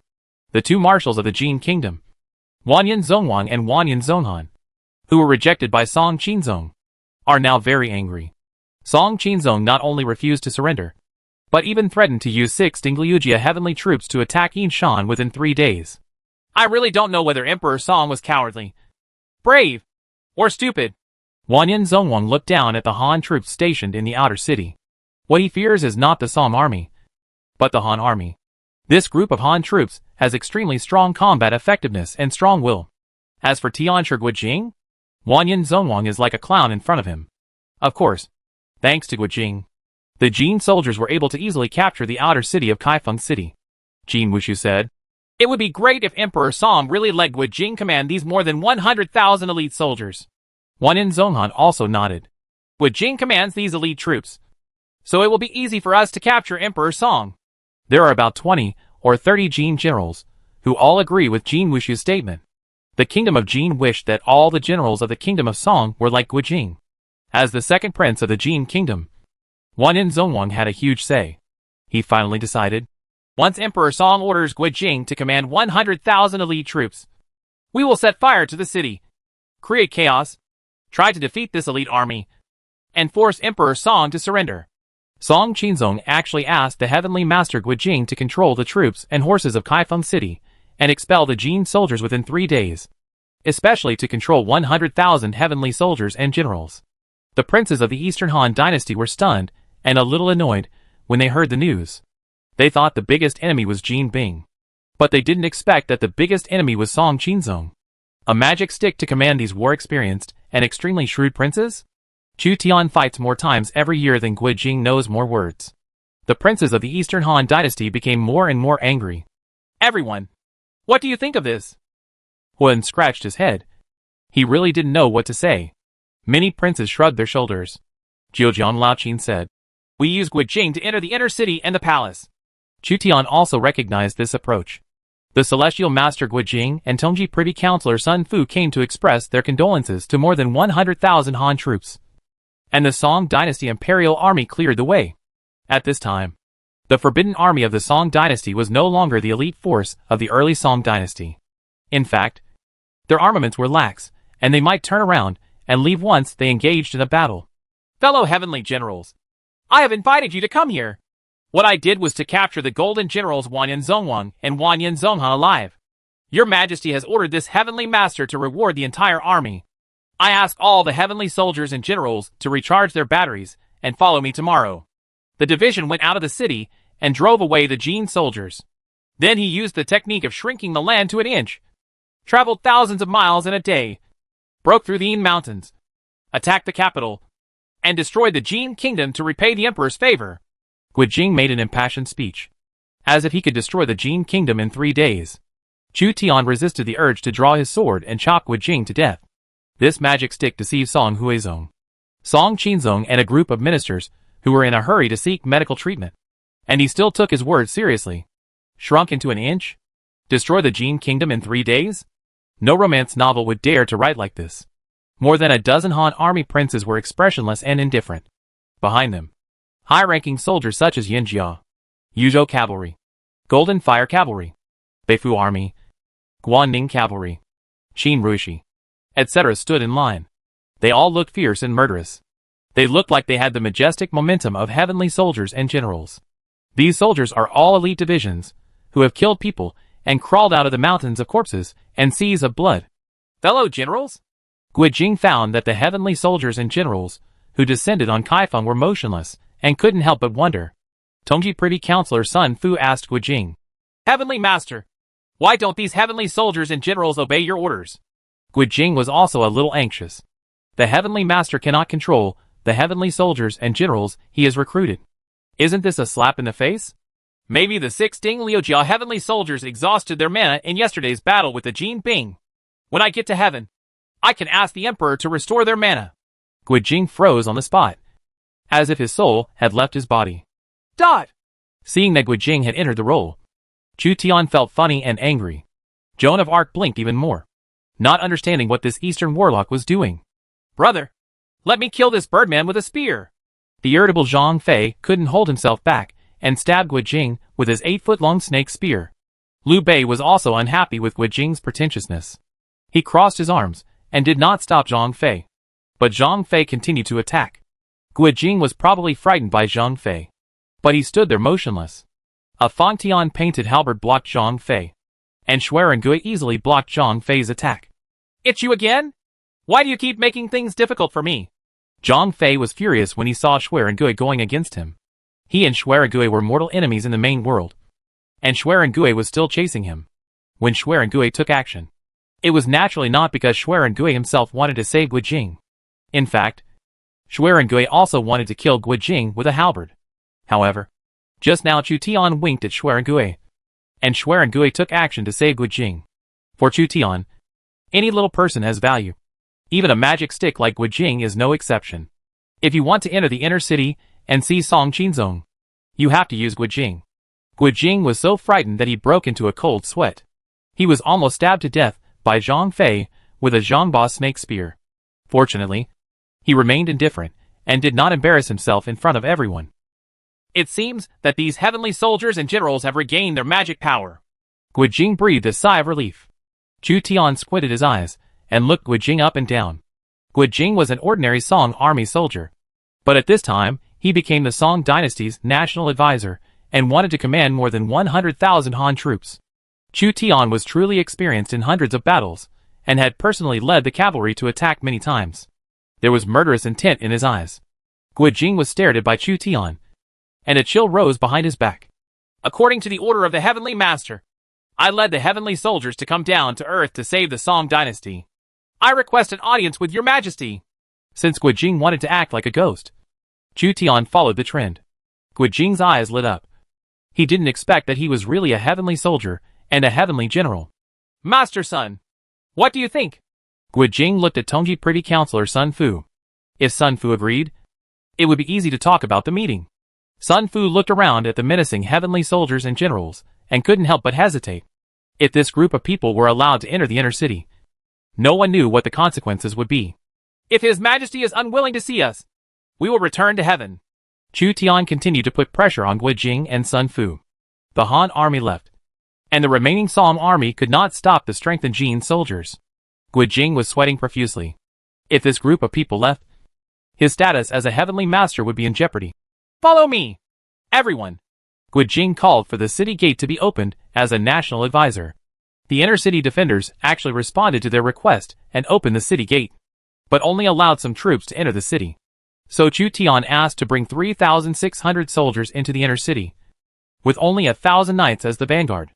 A group of Western knights entered the city. Their appearance and armor were different from ordinary people. Joan of Arc even held a holy flag with strange patterns on it, making the inner city defenders and civilians think they were really heavenly soldiers and generals. Each prince brought a small number of elites into the city and looked around in the city. Gui Jing was protected by many heavenly soldiers and generals, walking at the forefront, showing off his power. He even set his sights on Joan of Arc and Artoria, showing his greed. After all, he was just a top soldier of the Song dynasty, and was not forbearing enough. Joan of Arc frowned.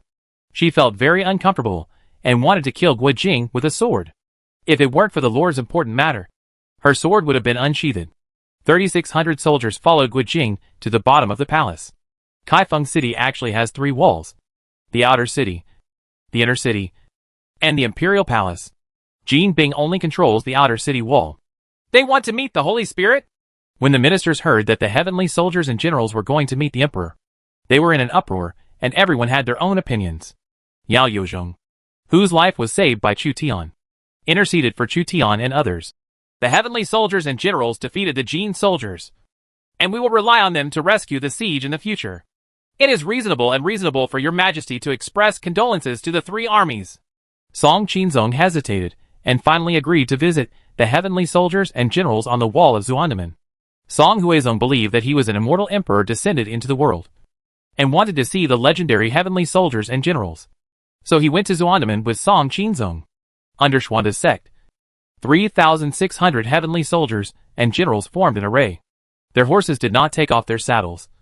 Their men did not take off their armor, and they kept their armor sharp, waiting for the Song Emperor to appear. Find a way to trick Emperor Song out, or let us enter the palace. Chu Tian and a group of princes were discussing privately. This time they wanted to trick the 2 Song emperors. The walls of the palace are not that easy to attack. Chu Tian and his party waited patiently under the city wall. They heard that the heavenly soldiers and generals were coming. 100,000 people were watching in the inner city, and the number of people was still increasing. Song Qinzong, Song Huizong, and a group of ministers arrived belatedly. When they saw the 3,600 soldiers and horses under the city in neat order, they felt a chill.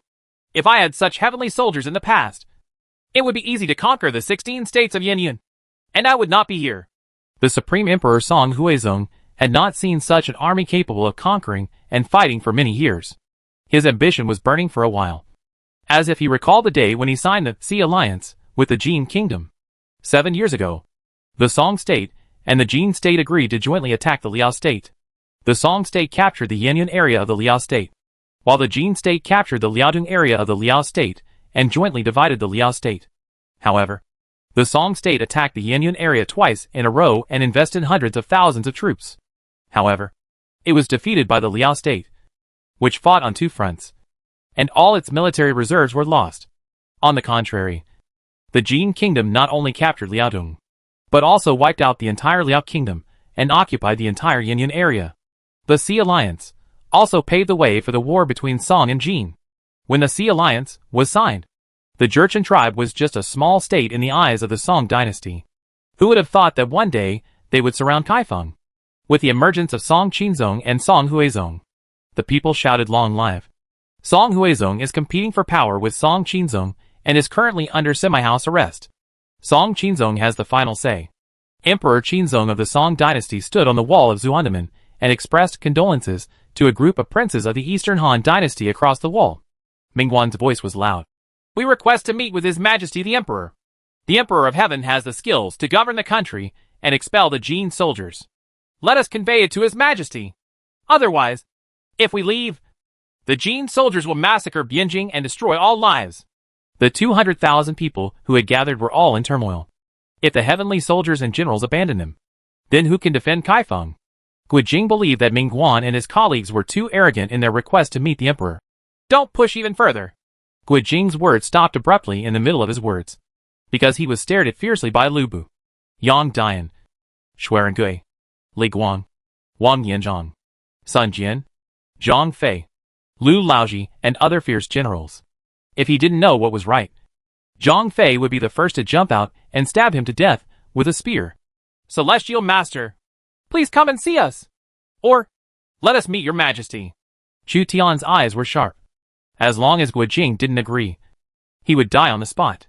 Under the pressure of a group of heavenly soldiers and generals, Guijing could only shout to the palace wall, asking Song Qinzong to leave the palace and come to see them, or summon Chu Tian and others to face Tian Ke. All the people in Kaifeng are eagerly waiting for Song Qinzong's response. Song Qinzong found himself unable to dismount from the tiger. If he doesn't agree, the heavenly soldiers and generals will leave, and the golden soldiers will sack Kaifeng, and his life may not be saved. I only asked the general to come to the palace to see me. In the end, Song Qinzong decided to only allow a dozen generals to enter the palace, with the imperial guards of the Song dynasty protecting the palace. They should be able to capture more than a dozen generals. Song Qinzong and Song Huizong returned to the palace early and planned to meet the generals in the palace. A eunuch came to announce the decree. Your Majesty has decreed that only heavenly generals can enter. All heavenly soldiers are waiting outside the palace. Follow me into the palace.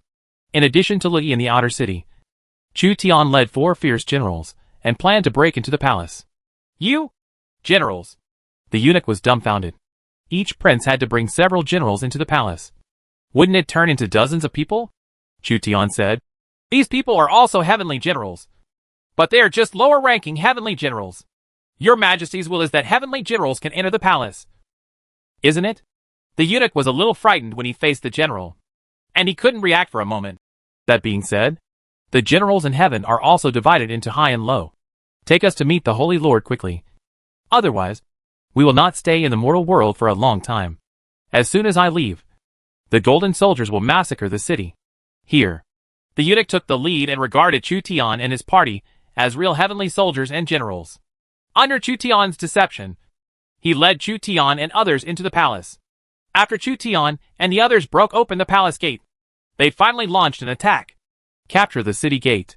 Chu Tian roared, and Xuerengui stabbed General Song, who was guarding Zuandaman, to death with a halberd.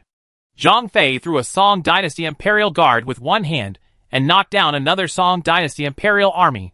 Lu Bu wielded Fang Tian's painted halberd with both hands and harvested the defenders at the city gate.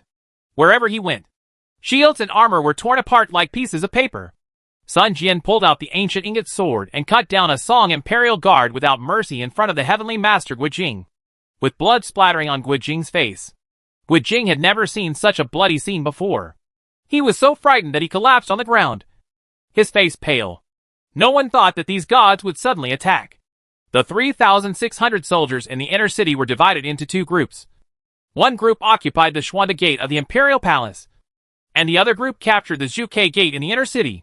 The entire inner city fell into chaos, and the people were panic-stricken and at a loss what to do about the sudden changes.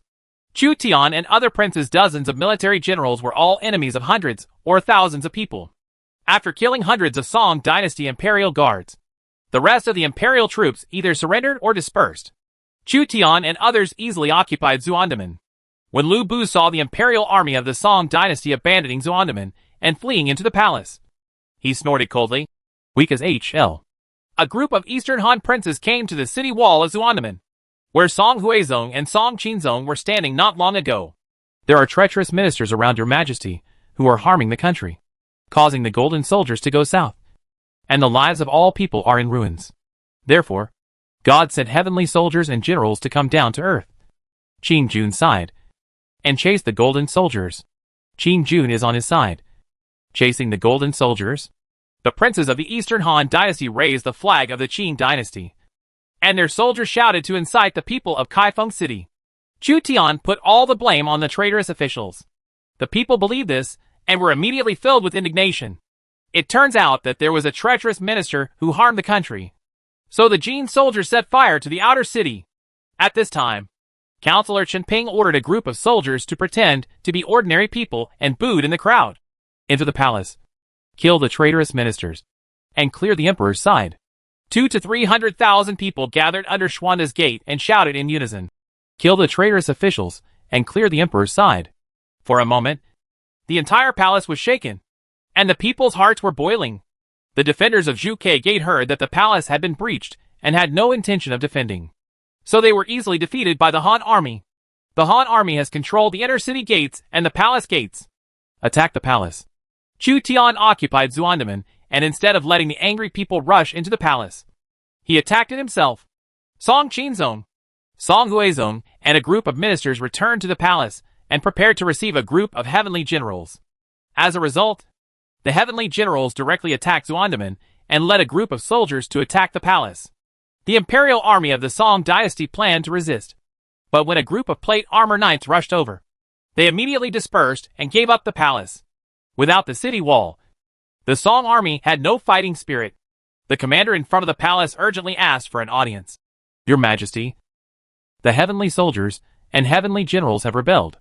Song Qinzong, Song Huizong, and other ministers were at a loss.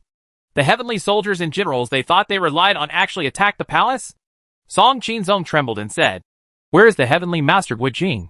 Could it be that he cannot control the heavenly soldiers and generals? It is the heavenly master who is attacking the palace with his heavenly soldiers and generals.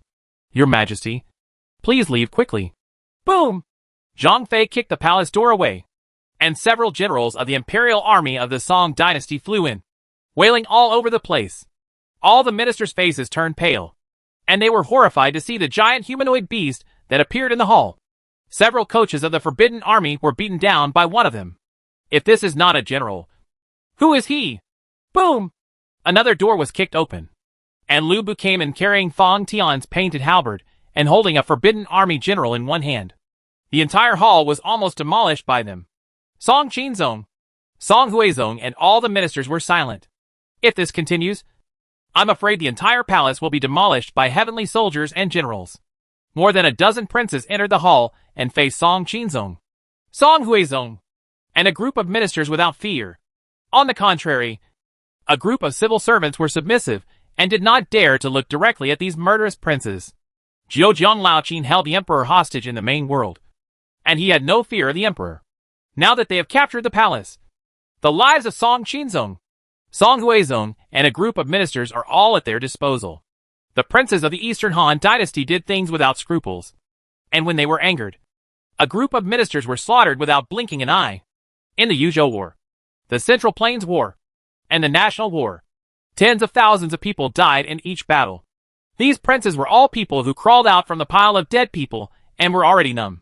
Taiwei Yao Yozhong couldn't help changing his color when he saw Chu Tian and others attacking the palace and destroying the main hall. When all the ministers did not dare to move, Yao Yozhong took the initiative to question Chu Tian. "What are you doing?" Chu Tian whispered. "If Taiwei Yao wants to retreat the Jin soldiers, don't say anything." Yao Yozhong's expression changed, but he finally retreated. He knew very well that no one could save Kaifeng except Chu Tian and his party. Zhang Shai had similar views to Yao Yozhong and did not stand up against Chu Tian and his party. Chu Tian looked directly at Song Qinzong, who was sitting in the main seat. "On the order of the Emperor of Heaven, we ask your two majesties to lead the expedition in person. Call on the people in the city to revolt, distribute weapons, and attack the Jin soldiers."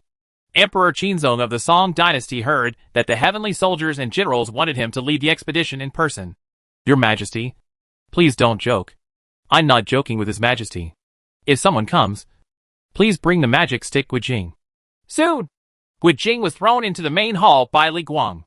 Guijing used his hands and feet to crawl towards Song Qinzong. "Your Majesty, save me." A sword penetrated Guijing's chest and nailed him to the main hall. Song Qinzong's face turned pale, and he shrank his feet as he was afraid of blood splattering on his boots. All the ministers were shocked. Even Zhang Shai, who regarded Guijing as his enemy, took a deep breath. Chu Tian was so ruthless that he killed people directly in the main hall. A heavenly master would kill at will, as long as Song Qinzong and his ministers dare to object. There will be only death. Chu Tian pulled out his long sword and said, "Your Majesty, please issue an order to gather the people. form an army, distribute weapons, and lead the expedition in person. Song Qinzong looked at the pale ministers. They couldn't count on them. Now even if you don't agree to the request of the generals, it's impossible. Invite your two majesties and ministers to live in the barracks to stimulate military morale.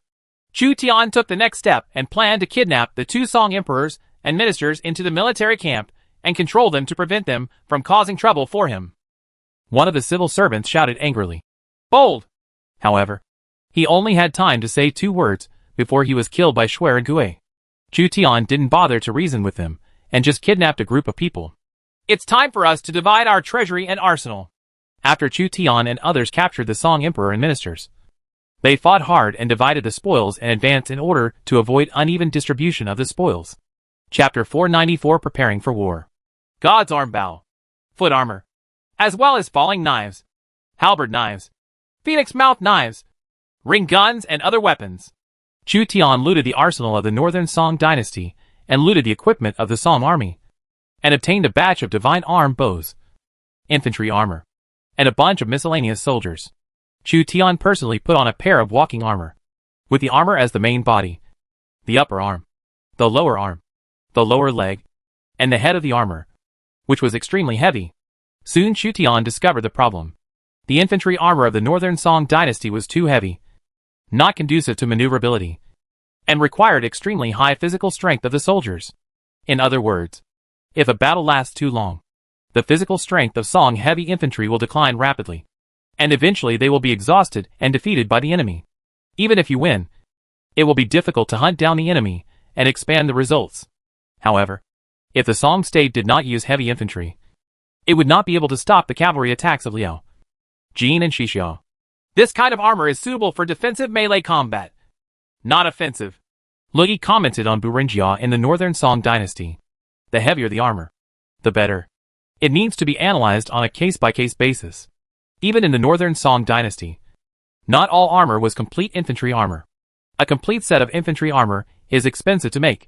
The walking armor is less versatile, and the divine arm bow is more practical. The divine arm bow is a type of crossbow weapon.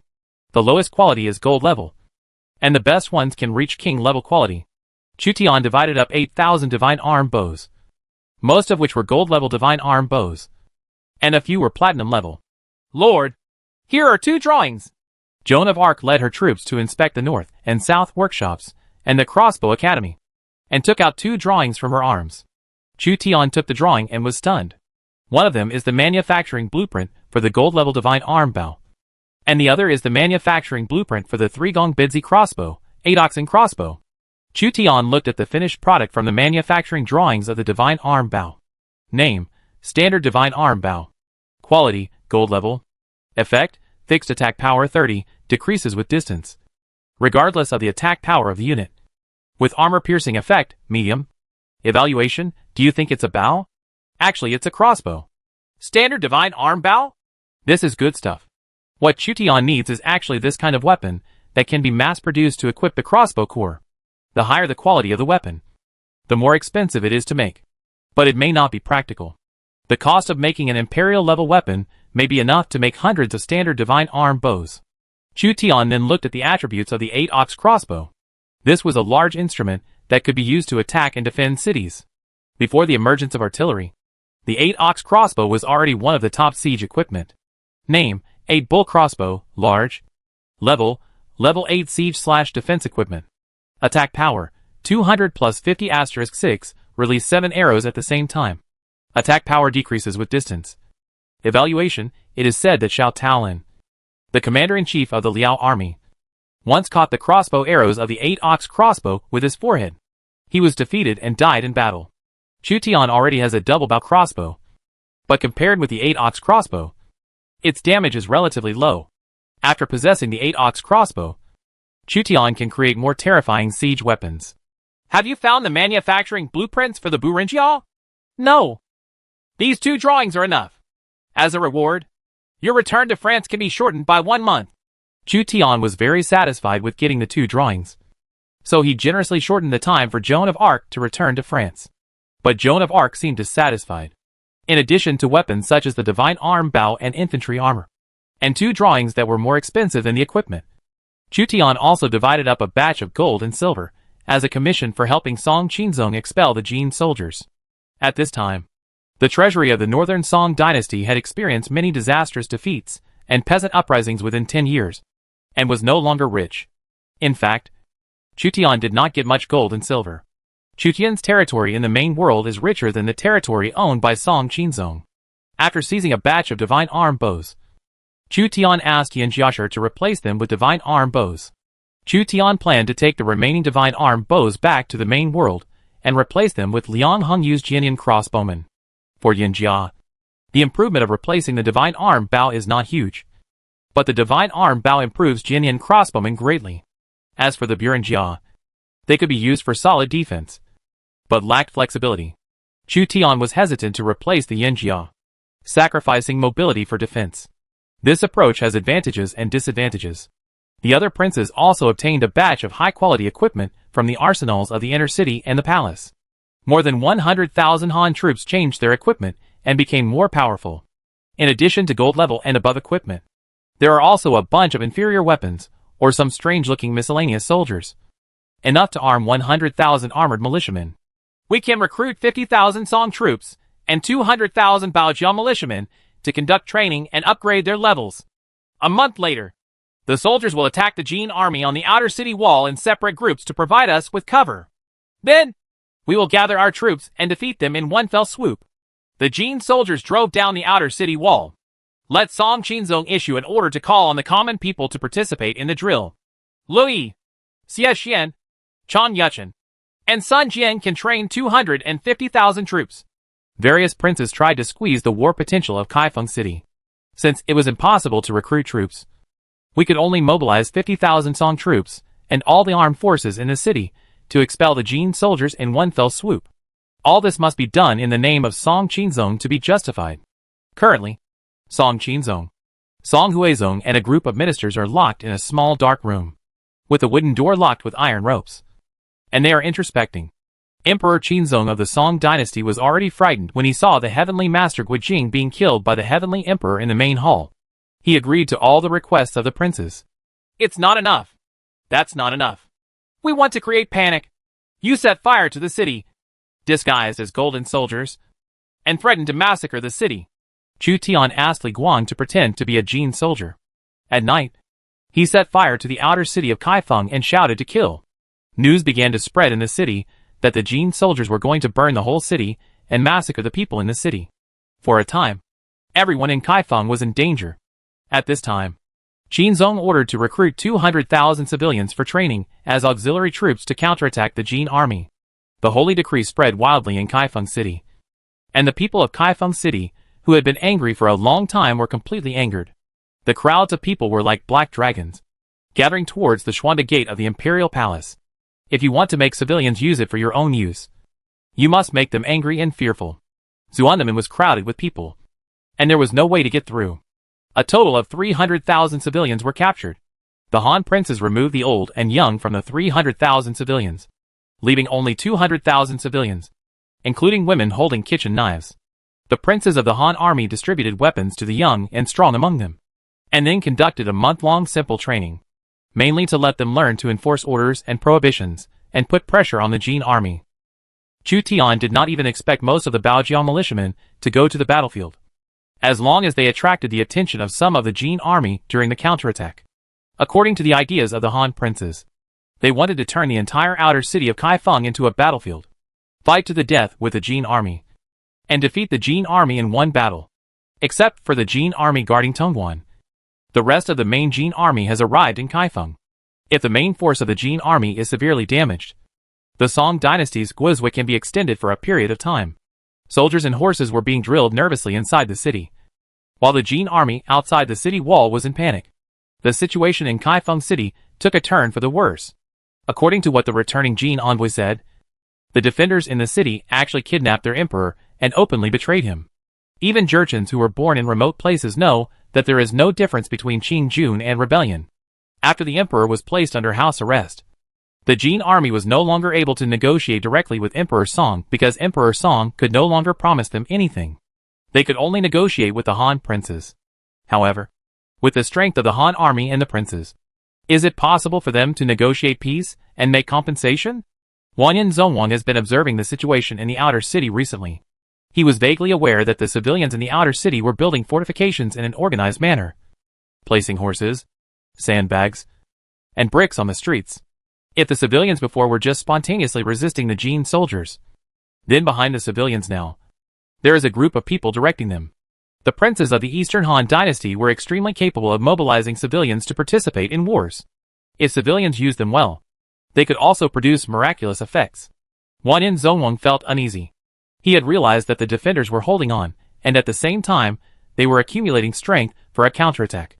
The defenders in the city no longer negotiate with the Jin army outside the city, or the negotiations between the two parties have broken down, and they can only fight with swords. They are training the Baojiao militia. The people in the city are quite complaining about us. We can't just sit back and wait for death. Finally, Wanyan Zhongwang saw through the strategy of the Han princes. The people of Kaifeng City can use their hearts. This is a force that scares the Jin army. Wanyan Zhonghan said, "It is better to destroy the outer city and kill all the people in the city." Jin Wushu shook his head. "A massacre of the city will lose the support of the people and make it difficult to convince the public. It will be difficult to take over the Central Plains in the future." Wanyan Zhonghan didn't take it seriously. For the resistors, only massacre of the city can deter the remaining Song army. Jin Wushu still disagreed. The generals of the Jin army were also divided into two factions, and they were constantly arguing. The West Route army was once held back by the Song army in Taiyuan for 9 months, so it advocated massacre of the city to break the Song army's will to resist, while the East Route army generally advocated being gentle in order to take over the Central Plains in the future. In the end, Wanyan Zhongwang rejected the West Route army's proposal to massacre the city and chose to attack the inner city in conventional ways. Carry the bed crossbow into the city and conduct street fighting. At the same time, we will continue to send envoys to put pressure on the defenders and demand the defenders to surrender. Otherwise, we will set fire to the outer city and raze it to the ground. Wanyan Zhongwang had a group of military generals above the pseudo-king level under his command. They were confident in the combat effectiveness of the Jin army and were ready for a strong attack.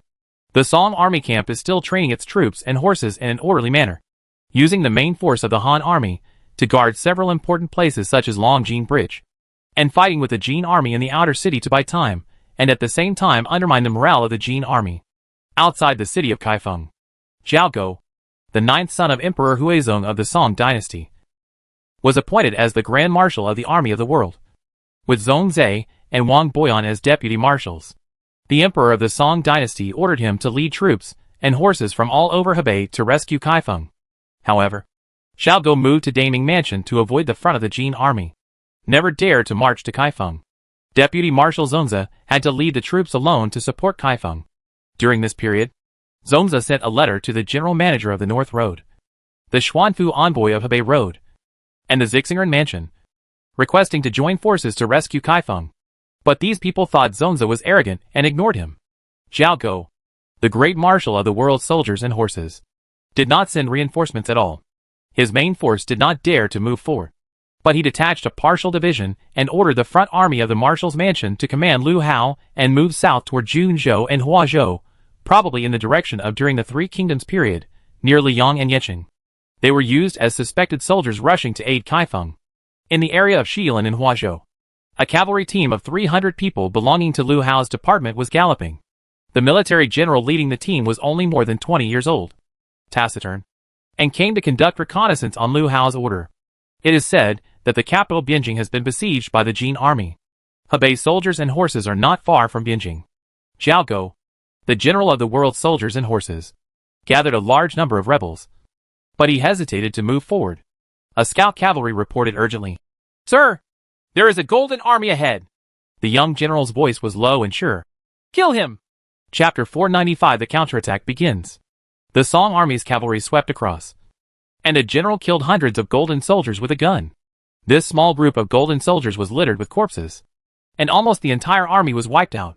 The Song army rarely had large-scale cavalry units, but a few Song army generals were no less inferior to the Jin army when they led cavalry in battle.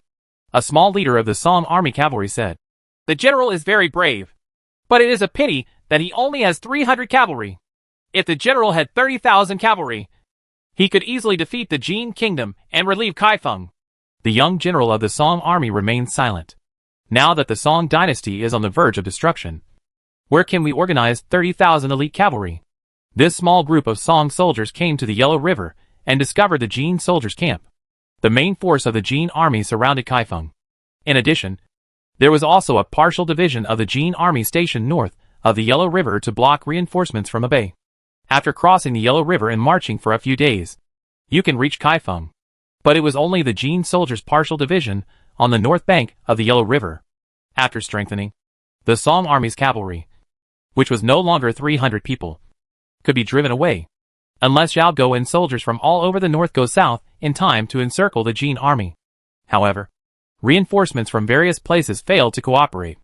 There were clearly hundreds of thousands, or even hundreds of thousands of rebels in Hebei, but they always hesitated and were delayed by the partial divisions of the Jin army. The young general of the Song army looked at the frozen Yellow River. He was in a humble position. He was just a general under the leader of the rebel army.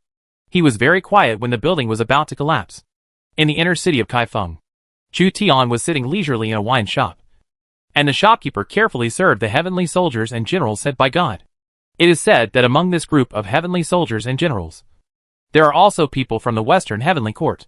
Otherwise, how could there be two blonde girls sitting in the wine shop? Lo Yi is training troops. All the equipment, arrows, and crossbows have been moved out. The time for counterattack is coming. Chu Tian was used to being blocked in Kaifeng City by the Jin army for a long time. The Han, Song and Jin armies were fighting in the outer city, and could not attack the inner city for the time being. Song Qinzong was taken to a wine shop by Chu Tian. Song Qinzong was now wearing civilian clothes, so much so that even the shopkeepers in the wine shop could not recognize him as their emperor. Did you know that if we were not here, you would be captured by the Jin soldiers, and your wife and daughter would become slaves of the Jin soldiers, and you would be despised by others for the rest of your life? Chu Tian beat Song Qinzong. Emperor Qinzong of the Song dynasty was as afraid of this general as a tiger, so he only promised. The Jin soldiers only want some land and cloth north of the Yellow River. As long as the Jin people's conditions are met, they will definitely withdraw, Chu Tian said. Last year Jin Bing wanted to visit 3 prefectures, Taiyuan, Zhongshan and Hejian. This year he will go to several more prefectures. And next year, he will go to several more prefectures. How many prefectures do you have to compensate Jin Bing? Song Qinzong hesitated. The Jin people just want to rule by crossing the river with me. The river referred to by Emperor Qinzong of the Song dynasty was the Yellow River. You can't really believe that the Jin people are only satisfied with the north of the Yellow River? If that's true, why do they go south repeatedly to plunder? Only by using force to scare the Jin soldiers and causing them to suffer heavy losses every time they go on an expedition can they understand what fear is. Chu Tian had time to reprimand Song Qinzong to relieve his hatred. As for Song Huizong, he was dragged into criticism by other princes. Song Qinzong was silent. The Song dynasty had been poor and weak for a long time. Internally, it emphasized culture over military affairs. Externally, the 16 prefectures of Yan'an were captured by the Liao and Jin dynasties, and the Hetao area was occupied by the Xixia. They lost the excellent horse-producing land. Not only could the horse politics in the Central Plains not be developed, but it also cost countless money. In short, there were too many problems, and it was difficult for Chu Tian to discuss them one by one with Song Qinzong, and he was unwilling to change them. This was just a battle. He brought Song Qinzong, who was under house arrest, to drink just to lecture and vent. Suddenly, the sound of gongs and drums came from the outer city. Chu Tian was moved, and the Jin soldiers launched an attack. The strengthened Jin army has a strong desire to attack, and the 2 Jin kingdom coaches have full confidence in their army. When they found that the Song army was unwilling to surrender, they decided to storm the inner city. When the Jin army went south, they actually devoted all their national power and were unwilling to return empty-handed. Take him back to the dark room and continue to reflect. Chu Tian asked the guards to take the submissive Song Qinzong away and lock him in a small black room. And he personally led Joan of Arc and Artoria to guard Longjin Bridge. The battle flag of the Kingdom of Jin was fluttering, and the 2 coaches of the Kingdom of Jin launched another fierce attack on the inner city. Crossbows and trebuchets were pushed into the city by the Jin soldiers. Stones and crossbow arrows roared and hit the Han army and Song army near Longjin Bridge. Lu Xiangqing's Tianxiong army was hit by stones and crossbow arrows. killing and wounding dozens of people. The Jin soldiers took advantage of the wind direction to set fire, and the fire swept towards Longjing Bridge. The Jin army realized that the situation was not good and rushed to attack the city. They even used fire to attack the Han army and Song army and set fire to the outer city. The billowing smoke was mixed with the rain of arrows from the Jin soldiers, and the Han army and the Song army fell into passivity. The two coaches, Wanyan Zongwang and Wanyan Zonghan, were waiting for the wind direction to change. Once the wind direction changed, they would immediately set fire to it. Order Wang Bolong, Pu Cha Shiji, and Gao Biao to lead the heavy infantry to attack Longjing Bridge. Seize the bridge in one fell swoop, and attack Shuke Gate. Wanyan Zongwang sent a group of Eastern Route Army generals. Instruct Wanyan Yinshuk and Wanyan Bin to meet the generals and attack Liejingmen. Wanyan Zonghan personally led the generals of the West Route Army to attack another city gate. Two groups of troops attacked at the same time, including pseudo-holy generals. Jin Wushu personally led Taifutu to stand by. The whole body of the Iron Buddha is covered with iron armor. The square armor strips are stacked on top of each other, and there are 2 iron pockets. Only 2 eyes are exposed, and the eyes are filled with murderous intent. After dismounting, this high-level heavy cavalry turned into heavy infantry, serving as a reserve force for attacking the inner city and the Jin people's trump card. Longjing Bridge was jointly guarded by Chu Tian, Lao Qin, and Mingwan. Lu Xianxing's 3,000 Tianqiong army sat in the left camp of Longjing Bridge. They were violently attacked by Jin trebuchets and crossbows and retreated towards Longjing Bridge. Thick smoke blocked the side of the Han and Song armies, putting the Han and Song armies in crisis. Dozens of war horses rushed out of the thick smoke, all wearing heavy armor. Jin Wan Bolong, Pu Cha Shiji, and Gao Biao, several pseudo-holy generals, joined forces to lead a small team of Taifutu to attack Lu Xianxing's Tianqiong army. Gao Biao's mace was smashed down. The Tianqiong army's spears were broken, and the horses covered with horse armor rushed into the Tianqiong army. The mace swept across, and several Tianqiong army soldiers were killed. Pu Cha Shiji was so powerful that he dismounted and fought on foot, causing the ground to tremble. With his powerful force, he knocked down the horses and brick walls along the way. This small team of Taifutu is the soldiers and horses separated by Jin Wushu. They hold hammers in their hands and are invulnerable wherever they go. A Tianqiong army soldier holding a gun was knocked away by the Iron Buddha. He looked up in horror and saw a heavy hammer crashing down. Iron Buddha's heavily armored armor was stained with blood. However, the Tianqiong army, which had replaced the divine arm bows, was organizing a counterattack. After a round of firing from the divine arm bows, several iron pagodas were filled with crossbow arrows and fell to the ground. At close range, the intensive strikes of the god's arm bow will cause considerable damage. Even the Iron Buddha will suffer. Pseudo-holy general Lu Xianxing knew that the Tianqiong army, equipped only with divine arm bows, was still no match for the pseudo-holy warriors. Wang Belong's sword had killed hundreds of Tianqiong army soldiers. He was hit by several arrows, but he showed no intention of falling. The more he fought, be braver. Therefore, Lu Xianxing led the Tianqiong army to speed up their retreat. The Han army and the Song army deployed bed crossbows on the other side of the river. Seeing that Lu Xianxing was being chased by the Jin soldiers, the Song army immediately controlled the bed crossbows and sniped at the Jin soldiers. Although the Song army generally lacked the courage to fight in hand-to-hand combat, they were still able to use long-range weapons. The Song army pulled the capstan with all their strength and pulled the crossbow apart. The huge tension caused the crossbow arrows to shoot out of the air and hit the Jin generals and Taifutu on the other side. The crossbow arrows came whistling. Bohai Ming Gao Biao swung his mace. His arm swelled up, and he exploded with powerful force. And he actually knocked away the thick crossbow arrows fired from the bed crossbow. The terrifying force of the pseudo-holy general stunned the Song army on the other side. No wonder Lu Xianxing was attacked alone by the fierce generals of the Jin army and had to retreat. It is difficult for the bed crossbow to kill the pseudo-holy generals, but for other Jin army generals and Taifutu, it is a big killing weapon. Even Taifutu will be killed directly if shot by the bed crossbow. The bed crossbow is an instrument that can be used to attack cities. With 2 or 3 large bows stacked on top of each other, the tension is amazing. Because of the power of the bed crossbow, it temporarily slowed down the offensive of a group of Goryeo warriors and Taifutu. Li Chunliang led Guan Ning's cavalry, armed with 3-eyed fire blunderbuss, and used firearms to support Tianqiong's army. Row after row of 3-gun fire cannons were fired, and several iron pagodas at the front were shot dead by lead bullets. The pseudo-holy generals Wang Bolong, Pucha Shiji, Gao Biao, and a small group of death squads composed of golden generals at the rear were a little hesitant when they saw this unfamiliar weapon. The armor-breaking damage of firearms is higher than that of crossbows. If they are hit at close range by such things, even generals will be injured. The fire is about to spread and retreat to the north of Longjing Bridge. Han princes have already arrived and ordered the defenders south of Longjing Bridge to retreat. Guan Ning's cavalry and Tianqiong's army retreated backwards.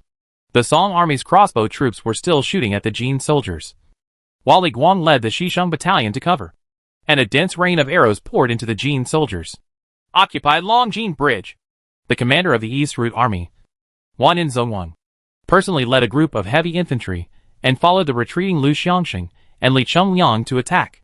The troops in contact with both sides began to engage in fierce hand-to-hand combat, and soldiers were killed at every moment. Because of the coach's order, Wang Bolong and other pseudo-holy generals became more courageous and rushed into Guan Ning's cavalry. Guan Ning's cavalry used a 3-eye fire blunderbuss to shoot, and the white smoke produced by burning black gunpowder filled the air. Among them, Gao Biao's shoulder armor was hit by a lead bullet, but Gao Biao's barbarian blood was activated, and he broke into Guan Ning's cavalry and killed everyone. The mace covered with iron cones knocked Guan Ning's cavalry off their horses, and even killed both men and horses. Pucha Shiji got on his horse, used a bow and arrow, and shot dozens of Guan Ning's cavalry in succession. He was a marksman in his own right. After increasing his force by 5 points, Guan Ning's armor was shot through by him with 1 arrow. Wang Bolong dragged a long knife and chopped down Guan Ning's cavalry one after another. No one could defeat him. These 3 people were originally just reckless generals, with a strength of 95 or above. But after their strength plus 5 in the Battle of Jingkong, they became pseudo-holy generals. When used as sharp knives for breakthroughs, they were extremely terrifying. When Wanyan Zhongwang put these 3 warriors into the attack on Longjing Bridge, he realized that the defenders in the inner city were gathering strength to fight back. Before the inner city defenders are fully prepared, they must be destroyed. Wanyan Zhongwang now regrets why he didn't defeat the Han army in one go when he first fought with the Han army. Perhaps Wanyan Zhongwang did not expect that the Eastern Han princes would directly hijack the Song Emperor and reorganize the defense of Kaifeng City in the name of the Song Emperor. In short, Wanyan Zhong was too late to regret it. Therefore, Wanyan Zhongwang must capture the inner city as soon as possible. Chu Tian took Joan of Arc and Artoria to the Suzaka Gate and found that the Jin army, the Han army, and the Song army were fighting in the Longjing Bridge area. The Jin army sent pseudo-holy generals and an iron pagoda team of several hundred people. As the main force, they stormed Longjing Bridge. Thousands of Tianqiong troops and Guan Ning cavalry were killed in the battle. The high-level troops were killed and injured in a short period of time, which shows the force of the pseudo-holy generals. Almost all those who fought hand-to-hand with the Jin army were Han troops, while the Song army used bed crossbows and divine arm bows for long-range shooting. The Han army deployed Xisheng battalions and a large number of divine arm bows on the other side of the Kai River. Tens of thousands of crossbows were fired at once, and several the Iron Pagoda with 100 people also suffered half casualties. Burn Longjing Bridge! Chu Tian saw that the fierce generals of the Jin army were about to break through the Longjing Bridge. If they were to gain a foothold north of the Longjing Bridge, something bad would happen. The general will lead the Knight army to drive away the Golden Soldiers. King Arthur asked for a battle. No, now is not the time to counterattack. The Knight Legion is one of the trump cards. The Divine Arm Bow will force the Golden Soldiers back. Chu Tian always retains the Knight Corps as a reserve force. After careful calculation and formation, the Han army aimed 3,000 divine arm bows and 10 crossbows at Longjing Bridge, when the fierce General Gao Biao, holding a mace, led his cavalry to penetrate the defenders of Longjing Bridge. He waited. His is a dense rain of arrows. The princes of the Eastern Han dynasty understood the concept of crossfire. The crossbow troops formed a wild goose formation and fired crossfire at Gao Biao and a group of iron pagodas he led. The infantry fired the crossbow, and a dense rain of arrows covered Gao Biao and his small group of iron pagodas. Gao Biao quickly waved his mace to resist the rain of arrows. Under the crossfire, almost every war horse and soldier had several crossbow arrows inserted into their bodies, and about 60 iron pagodas were wiped out. Gao Biao was hit by 3 arrows. But he was not killed. Instead, he fled backward. Even a pseudo-holy general would not dare say that he could block the next salvo of 3,000 divine armed bows and 10 bed crossbows by himself. The Han army made up their mind and burned Longjing Bridge. The fire covered Longjing Bridge. The wooden bridge leading to Zhuge Gate was burned and black smoke rose. Some of the heavy infantrymen of the Jin army were anxious and simply stepped on the frozen Kai River to fight to the other side. However, they overestimated the thickness of the Kai River ice. When they walked to the middle of the Kai River, the ice could not withstand the trampling of dozens of heavy infantry and soon cracked. Dozens of heavy infantry fell into the river and froze to death. Idiot! When Wanyan Zong saw a group of his subordinates seeking death, he just shook his head. The Longjing Bridge was destroyed, and the Jin army was unable to take advantage of the situation to capture the Zhuge Gate. They could only try to build a pontoon bridge, or attack other inner-city gates. The same weapons in the hands of this group of people are completely different from those in the hands of the Song army. Wanyan Zongwang discovered that the weapons of the Song army were in the hands of the Han army. The Han army made perfect use of the range and shooting angle of the divine arm bow to set up formations. Coupled with the Han army's tenacity, they could often severely damage the Jin soldiers. Song soldiers, who had fought with the Jin soldiers before the military, is completely different. Most of the Han princes implemented the military merit system. The higher the military merit, the higher the status in the army. Moreover, the status of military generals is not weaker than that of civil servants, but rather higher. So everyone in the army is warlike. On the contrary, the morale of the imperial guards in the late Northern Song dynasty was very impressive, and they were often hunted down by dozens or hundreds of Jin soldiers. Wanyan Zongwang advanced to Longjing Bridge. He was only a short distance away from the inner city and could not move forward. In order to attack the Zhuge Gate, he almost ransacked all the houses near U Street and set fire to the surrounding houses, forcing the Han and Song troops to retreat before occupying the outer city. However, Wanyan Zongwang found that the Han and Song armies were not frustrated by the sudden and violent offensive of the Jin soldiers. Although the Jin soldiers had occupied almost the entire outer city of Kaifeng and dismantled the fortifications of the Han and Song armies in the streets and alleys of the outer city, the Han army did not panic. If the Jin soldiers want to capture the inner city again, the difficulty will increase. The inner city has towering walls and a large number of defensive equipment. All the granaries in the outer city have been occupied by us. I don't believe they can sustain it for more than a month. Wanyan Zong saw that the inner city was strong and difficult to attack, and the Jin soldiers were not good at attacking, so they had to besiege but not attack. Jin Wushu led Taifutu to Wanyan Zongwang. Second brother, in a head-on battle, no one is our opponent, but the Song people often huddled in the city and avoided fighting. Wanyan Yinshu's West Route army wanted to capture Taiyuan city took 9 months. So much so that the Western Route army massacred the city after it fell. This time, the inner city of Kaifeng was besieged and might not be captured for several months. When the weather gets hotter, we will have to return north. Wanyan Zongwang had other ideas. You are wrong. Do you think I ordered the burning of my outer city just to occupy the outer city? The people from the outer city poured into the inner city in large numbers. With the food in the inner city, I am afraid that in less than a month, they will surrender to us. Jin Wushu's eyes lit up after hearing Wanyan Zongwang's vicious tactics. But then he became worried. Zhao Go, the general of the Song dynasty, is recruiting reinforcements in Daming Mansion. He heard that the number of troops has exceeded 100,000. If he is in a rushing to reinforce Kaifeng within the month, our army will be attacked from both inside and outside. Wanyan Zongwang was indifferent. Wushu, remember, the internal fighting among the Song people is far more serious than we thought. Our Majesty can safely use the clan as military commanders. But the Song people dare not because their emperor is afraid of being ignored. Not only do they not trust the clan, the Zhao family also does not trust the military generals. So the soldiers do not know the generals, and the generals do not know the soldiers, and they are defeated repeatedly. If there is an enemy in the Song army that you cannot deal with in the future, you don't even have to fight it head-on. Confrontation. As long as you use the internal fighting among the Song people, you can eliminate your enemies. Zhao Go's recruitment of troops this time was a last resort by the Song emperor, because only Zhao Go's clan was outside Kaifeng city. Zhao Go is like a fish leaping from the sea and letting birds fly in the sky. He must have troops and respect himself. How can he easily support Kaifeng? Wanyan Zongwang's sincere teachings were imprinted in Jin Wushu's mind. However, Jin Wushu was a little confused. Will there be a general in the cowardly Song army who makes me afraid? One day, I need to use the internal fighting among the Song people to eradicate him? Chu Tian stood on the gate tower of Zhuke Gate and saw the outer city of Kaifeng City reduced to a sea of flames. The two coaches of the Jin Kingdom have experienced hundreds of battles, from Liaodong to Kaifeng, so they naturally have their own merits. Facing the iron barrel defenses of the Han and Song armies, they chose the right direction of the wind and set fire to attack, often with no disadvantages. There are many wooden houses in the outer city of Kaifeng, and they will be destroyed by fire. It is estimated that after this war, Kaifeng's status will plummet, and the place that is about to rise is Suzhou and Hangzhou.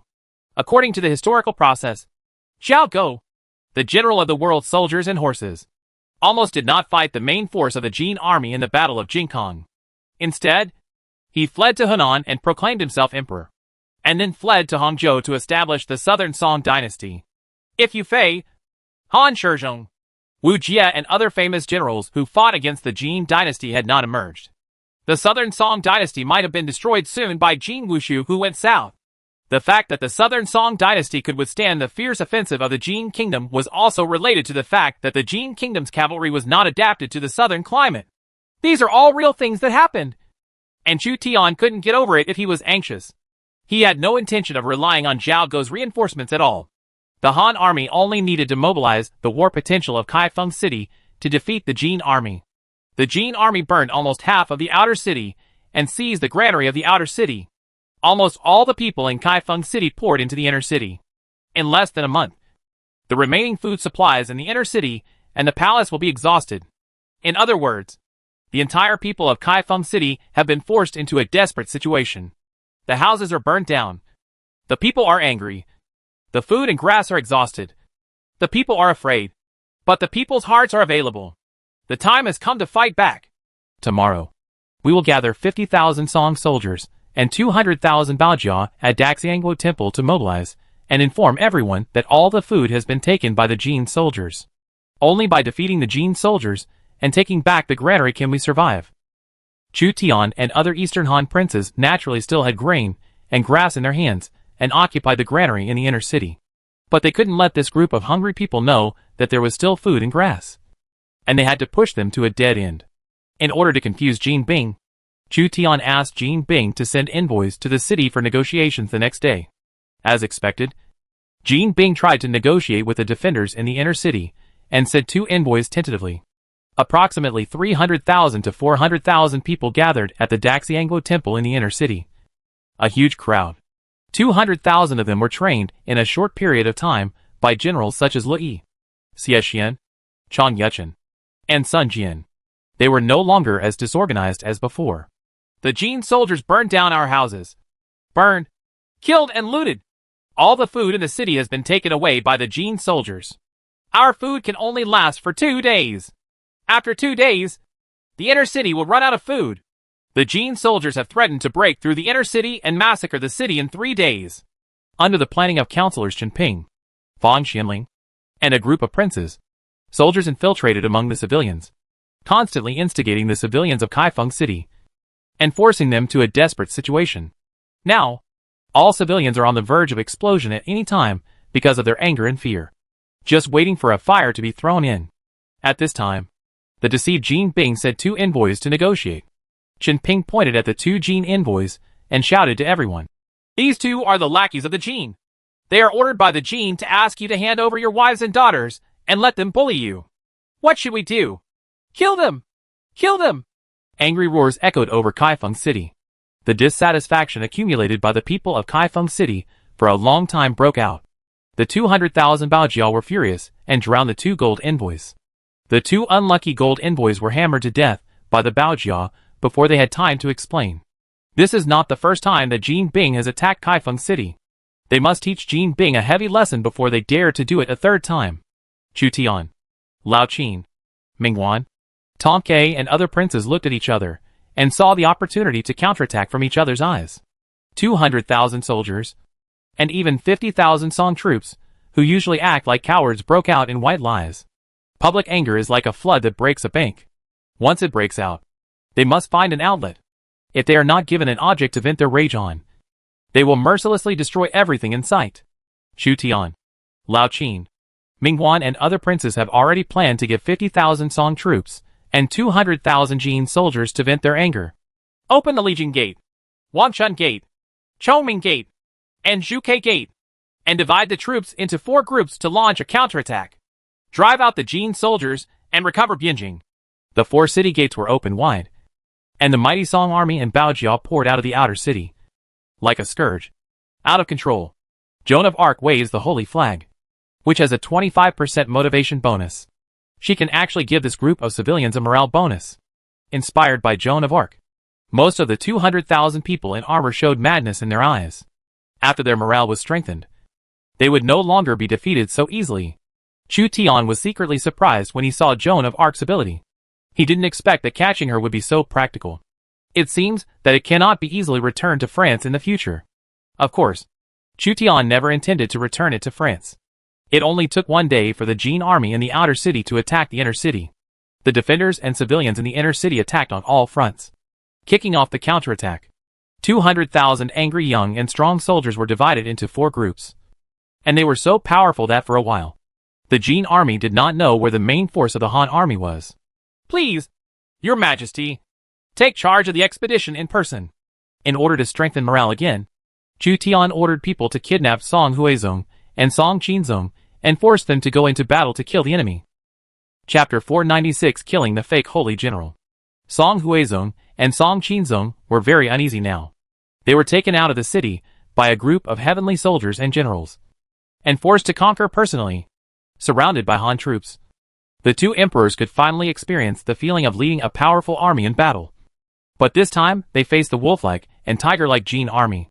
Song Huizong and Song Qinzong were previously afraid of the Jin soldiers like tigers. Chu Tian wanted to help them break their fear of the Jin soldiers. The founding emperors often dared to charge into battle and fight through life and death with their soldiers. But most of their descendants did not dare to fight, due to the environment in which they grew up. His Majesty the Emperor personally led many heavenly soldiers and generals to drive away the golden soldiers. Long live! The news of the Song Emperor's personal expedition spread throughout the city, and the Song army and Kaifeng's Baojia militia were once again stimulated and cheered. After many years, Emperor Song finally went on a personal expedition once again. And this time, in addition to Emperor Song, there are also heavenly soldiers and generals. The Han army from Chu Tian came out of Zhuke Gate to attack Wanyan Zhongwang. Many houses destroyed by fires in the outer city were still emitting black smoke. Before the Jin army could react, the counterattacks of the Han and Song armies had already begun. What's going on? All troops and horses, assemble immediately. On the outer city wall, a few golden generals who were left behind saw the inner city gate open and couldn't help but be shocked. The soldiers and horses of the Jin army were summoned immediately. The current Jin soldiers are divided into 3 parts. 1 part is in the outer city, 1 part is on the outer city wall, and another part is outside the city to attack and support the rebels in Kaifeng. There are about 100,000 Jin soldiers in the outer city, facing 50,000 Song troops, 100,000 Han troops, and 200,000 Baojia troops. Open the way with military chariots! While the Han army was training the Baojia militia, they were also secretly building military vehicles. Military vehicles do not belong to a military type, but to special equipment. Chu Tian and others did not expect the Baojia militiamen to fight with the Jin soldiers. So a group of Baojia pushed military carts and wooden carts to clear the way, followed by crossbowmen. Once there was a battle with the Jin soldiers, military chariots and wooden carts blocked the streets, and then thousands of arrows were fired, forcing the Jin soldiers to retreat. With this steady tactic, the Jin soldiers were driven out of the city step by step to prevent the Jin soldiers from dispersing the Baojia militia who lacked combat power. The streets and alleys were blocked by military vehicles and wooden carts. Under the leadership of the generals, the angry people of Kaifeng City reduced the scope of activities of the Jin soldiers. Yanjia, Tianqiong Army, Qin Ruisher, and some of the infantry put on heavy infantry armor, stepped across the pontoon bridge, and advanced along the royal street.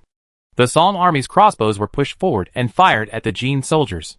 Wanyan Zhongwang discovered that the Han army and the Song army were counterattacking across the board, and there were enemies in every street and alley. He might be surrounded. Retreat!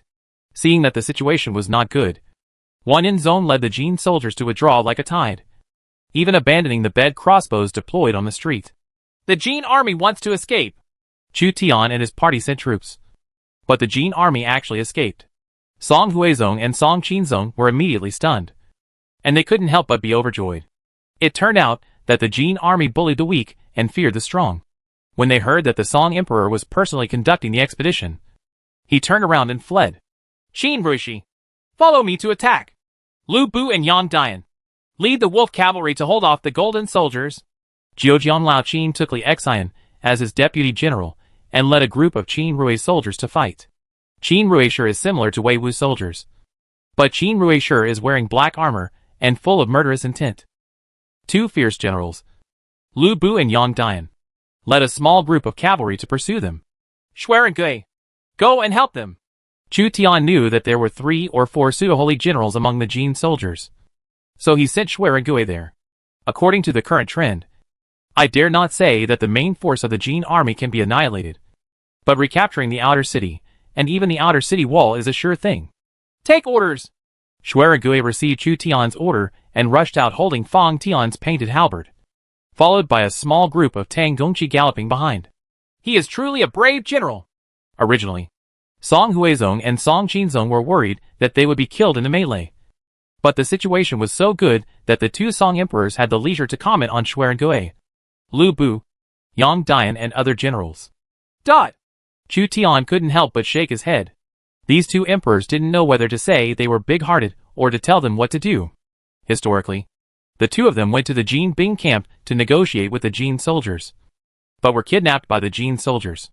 In a sense, these two people are not ordinary courageous. Guan Zhongwang left the Bohai warrior Gao Biao behind to fight off a group of Jin cavalry. He expected that the Han and Song armies would not dare to send cavalry to pursue them along the imperial street, but he still underestimated the desire of the Han princes to attack. Two flying generals, Lu Bu and Yang Dian, were galloping forward, holding Fang Tian's painted halberd and Ma Shu respectively. Chasing him, Gao Biao carried the mace and stopped the pursuers from behind. When he saw Lu Bu and Yang Dian joining hands to pursue them, the mace stood horizontally and hit Lu Bu and Yang Dian head on. Die! Lu Bu was very angry when he saw Gao Biao, a pseudo-sage, blocking the way. His martial arts are genuine, but Gao Biao is superior to him just by virtue of the system bonus. This makes Lu Bu, who has an arrogant personality, intolerable. Therefore, Lu Bu wants to kill Gao Biao to prove that his military force is superior to Gao Biao.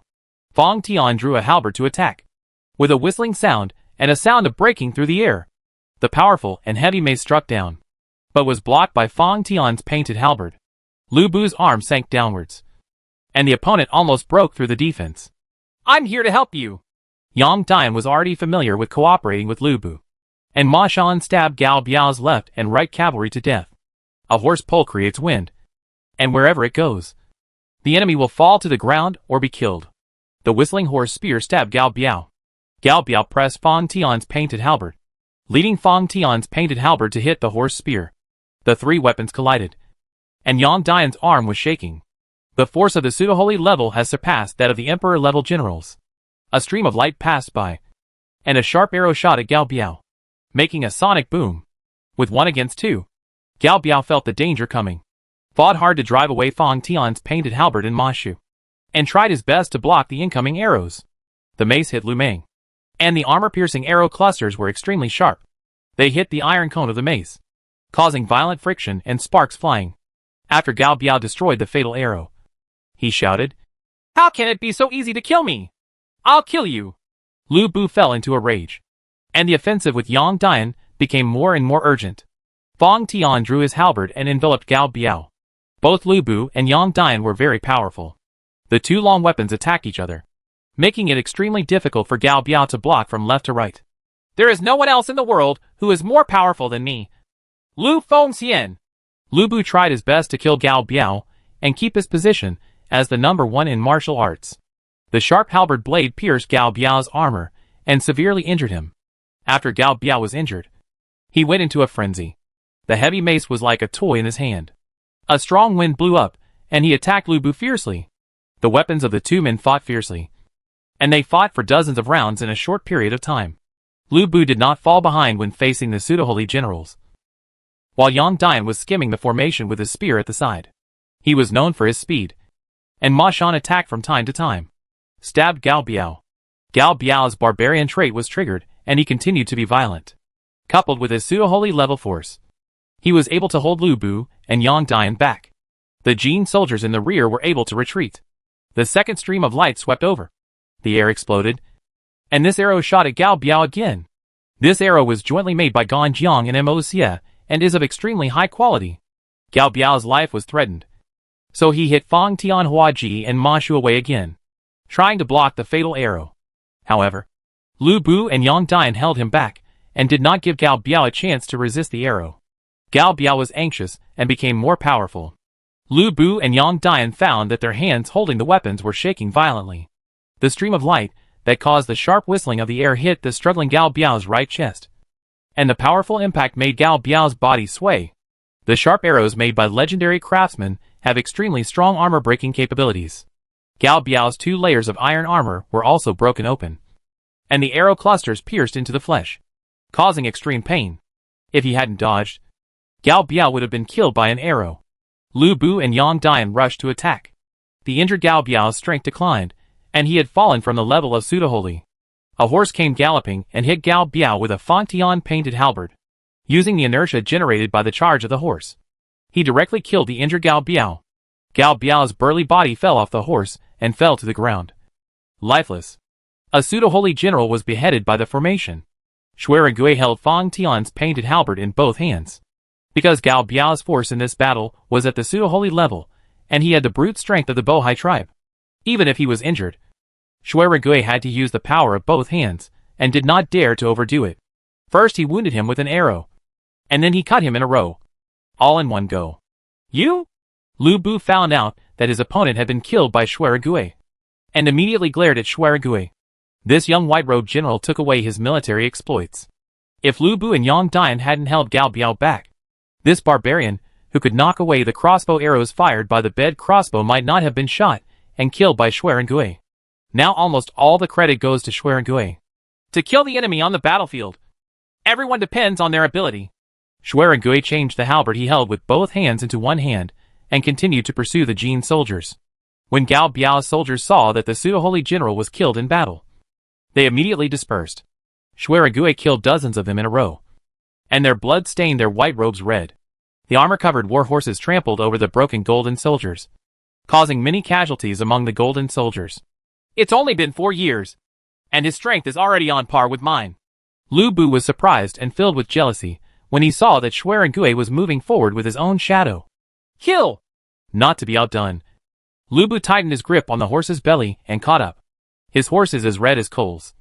His body is majestic, and he is as fast as flying. Fang Tian slashed his halberd down, just like harvesting grass and mustard. Yang Dian's force was not as strong as the two of them, but he was still at the level of the 5 tiger generals. He held a horse in the battle, and the horse swept past, killing and injuring many enemy soldiers. The wooden pillars on one side of the imperial street were destroyed by the horse, leaving a mess. This group of fierce generals fought and demolished many wooden houses in the outer city of Kaifeng. Ding! Your general kills the pseudo-holy general Gao Biao and gets 10,000 points. When Chu Tian led the main force of the Han army to the battlefield where several fierce generals had just fought, Gao Biao had been killed, and Chu Tian also gained extra points. Kill important characters of the Golden Soldier to get extra points. Among them, killing the 2 Jin Kingdom coaches earns the highest points, followed by killing their generals. Chu Tian looked at the majestic outer city wall. The Jin soldiers had lost thousands of people in the outer city. They were already retreating towards the outer city wall, intending to use the fortifications of the outer city wall to trap the Han and Song armies in the city. Now it has turned into a fierce battle.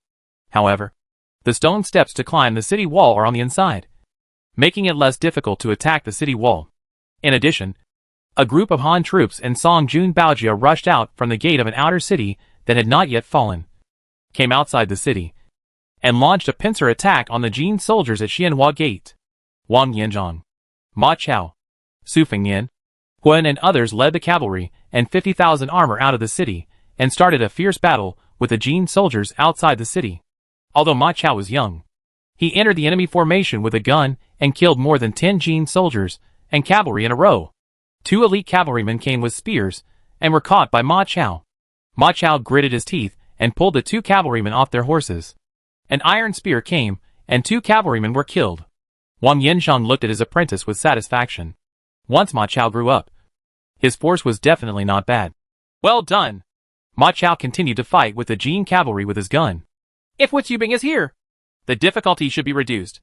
Hu had only brought one fierce general from the Dayuan kingdom to participate in the Battle of Jingkong.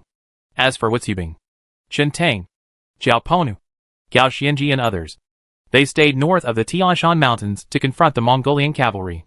Wu Yubing's cavalry had extra damage to the Jin cavalry, so Hu had believed that with Wu Yubing's presence, the difficulty of the Battle of Jingkong would be reduced. Hu himself also had a certain amount of force, and it was extremely laborious to lift a kidnapper off his horse. After the Kaizi Ma's ability increased by 100%, and with the addition of Jin kingdom generals such as Wanyan Zongwang, the actual combat power was very high. Fortunately, this is just a copy. If the Mongolian cavalry in the main world are improved to the same level as the Golden Soldiers, it would be too scary. Huan thought that if the attributes of the Mongol Empire were also increased by 100% by the system, the situation would be very serious. The Mongol Empire at its peak was more terrifying than the Jin Kingdom at its peak. Probably not. Such thoughts only flashed through Huan's mind, and he continued to fight with the Jin soldiers, the Han army, the Song army, and the Baojiao militia divided into 2 groups, attacking the outer city wall from the inner city and attacking the outer city wall from outside the city, with the intention of annihilating the main force of the Jin army. Wanyan Zongwang, Wanyan Zonghan, Jin Wushu, Wanyan Yinshu, etc. are a group of Jin kingdom generals who are truly above the king level. They are the military generals at the peak of the Jin kingdom. They are the first batch of people to conquer the world.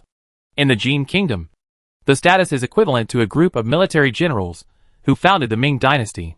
At this time, seeing the golden armor all over the city, the people of Kaifeng were in awe and their morale was high. They had already attacked the bottom of the outer city wall and were preparing to regain the outer city wall. Once the outer city wall was recaptured, it would be extremely difficult for the Jin soldiers to reattack Kaifeng city. Song Qinzong learned the lesson from this time and should not dare to let the magic stick lead his troops to defeat the Jin soldiers again. Of course, it's possible that I'll dare to do it next time. Wanyan Zongwang looked down at the Han and Song troops that crowded the entire imperial street, and finally said, "Be prepared to retreat." Wanyan Yinshu was dissatisfied. "Are we just going to leave like this?" Wanyan Zongwang had other ideas. "Retreating does not mean failure. Attract their main force outside the city. If they dare to go out of the city to pursue them, use field battles to annihilate them.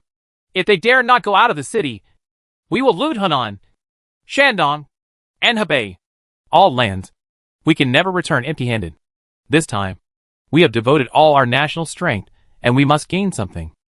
Jin Wushu took the initiative to request orders from Wanyan Zongwang. "Second brother, if the Song army comes to pursue you, I will personally lead Taifutu to ambush and crush all the pursuers." Chapter 497 Recapture Kaifeng. The crossbow arrow of the 8-ox crossbow landed less than 20 meters away from Song Qinzong and hit a wooden house. The wooden house collapsed and splashed with dust. It frightened Song Huizong and Song Qinzong and took several steps back. The trebuchets on the outer city wall were throwing stones to block the attacking Han army. However, the range of the trebuchet was far inferior to that of the bed crossbow, so it could not threaten the lives of the 2 Song emperors. Chu Tian took 2 Song emperors hostage and forced them to fight in person, letting them see what real war was like. The soldiers on the front line are fighting bloody battles, but the carnivores are giving random orders, which is really a taboo for military strategists. The Han and Song armies moved out all the 8-oxen crossbows, double-bow bed crossbows, and other siege equipment from the Song arsenal, and even dismantled the bed crossbows on the inner city and palace walls to use them to attack the outer city walls.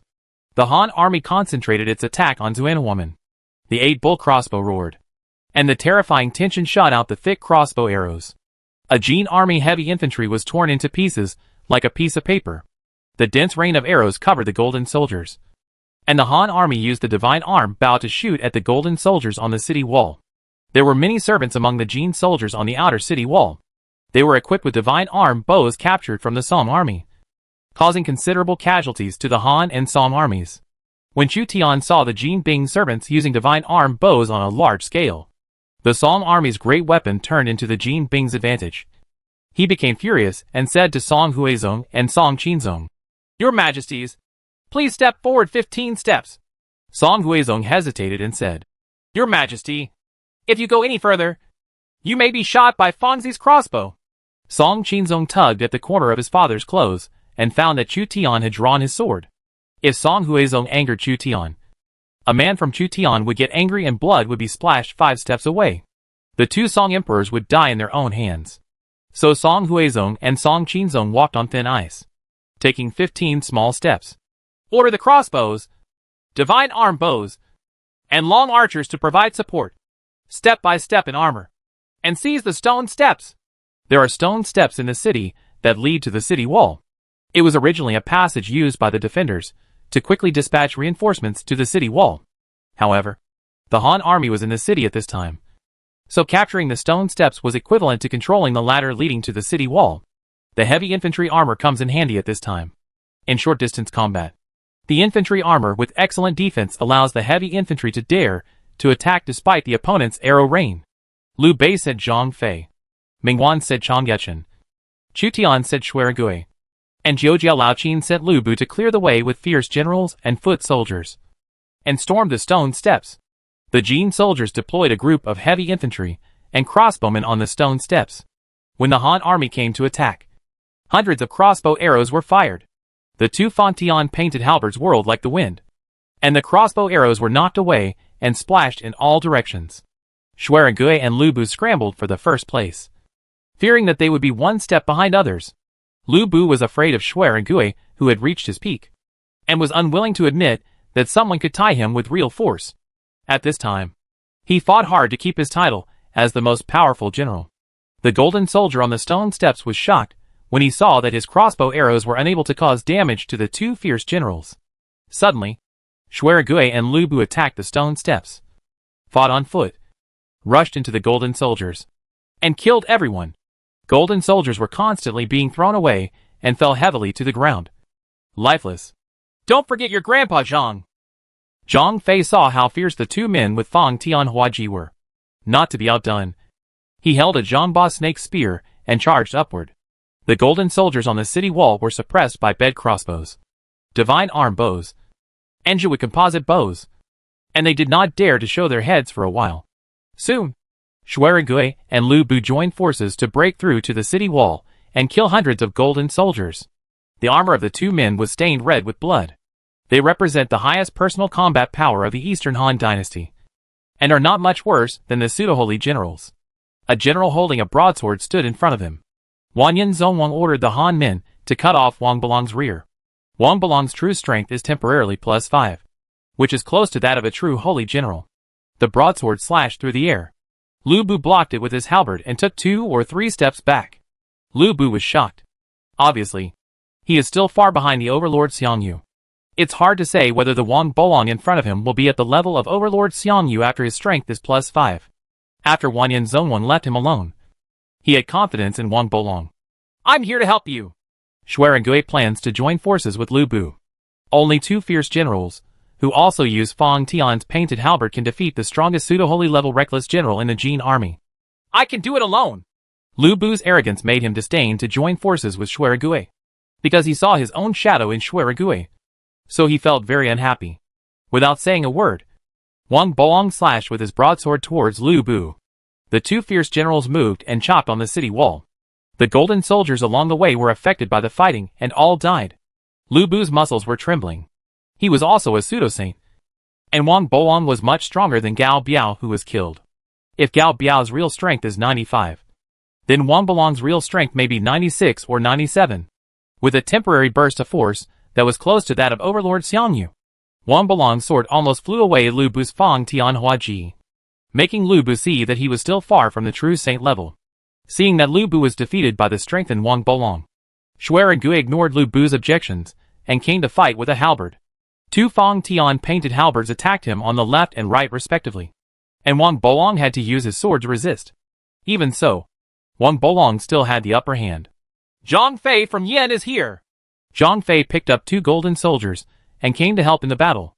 Zhang Fei could hold off Lu Bu or Xuan Gui for a while. When he joined the battlefield, Wang Bolong had to deal with 3 fierce generals at the same time. And the pressure increased sharply. The broadsword struck open the Zhangba snake spear.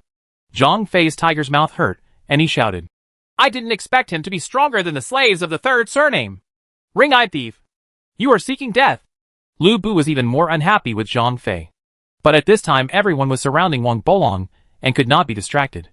Yan Jia, Qin Ruishi, Tianxiong army, and other heavy armored infantrymen, who replaced their infantry armor, climbed onto the city. Li Guang carried a quiver on his back, and kept shooting arrows with his ape-like arms. Like a machine gun, killing hundreds of golden soldiers. The heavy infantrymen surged from behind, climbed the city wall, and quickly captured the outer city.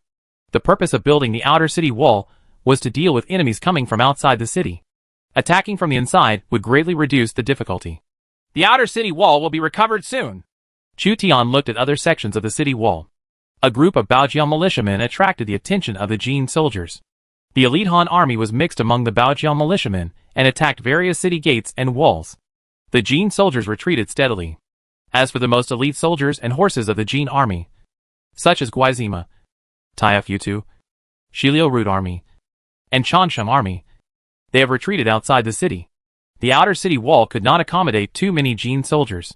It was obvious that the 2 Jin army commanders, Wanyan Zongwang and Wanyan Zonghan, saw that the situation was not good and made the decision to withdraw their troops. In other words, as long as the Jin soldiers retreat, Kaifeng, defended by the Han army, will never fall. The Battle of Jinkong was basically won. But, is this enough? It is the great fortune of the Song dynasty that the Jin soldiers have retreated. All heavenly soldiers and generals. I will build temples for you, and have people burn incense to worship them day and night, so that the incense will last forever. Song Qinzong saw the Han and Song troops ascending the city, and the shouts of killing gradually subsided. Knowing that the city wall had been basically recaptured by the Han and Song troops, Kaifeng City had no worries for the time being. So he immediately thanked Chu Tian and his party. Chu Tian and other Eastern Han princes were too lazy to pay attention to Song Qinzong. With different ideas, it was impossible for Song Qinzong to accept dialectical materialism. The 2 coaches of Jingguo are very cunning. Good. Chu Tian, Lao Qin, Ming Guan and others looked at each other, and were very dissatisfied with the result. Song Huizong and Song Qinzong were greatly puzzled. The Jin soldiers had been frightened by the massive rebel army and fled. The Song dynasty had achieved a rare epic victory. Why did these Han princes have solemn expressions? Dear generals and envoys, the Jin soldiers have retreated and Bianjing has rescued the siege. Why? The main force of the Jin soldiers did not lose many soldiers and horses at all. In this month, the Jin soldiers only lost 20,000 to 30,000 people, including many servants. They advanced and retreated in an orderly manner, and they were not completely defeated. The goal of Chu Tian and others is not only to rescue Kaifeng, but also to gain points, exchange them for some good things, and bring them back to the main world. Because the Jin soldiers did not die many people, and the main troops of the Jin soldiers, such as the Kaizima, Taifutu, and Chansham army, did not participate in the battle in large numbers. The various Han princes gained limited gains. In addition, the Han army has not been able to kill any of the Jin kingdom coaches Wanyan Zongwang, Wanyan Zonghan, Jin Wushu, Wanyan Zongbi, Wanyan Yinshuk and others who can provide extra points. These Jin kingdom commanders cherished their lives and hid in the rear. They did not charge into the battle personally, but just let a group of reckless generals lead their troops into the battle. It was not easy for the Jin soldiers to escape north safely, because there were still a large number of Song troops and rebels in the Hebei area they passed through.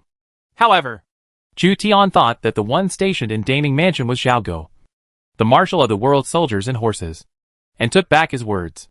This guy Xiaogo, not to mention whether he can cut off the Jin soldiers' retreat, whether he dares to cut off the Jin soldiers' retreat, is a question of 2 things. There was a hint of ruthlessness in Lao Qin's eyes. We can go out of the city to pursue the Jin soldiers until they reach the 16th prefecture of Yenyun. There are still 2 months left before the end of the Jinkong battle, which is enough to go all the way north. Why not? Mingguan is not a person who is afraid of trouble. The map of the Battle of Jinkong is the same as the actual scale. 2 months is enough for the cavalry troops to chase from Kaifeng to Yanjing, because each prince could only bring 10,000 troops and horses. Chu Tian equipped Yan Jia and Shisheng camp with war horses. And the other princes also had similar numbers. Even infantry and crossbowmen can carry out long-distance attacks when equipped with war horses. Heavy cavalry, with 2 or 3 horses per person, can also participate in the pursuit. Fang Xiling said to Chu Tian, "The Jin soldiers may not have really withdrawn. The Jin soldiers are good at field battles, but not good at attacking fortresses. Maybe Wanyan Zhongwang just wants to lure us out of the city, annihilate us through field battles, and attack the closed city again.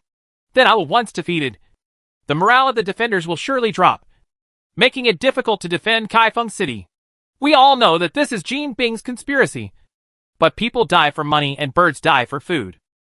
Chu Tian looked at Lao Qin, Ming Guan and others, and it was confirmed from their eyes that Lao Qin and Ming Guan also knew that Wanyan Zhongwang and Wanyan Zhonghan were deliberately withdrawing their troops to lead the Han army to pursue them. If the Han army did not pursue them, they would attack Hunan, Shandong, and Hebei, plunder all directions, and then go north.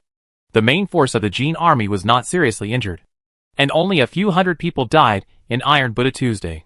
The fall of the Northern Song dynasty was only a matter of time. If the second march south failed, the Jin army could still go south a third or fourth time. As long as the Northern Song dynasty continued to have redundant troops, redundant officials, and redundant expenses, forming a vicious circle, no matter how good the finances were, they would be brought down. The Song army was so numerous that it was like a bottomless pit devouring finances. But it lacked combat effectiveness. It collapsed in one strike. Hundreds of thousands of soldiers and horses went out to fight, but most of them returned in defeat. The battles won by the Song army were often defensive battles or small-scale battles.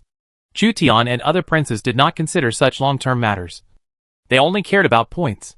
The heads of Wanyan Zhongwang, Wanyan Zhonghan, Jin Wushu and others are points.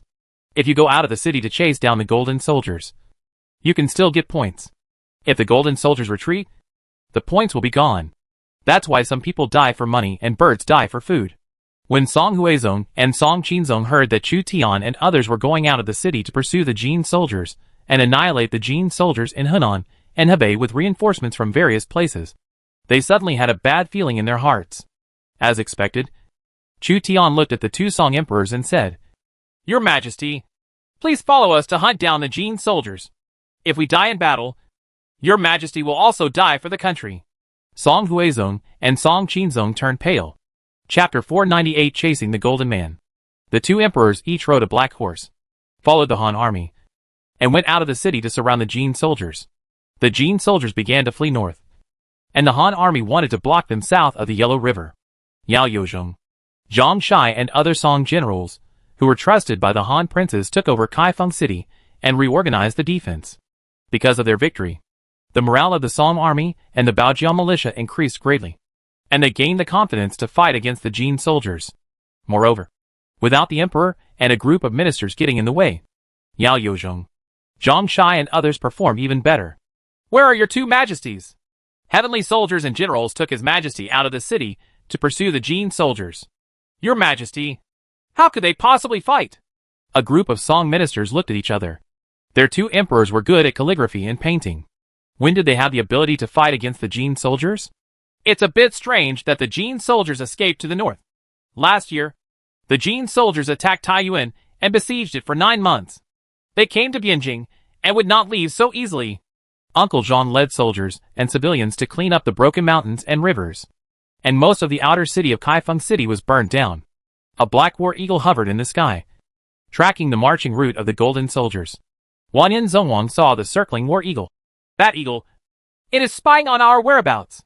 The soldiers were divided into 2 groups and assembled in Huazhou. Each group of soldiers and horses were divided into 2 groups to confuse the war eagle. Order the soldiers who stayed in Guangzhou area retreat to Taiyuan. Wanyan Zhongwang and Wanyan Zhonghan each led a part of their troops and advanced separately. War Eagle's simple mind could not distinguish the Jin soldiers' tactics, so he returned. "The golden soldiers seem to be divided, and one war eagle cannot pursue them." Joan of Arc took over Mulan's place and caressed the war eagle's soft wings. "Send 2 or 3 war eagles to track at the same time. We also divide our troops into 2 groups. But we must be careful."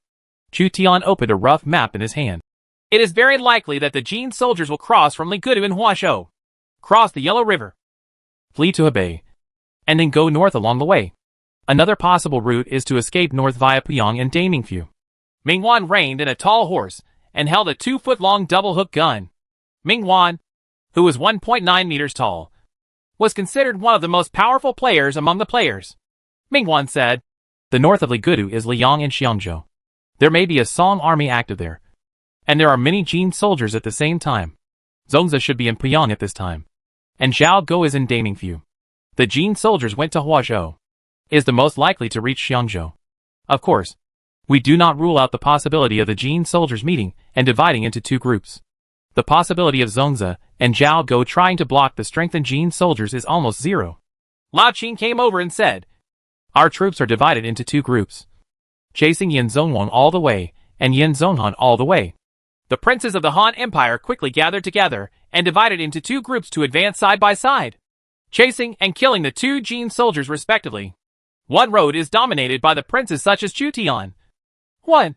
Tong Kai, Sun Jian, Huma, Miuk, and Su Fengyan. The other road is dominated by the princes such as Lao Qin, Ming Wan, Shuatong, Xiao Long, Liu Bei, Tian Qi, and Wang Defa as the main force. They did not take the Song army with them, but left the Song army to guard Kaifeng to prevent the Jin cavalry from making a big detour and then capturing Kaifeng. In Guangzhou, there are still two terrible Jin commanders, Wan Yinxin and Wan Yinlosher soldiers and horses, blocking the Song dynasty's western army. However, facing the pursuit of the Han army, it was extremely difficult for the Jin cavalry to turn around and attack Kaifeng. The Jin soldiers pursued by Chu Tian were Wan Yin Zongwang's east route army, while the Jin soldiers pursued by Lao Qin and Mingwan were Wan Yin Zonghan's west route army. How should we divide the two Song emperors? Take one with you along the way. Maybe they are emperors, and have special bonuses, as they conduct military campaigns personally. Chu Tian wanted to take away Song Huizong, but Lao Qin and the others kidnapped Song Qinzong and led the two emperors to hunt down the Jin soldiers.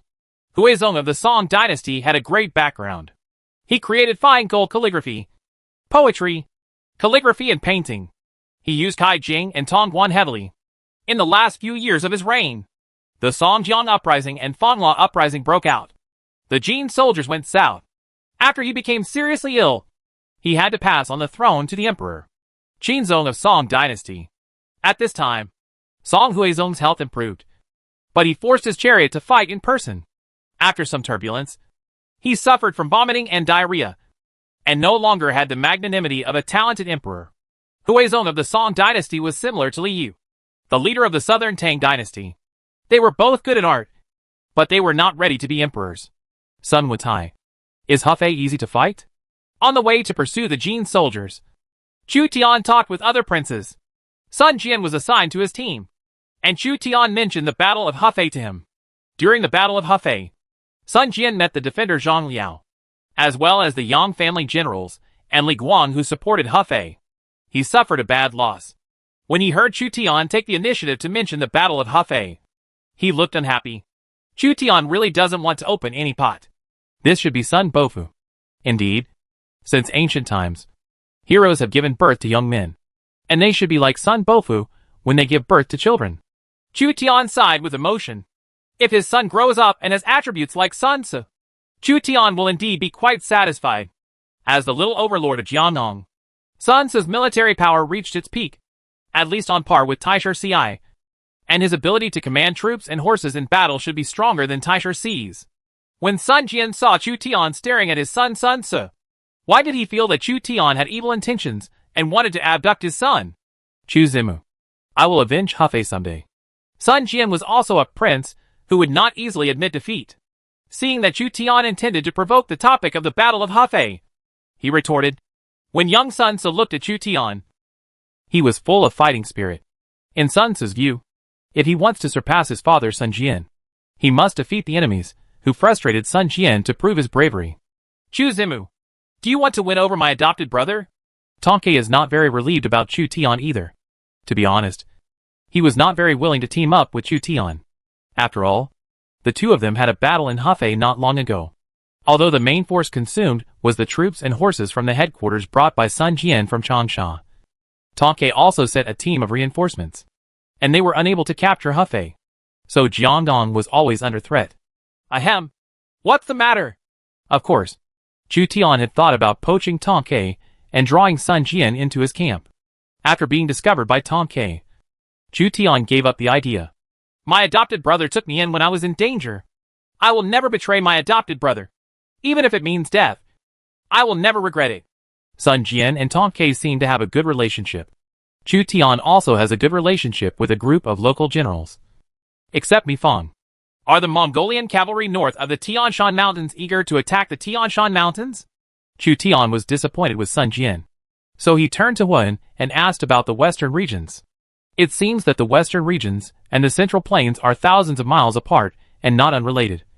But in fact they are not. First of all, the western region is also the sphere of influence of the Eastern Han Dynasty. And every inch of territory must be fought for. Secondly, the western region is occupied by the Mongolian cavalry. And the entire East Asia will be surrounded by the Mongol Empire. Liaodong, Monan, Lianzhou, and the western region will be threatened by the Mongolian cavalry. You can launch a massive attack from 4 directions. Or you can concentrate your superior forces and defeat them one by one. Huan's presence is important. If another person were to defend the western region, then the Mongolian cavalry would most likely have captured the western region. Huan's military commander Wu Xibing fought with the Mongolian cavalry to achieve a draw.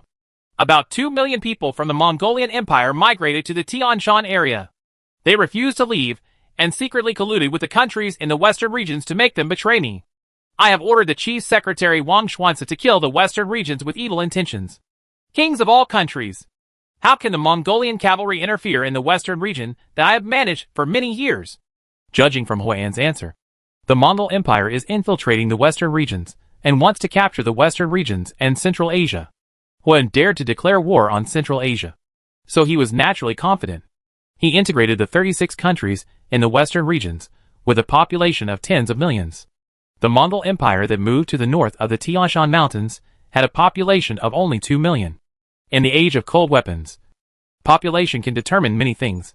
So based on paper data comparison, Huan has no reason to be afraid of the Mongolian cavalry. Myuk, a lord from the southern barbarians, broke the news. Don't listen to his bragging. He fought with Subutai and Mawali of the Mongol Empire north of the Tian Shan Mountains and was almost defeated. If it weren't for the hard support of Wu Xibing, Qintang and others, the Mongol Empire would also have my own epic battle. Perhaps the north of the Tian Shan Mountains has been completely occupied by the Mongolian cavalry. Huan said anxiously. Kuku. Myuk still spoke out and did not give Huan any face. It is more beneficial to the Han Empire to let everyone know the situation in the western regions. Now is not the time to show off heroism. The advantage of our Han Empire over the West is not the collectivism? Huan shrugged helplessly. The Mongolian Empire captured a group of Western craftsmen and craftsmen from West Asia during the last national war. You should know that ancient Arabia, Persia, and the West also had considerable engineering achievements. For example, the Arabs' heavy trebuchet, Genoese crossbow. I don't know what technology the Mongol Empire mastered from them. And the Mongol Empire's mobilization rate was very high. So I still suffered a little loss. The expressions of Chu Tian and his group were gloomy. In the Mongol Empire, about 10 people could produce a qualified warrior, and even 8 people could produce 1 soldier. The Mongolian tribes north of the Tian Shan Mountains can form a cavalry army of 200,000 people, which sounds horrifying. But this is the real situation. The Mongol Empire relied on a small population to conquer vast lands. When the Liao and Jin kingdoms were at their peak, their populations were actually very sparse. Agricultural civilization cannot produce 1 soldier for 10 people. During the Warring States period, the army of hundreds of thousands did not have a strict separation of soldiers and peasants. Only the young and old who transported grain were taken into account to achieve such a scale. By the end of the Han Dynasty, the actual number of battles rarely exceeded 100,000. When Emperor Wu of the Han Dynasty attacked the Xiongnu, he used more than 100,000 cavalry, and hundreds of thousands of infantry and farmers were needed to transport grain and grass in the rear. It can be imagined that for a farming civilization, the cost of war was extremely high. According to the calculation method of the Warring States period, Emperor Wu of the Han Dynasty sent at least 600,000 troops in the Battle of Mabe against the Xiongnu. The professional soldiers who actually fought were Wei Qin and Wu Xibing's more than 100,000 soldiers. Part of Huan's western territory is a nomadic civilization. But there is also a farming civilization. The oases in the western regions, the Ili River Valley, and the Dayuan Kingdom are suitable for growing food. Facing the pure nomadic tribe, Huan still had some difficulty. Especially in the western region. It is almost unstoppable. If the western region is really in danger, the Han Empire can stop the war within the Han Empire. Open the teleportation arrays in the western region in Monan. Attack the Mongolian Empire. And incorporate Mabe into the territory. Chu Tian proposed that in an emergency, all the princes should join forces to regain Mabe. Let's talk about it then. The western region is not easily annexed by the Mongol Empire. Huan's eyes were firm. A group of princes marched north. And Wanyan Zhongwang, whom they were pursuing, was deploying on the way. Wushu, you lead Taifu and occupy Lagudu. Wanyan Chang, you lead the Shilu Root Army and the surrendered Song Army to cut off the rear. Wanyan Zhongwang sent Jin Wushu to the north. And after his deputy Wanyan Changwan, they tried to lead the Han army to Lagudu in Huazhou. And Wanyan Zhonghan encircled and annihilated the Han army. At the same time, Wanyan Zhongwang occupied Lagudu in advance and planned to retreat to the north of the Yellow River if the war was unfavorable. On the other side, Jiujiang, Lao Qin and other Han princes pursued the Jin Bing's West Route army. Jin Wushu brought 6,000 iron pagodas south this time. The number was doubled from 3,000 originally. Hundreds of his cavalry were killed in Kaifeng City. Jin Wushu handed 2,000 iron pagodas to Wanyan Zhonghan, the commander of the West Route army. He was surrounded by only there are more than 3,000 iron pagodas. The iron pagoda has been systematically enhanced, and its various attributes are almost the same as, or even stronger than, the 9th level black armored cavalry added by Chu Tian. This is the most feared unit of the Jin army. In Shuk, you lead the main force north. I personally lead 2,000 iron pagodas and 5,000 kidnapping horses to ambush in this forest. After all the enemies have passed, come out of the woods and attack the enemy's position. You can then go back to fight. Defeat the enemy. Wanyan Zhonghan handed over the Western Route army troops to Wanyan Yinshuk and conducted an ambush. Wanyan Yinshuk said, "There are counselors among the enemy, and it is easy to see through the ambush." Wanyan Zhonghan's eyes were full of murderous intent. This is exactly what I am worried about. So I will ambush my troops away from the official road, and then attack in a roundabout way from the rear, so that I can achieve full success. If we send troops at night, it will be difficult for the War Eagle to detect them. Chapter 499 Iron Buddha. Wanyan Savage ran really fast, and he couldn't even catch up. Zhang Fei took off his armor, and filled a cowhide water bag with water by the river.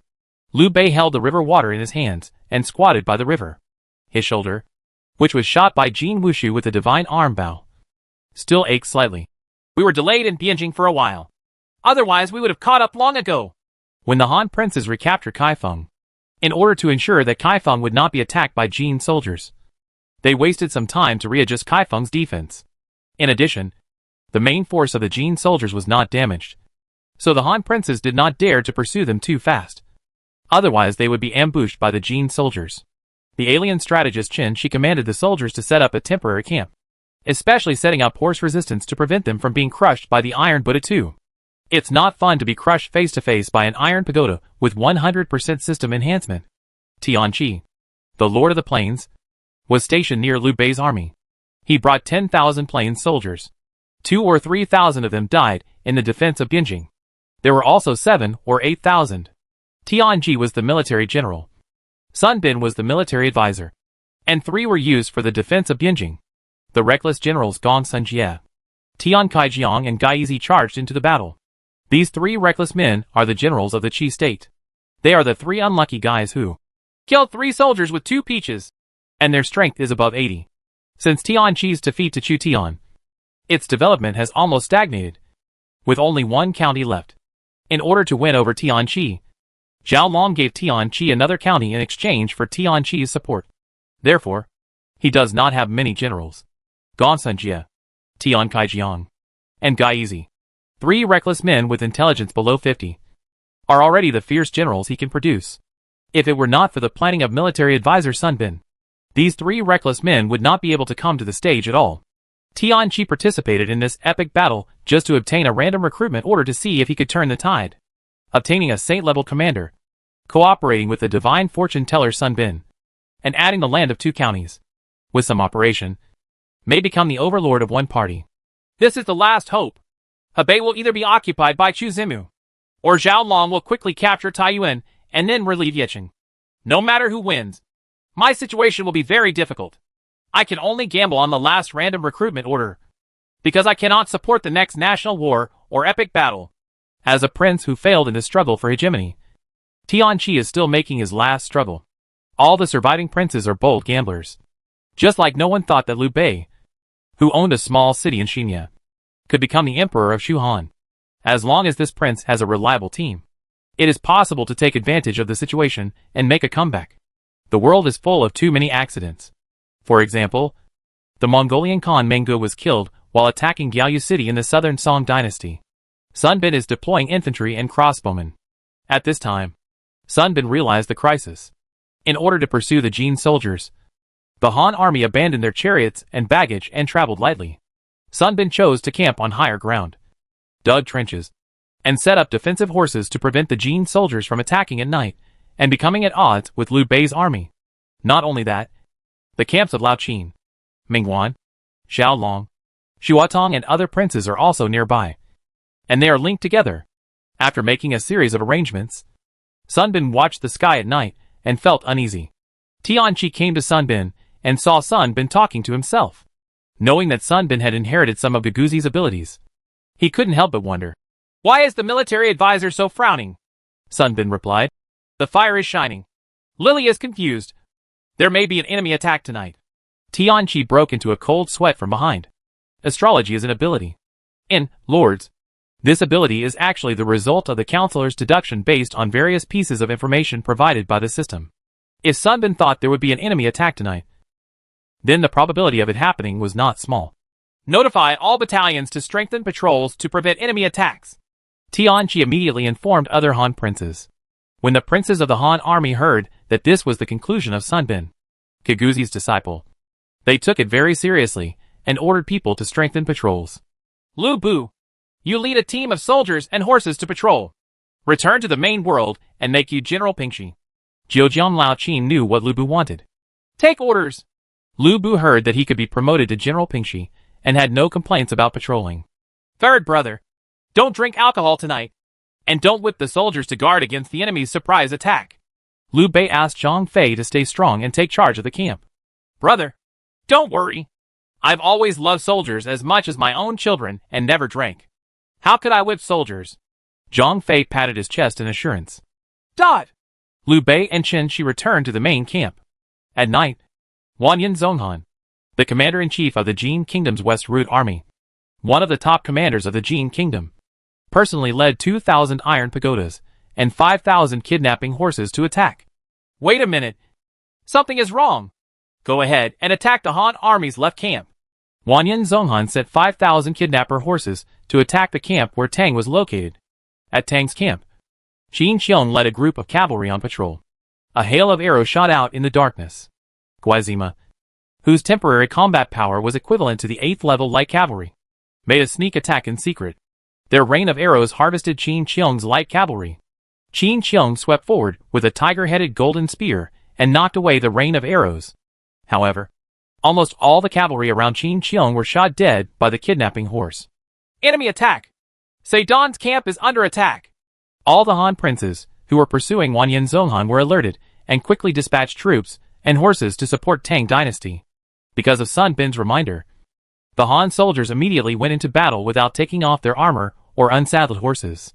Sure enough, the Han army was on guard. It's really incredible. The place where I ambush is 30 miles away from here, and I have been attacking all night, but I am still detected. Wanyan Zonghan was shocked when he saw the Han army's quick response. But he still has 2,000 gold wushu to give him the Iron Pagoda. At this time, Taifuta has the additional bonus of a copy, and its combat power is higher than that of the 9th level Xuanjia army, wearing 2 layers of heavy armor like an iron tower, holding heavy carbines or iron hammers. The Iron Buddha is waiting for orders from their leader, Wanyan Zonghan. Wanyan Zonghan, one of the 2 major commanders, was killed personally, and coupled with the strengthened Iron Buddha too. There were only a few commanders in the Han army who could stop this unit. Iron Buddha, follow me and attack the enemy's formation. Wanyan Zonghan put on the iron pockets with both hands, revealing only a pair of eyes. He took a king-level carbine in his right hand and led 2,000 iron pagodas to charge. At Tianqi's camp, the Lord Tianqi planned to rescue Tang. Sun Bin's frown never relaxed, and he still felt uneasy. He tried to persuade Tianqi. The situation is unclear, so it is better to stay in the camp and wait and see what happens. If the friendly troops are in trouble, why not help? Please ask military advisor He Tianqi to stay at the camp. Tianqi led a group of crossbowmen and set out to support Tang dynasty. The ground trembled, and Tianqi's men all looked at the fire dragon appearing in the darkness. In the darkness, a torrent of steel rolled over. The dozens of Iron Buddha cavalry led by them held torches. The firelight reflected on the heavy armor of the Iron Buddha, and the cold light was filled with murderous intent. This is the enemy's heavy cavalry. Beat the gongs and drums quickly. Sun Bin, who stayed behind in the camp, finally understood the source of his uneasiness. Tiafu too was in the wild, and finally exposed its sharp fangs. Even Sun Bin, the divine calculator, is not omniscient and omnipotent. Being able to predict that the Jin soldiers would rob the camp and dissuade Tianqi from leaving the camp was already his limit. Tianqi regretted not following Sun Bin's advice at this time. But no matter how much he regretted, it was of no avail, because the terrifying Iron Buddha had already come to kill him. Sali martial arts. Volley fire! Tianqi hurriedly ordered the special forces to form 3 rows and take turns to shoot. Qi martial arts is equipped with a divine arm bow, which increases its combat power and shoots out row after row of crossbow arrows. Boom! The iron pagodas at the front were hit by more than 10 arrows and fell to the ground. However, the Iron Buddha has entered the stage of charging at full speed. Every Iron Buddha cavalry is moving forward inexorably and cannot stop. Tianqi's volley of martial arts did not have time to set up the formation, and there was no way to block the horses or trap them outside the camp. After 3 rounds of volleys, Tiafu had already arrived. The terrifying torrent of steel overwhelmed Qi Jioji. Qi Jioji, who had strong individual combat capabilities, was unable to fight hand-to-hand in front of the torrent of steel. The iron hooves trampled over Qi Jioji, causing countless casualties to Qi Jiji. No! Tianqi found that Qi's martial arts could easily be torn apart by the enhanced iron pagoda, and a golden general came to Tianqi. The golden general showed only a pair of murderous eyes, and stabbed down with a heavy carbine from a high position. Tianqi used his long sword to block, but the unmatched force came and knocked the long sword away. Wanyan Zonghan's carbine killed Tianqi. It is rare for Han princes to die in a battle, but this time, Tianqi, a Han prince and plain lord, was attacked by the demon-like Iron Buddha and beheaded. 2,000 iron pagodas trampled through all martial arts legions, leaving corpses everywhere. Every epic battle and national war has rich rewards, but the danger is extremely high. Even Suleiman the Magnificent of the Ottoman Turkish Empire was killed. Tianqi came to bet on his life. This time, he lost the bet. After Tianqi was killed in battle, Qi's martial arts morale dropped, and he fled to a higher camp. Tianqi and Sun Bin were still in the camp. They saw Tiafu Tu slaughtering the lords, and had no time to react. Qi Jijiang had been defeated by Wanyan Zonghan and the strengthened Tiafu Tu, and blood flowed like a river. Lord! Sun Bin was desperate. In the face of absolute power, no matter how quick his brain reaction was, he still had no troops to stop the Iron Buddha Tu outside the camp. The Tiafu Tu with doubled attributes became a butcher knife in the hands of Wanyan Zonghan, the first prince to be targeted. Tianqi was also a weaker prince among the Han army and was slaughtered. The camp here is at a high place, which is not conducive to attacking the Iron Buddha. Soldiers, follow me! Wanyan Zonghan was secretly frightened when he saw that Sun Bin had deployed the camp in a more dangerous place in advance. So he led Tiafu Tu to attack other Han camps. The second one to be attacked was Zhao Long's camp. Zhao Long's camp was soon defeated, but Zhao Long escaped quickly and did not become the ghost of Tiafu Tu like Tianqi. Zhang He's Euphorbia soldiers used their horses to fight against the Iron Buddha Tu. Tiafu Tu ran rampant, smashed down with a hammer, and cracked the Euphorbia warrior's shield. The Euphorbia warrior who raised the shield fell to the ground, and the iron hooves from behind trampled over him, trampling the Euphorbia warrior into a pulp. The iron pagoda swept past like a violent storm, and the simple camp was destroyed. This is Jin Bing's Iron Buddha! Zhao Long was like a bereaved dog. If he escaped a step too late, he would be trampled to pieces by the Iron Buddha. Tiafu Tu broke through the second Han camp and, under the leadership of Wanyan Zonghan, attacked the third camp. Yang Zhulang deployed thousands of divine arm bows and fired a volley with firelight, causing the iron pagoda in the front row to fall. Yang Zhulang's legion has stronger defensive capabilities. Destroy the enemy camp! Wanyan Zonghan tightened his grip on the horse's belly and Taifu to attack the Han army. Liu Beijun heard the shouts of killing in Tianqi's camp, so he and Zhang Fei came to rescue him personally. He couldn't help but be horrified when he saw that there were only 3,000 or 4,000 soldiers and horses left in Tianqi's camp. No wonder the foreign military advisor always emphasized the horror of Iron Buddha. Chapter 500 Fighting. The next day, the Han army was still fighting with the Jin soldiers. The two sides fought fiercely, and the divine arm bows continued to shoot, harvesting the lives of the Jin soldiers one by one. Corpses were piled all over the camp, and there were burning campsites with billowing black smoke. Lu Bu and Yang Dian joined forces to join the battle, killed more than a dozen iron pagodas and returned. These towers are really strong. Lu Bu used the Fangtian painted halberd to kill Taifu. His wrist went numb. When he killed Taifu, it felt like he had struck an iron block, although the Iron Buddha's armor could not resist Lu Bu. Lu Bu's efficiency in killing the Iron Buddha was greatly reduced. The Jin army on the west route, led by Deputy General Wanyan Yinchuk, turned back according to the time agreed with the commander, and attacked the Han army from a flank. The remaining Han army resisted tenaciously. Lao Qin, Mingwan, and Yang Sherlang built fortifications, chose favorable terrain, avoided Taifu, and used divine arm bows to kill Jin soldiers. The Jin army's commander, Wanyan Zonghan, was unable to attack with force. He killed and injured a number of Guizima and Taifu. After a fierce battle all night, he could not annihilate this Han army. Yang Sherlong's legion is good at defense. The Bao General Wu Jie has a special bonus to the divine arm Bao troops, and his armor-breaking ability is enhanced. He can shoot through the Iron Pagoda's armor at close range. There is another unit that can break through Iron Buddha's armor, and that is the three-eyed fire gun of Guan Ning's cavalry.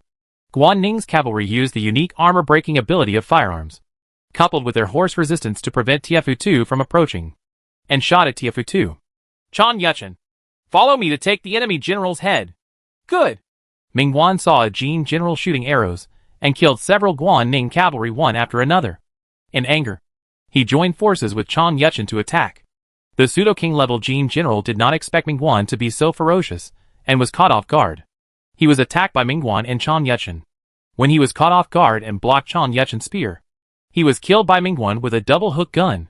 Mingwan beheaded him, and then returned to camp. The morale of the Liaodong army was greatly boosted by the brave performance of its general, while the morale of the Jin soldiers declined. Wanyan Zonghan couldn't help but frown when he saw the heavy losses. Except for using the Iron Buddha to kill nearly 10,000 Han troops, the Jin soldiers achieved only a handful of results. If this consumption continues, Jin Bing will suffer heavy losses. Retreat! Wanyan Zonghan ordered the Jin soldiers to withdraw their troops, but the Jin soldiers retreated like a tide. Hundreds of corpses were left behind in Taifu Tuesday. The Kaizima lost more than 2,000 cavalry, and the remaining Jin soldiers lost 20,000. The princes of the Han army were relieved when they saw the Jin soldiers retreating. The Iron Buddha has moved from the 8th level to the 9th level. This is the power of the 9th level heavy cavalry. Jiuzhou Lao Qin and everyone repelled the Jin soldiers. Meng Tian's Golden Fire cavalry suffered a lot of losses in the battle with the Jin soldiers. Even Meng Tian was seriously injured. 9th level troops are rare in the early to midterm, and even in the later stages. Even Chuqian's 9th level troops are only calculated in hundreds. And this time the 2,000 strengthened Taifu camp resulted in 2 Han troops. The princes directly lost their fighting power. Plain Lord Tianqi died in battle. What shocked all the princes was that Tianqi was killed in battle, and became the military merit of Taifu. Now Tianqi's forces only have the pair of Tianji and Sun Bin, as well as 3 reckless generals Gong Sun Jie, Tian Kaijiang, and Gai Yizi, and thousands of troops. My lord, please be sure to keep Sun Bin and Tianji by force. Sun Bin is a divine strategist, and Tianji has special soldiers and martial arts. We cannot let them fall into the hands of others. Chun Shi, an alien strategist, knew the importance of Tianji and Sun Bin, and suggested to Liu Bei that they be forced to keep them. I'm afraid it's not that easy. Of course Liu Bei also knew Sun Bin's abilities. But besides Liu Bei, there were other powerful princes in the Han army along the way. They would not let Liu Bei annex Tianqi's troops. After the Jin soldiers retreated, all the princes turned their attention to Tianqi's remaining troops. Mingwan directly sent Guanning cavalry to kidnap Sun Bin and others, hoping to annex the remaining 3,000 people. Zhejiang Laoqin also sent Qin Ruishi to carve up the land. Xiao Long, Xu Tang, Yang Shilang and others were also tempted. Once these powerful princes end, Liu Bei's chances will be slim. Tianji found that various princes had sent troops to receive him. Military advisor. It seems that we have become the target of everyone's wooing. Sun Bin's heart was as clear as a mirror. It's not about trying to win over them. Even if we don't agree to surrender, they will force us to stay. We can't leave. Tianji and a group of surviving soldiers from Pingyuan County were also confused, because the princes such as Mingwan and Lao Qin were already arguing over the division of the remnants left by Tianji. Tianji belongs to you, and Sun Bin belongs to me. As for the thousands of soldiers and horses, distribute them to other princes to appease everyone and reduce their resentment. The rest are not as strong as us now. Even if we are strong, they dare not say anything. Among the princes along the way, Mingwan, Lao Qin, and Liu Bei suffered smaller losses. Among them, Mingwan and Lao Qin rejected the local prince Liu Bei and planned to privately carve up the remaining troops left by Tianji. Liu Bei has a strong ability to recruit talents. If Mingwan and Lao Qin did not exclude Liu Bei might become a powerful prince. People with perseverance are often terrible. When Lao Qin saw that Mingwan proposed to remove Sun Bin, he couldn't help frowning. You already have a counselor, Yao Guangqiu, and one more Sun Bin will not improve you much. I want to pacify Xiliang and march to Guangdong, so I need a counselor each. Sun Bin gives me, Tianji gives it to you. I still have to deal with the kingdom of Goryeo, so it would be good to have one more counselor. Mingwan and Lao Qin couldn't compete with each other for Sun Bin. Tianji has special arms and martial arts, which is good, but Sun Bin is more attractive to the two of them. The other princes whose strength was damaged were unable to compete with the two and could only stare. Urgent report. Deputy Marshal Zongza of the Army of the World heard that Kaifeng was recaptured and the Jin soldiers fled north. He is leading his troops from Puyang and plans to intercept the Jin soldiers in Huazhou. When Mingwan and Lao Qin were quarreling, the Song Army's scout cavalry went south from Puyang to contact the Han princes. Finally, there are combat-effective Song troops all the way to help. We put aside the dispute for the time being and continued to pursue the Jin soldiers and drove them to Huazhou. And then together with Chu Zimu and Zongza, we surrounded and annihilated the Jin soldiers in Huazhou. I heard that the famous anti-Jin General Zongza went south from Puyang and planned to besiege the Jin soldiers in Huazhou with the Han army. So he temporarily controlled Sun Bin and Tianji and marched together with other princes. Liu Bei found that he was excluded by Mingwan and Lao Qin. And Xiao Long, who was friendly to Liu Bei, was severely injured by the Tiefu too and was unable to compete for Sun Bin and Tianji. He couldn't help but feel depressed. It was clear that two talented people were right in front of him, but they were forcibly controlled by the alien princes, Mingwan and Lao Qin. One of them defeated the Goryeo kingdom, and the other threatened the emperor to disobey him. They were so powerful that Liu Bei did not dare to provoke them. The eyes of the stranger Qinshi flashed. At this time, Wang Ming should have rushed to Pingyuan. Tianji is an ally with us. Once he dies, Tiandan and the main world will be at a loss without knowing what happened. With Wang Ming's strategy, Pingyuan will not be able to do anything. Lord, it is easy to annex the plains. Before participating in the epic battle, Chen Shi and Wang Ming were ready to take over the plains and annex Tianji. Tianji's death gave Wang Ming an excuse to conquer Pingyuan as an ally. However, it is almost impossible for Liu Bei's forces to conquer Sun Bin and Tianji. Firstly, Sun Bin was too smart and knew what Liu Bei and others were thinking. Secondly, other princes rejected Liu Bei and wanted to force Sun Bin and Tianji to stay. Liu Bei made some calculations. By occupying Tianji's territory, we will have 4 commanderies, but 4 commanderies are still no match for Chu Zimu. Chen Shi said, if the war goes unfavorably, gather the talents, troops, gold and silver of the 4 counties, and then rob a group of Xiao Long's generals and move them to the south. Liu Bei nodded. From Puyang to Huazhou, Deputy Marshal Zongza led a group of Song troops to block the Jin troops fleeing north. The Song army cavalry sent by Zongza to investigate nearby reported, the surrounding Jin soldiers are gathering around Huazhou. It is estimated that the war will be unfavorable to the Jin soldiers. The Jin soldiers gathered their forces and prepared to flee north. Is it true that there are heavenly soldiers and heavenly generals, who actually asked the golden soldiers to retreat? Zongzi knew how powerful Jin Bing was in combat. Even Zongzi's Song army would be defeated if they encountered the Jin soldiers Taifutu and Guizima head-on. It is precisely because one person's strength is limited. Otherwise Zongzi would not try to win over other Song troops to rescue Kaifeng together. The appearance of the Han army solved Zongzi's problem of having no reinforcements. Zongzi led the Song army stationed in Puyang southward, which also made up for the losses of the Han army. Zongzi's troops are already one of the few troops with good morale among the Song army. Speed up the march. Don't let the golden soldiers escape. Zongzi urged the Song army to march quickly. The flag of the Song army was waved, and they marched towards Huazhou. Zongzi had already foreseen that a war would break out in Huazhou, when the soldiers and horses of Mingwan and Lao Qin were fighting. The soldiers and horses of Chu Tian also fought with the troops behind Jin Bing. Sun Jian led the soldiers and horses east of the Yangtze River to fight with the Jin Kingdom Servant Army, the Shi 6th Root Army composed of the Shi tribe. Sun Jian was extremely brave during the battle. He beheaded dozens of Shi soldiers with the ancient ingot sword. The fierce General Zhou Tai protected Sun Ce and fought with the Shi people in front of him. He swept across with a broadsword and cooperated with Sun Ce, who was holding a spear. The Shi people along the way suffered numerous casualties. The Shi Lu Root Army, a servant of the Jin Kingdom, became an outcast and attracted the Han army to the ambush site.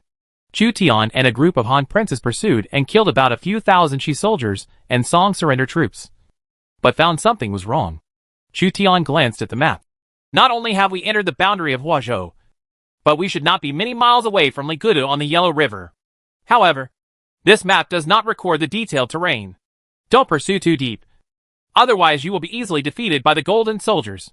As the main commander of the Han army along this route, Chu Tian had certain responsibilities for the Han army. The scout cavalry in front reported, Changsha Prefect Sun Jian has chased him 12 miles ahead. Go to support. Chu Tian felt a little uneasy in his heart, although there are war eagles that can provide vision. At night, if the Jin soldiers separate their cavalry to ambush, the war eagles cannot detect it. The nomadic civilization empire at its peak often used tactics of luring the enemy deep or ambushing them, and their field combat capabilities were also very powerful. This is what Chu Tian is worried about. Urgent report. Changsha Governor Sun Jian was ambushed by Jin soldiers. Urgent report. Longxi Governor Su Fengyan was attacked by Jin soldiers. Huan, the protector of the western regions, is fighting with the Jin soldiers. The fleeing golden soldiers turned back and fought back. Chu Tian's worries came true, and the Han princes who were pursuing the front fell into a heavy siege set by the Jin soldiers. Support friendly forces. Chu Tian had a headache. Although Sun Jian was ambushed, he could remain indifferent and let Sun Jian's entire army be annihilated. However, it would still be the loss of the Han army, not to mention the allies Su Fengyan and Huan who were surrounded. So the Han princes located in the middle and rear immediately supported the encircled friendly forces. Teams of soldiers and horses quickly moved northward, with sand and dust flying.